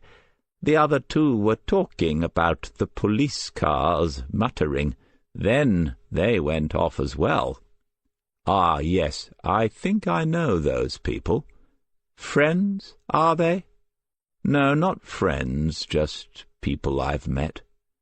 With one arm she pushed herself forward a few inches, so that her face was closer to where he stood. In response, Smith sat down in the adjacent armchair. She said confidentially, "I can tell you something. They have séances." "Really? Where?" "Over there, round that table, large as life." Smith made a point of looking across the room as if he was trying to picture the scene. "What do they do?" "Hold hands like they are praying or something. Shouldn't be allowed in public. This is a public room." "The 3 of them hold hands?" She closed her eyes for a moment, and Smith had a vision of how close she was to her own end. He had seen perhaps too many bodies in his time, but she was only remembering in order to answer his question better. "Last time there were 4. I expect one's moved away, or they've fallen out." "Can you remember when it was, that last time?" "No, quite a while." "Since Christmas?" "Before that." Smith stood up slowly, conscious of the time he had spent there. Mrs. Devine watched him, and when he said goodbye, he had to be getting on, she said, "Can you get it stopped? This is a public place." He said that he would see what he could do. Interview room 3 would be quite full when everyone finally arrived. Ralph Greenwood sat in the interviewee's place, an empty chair beside the one that he occupied. He had examined the recording device and asked about the camera mounted on the wall to his right. Satisfied, he had been sitting quietly and apparently calmly for some minutes. To his left, and Smith's right, sat Waters and P.C. Julie Conroy, their seats several feet away from the desk, the space clearly indicating that they were to act as observers or to support the interviewee in some way if necessary. A female officer was expected in that role if the interviewee was a female or a minor. Smith wondered at what age exactly the same principle applied to elderly men. Would he soon get one himself, even sitting this side of the desk? Speaking to Reeve a few minutes ago, Smith had the distinct impression that Alan had originally planned to interview Greenwood in her company rather than his. She had said something about the fact that as he, Smith, had been involved from the beginning and had conducted both earlier interviews, it really had to be him who was present at this one. Alan must have given way on that point, but if she had been arguing to save in some way Smith's honour, she had been mistaken. He would have been happier to be out of it entirely now. He had no intention of participating much at all in what was about to take place. He looked at his watch and raised his eyebrows to Greenwood. Was Alan keeping the man waiting, thinking that he was raising the pressure? Greenwood's look in return seemed to say yes. Pathetic, isn't it? Finally the door opened, and the detective superintendent entered. Both younger officers shifted positions slightly, as if they thought they ought to stand, but thankfully neither actually did so. Greenwood gave the new arrival a vacuous smile, and Smith allowed himself a brief one of the same ilk. Alan was carrying a folder that Smith did not recognize. The important ones were already on the table, so Alan's was probably just for effect. Alan sat down next to Smith and said, "Ralph Greenwood?" At least he hadn't followed that with "I presume." Greenwood admitted to being whom he was, and then Allen explained again that the interview would be taped and filmed, possibly for the purposes of evidence. Was that all clear? It appeared to be so. Allen said then, "I hope that it has also been explained to you that you have a right to legal representation in these circumstances." "It has been explained with admirable clarity by Sergeant Smith." "And so I assume that you are waiving that right at present." Ralph Greenwood looked closely at the empty chair beside him before answering, "So it would seem." Allen was undeterred. He had met hard cases like this before. "Most people in this position would choose to have a solicitor present, Mr. Greenwood." "I suppose that would be because most people in this position are guilty of something." Superintendent Allen gave the suspect his best be-it-on-your-own-head look and said, "Would you please confirm for the tape that you are waiving your right to legal representation in this interview?" "I confirm for the tape that I am waiving my right to legal representation. Would you, Superintendent, please confirm for the tape that I am neither under arrest nor under caution?" Allen glanced at the camera for a split second as if to check whether there was, after all, a local news reporter hiding behind it. "You have not been arrested or cautioned at this point in time, other than to advise you of your right to silence, Mr. Greenwood?" "At this point in time?" Ridiculous phrase. I don't know how or why it has found its way into the language. Nevertheless, I have not been cautioned today as to my right to silence. Is that because you are making a de facto assumption that I am already aware of that right under the law? If so, I would like to know on what basis you are making that assumption. Allen was looking at Smith now. Smith said, "Mr. Greenwood was not cautioned as to his right to silence, or to its adoption's possible implications in a future court appearance in the previous interviews, as it was not deemed necessary by me. The caution has not been given today, in the absence of the interviewing officer, and in view of the fact that the tape isn't actually running yet, sir." To his credit, Allen never blinked. The entire interview so far was rewound in spirit. The tape and camera were switched on. Much to Waters's relief, he had something to do, and Ralph Greenwood was given his statutory right to silence, which he promptly declined with an ironic "at this point in time" and a friendly smile. Perhaps that smile deceived Allen a little. He seemed to adopt a more amenable approach once the interview was properly underway, and his opening remark was, "I know that you've already had a couple of chats with Sergeant Smith. He has told me a lot about you." "Really?" Greenwood had replied.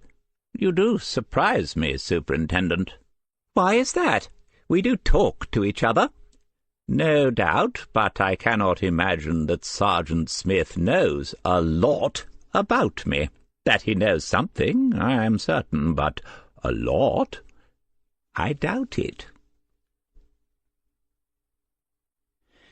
It would be wrong to say that things went downhill from there. They just trundled along at the same level for an hour or so before Allen thanked Mr. Greenwood for his assistance and asked Smith to ensure that he was safely returned to Rosemary House.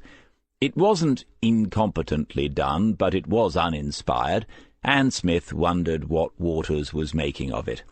The whole thing could have been avoided if they had listened. This is what happens when you formally interview a clever man who knows at least as much about the law as you do, and have no sodding evidence. In boxing terms, Allen had not laid a glove on Ralph Greenwood, and all three of them, Greenwood, Allen, and Smith, knew it. Afterwards, Allen had dodged away quickly, saying that they would meet after reviewing the tapes. It was just as likely, thought Smith, that he was trying to think of a way of losing them. Only once had there been a moment when all in interview room 3 had held their breath. In the last few minutes Alan had suddenly asked, probably out of simple irritation, whether Ralph knew anything about the death of Joan Riley that he had not told them. Greenwood had paused before answering, "Yes, I do." No one had said, "Well, what is it?" Everyone had simply waited for him to tell them. "I haven't told anybody how much pain she was in from her multiple fractures. At our age, they never heal properly, you know. I haven't told anyone how afraid she was of another fall, or how courageously she faced that fear.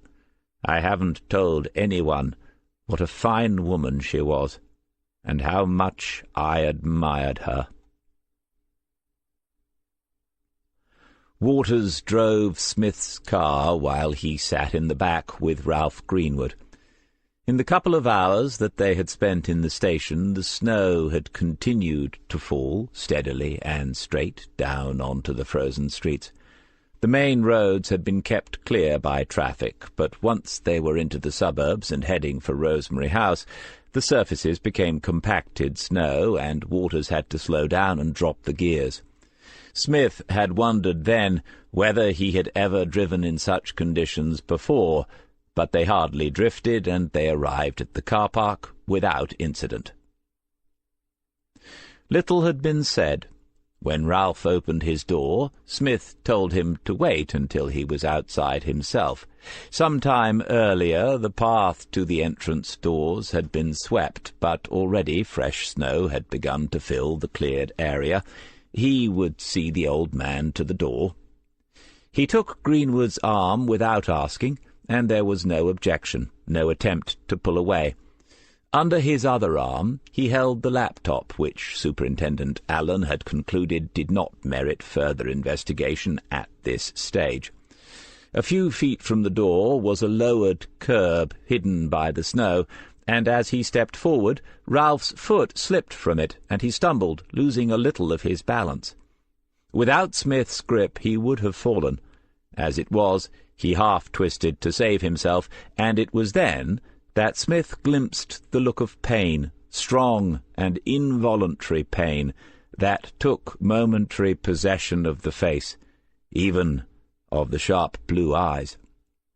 Ralph Greenwood was immediately aware that more than his foot had slipped in that split second. He laughed aloud and thanked Smith for his assistance, said it was his fault for talking about the elderly and their falls, a silly coincidence.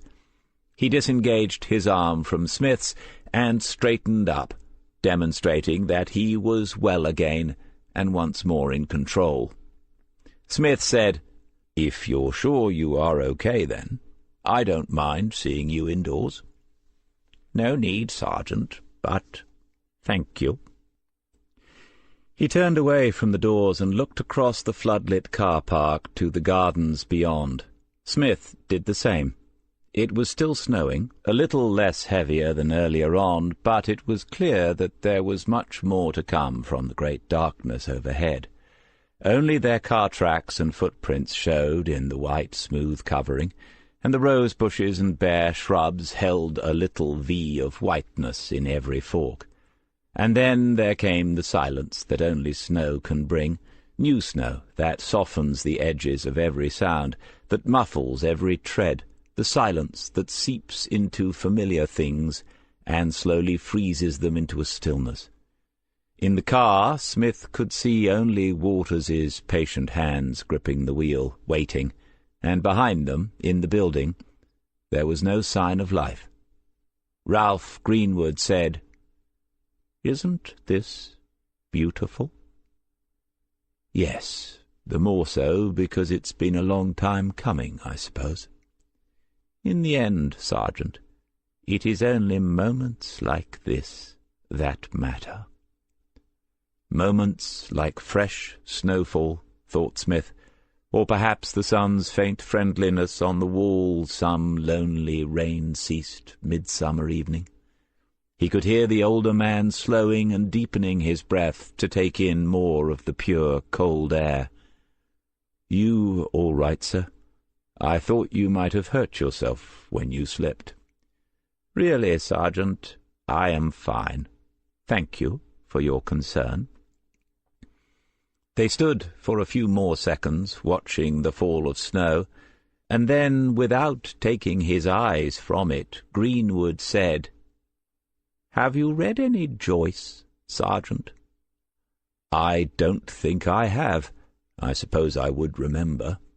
But I'm sure my wife did, if that's any help." "Did? You are divorced?" "No, sir." "Oh. My apologies, and condolences, then. Why are you sure that she would have read Joyce, if you don't mind me asking?" "She was an English teacher." "I see." There was a short pause before he said, "I never had an extended formal education. I left school at 15, took the first job I could get, and worked all my life in an office. But you already know what I did for a living, Sergeant. It's of no importance now. But I discovered literature all by myself, you know, completely self-taught. I often think it's the best way. Do you know who said, 'Nothing worth knowing can ever be taught'?" "No, I don't, but I can see what he was driving at." "Absolutely.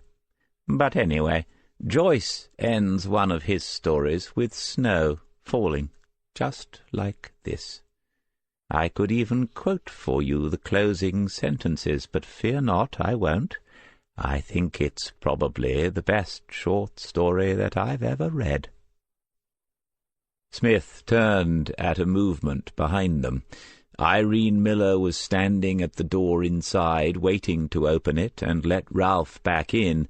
She rubbed her arms to show that it must be too cold for him to be standing outside. Smith said, "I'll look it up, Ralph. I should be able to manage a short story. Irene is here, so you ought to be going inside." Greenwood finally took his eyes away from the ever-whitening world, looked down at Smith, and laughed as he stepped towards the door. "Going inside, Sergeant? I don't think there's much chance of that. Do you?" Smith shook his head and said, "Not much." He held out the laptop to Greenwood. Irene Miller had the outer door open for him now. He went through it, then turned to face Smith. "How will you look that story up if you don't know what it's called?" "Sorry, getting slow in my old age. What is it?" The outer door was on a graduated spring, and was closing itself slowly upon Ralph Greenwood as he said, "Easy enough to remember. It's called The Dead." Chapter 19. "You are an egoist, or an egotist. I had to look them up. They mean the same. I don't fancy being written about that much. You would not be. Take another look at the book. I'd say that less than 10% is about the detective in charge of the investigation, and a lot of that is her talking about the work of her junior officers. You've assumed that you would be the focus, but that isn't so at all. My interest is and has always been on the perpetrator and his victims, and in particular how the two are related psychologically, socially, and even culturally. Egotism is, to be fair, common amongst detectives for all sorts of reasons. I'd like to think it's why I gave up, i.e. not being egotistical enough, but I now suspect that writers suffer from it just as much. To assume that the world wants to read about your ideas and opinions is surely one of the high peaks of egotism. But I digress, as usual. Turn me down by all means, but make sure that it is for the right reasons. I really don't want to write about you that much." Reading the email for the third or fourth time on his phone on Tuesday morning, he had to smile again, feisty in an intellectual sort of way, a clever with words sort of way. He had to reply to that, of course, and that was what she wanted. She thought that if she could build some sort of relationship with him, then he might, in the end, agree to what she wanted. Everyone plays these games, it seems, but as the day wore on, he found himself thinking more than once about how he would respond to Joe Everson. There had been the briefest of meetings with Allen and Reeve. The superintendent was suddenly very busy with preparations for a conference in Leicester at the end of the week. He had said pointedly to Smith that the new serious crimes unit would be on the agenda, as if Smith had one more opportunity to make the right decision. It was left to Reeve to tell him, after Allen had left the room, that they had decided to wind down a little the investigation, such as it was, into Joan Riley's death. Smith would continue to oversee it and follow up personally any developments, and it would naturally go on to the list for a monthly review. "So, more or less what I suggested last Thursday," Smith had said. "More or less," Reeve had agreed. The three of them, Smith, Waters and Murray, spent the rest of the day working through the lists of visitors to Rosemary House. Late in the afternoon they reviewed progress and concluded that although 3 or 4 names still eluded them, the chance of these being in any way involved was minute, so small that they could not justify 3 of them continuing to work on the case after tomorrow. In the morning, Smith and Murray would complete any outstanding paperwork, while Waters would go to the Crown Court with 2 of Wilson's team. The ATM case had reached its conclusion, the first case in which Waters had been involved to do so, and the jury was very likely to be back in the morning. Waters's presence was not needed in any way other than to give him the experience, and he had been nervous about asking to go. Smith told him that it was vital he should, in order to appreciate just how boring the Crown Court was for 98% of its existence. At 6 o'clock, sitting alone in the canteen, Smith finished the plate of pizza and chips. The Happy Singles Guide would probably have something to say about the nutritional value of that, but at least he wouldn't have to cook tonight. He was on his 3rd cup of tea and wondered whether he could get away with a cigarette if he held it under the table. Denise and Mel were out of sight in the kitchen. He could hear their voices, but they wouldn't dob him in, not after he saved them from the mouse in the kitchen a couple of weeks ago. But better not. The snow outside the window had stopped again. It wasn't over, though, not according to the forecast, more by the end of the week. He thought about Ralph Greenwood then, and wondered exactly what it was that he and his partners in crime had got away with. They had made some sort of pact. Mrs. Devine's séance had confirmed that, but the exact nature of what they had agreed to do for each other, the exact terms on which they had carried it out, had eluded him. To himself he could admit that in the past he might have pursued them a little more ruthlessly. Perhaps, in the end, one has seen too much. Perhaps the messiness of life makes a nonsense of morality, and the simplistic notions of right and wrong upon which the law was founded. Perhaps he was just getting too old for this. Had Sheila's death, the manner of it, affected the way in which he had investigated that of Joan Riley? He didn't believe so. But if he could not be certain, then maybe it was time for him to do some serious thinking. On the way into work on the Wednesday morning, Smith took a long detour so that he could call in to Rosemary House. The roads were poor again, but he did not want to leave things as they were simply by a phone call to Irene Miller. He felt that he owed her more than that. In her office, the first thing she said was, "Is it about the post? I'm sorry I couldn't be more helpful, but we get hundreds of items a week. We cannot keep a record of all that." Smith had said not to worry. It was only one possible and pretty insignificant line of inquiry. Then she had asked whether the inquiry, was over. "No, we haven't closed it, and won't do so for the foreseeable future. There were serious offences, and it is likely that the person or people who committed them is still in a position to do something similar. Sorry about that, but—" "Do you really believe that, Sergeant? Is it really possible that someone here gave Joan the means to end her life? I still cannot accept it, I'm afraid." Smith thought how much his view of her had changed. She was not concerned about bad publicity or losing her job. Her inability to accept what Smith believed to be the truth was personal. She felt that she must have failed if someone like Joan Riley had chosen to end her own life rather than to go and discuss the matter with the care home manager. There must be a dozen reasons why viewing it in that way was being too hard upon oneself, but Smith had to respect the woman's professionalism and sense of responsibility. "And I'm afraid that it does remain the most likely explanation. That's partly why I called.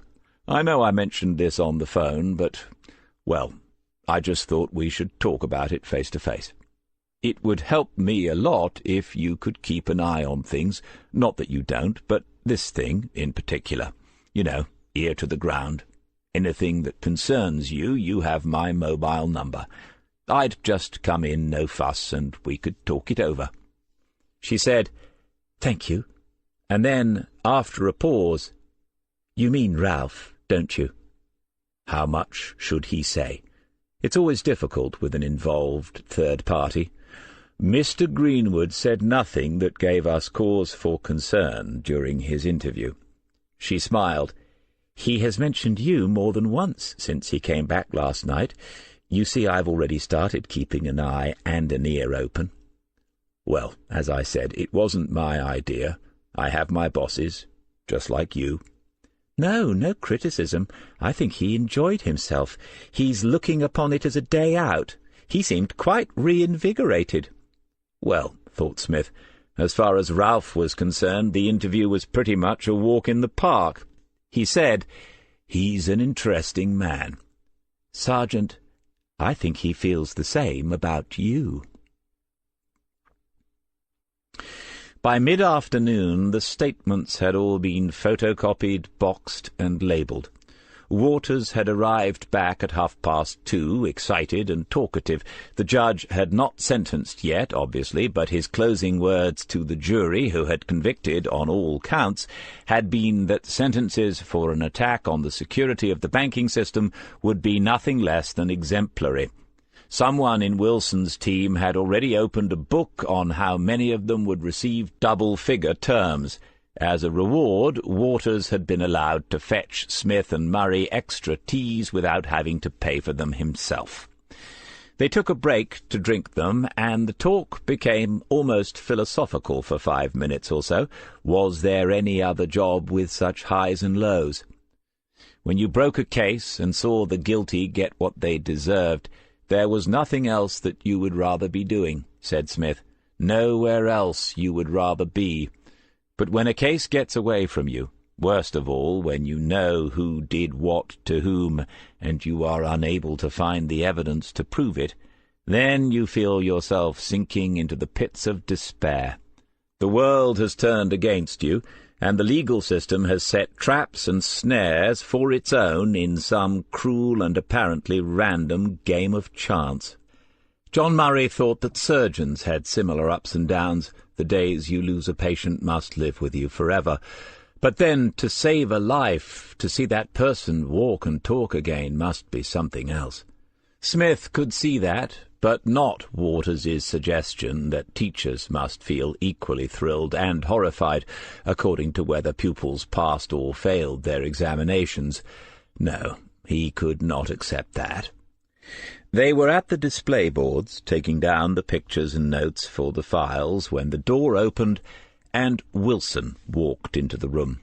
Smith nodded briefly and looked away. Few words had passed between them since last year's trouble. Murray pulled some sort of face at Smith and turned back to his own board. Obviously it was Waters that Wilson had come to see, and to the young man's credit, now that he had worked in both teams, he seemed to have found a way of operating in both without causing offence to the other side. Wilson went over to the board that Waters was clearing and spoke to him. "Chris, we're having a few beers tonight at the King George, a bit of a celebration.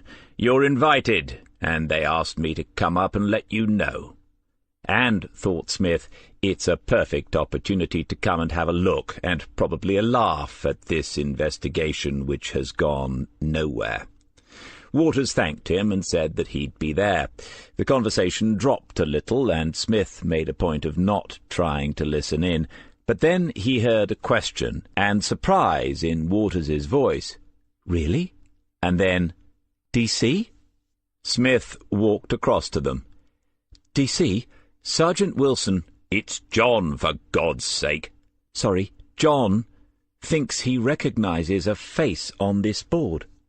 Waters was clearing the board upon which they had put up the photographs of the staff and residents of Rosemary House. Smith took a guess and pointed to the image of Kypros Kozlauskas. "This one?" They could have been wrong about him. "No." Wilson raised a hand and pointed to the picture of Ralph Greenwood. "Really? A very old court case, maybe?" "No, not the old boy. The girl behind him. I remember her." Wilson had been part of a raid on a party the previous summer. Lots of youngsters celebrating the end of sixth form and college, lots of 18- and 20-year-olds. But it had been at a private house out in the country, owned by some player in the film or music business. They'd had a tip-off days before, someone with a grudge most likely, and a dozen or so officers had gate-crashed the affair on a Saturday night. Wilson spun it out a bit for Waters's benefit, but Smith said nothing and waited for the bottom line. Wilson saw and cut it shorter than it might have been. She was there. There was a house full, and I won't describe what was going on upstairs, but she was in the room where we had several in possession of Class A. What exactly? Wilson said there was plenty of coke being used, but a couple of them also had H in their pockets. No doubt that was for later. They were charged. You can look it up. Was the girl in possession? We've checked, and no, she was clean. They all looked again at the photograph, the girl laughing into the camera, her hands on her grandfather's shoulders. "What makes you sure it's her? I'm not being funny, Wilson, but it's not the best of pictures." Wilson was obviously so sure of himself that he felt no need to take that personally. "First, a very pretty blonde, distinctive, and second, she was as arsey as they come." "How?" "Knew her rights and made sure everyone else in the room did. Started shouting out legal advice." Smith nodded and looked at Waters. Then Wilson said, "That's why I cautioned her for knowingly associating, to shut her up." "You did what? You cautioned her? There's nothing on the system. We checked at least twice." Wilson shrugged. "I'd have put it in, along with several others. They'll all be there. You can check. If that one didn't get on, it's the system. It isn't perfect. You've been here long enough to know that. She has a funny name. I can't remember it, but I'll find my old Rex if it'll help you out, DC."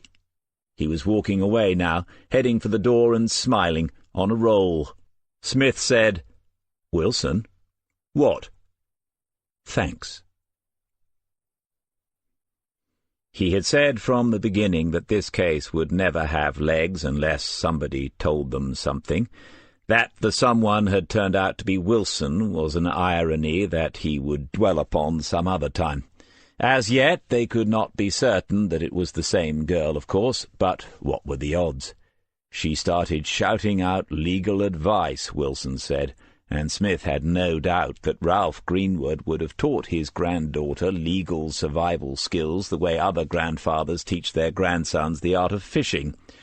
Waters had said, hadn't he, that she was their best bet, and now here she was, knowingly associating with people using Class A drugs. Anyone who can get hold of cocaine can get hold of heroin. It was a direct link between the world of wild parties and the quiet suffering of Joan Riley's last days, but proving anything now would still require considerable thought and even more luck than they had just had. They went back to Waters's computer and searched the database again, and again nothing.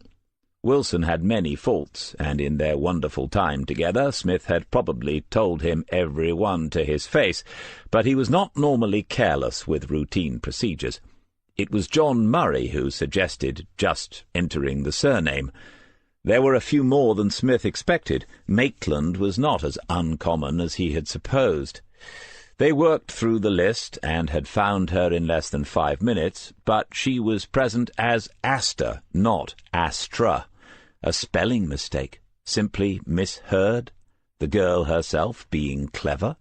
It made no difference. Against her name was the caution that Wilson had given her, and her address in Lake was the same as the one that they had found for her when checking the visitors' book at Rosemary House. Smith remembered his interviews with Ralph Greenwood. The only times he had seemed on edge had been when his granddaughter had been mentioned, and now that made sense. If Smith was right, she had told him about her caution, and Ralph had realized that this was potentially a weak point in what they had done or were planning to do. And then Smith wondered whether that moment, after all, the moment when he realized that his granddaughter knew such people, had been the moment at which the thought had first occurred to him. It was possible, but there were many other possibilities. It was all they could do to prevent Waters heading for the door. Smith stopped him with who, what, where, why, and when. Every question needed to be answered if they were to make the most of this break. Who needed to be involved? Alan was already in Leicester, absolutely the best place for him, Smith said. Reeve was not in the building, but she answered her mobile and agreed immediately that they had enough suspicion to bring the girl in for an interview at which she wanted to be present. One by one they worked through all of Smith's questions from as many angles as possible. It took more than 2 hours, 3 cups of tea and several stale Danish pastries from the canteen. All that remained was the decision as to when they would bring in Astra Maitland, tonight or tomorrow morning. If they went for tonight, it would mean a late finish for everyone, and Smith would have to sign off on more overtime. Tomorrow would be more civilized in every way, But the momentum had swung their way for the first time in this business. Smith checked with Murray that Maggie was okay at home alone for an evening, and then he told the two of them to fetch the girls straight away. Waters asked if he should sign out handcuffs, just in case. "John, can you believe this? He's done one fetch, and now he wants to put cuffs on. Chris, I reckon what you should do is put those pink furry ones you've got under your bed in your pocket, just in case." Waters did not blush, as he would have done a few months ago. Instead, he said, "Not good, DC, we lost the key." "Bloody hell, you haven't still got someone chained to the bedpost, have you? John, you're in charge. Do not arrest this girl unless she absolutely insists on it." There had been no answer to their knocks at the front door, but the place did not feel deserted to Murray. Round the back he had pushed at the French doors, and Waters had asked whether they would have gone in if it had been open, but it wasn't, so there was no point in discussing that. All the windows were closed, but it was still January. Inside, through the kitchen window, he could see that the gas boiler was alight and heating something, and there was a little condensation on the window itself, which probably meant someone had been in there recently. Beyond the kitchen doorway was a dim light in some sort of hallway. Oakland's only had big houses like this one. It must have 5 or 6 bedrooms, and Murray wondered idly, as one always does, where the money came from. But then DC had said that Greenwood himself was probably minted, and some of that might have gone into his daughter's place. No one had mentioned the son-in-law, though. The thoughts ran on in the background as Murray methodically worked his way round the house, and then they were back on the drive. Normally he would have knocked and asked a neighbour, but the gardens were so large that the nearest one was at least 50 yards away through various shrubberies and herbaceous borders. "DC, I thought I'd better ring. The lights are on here, but nobody's home." "Quelle surprise. Lights on, just nipped down to the takeaway? I can't imagine the takeaways do a big trade with a place like this. I'm wondering where we're going to put a baby, and this place has en suites to spare. I reckon you've got communist tendencies, John. What's your feeling?" Murray looked back at the house.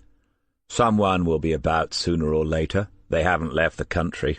If you want me to wait, I don't mind, and Waters needs something to take his mind off his girlfriend being away, as long as he doesn't get frisky with me in the car."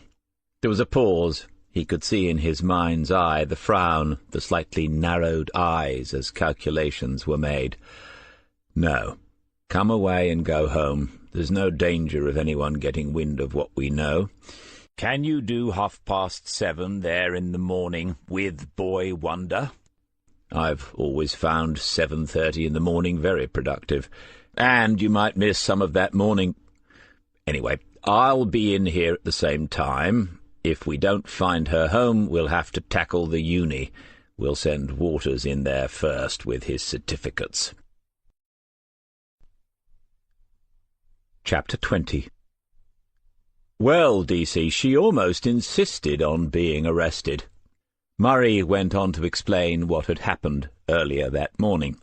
Astra Maitland had answered the door at 7:30, fully dressed and about to leave. Her red Yaris had been warming up in the drive as they arrived. When they invited her to come into the station to talk about matters relating to her caution last year, she had laughed and not very politely declined.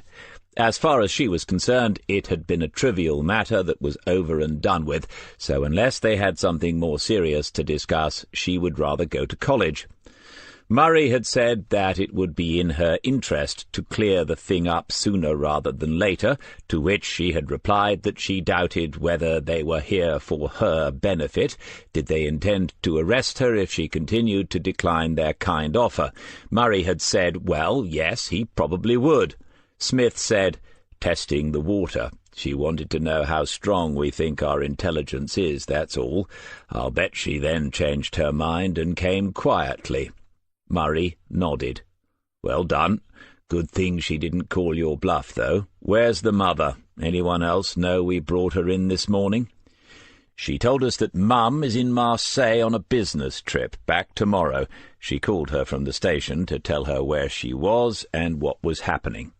Smith frowned, and Murray went on, "Had to, DC. She wasn't under arrest, and she knows her rights. When I said that it wasn't really necessary, that she'd only be here an hour or so, she told me that even if I had arrested her, she would still have the right to let someone know where she was." "You stayed in the room here when she made the call?" "Yes, and she showed me the name and number on the phone before she called it." "Fair enough. How did the conversation go? Mum, I'm in the nick again." "Mum did most of the talking. Perhaps she's a lawyer as well. Lots of yes mums and of course I do mums." "Well, if she is a chip off the old block, it should be interesting at least. Ma'am's reading through the notes. She wants to start at 9. Waters can sit in. We'll set the video to record and run live as well. You can watch from wherever the live screen is. The more eyes and ears on this, the better." Detective Inspector Reeve entered the interview room. There was momentary surprise on Astra Maitland's face, and Smith thought, no, you didn't expect that, and you'd rather deal with men. I wonder why. The girl was uncommonly pretty, and distinctive, just as Wilson had said. Her photograph, hidden in the folder in front of him, did not do her justice. She seemed a little childlike and gawky in that, but the year or so that had passed since it was taken had improved her. She was still petite, still blonde, but her figure had filled out, and her face was flawless, though she wore, as far as Smith could tell, no make-up. To cap it all, she had Greenwood's eyes, as they must have looked out on the world 50 or more years ago, a sharp, scintillating blue. After the usual introductions and explanations of what was taking place, Reeve paused, looked Astra Maitland steadily in the eyes for a moment, and said, "We'd like to start with the caution that you were given by an officer from this station last August. Tell us what you were doing at Wolverton Lodge that evening." The first thing that Smith noticed again seemed to be surprise, as if this was not what she was expecting to be asked, even though Murray said that he had given it as the reason for their visit. Had she assumed that was just a pretext? Then the young woman looked at her watch before she spoke, and Smith had half expected awkwardness and questions and evasions from the beginning. Instead, they got a full account of how she and her friends had celebrated leaving school, getting A-level results, and confirming university places. Her speech was not plummy, she was too cool for that, but Smith did not need to ask her at which secondary school in Lake she had taken those examinations. If she had not been a student at the Queen's School, he would be amazed. OK, he thought, sometimes there are coincidences. The same school at which Joan Riley had been the headmaster's secretary for all those years, long before Astra Maitland had walked through the gates for the first time.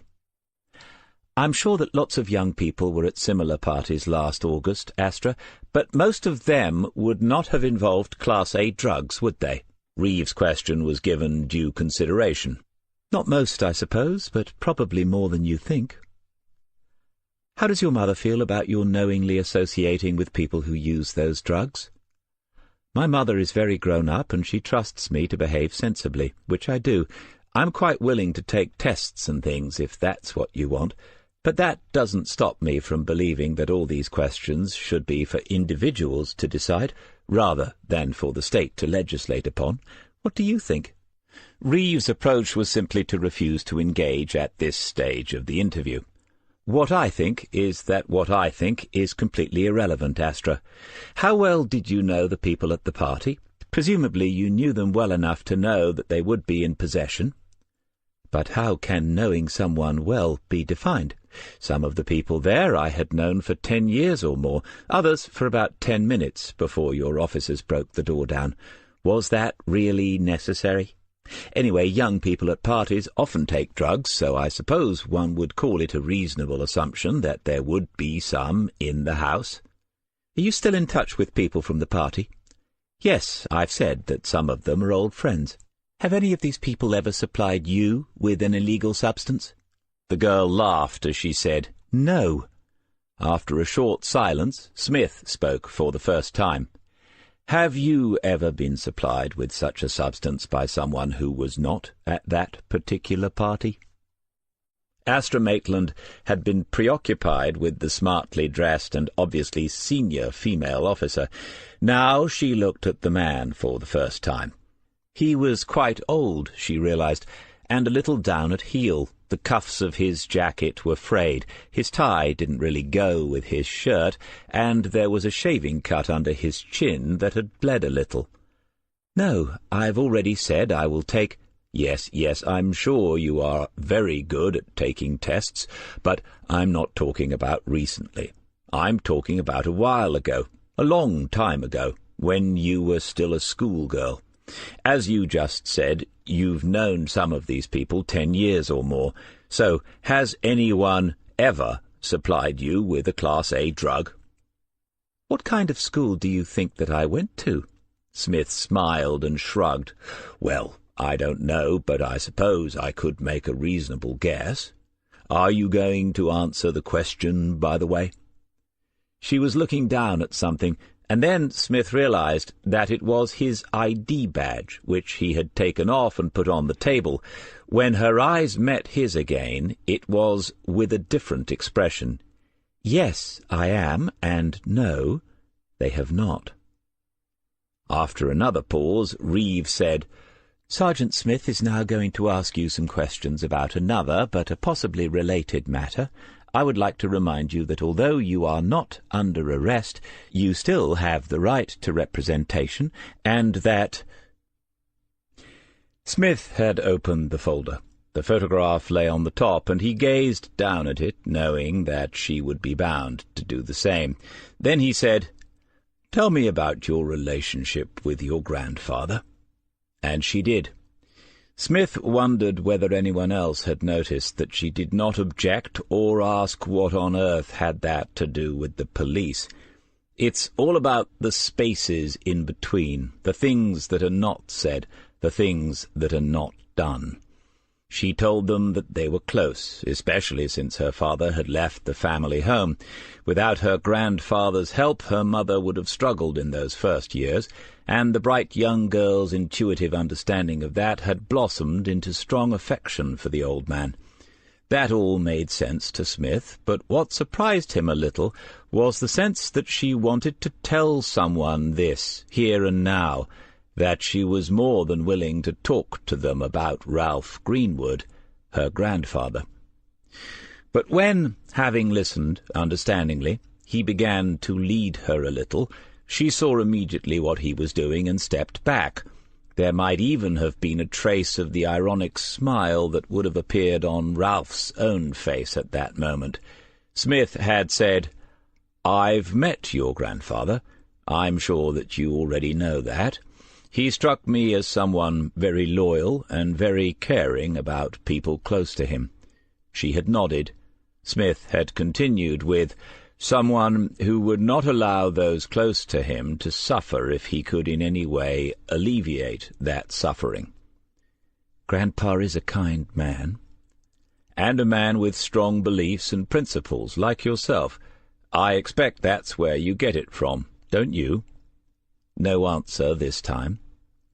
"Would you say that your grandfather has had a lot of influence over you?"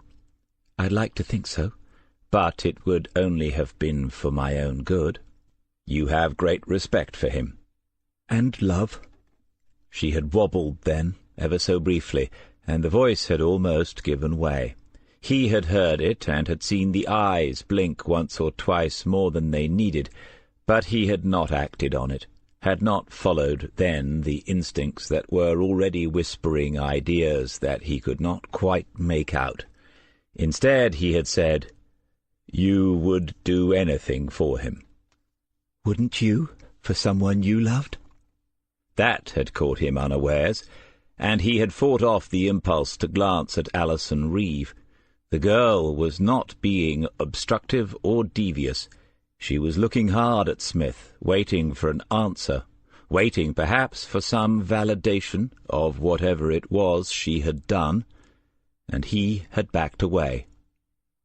"Astra, tell me about some of your grandfather's friends, the ones you've met at Rosemary House."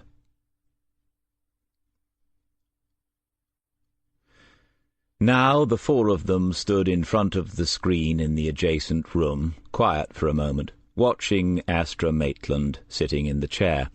A cup of tea had been put in front of the girl, but she had not touched it. Smith shook his head and said, "What's the time?"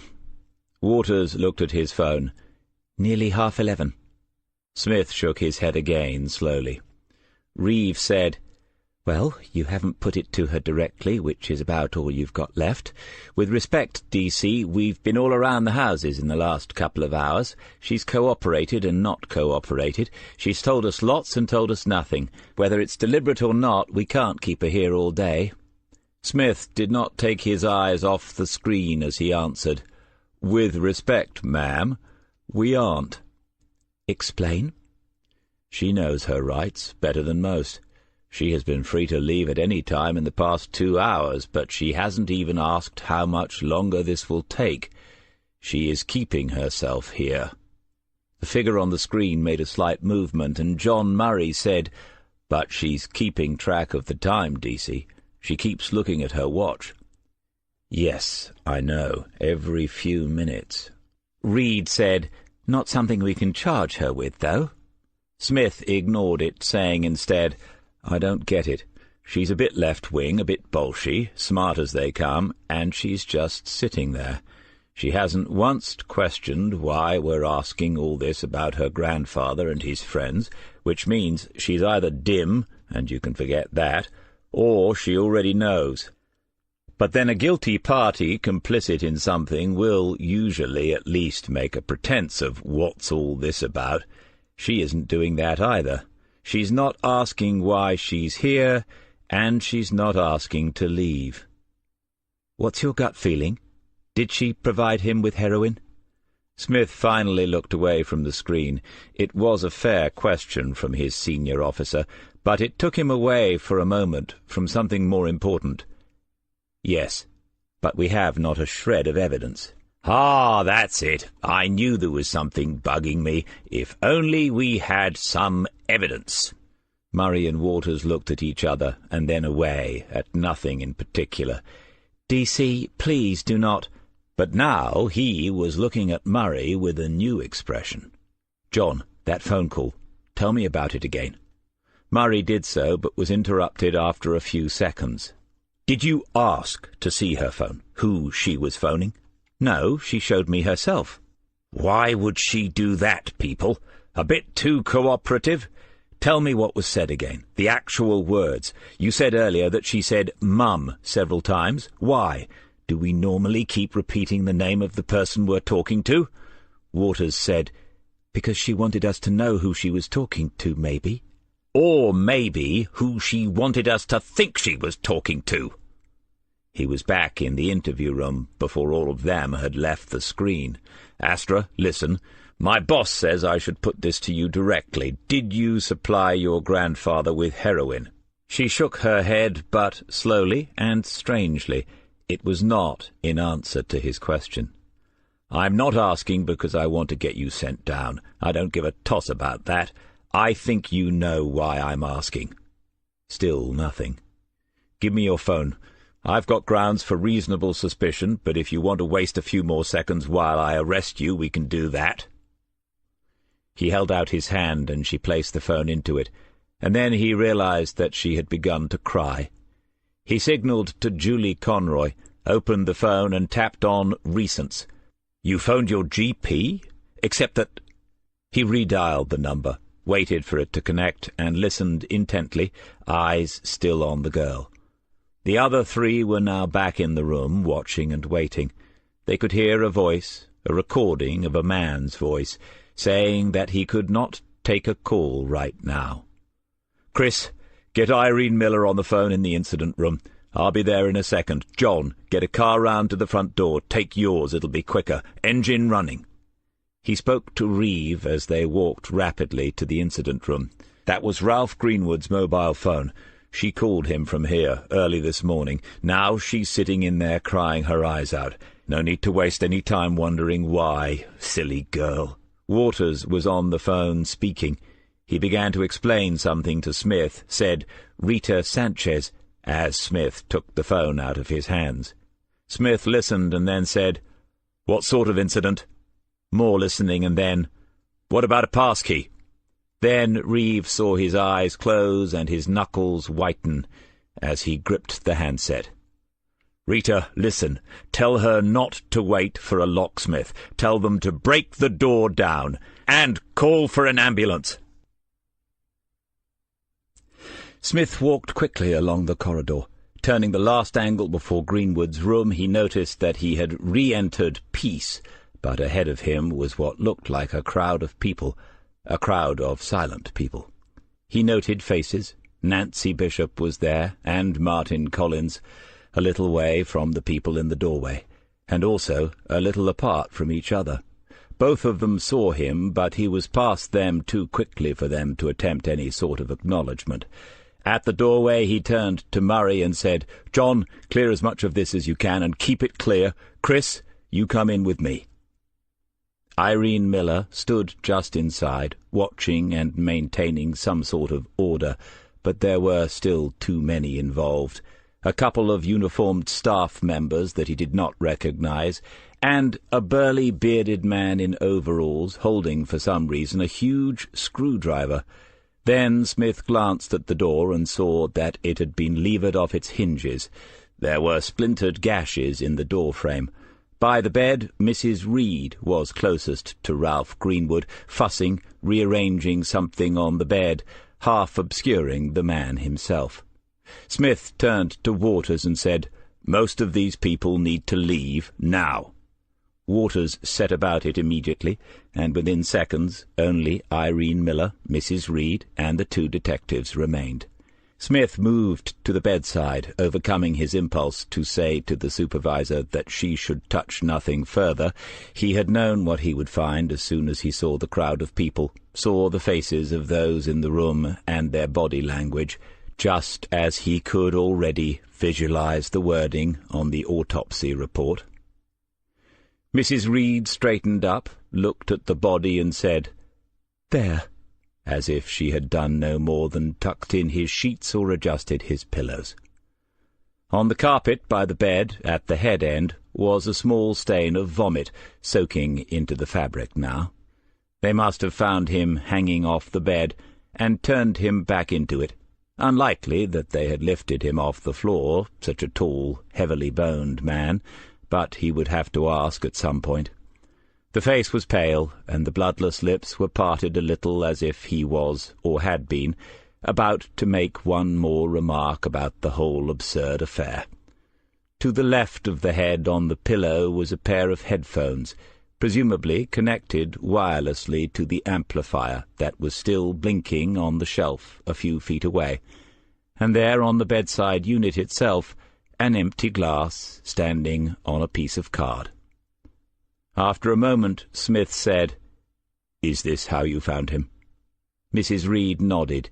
"Yes, but his head was hanging off the bed, so I couldn't leave him like that, I'm afraid." "Not a problem. How long ago? You've checked, obviously." She looked at him as if he was something of a fool. "Yes, obviously. I've had to do that too many times. We weren't even close, I'd say. We couldn't push the door in. We had to wait for Rolly. He was out in the grounds, clearing snow from the paths. It took a while to find him." "What about the pass key?" "It just wouldn't turn.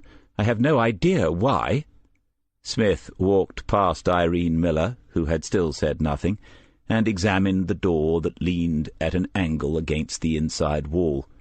Just outside he could see the man who must be Rolly, some sort of caretaker or handyman. When he saw Smith bending to look at the lock, he stepped closer, pointed, and said, "Been glued. Superglued. That was never going to turn. I had to lever the hinge screws out of the frame." Smith couldn't stop the brief smile, but it was gone before he straightened and faced Irene Miller. "You were here when they finally got in, I assume?" "Yes." "Do you know when he was last seen?" He realized that she was stunned, probably close to shock, but sometimes that's when to ask the questions. He felt clumsy and officious all the same. "At breakfast. He was in the room. He spoke to a couple of people, but—" "What?" "One of the staff told me that he hadn't eaten anything. He usually did, so I'd made a mental note to ask him about it later, to see if he was all right. After what you said, This is what you meant, isn't it? Or something like it? Smith caught Mrs. Reed's eye and nodded sideways towards the manager. To her credit, she had Irene Miller out of the room and away in seconds, saying that they had to leave it to the police now that they were here. The sizable presence of Murray had established calm out in the corridor, and no one was now visible through the doorway. Smith turned to Waters, raised his eyebrows, and blew out his cheeks, as if to say, "At last." He knew that Waters had been to a funeral, but not whether he had ever seen a body in such circumstances. Better get him talking and find out. "So what now?" "We can't do much until a doctor has been. We should examine the room, though." He looked positively keen to get at it. Smith reached into a jacket pocket and took out 2 pairs of disposable gloves, passing one to Waters. "Yes, very good. Start with your eyes. Don't go rootling into stuff straight off. Just look, slowly and carefully." Smith went to the window. The top vent was an inch or 2 open, almost as far as it would go. Perhaps Ralph liked fresh air every night, or perhaps, on this special occasion, He had thought that he would have it cold and snow-scented for his last breaths. Does anyone know what goes through the mind of someone as they plan their suicide? Has anyone ever changed their mind and then written it all down? If they had, would he want to read it? He wondered, too, whether Ralph had stood at the window, looking out at the world for the final time, just as Joan Riley had had her chair moved for that purpose. It must have been Ralph who did that for her, a big man, still strong enough. And had he sat with her until the end? Almost certainly. But why make his own exit now? The girl knew, as soon as she had made that phone call. It must have been planned, of course. Greenwood would have left nothing to chance.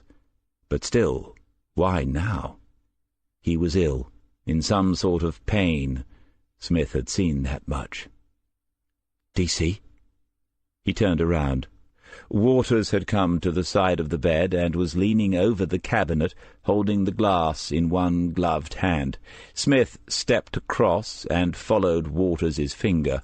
Printed neatly on the piece of white card was the one word: forensics.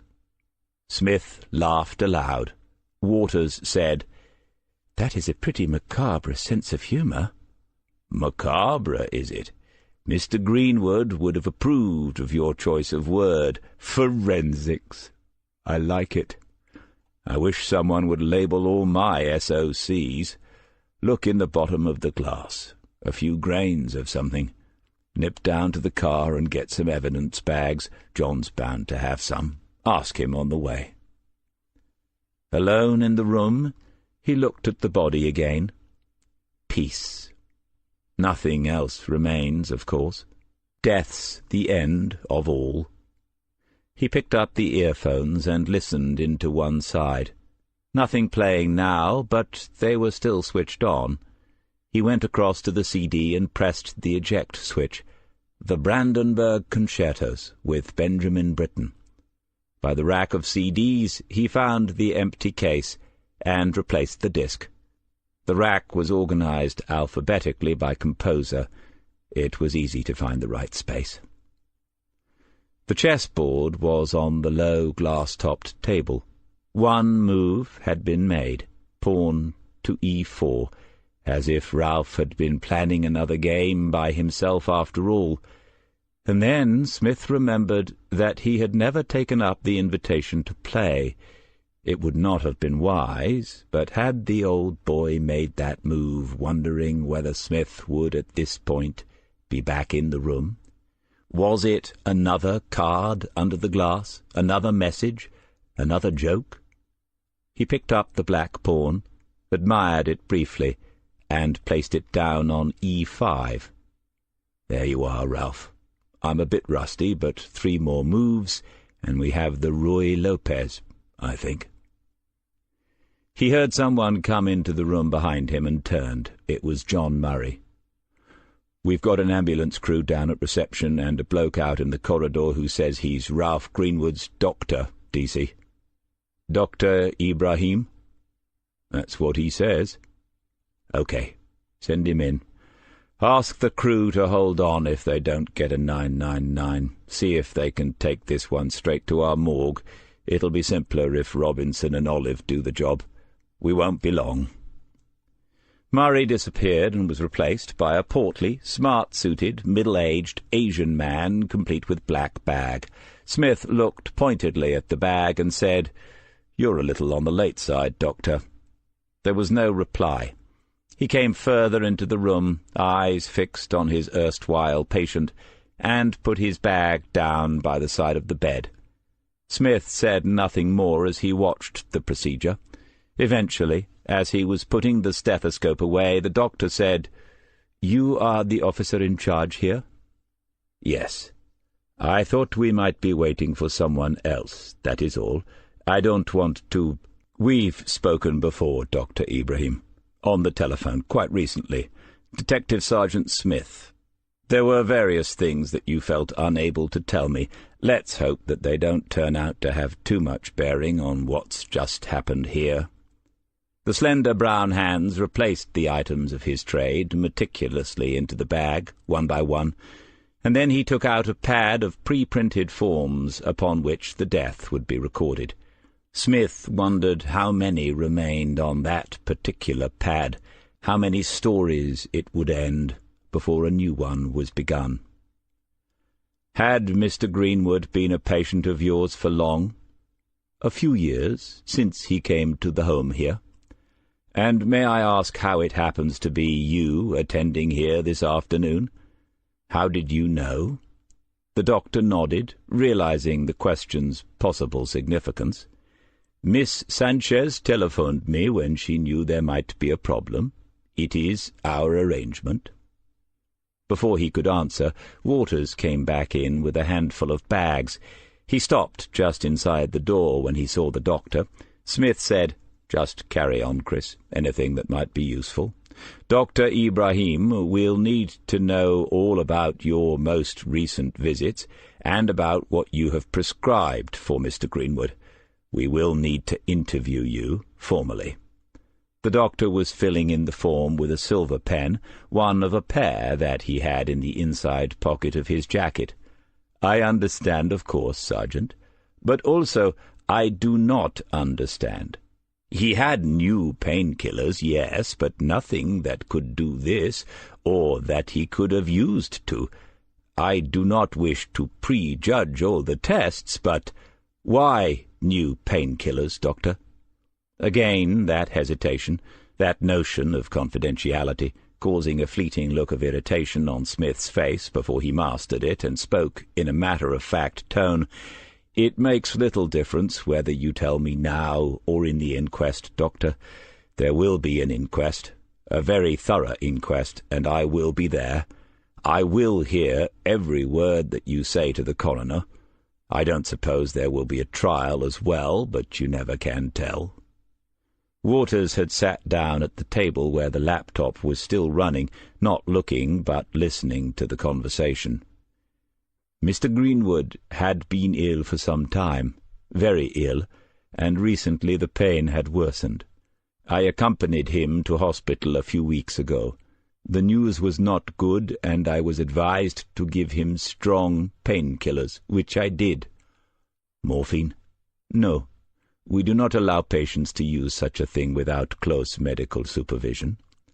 Smith looked again at the body of Ralph Greenwood before he said, "Well, if it's any consolation, I think your patient had a backup plan of his own." Dr. Ibrahim continued, filling in the form. "One more question, Doctor. You don't have to answer now. What was wrong with him?" For the first time, the doctor allowed himself a thin smile. "I am filling in the pertinent box as we speak, Sergeant. Mr. Greenwood had cancer of the pancreas, one of the slower forms, but no less final, I'm afraid." "How long had he suffered from that?" "More than a year." Smith nodded, recalculating the chronology of the investigation.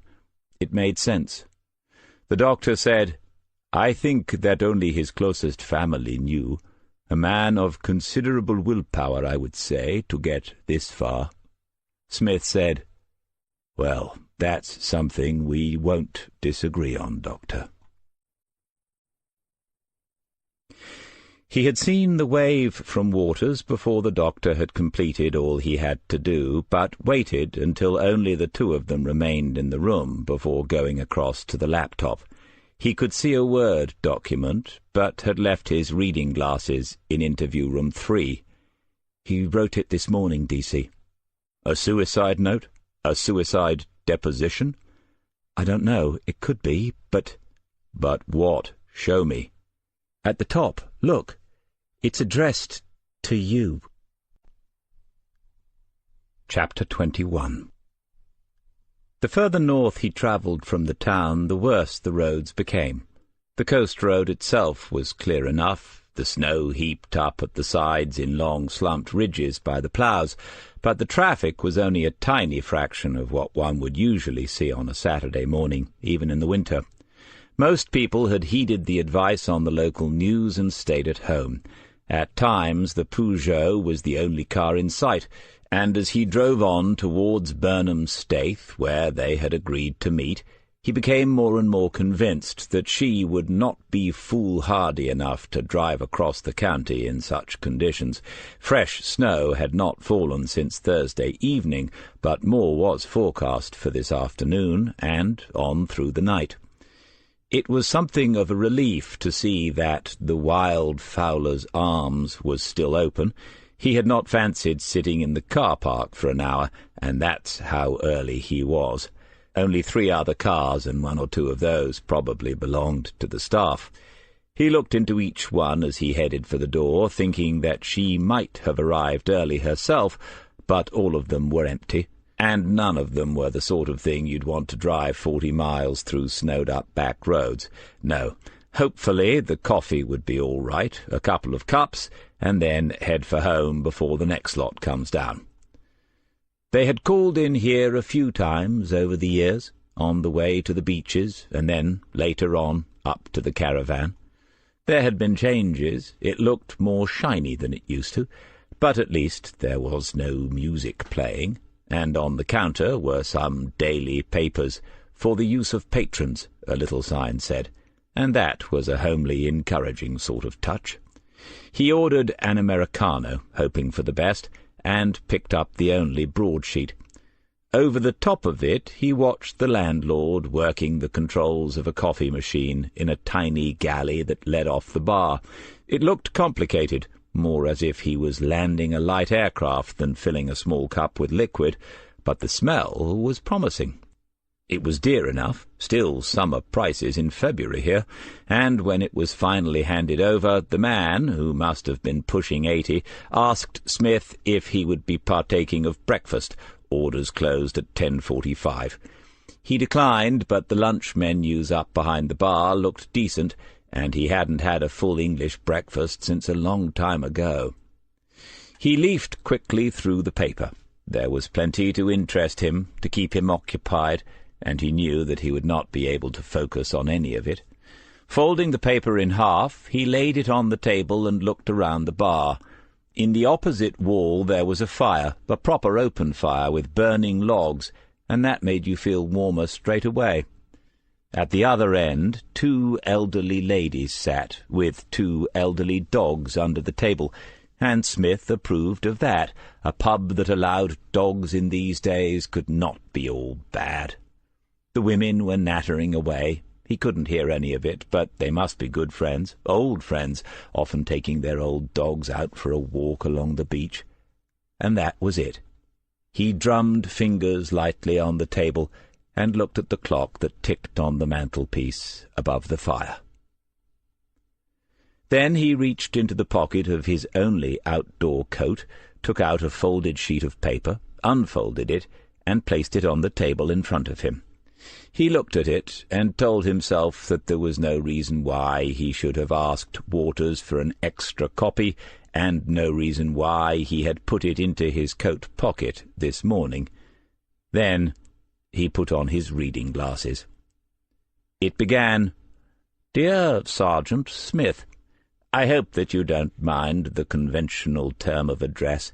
It might seem over-familiar, but I do feel that in our few conversations we did reach a kind of understanding.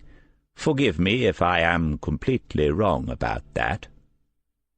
Can you forgive a dead man? Perhaps they had understood each other a little. Does that qualify as an understanding? Smith twisted his mouth in thought and nibbled at the inside of his cheek. Those were precisely the kind of questions that Ralph Greenwood would have delighted in if he had been sitting here in the Wild Fowler's Arms on a Saturday morning.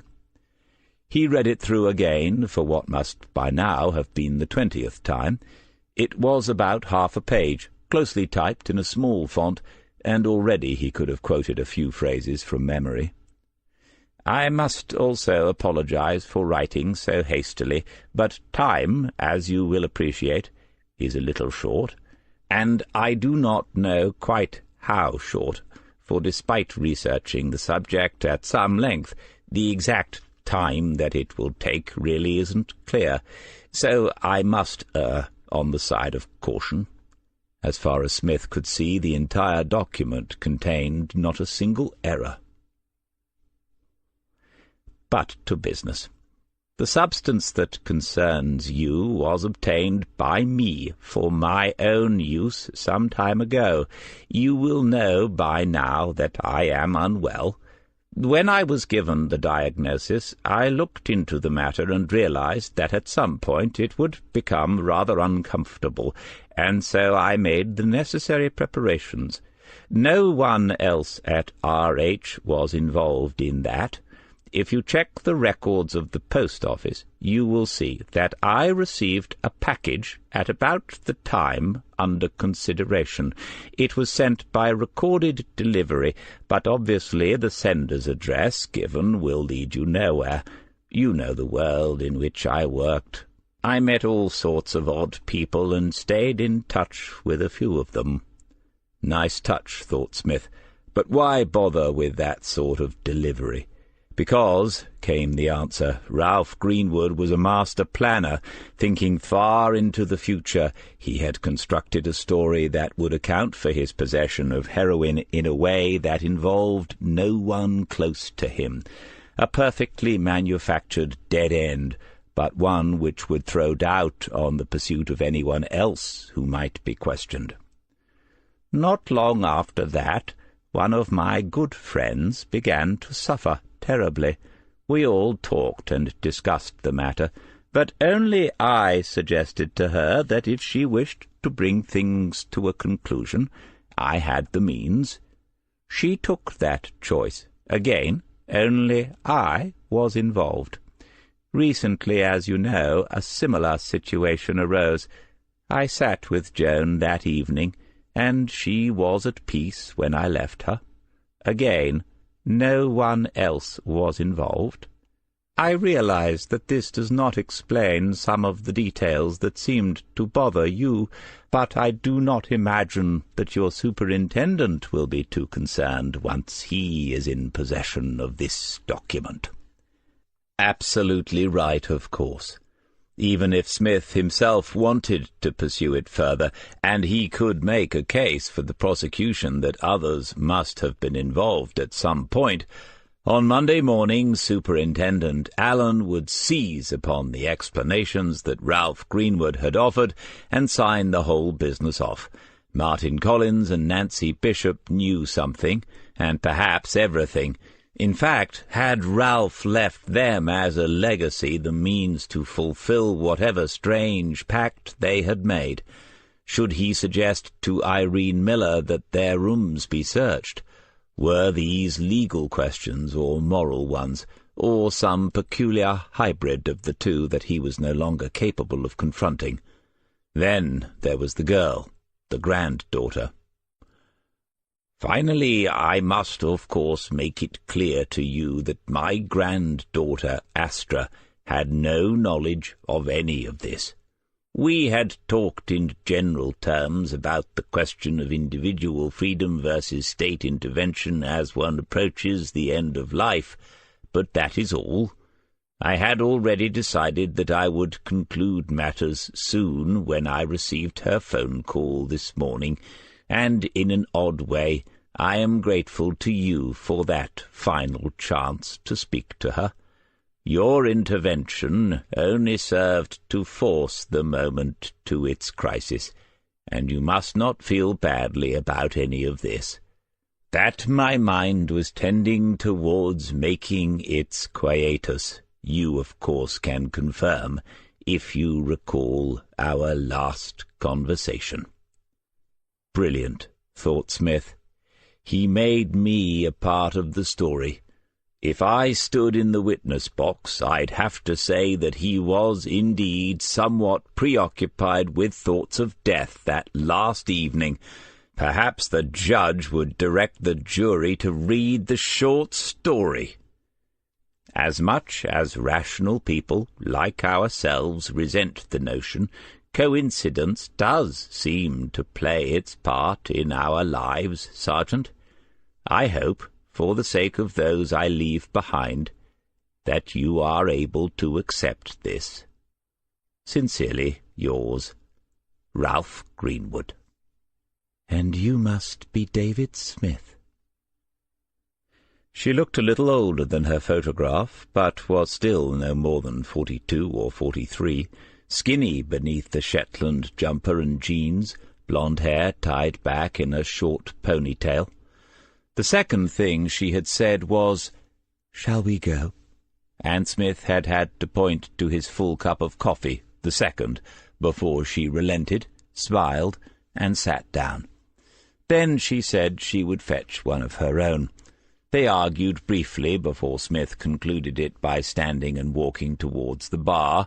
He had no idea whether this was a terrible start or an excellent one. When he got back to the table, she pointed to the paper that he had left there and said, "Work?" He nodded. "It's okay, I haven't read it. Just a wild guess." So, he thought, either you are telling the truth and were a useless D.I., or you are happily lying through your small, white, even teeth. "Anything interesting?" "It's all right, as long as it's not murder. You're perfectly safe. I only do murder." The latter, then. She had seen enough to be interested and couldn't pass up the chance to find out more, but her eyes, more green than blue, looked frankly into his own, and so he told her the whole story, without names, places, and dates, and she listened well, saying very little. When he had completed it, she pointed and said, "Why bring that out of the office? Why are you walking around with it?"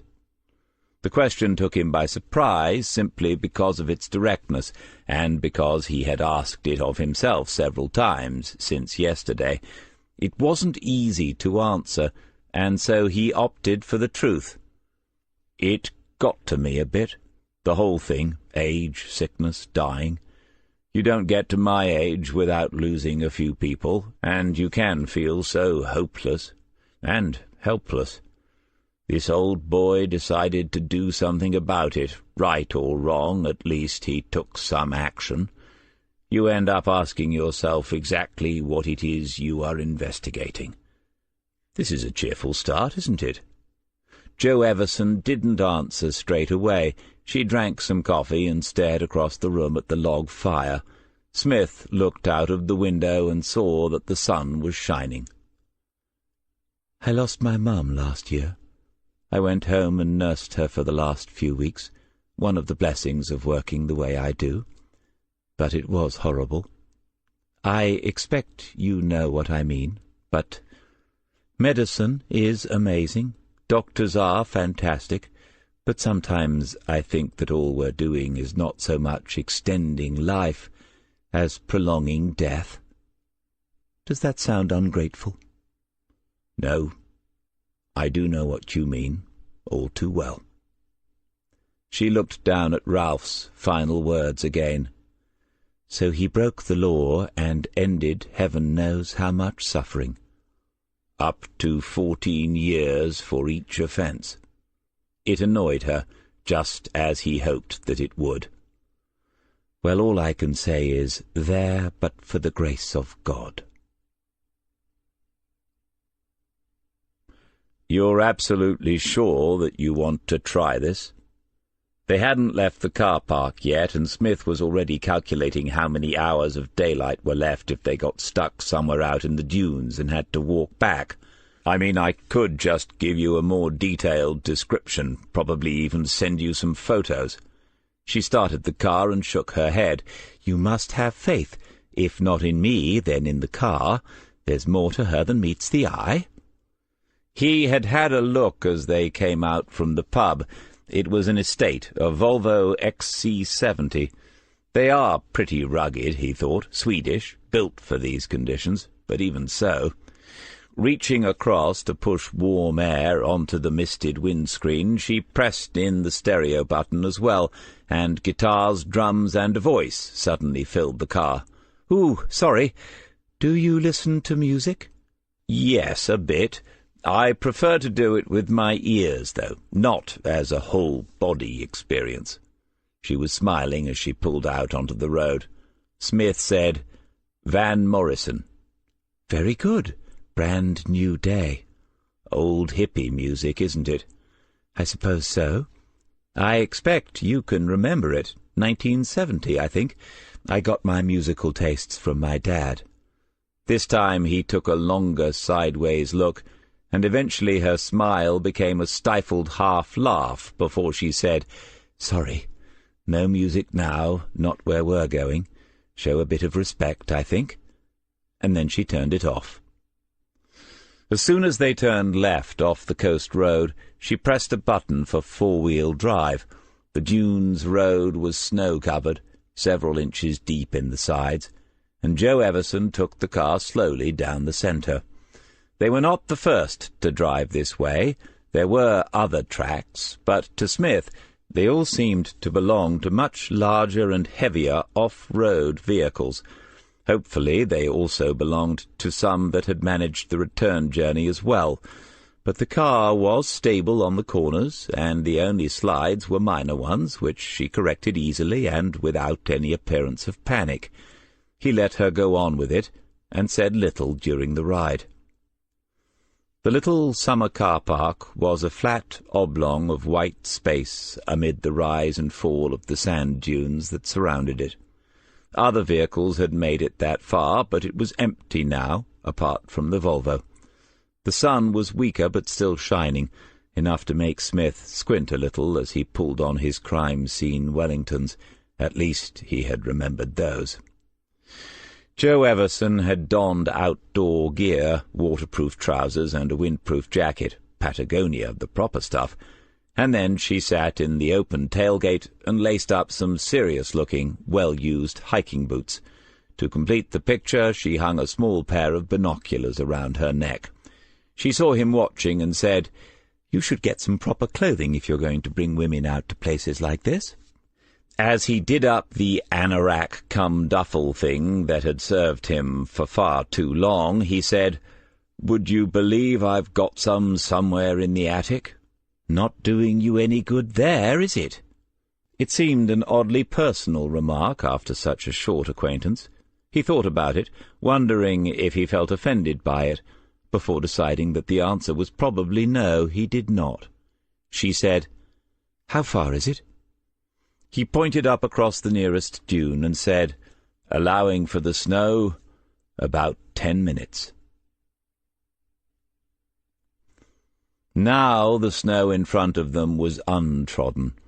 He had wondered yesterday whether he would be able to find the exact spot, and whether that actually mattered. He could always have invented a place, and she would never know. The snow wipes out little features, and could conceivably have made the whole exercise even more difficult, but he knew that they were heading unerringly to the place the first of the girls had been found. What he was less certain about was exactly how that made him feel. She was a little ahead of him, as if she knew the way too, at a pace just fast enough to make the Wellingtons feel clumsy and inappropriate. Then, as if she had read his thoughts of a moment before, she stopped, turned, and said, "Have you been back here since?" Smith stopped too, and took a breath, grateful for the rest. "No." She nodded, understanding, and said, "People don't realize what it does to you, do they?" "Other coppers, maybe. Some of them, not all. A couple of my team had gone within a few months. But not you." The sun was still faintly there in the south behind them, and their two shadows lay close together on the snow, motionless, corpse-like, and a little ghostly. "If you don't mind me asking, why are you still at it? I'm not guessing your age or anything, but the stepping down? You could have gone with honor, couldn't you? Instead of carrying on dishonorably? Thanks." She had his own trick of just waiting, patiently watching the face of the other, saying nothing. "I don't know. A lack of imagination, a lack of meaningful alternatives. And I'm in love with one of the duty sergeants." Joe Everson smiled, but could not resist it. Really? What's her name? Charlie Hills. That's Charlie as in Charles, by the way. It might have been true, but somehow she just knew that it wasn't. Let me wish the two of you all the happiness in the world. Now he was smiling as well, and it was odd, incongruous, like snow by the sea. 10 years ago, standing here among the barriers, the crime scene tapes fluttering, the plastic tents, he could never have imagined returning, never have invented a scenario that would involve standing here with a strange woman in the winter and not another soul in sight. But seriously, why are you still in the job? Seriously, it probably is one of the first 2 reasons. But I don't know.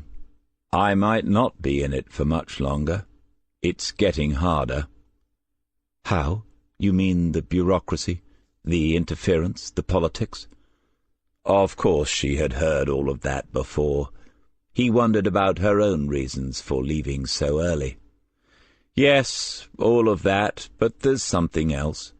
It might just be me getting past it, but nothing's black and white anymore.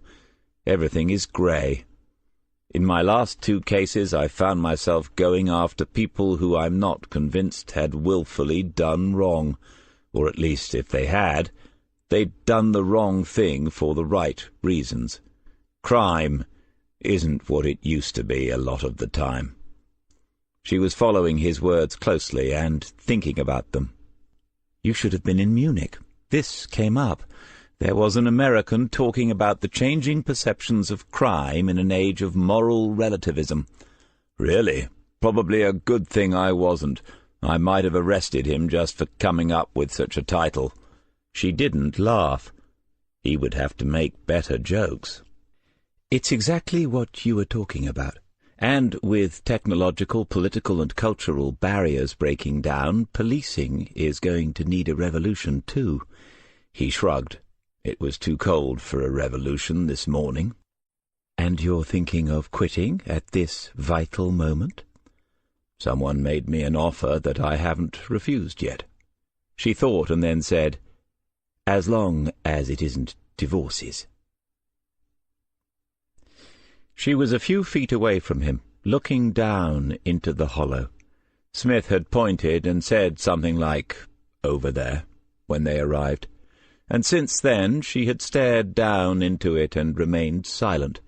She might just be wondering whether this would make a good book, of course, but he doubted that, although he would have been pushed to explain why he thought that. They had not known each other much more than an hour.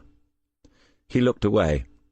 From here the sea was visible, not far away at all, just beyond the last low dune of white.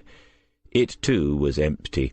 No inshore fishing boat after coddling, no distant container vessel heading into the docks at Lake, further round the coast.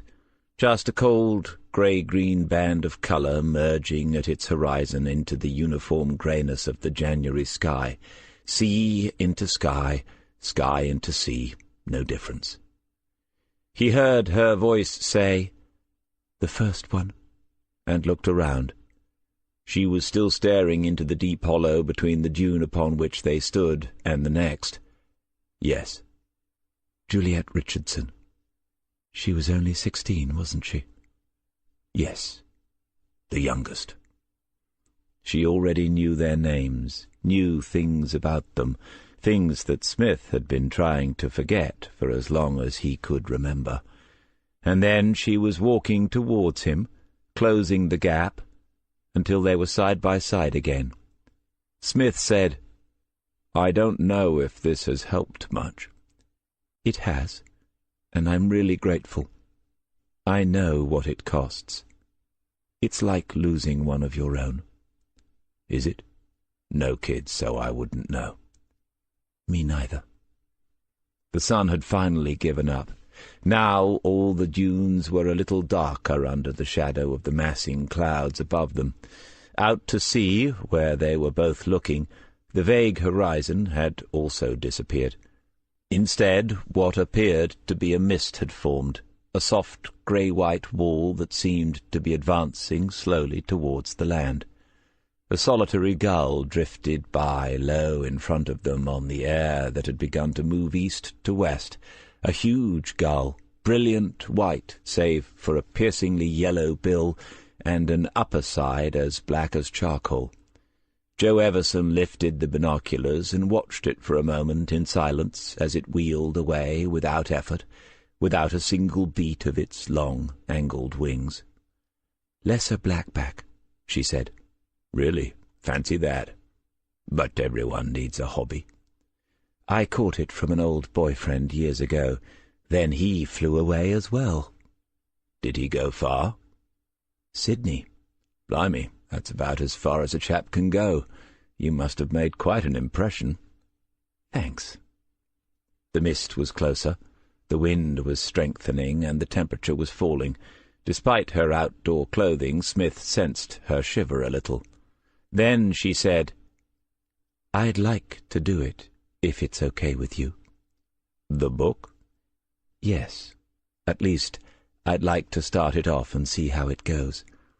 It wouldn't be yet, probably at least a year away, but only if you are on board. It doesn't work otherwise." Smith was looking out to sea a little more intently. "You see that mist?" "Yes." "It's not a mist, is it?" "No." "We should be going, then." "Yes." But they waited in silence until the first heavy flakes began to fall around them before they turned down the slope into the dunes. This concludes But for the Grace by Peter Grainger, narrated by Gilbert Jackson.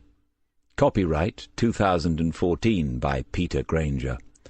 This unabridged audiobook is published by arrangement with Peter Grainger, care of Hirschman Rights Management, and was produced in the year 2016 by Tantor Media Incorporated, a division of Recorded Books, which holds the copyright thereto. Please visit tantor.com for more information on our growing library of unabridged audiobooks and to take advantage of special offers.